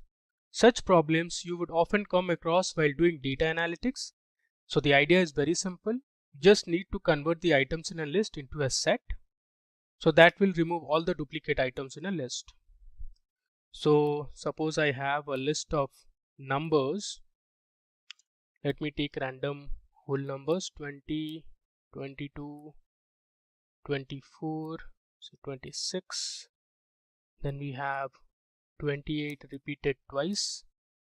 And then again suppose we have 20, and we have 22, and let's say we have 30. Now let me go ahead and print my list. So I'll say original list equals to, and then I'll pass in my list, that is list numbers. After that, I'll convert my list, that is list numbers, into a set. So I'll first use the list function, and then inside of that I'll pass in my set function and then declare my list, that is list numbers. Finally, I'll print my new list. So I'll type list after removing duplicates, that will be equal to, I'll give a comma and then pass in my variable, that is list numbers. If I run it, You can see our original list has all the elements that has duplicate values, and the final list, the output, you can see we have only the unique elements printed. Moving on, now let's have a look at how you can merge two dictionaries. So there are two methods to do this. Before that, let's see how the code would have looked like had you merged the dictionaries using Python 2 version or Python 3.4 version and below. So let's see, I have two dictionaries, say team A. I'll use curly braces to declare my dictionary. I'll give my key as 1 and I'll take Davis. I'll give my second key and say I have Andrew in my team. And then let's say I have my third key and let's say I have Karen. Similarly, let me declare my team B dictionary. I'll take the next key as 4 and the next person would be, say, John, and then I'll use my fifth key. We have Angela, and let's say I have my final member in the team, the sixth member, who is Suzanne. Now if you do it in Python 2 or Python 3.4 version and below, I have to define a function. So let me say define merge underscore teams, which will be my function name, and I'll pass in two parameters, say dict1 and dict2. Then I have dict3. In dict3 I'll use the copy method, so I'll use dict1 dot copy. Then let me go ahead and use my dict3 dot update. I'll pass in my dict2 and then say I'll return my dict3. Finally I'll print it, so I'll use merge underscore teams, then pass in my two parameters as team A comma team B. If I run it, oops, there is a mistake I have made, so this should be dict2 actually. So let me run it once again. You can see we have merged both our dictionaries. Now you can see it has around 6 to 7 lines of code or even more. Now if you want to do this task using Python 3.5 version and above, you can use the update method. So let's see how we can do. I have, say, A is equal to, I'll pass in my dictionary as A has value of 1, say B has a value of 2, let's say B also has a value of 1, and my second dictionary would have key B again and it has a value of 2, and key C will have a value of 1.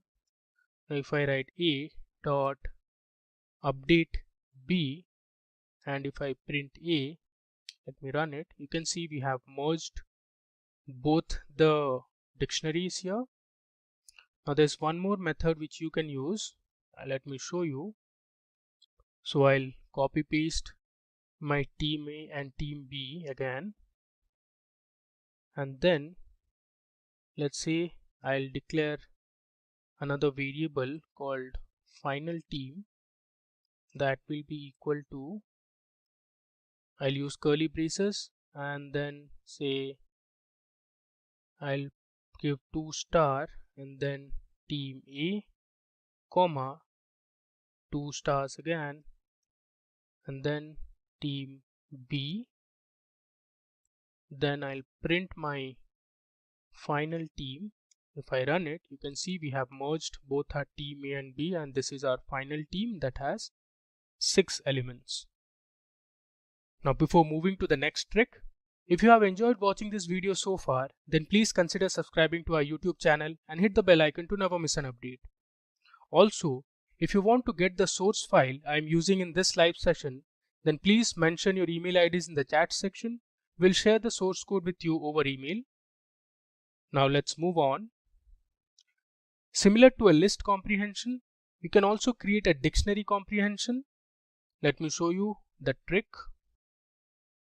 Suppose I want to find the square of numbers, so I'll pass in my variable that is square and I'll use my dictionary comprehension, say x, comma x star star 2. This will find the square of a number. For x in range, say 5. So I want the square of the first 5 numbers. Then let me just call it. You can see it has printed a dictionary that has the square of numbers from 0 to 4, that is 5 numbers. So 0 square is 0, 1 square is 1, 2 square is 4, 3 square is 9 and 4 square is 16. Now let's see the trick to check if all the elements in a sequence are true or false based on a condition. You can do this with the help of all function. All function in Python returns true if all the items in an iterable are true, otherwise it returns false. So I'll directly use my all function. So I'll say all. Now let's say I'll use a variable a, %2. If it's equal to 0, then I'll say for a in range between 0 to 10 with an interval of 2. If I run it, it gives me true because I have defined my range from 0 to 10 and an interval of 2. So the numbers will range from 0, 2, 4, 6, 8 and so on. So all these numbers are divisible by 2 and the remainder is 0, so it gives us true.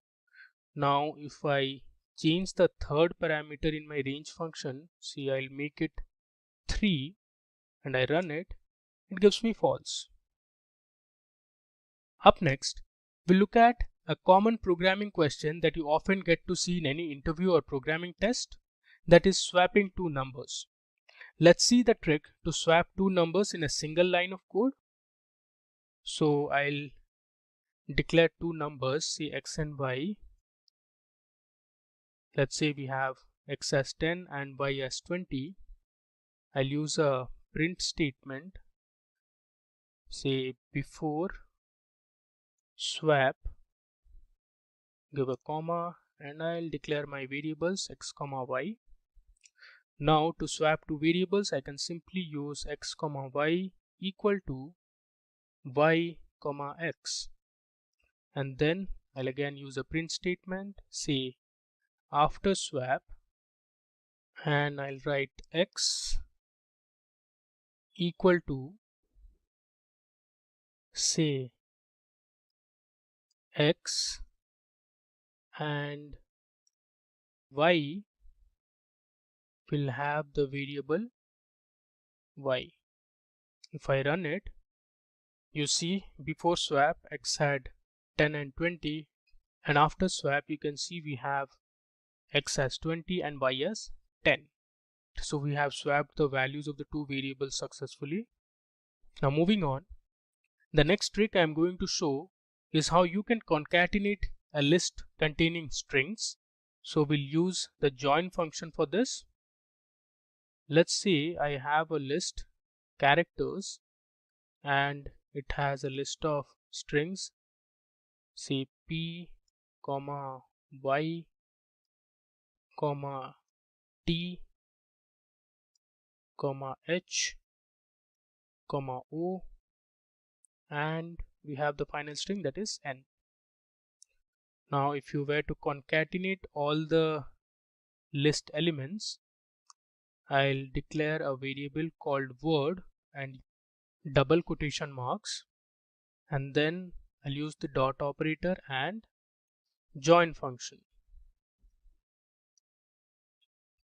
I'll pass in my list, that is character, then I'll print my variable word.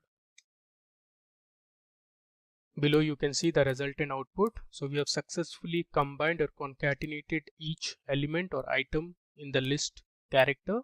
So we have Python printed. Now let me show you how you can find the most frequently occurring values in a list.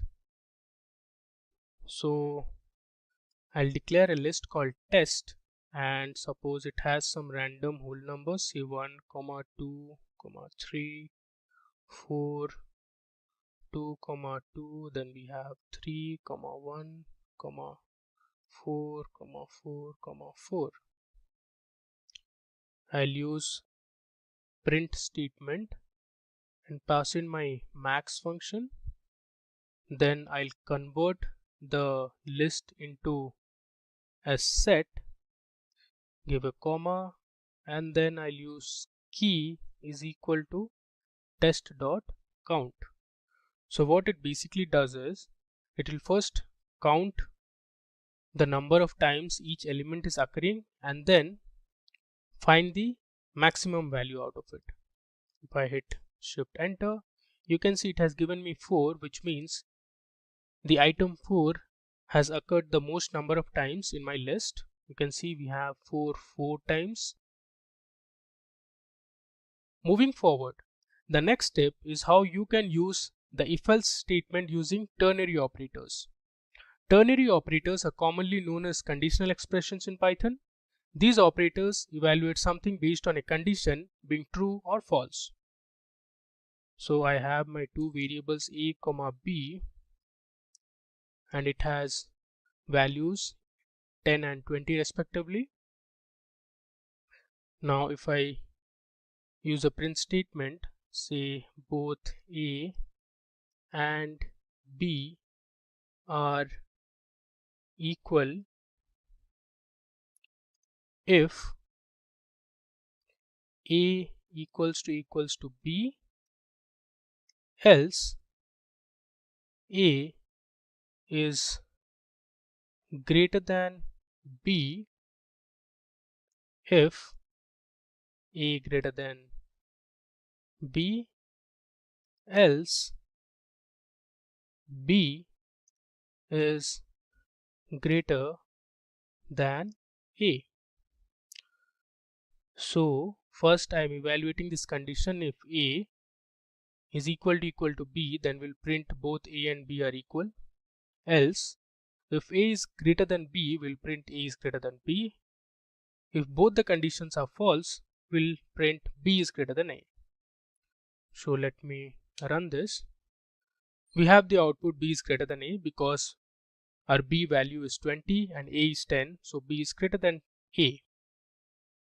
Now let me create a NumPy array and find the cumulative sum in a sequence of numbers. For this, you can use the CumSum function. First I have to import my NumPy library, so I'll write import NumPy as np. Then I'll declare a variable, say res, which is for result. I'll use a list function and then pass in my CumSum function. And let's say I'll give a range of 10. Finally, I'll print the result. If I run this, you can see we have calculated the cumulative sum of the numbers ranging from 0 to 9. So the first element is 0, then the next element is 1, so 0 plus 1 is 1. Then the next element is 2, so 1 plus 2 is 3. Then 3 plus 3 is 6, 6 plus 4 is 10, 10 plus 5 is 15, and so on. Let's now understand how you can use iter tools in Python. Iter tool is a module in Python that implements a number of iterator building blocks. It provides several functions that work on iterators to produce complex iterators. We will see an example to find the list of matches to be played between the teams in a league. Here we consider each team will play against all the other teams in the league. So to use the iter tools, I'll first import it. So I'll write import iter tools. And then let me go ahead and declare a list, say football underscore clubs. Let me take a few club names, say Manchester United. Then we have Real Madrid. I'm taking the top clubs from Europe. The next club we have is, say, Arsenal, followed by Chelsea. Then we have, say, Liverpool. And finally we have Barcelona.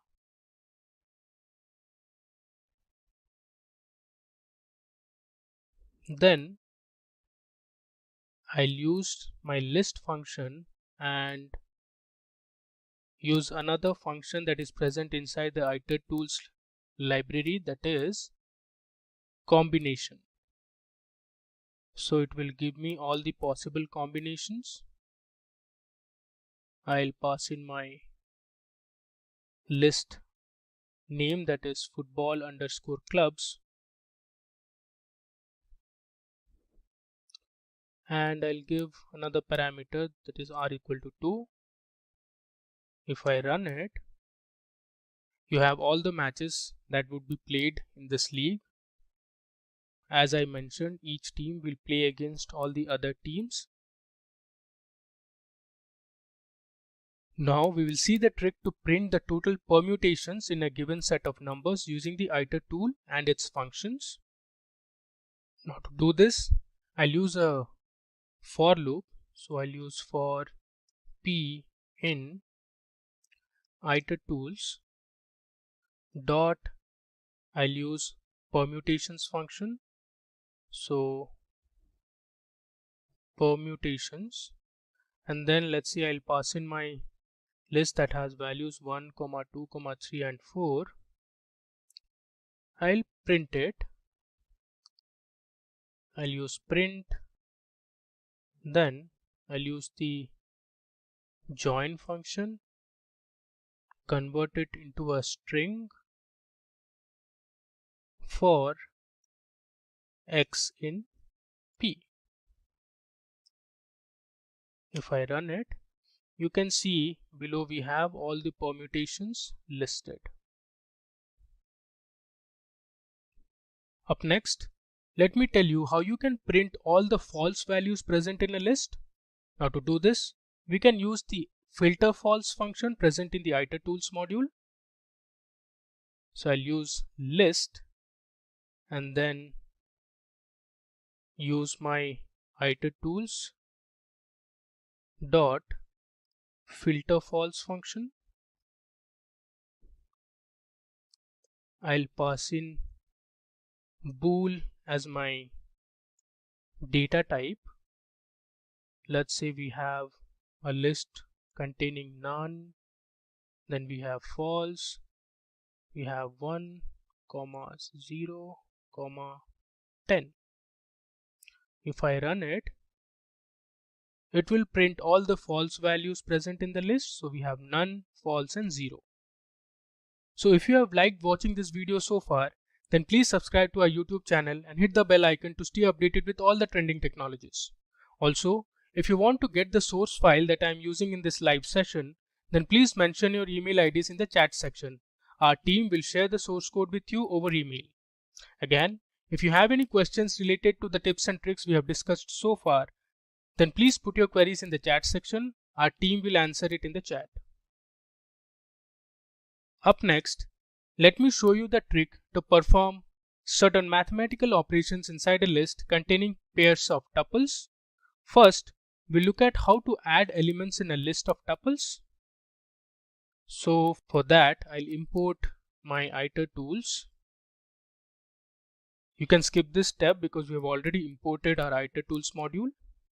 And then I'll import operator. We have a list of tuples, say a2, 5. Then we have 10, 4. We have another pair says 60, 3. Now I'll use list function, and inside of it I'll use my Iterators module. So I'll write Iterators dot star map function, and I'll use my operator and add, comma, I'll pass in my list, that is A.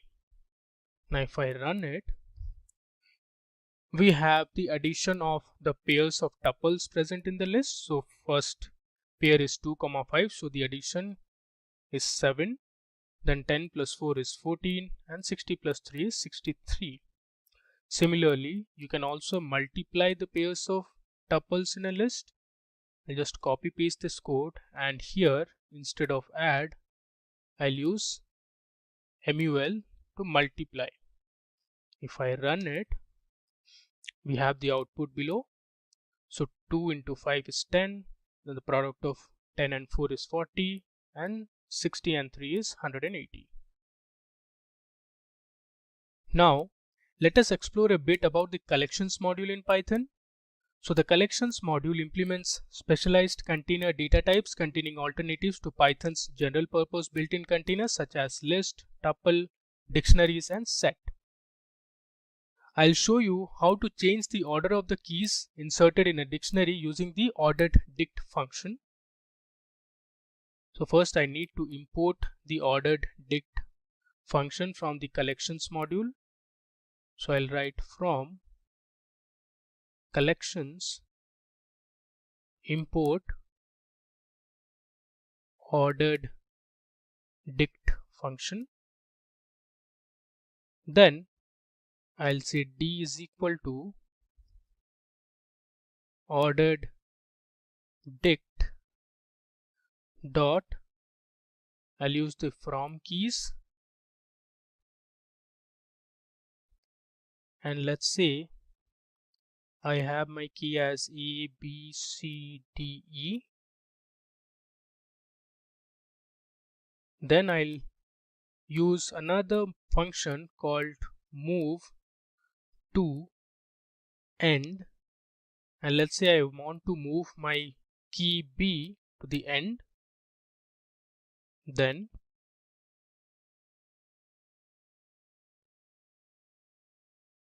I'll use inverted commas and pass in my join function, and inside that I'll say d dot keys. If I run it, you can see we have shifted the key B to the end. Now if you want to move the key B to the beginning, you can do something like this. So let me copy the last 2 lines of code from the above cell. I'll paste it. Now here I can give another parameter, that is last, and I'll say false. If I run this, you can see we have the key B in the beginning now. Now the final trick I'm going to show you is how to perform mathematical operations using a lambda function in Python. So lambda is an anonymous function that does not have a name. It can have any number of arguments but only one expression. The expression is evaluated and the result is returned. So let's see how to add and subtract numbers in one line of code using the lambda function. So first I'll declare a variable, say function is equal to, and I'll assign a dictionary. I'll pass in my sum and then use the lambda function I'll pass in variables x comma y, and I'll add x plus y. Similarly, I'll now subtract. I'll use the lambda function again, pass in my variables x comma y, and I'll write x minus y. Now let me run it. So if you want to find the sum of two numbers, so I have to call this first. So I'll use func, and using square brackets I'll give my sum, and then pass in my values, say 10, 3. This will add 10 plus 3 and return the result as 13. Similarly, if you want to subtract two numbers, I'll just write subtract here instead of sum,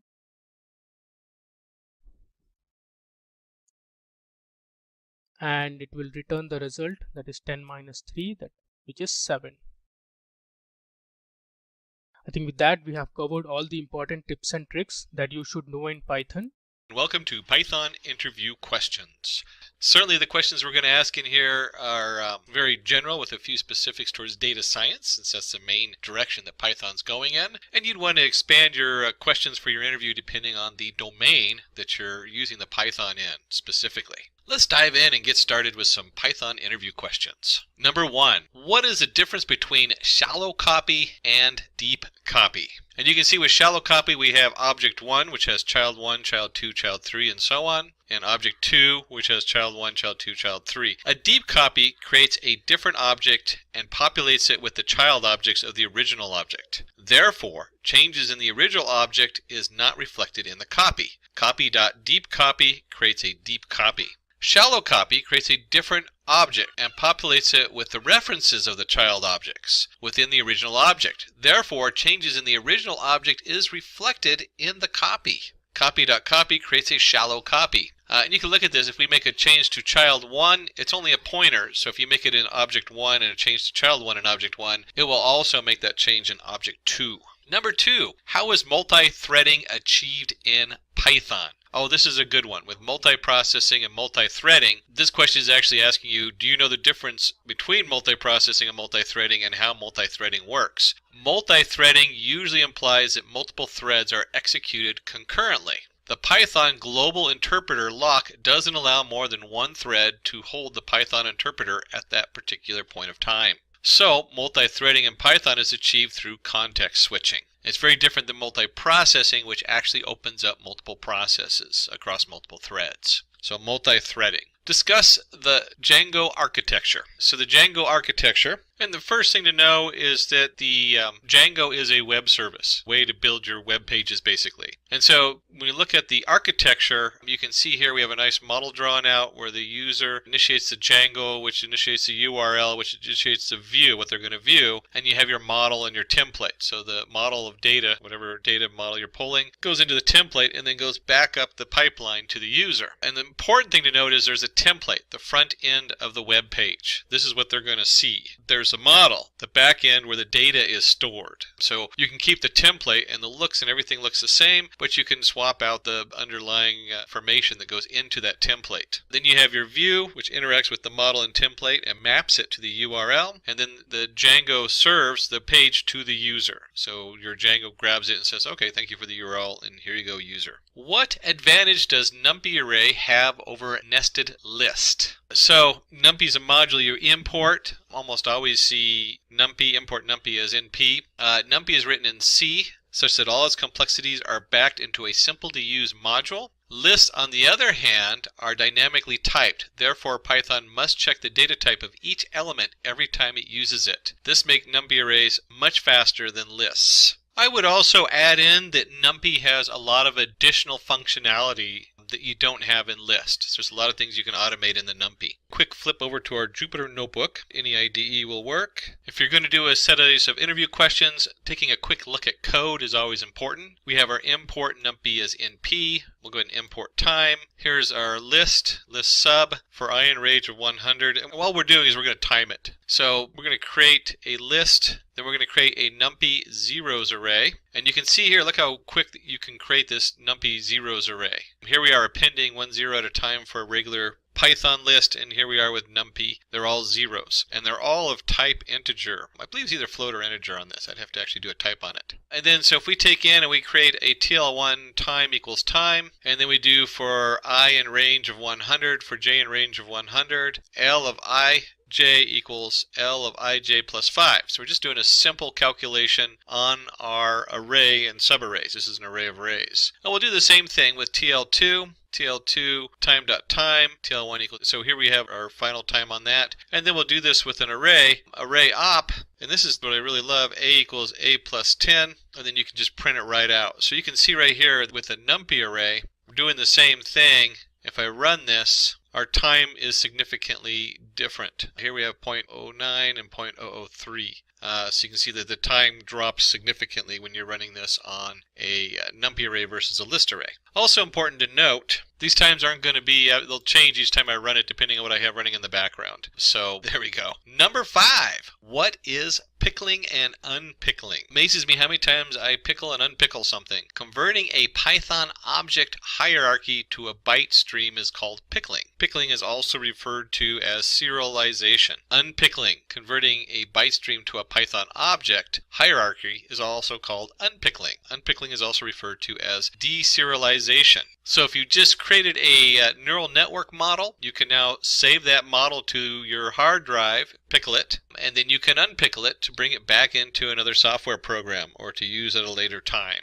How is memory managed in Python? Number 6. Python has a private heap space where it stores all the objects. The Python memory manager manages various aspects of this heap like sharing, caching, segmentation, and allocation. The user has no control over the heap. Only the Python interpreter has the access. You have a nice little diagram here. Here's your program. There's your interpreter. We have our heap, memory management on the garbage collector going off of there. Number 7. Are arguments in Python passed by value or by reference? Arguments are passed in Python by reference. This means that any change made within a function is reflected on the original object. So you can see here def function of L of 0 equals 3, L equals 1, 2, 3, 4, function L, print L, and you're going to get 3, 2, 3, 4 because we passed L in there, so it's a pointer. Here we have def function L equals 3, 2, 3, 4, L equals 1, 2, 3, 4, function of L, print L. Because in this function I have assigned, instead of operating on a piece of L, the list, I've assigned a whole new value to that list, or L. It then at that point will create a new object. So if I make changes to the object, it's going to change it in the outside the definition. If I use a variable and I assign it a completely new value, like L equals 3, 2, 3, 4,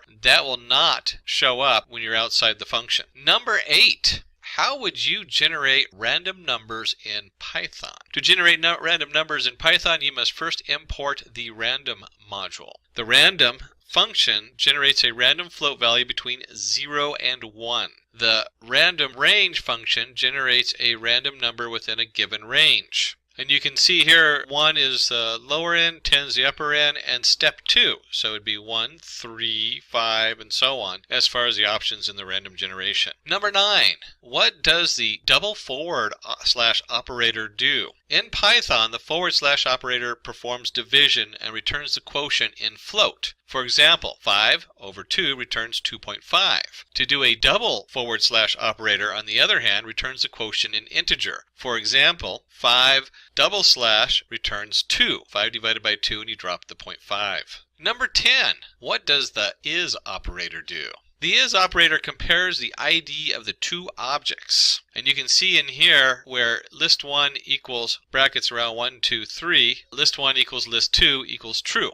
And you have the double equals in Python, of course. And you can do list 1 is list 2, where list 2 equals 1, 2, 3 is false. List 2 is not the brackets 1, 2, 3. It equals it, but it's not the brackets. And if we do list 3 equals list 1, then list 1 is list 3 equals true. Number 11, what is the purpose of pass statement? The pass statement is used when there's a syntactic but not an operational requirement. For example, the program below prints a string ignoring the spaces. And so here we have variable equals Simplilearn. We've added 2 spaces in it. For I in variable, so it goes through each I. If I equals space, do nothing. Else, print I, and then we'll have the end equals bracket bracket, and they'll print out Simplilearn. Now, of course, you would probably write this if I does not equal blank space, print. But this would be another way you could do that if you need a placeholder for that first logical set or that first area. And you can also do a function like this. You could do function, whatever your def function name, brackets, colon, pass. So it goes into the function and does nothing, but it's a placeholder. Number 12, how will you check all the characters in a string are alphanumeric? Python has an inbuilt method, isAllNumber, which returns true if all characters in the string are alphanumeric. And so you can see here, ABCD, 1, 2, 3, isAllNumber, output equals true. And the second line, ABCD, the @ symbol, 1, 2, 3, the pound symbol, is all num, output equals false. So really you just want to know about is all numerical, alphanumerical. Number 12, how will you check if all characters in a string are alphanumeric? So here we go. If you know isAllNumber, which returns that the characters in the string are alphanumeric, one can also use regex instead. And so we have Boolean rematch. What's important about this is to note your capital A dash to capital Z, A lowercase to dash to Z, 0 to 9 means that that array includes all of those, the way they have it written out. Plus a $sign, and then we have what we're comparing it to, the string we're comparing to, the ABCD 1, 2, 3. And so we can do an re.match, and if it matches, if all these things, if all the different entities in that array matches the first one, we get an output true, and if not, an output false. Number 13, how will you merge elements in a sequence? Sequence. There are 3 types of sequences in Python. There's lists, tuples, and strings. Python, of course, makes this easy. If we have a list 1 and list 2, and list 1 is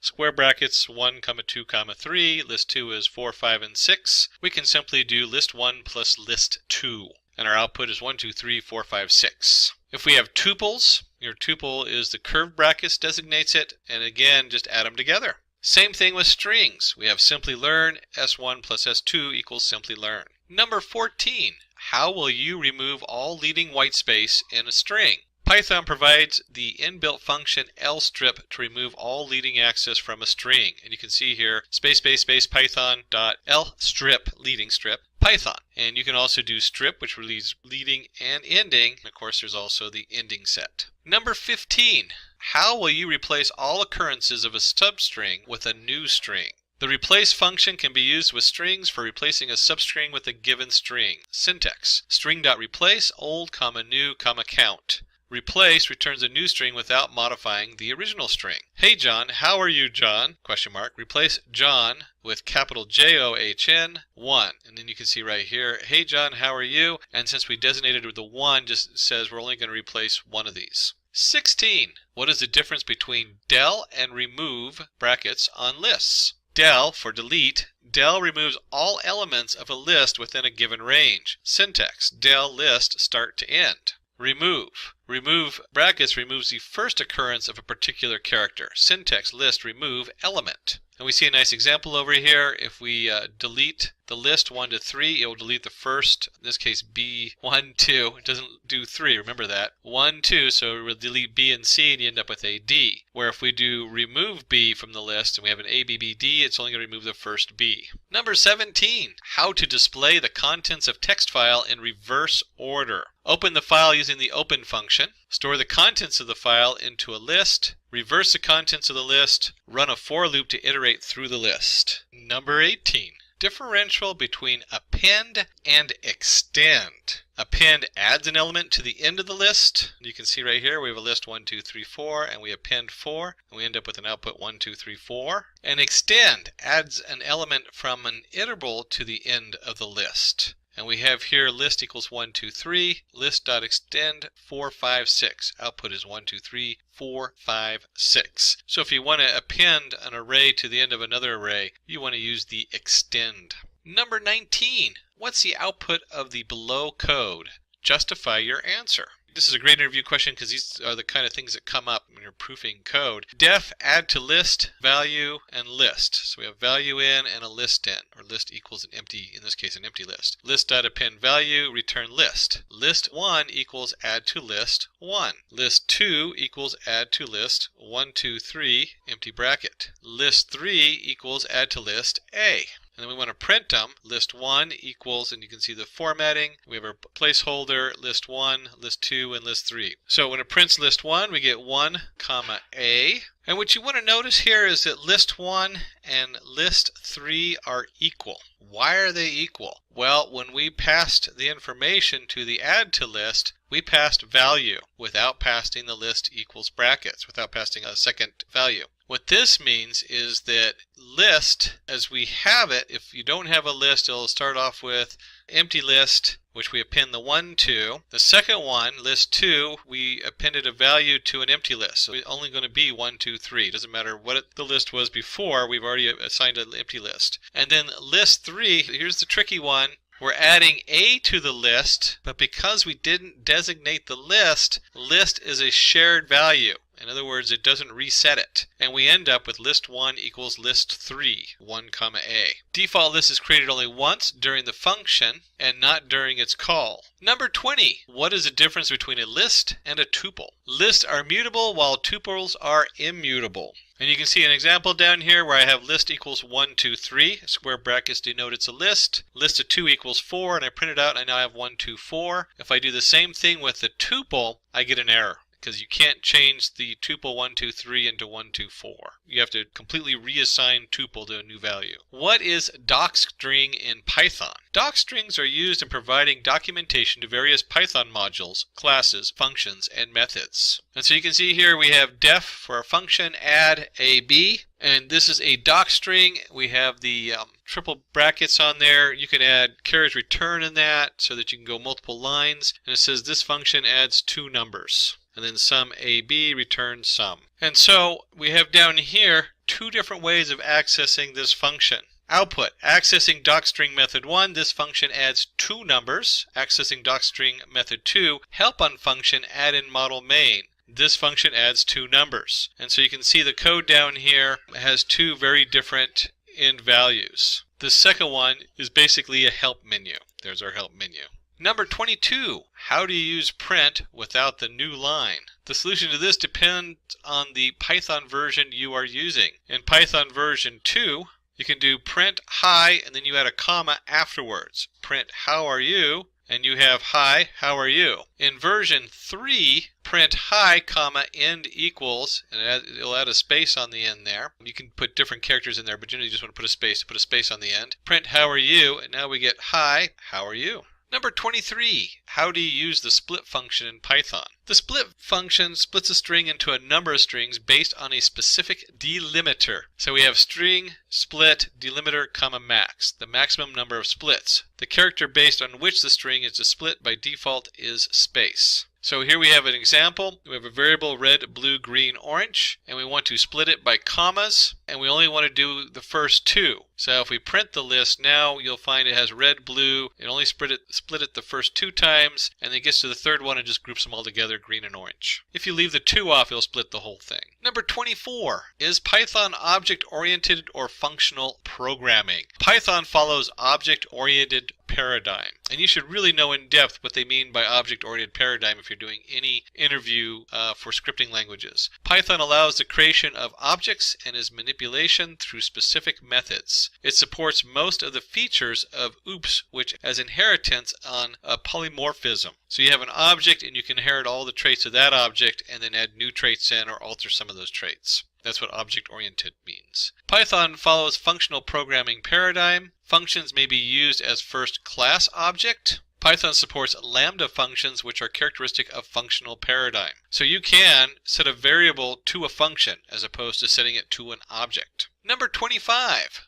Write a function prototype that takes variable number of arguments. Here we have def function name list. So we could have, in this case, whatever the list is, def function. The asterisk denotes that we're going to take multiple arguments of a variable, and then we can do for I in var, print I. So if you send function of 1, you'll end up with a function 1, 2, 5, 6. It'll actually print those out one at a time. The first one just prints out a 1 because it only sent one variable. The second one will print 1, another line 25, another line 6. Number 26. What is asterisk args and asterisk quargs? Args used in function prototype to accept varying number of arguments. It's an iterable object, def function args. And you can imagine it's just a basic list. So if I add the numbers a comma b or a comma b comma c, it doesn't really matter. It will have that number of objects in it, whatever I send to it. And there's other uses for it, but that's very basic. Quargs, I can actually tell it what I want to send. So used in a function prototype and to accept varying number of keyworded arguments. Both are iterable objects, so you can go through them one at a time. And the def function quargs, you can now set like color equals red, units equal 2. So you'll see that, especially in machine learning, there's a lot of they'll have inline equals true, that kind of thing. Number 27. In Python, functions are first class objects. What do you understand from this? This means I could return a function. It could be one from another function. I could create a function and treat it just like an object. I can assign it to a variable. I can pass them as arguments to other functions. Number 28. What is the output of print name __ name? Justify your answer. The double underscore name double underscore is a special variable that holds the name of the current module. Program execution starts from main or a code with 0 indentation. Thus, double underscore name has a value double underscore main double underscore in the above case. If the file is imported from another module, then double underscore name underscore double underscore holds the name of this module. Number 29. What is a numpy array? And we briefly touched numpy array compared to a list earlier in processing speed. Now let's go ahead and look at some of the more specifics. A numpy array is a grid of values, all of the same type. So if they're either all float, all integer, all string, and is indexed by a tuple of non-negative integers. The number of dimensions is the rank of the array. And the shape of an array is a tuple of integers giving the size of the array along each dimension. Number 30. What is the difference between matrices and arrays? A matrix comes from linear algebra and is a two-dimensional representation of data. It comes with a powerful set of mathematical operations that allow you to manipulate the data in interesting ways. Now, an array is a sequence of objects of similar data type. An array within another array forms a matrix. Like we said here, two-dimensional, so if you have an array of 3 by 4, that would be a matrix. Number 31. How to get indexes of n maximum values in a numpy array. Of course, the first thing to do is to import your numpy as np. You don't necessarily have to use np, but that is the most standard use of numpy. We create our array equals an np.array of 1, 2, 3, 4, 5. And then if we want to get our indexes of n maximum values in a numpy array, we can do, one way to do it is to take our array, sort it, then do -n colon. That means we're going to do, once you've sorted it, you can do -n. N would equal then the number of indices, so it's not the actual letter n, colon. And really this is about understanding this notation, that we can sort it, so it goes from lowest to biggest, and then we can get the top values for n indexes. And then we have our final set of brackets with the -1 on there. Number 32. How would you obtain the resulting set from the train set and the test set from below? And let's go ahead and look at the two different variables. We have train set equals an array of 1, 2, 3. Test set equals a numpy array of arrays. We have 0, 1, 2, 1, 2, 3. What's important here is that, one, it's a numpy, so that leaves A out, and then we're stuck with 3 other options, and I'm going to say that D is out, none of these. And let's look at np.concatenate versus np.vstack. Concatenate would put one set after the other, so you would end up with, probably give you an error, because one set is 1, 2, 3, and then we're going to concatenate array 0, 1, 2 and array 1, 2, 3, the array of arrays, onto the end of that. what we really want to do is stack. And by the way, you can actually switch. There's variables you can put into concatenate, obviously, that can change this. So you could use the concatenate with a lot of fudging around. But really what we're looking for is VStack. V stands for vertical versus the HStack, which is horizontal. And if we do a VStack, we can simply do train set, comma, test set, and stack them together. And so we have C, resulting set equals np.vstack, train stack, test set. Both option A and B would do horizontal stacking, but we would like to have the vertical stacking. Option C does this. Again, you could add the axes in and use the concatenate to stack it the correct way. Number 33, how would you import a decision tree classifier in sklearn? We have sklearn.decisiontree import decision tree classifier. From sklearn ensemble import decision tree classifier. And we look at these and they're all import decision tree classifier. That actually last part happens to be correct, and it's really just a vocabulary knowing where is the decision tree classifier stored, what module is that a part of, and it is of course part of the sklearn.tree. Number C. Number 34, you have uploaded the data set in CSV format on Google Spreadsheet and shared it publicly. How can you access this in Python? What's important here is to know that we can read stuff with pandas. So we don't show it here, but you can. There's actually a number of ways to do this. What's important here is to know a couple things. One, we have our link generated from the Google Docs and spreadsheets, and then we can do a string.io request get link.content. So there's our source. And then finally, we know that pandas can read a CSV. There's obviously many ways to read a CSV, but data equals pd.read_CSV source. Number 35, what is the difference between the two data series given below? Below we have df name and df location, colon, comma, brackets around, asterisks around name, comma, where. And then we have df equals pd data frame, aabbxxuu, comma, 21, 16, 50, 33, columns equal name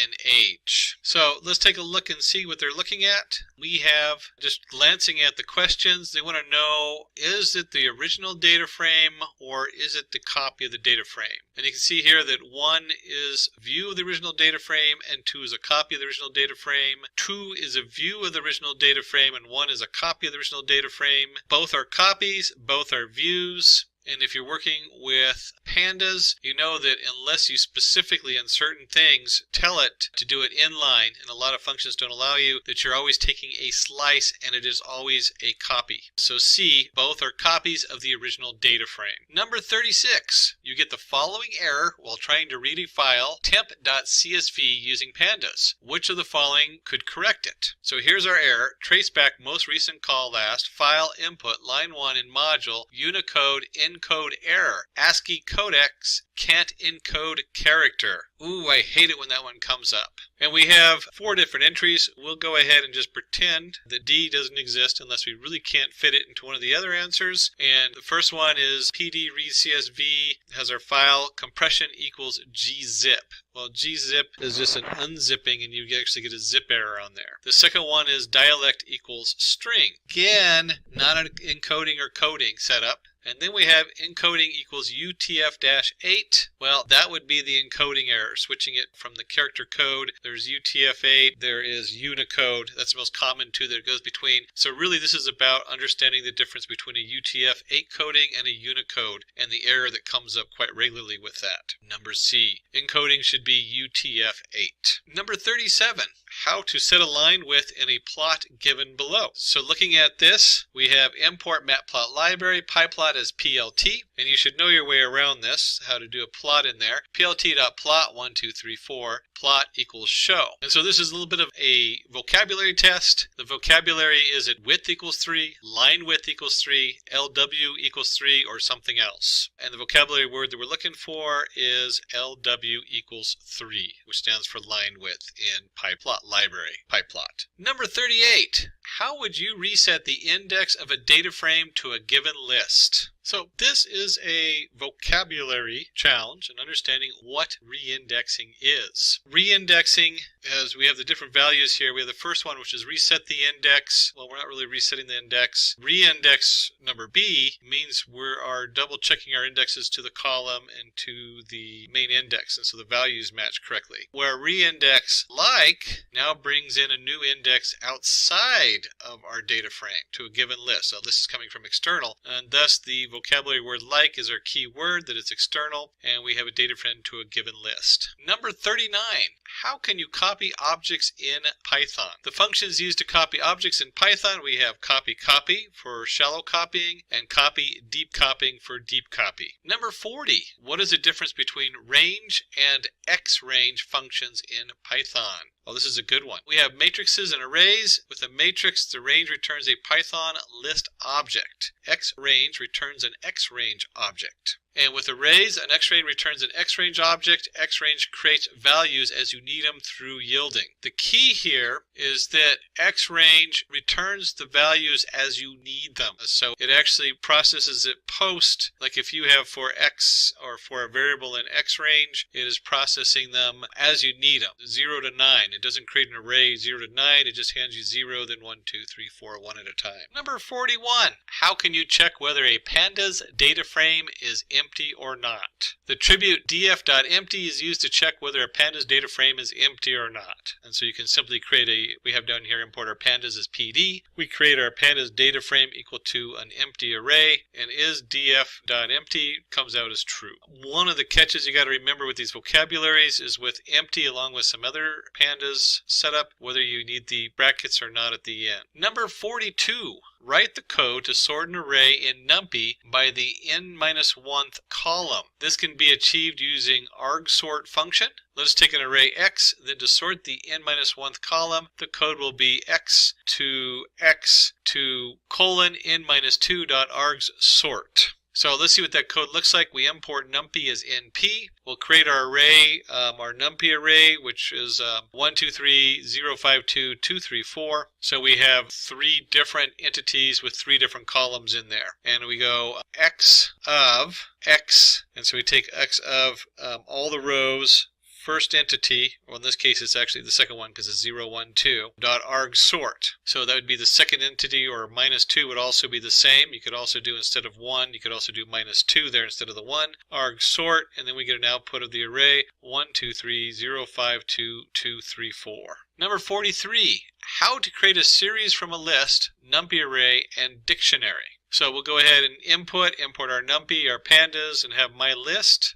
And you can see here we have my list equals list of A, B, C, D, E, F, G all the way through. So my list now makes a list of that. For array, we have np.arange to 26. My dictionary will create a dictionary with zip my list, my arguments. So I'll just use the NumPy array we just created with my array to go into the dictionary. And the solution is simple with the pd.series my list, pd.series my array, pd.series my dictionary. So it's all about knowing the dot, capital S-E-R-I-E-S. Don't forget that capitalization. Number 44. How to get the items not common to both Series A and Series B. And you can see here we have, instead of Series A and B, we have Series 1 and 2, and we have 1, 2, 3, 4, 5, 4, 5, 6, 7, 8. The solution is we take a panda series, we have a series U equals a panda series, NP union 1 dimension, Series 1, Series 2. So we can now make a union of them. We now have Series 1 panda series with an intersection, and then we can remove one from the other. Series U is Series U dot is in Series 1. So if the union is not in the intersection, then you know it's a unique value. A little bit of logic going on there and playing with 3 different terms to get the answer we want. 45. How to keep only the top 2 most frequent values as it is and replace everything else as other in a series. So again, we're working with pandas, because if you're talking series and data frames, that means we're working with pandas. So we're going to import pandas as PD. We'll go ahead and create our pandas series. We're going to do that by creating a NumPy random state 100, so 100 in the NumPy one. And then we have our pandas series. You can see here we're random integer, NumPy random.random integer 1, 5 by 12. And so the solution for this is we go ahead and we've created a PD remember the capital S series solution. We're going to print the top 2 frequencies, and that is our series.valueCounts. And then we take series values count.index of up to 2. So we're going to take everything up to 2. And then we'll do the series is in. So if it's not in the first 2, then it's going to equal other. And this would be something you'd want to write down on paper. If it looks confusing, take a moment, pause the video, write this down, and see if you can figure out how the logic came together and try to throw yourself a couple other little logic puzzles like this. Number 46, how to find the positions of numbers that are multiples of 3 from a series. And in here we're actually going to use a NumPy to solve it. The first part, series, lets you know it's going to be a panda series. And if we come down here, we have np.argwhere, so this is a vocabulary question, series with, remember the percentile 3 is the remainder, so if the remainder equals 0, then we're going to generate that string where the object divided by 3 equals 0 has no remainder, so then we know it's a multiple of 3. Number 47, how to compute the Euclidean distance between 2 series. And this one's really cool because we have our panda series, P and Q. And what I like about this one is they give us 2 solutions you can go with. And really you should kind of know both. The first one would be, yes, you know what the Euclidean distance is. And that is we can take the first series minus the second series squared. And then sum them up, and then we do the square root, which is the same as taking the power to 0.5. Doing the power to 0.5 is easier than doing the square root. So a lot of times you'll see that as a switch, but you could have also done the square root and used the math in there. So there's solution 1, you should know your Euclidean distance. And then solution 2 is the NumPy solution. So we have np.linalg.norm. That's how we're going to compute our Euclidean distance. P minus Q. Very elegant and very straightforward and easy to compute.